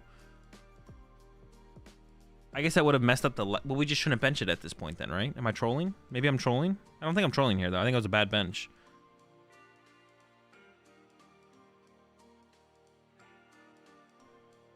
All right, checking shoes.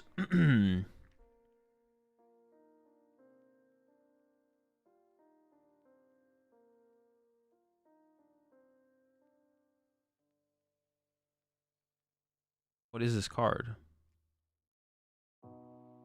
Scoop up net, keeps it. There's still Temple of Sinnoh in play. We're still not knocking anything out here. I hope they don't forget about Temple of Sinnoh 2 turns in a row.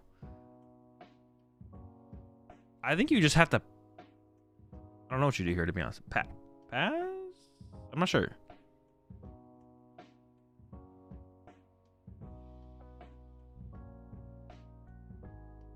I think they're about to forget about Temple of Sinnoh. I'm not gonna lie. Yep. Oh my gosh. Wait, maybe not? Hold up. Maybe they are cooking. Hold up. Never mind. Hold up. Now we're going to Serena up. One of the bench Pokemon. I spoke too soon. They know what they remembered. Bring up the VMAX. They're just going to punch it with the Gigas. They do have 5 energy. Even with the Sinnoh shutting off the Twins, that does work. Okay.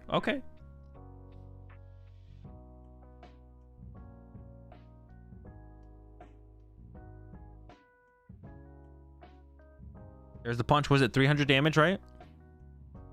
That's decent. But there's a switch in the hand on the other side. So this Eternatus is going back to the bench, and Weezing is coming up to the active. But in this situation, the Weezing does get KO'd back, right? Oh, they're just swinging with the E-turn.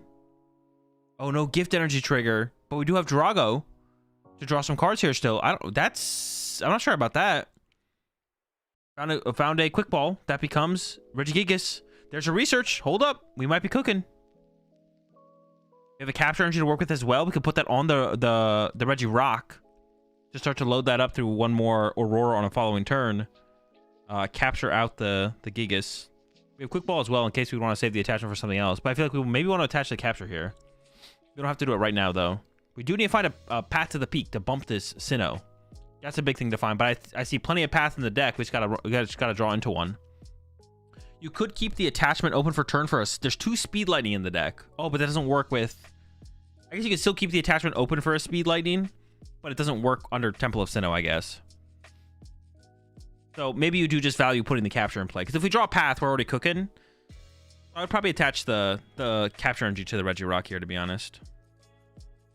That way we're just an Aurora attachment away from attacking, and we don't need Gigas to actually get the... I think there is one Aurora left, so... There's the research, though. Can we find a path? There's the path. All right.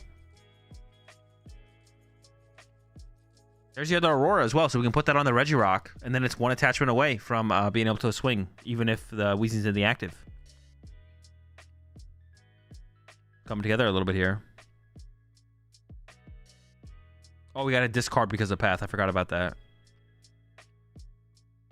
Pretty easy discards there. Bunch of bats.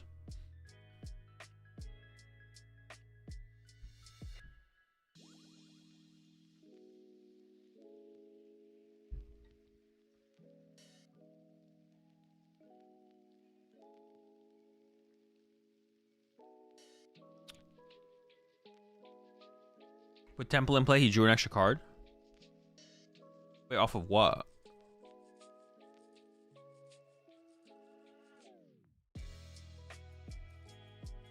Was Path healthy in the meta? Yeah, definitely. The Drago draw. Oh, did he discard with Aurora? When he put Aurora in play, he discarded an energy? Or discarded a card? Was that it?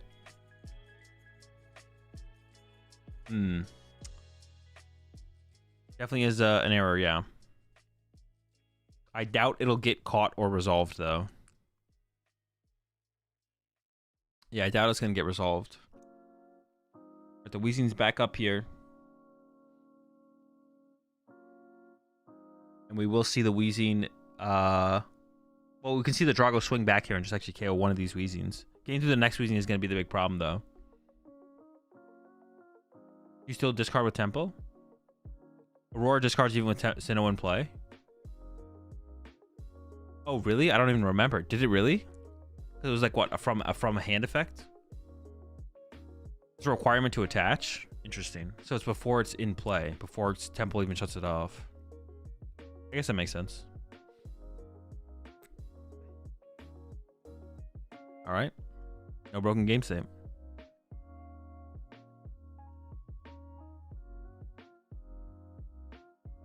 This actually seems really winnable for the Reggie side, to be honest. All right, here comes the poison.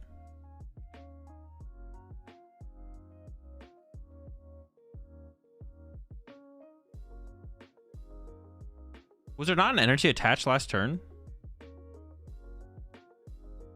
We can knock out the active, but we need to build up towards this this Reggie on the bench attacking. Or was there only one Aurora established? All right, Speed Lightning to the Lecky to draw 2. There's another Speed Lightning in the deck, so we could build up the Lecky to the point. And the Cape could be big as well. I mean, the Cape's not going to make this Reggie survive. Well, it would survive going into the turn, but I don't think you need to do that. Burn the Heavy Ball. There's another Weezing coming up after this one. And there could be another Weezing coming up after that one. So there might be a couple more Weezings to have to get through here.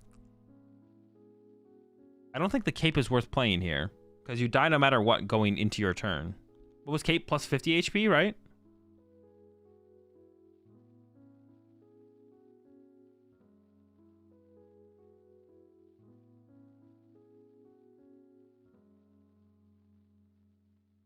I'm pretty sure the Cape is... That's a... How much damage is on this Drago? It doesn't survive, does it? I guess it survives going into the... Oh, no, but Path shuts off Radiant Sneasler. Oh, maybe it does survive, actually. Oh, it would survive with 10 HP, actually. Because we're shutting off Radiant Sneasler with the Path. If that sticks, I guess. If that doesn't stick, then I guess it does die, but we're hoping it sticks. That seems reasonable. That seems like a reasonable play, then, I guess. I don't hate it. Probably want to hold this hand because it has another Path in it, but they're playing all the cards out, so they might be researching here. We'll see. I assume we'd want to hold it just because we have the Scoop Up Net in the hand, but it might not be the Scoop Net and the Path. All right, 4 more. So I think there's 140 on it. And then going into the turn, it'll be 40 more. So it'll get up to... Wait, that would be enough to KO. I think it still dies. 180? It looks like a 100 and maybe it's a 90. 3. Oh no, it is 90. It is 90. So it is 90. Yeah, so it actually does survive going into the turn.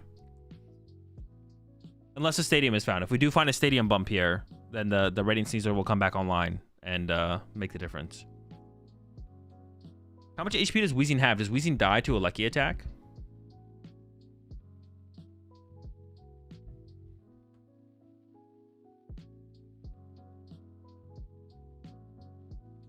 They have like 3 cards in the deck they can't research.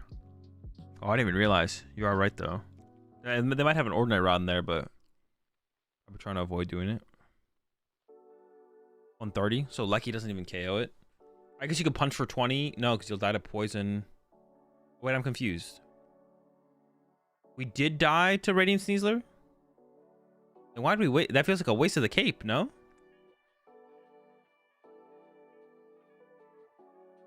Okay, this one's actually looking looking kind of over here. Oh no, they have way more than 3 cards in deck. But I don't know if they have any outs. So what would you think about this tournament system? Start matches anytime between 8:30 a.m. to 8:30 p.m. 8 hours of playtime maximum. Once you go over, you can't start a new match. 75% win rate advances to day 2. But you can just play as many games as you want. I don't think you should be able to play unlimited games. Unlimited games sounds cringe. Because then it's just like the more games you play, like you increase your odds of being able to advance. Or might not realize Sneasler was shut off. Oh, maybe did they not realize Sneasler was shut off? Oh, it's buy or win, right? Not match points. Yeah, but still, unlimited games still feels like... No, but yeah, still, but like if you're 2-2, if you're 3-3, if you're 4-5, or if you're 2-5, you still can like grind your way back, right? So you have like infinite lives. There's no like, yeah, if you just go through more games quickly, it would like favor faster decks. It would favor faster decks because you could recover. You could theoretically recover from a deficit better. Because you'd be able to play more games once you put yourself in a hole. Like if you start 0-4, it's like, well, I'm playing Raging Bolt. Let's just go donk some people. And you just donk some people, and then you get back to whatever record you need.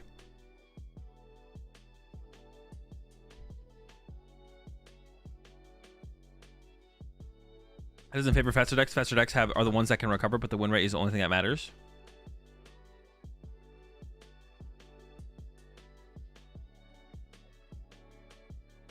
That has to be an added factor. The fact that you could play more games has to somehow factor in there, though. You could play more games with a faster deck. Has to factor in.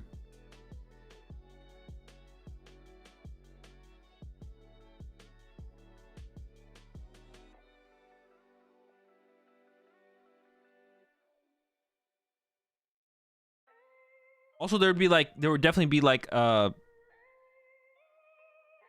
higher possibility for like some kind of collusion, I feel like, as well. Well, hang on, they found Serena. Wait, did they actually win? Does Regirock one-hit this thing?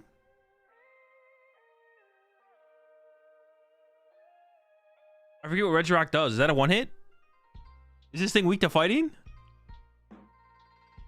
Yo, Reggie's got the dub. How many? They play like 3 Serena. They play like 3 Serena. They're teched for the E-turn matchup.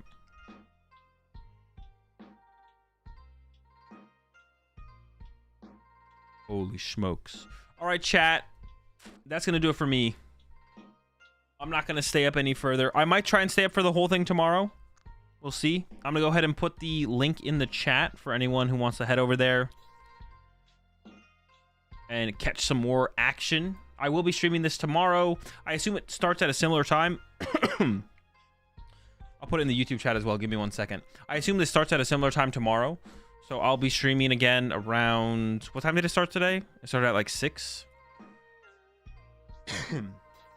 6 or 7. I assume it'll start at a similar time tomorrow, if not a little bit earlier, would be my guess. So I will plan to stream at a similar time. Start to stream at like a 6 or 7 tomorrow. We'll see. I threw the link in the YouTube chat as well. Have a good one, chat. See you tomorrow. Peace.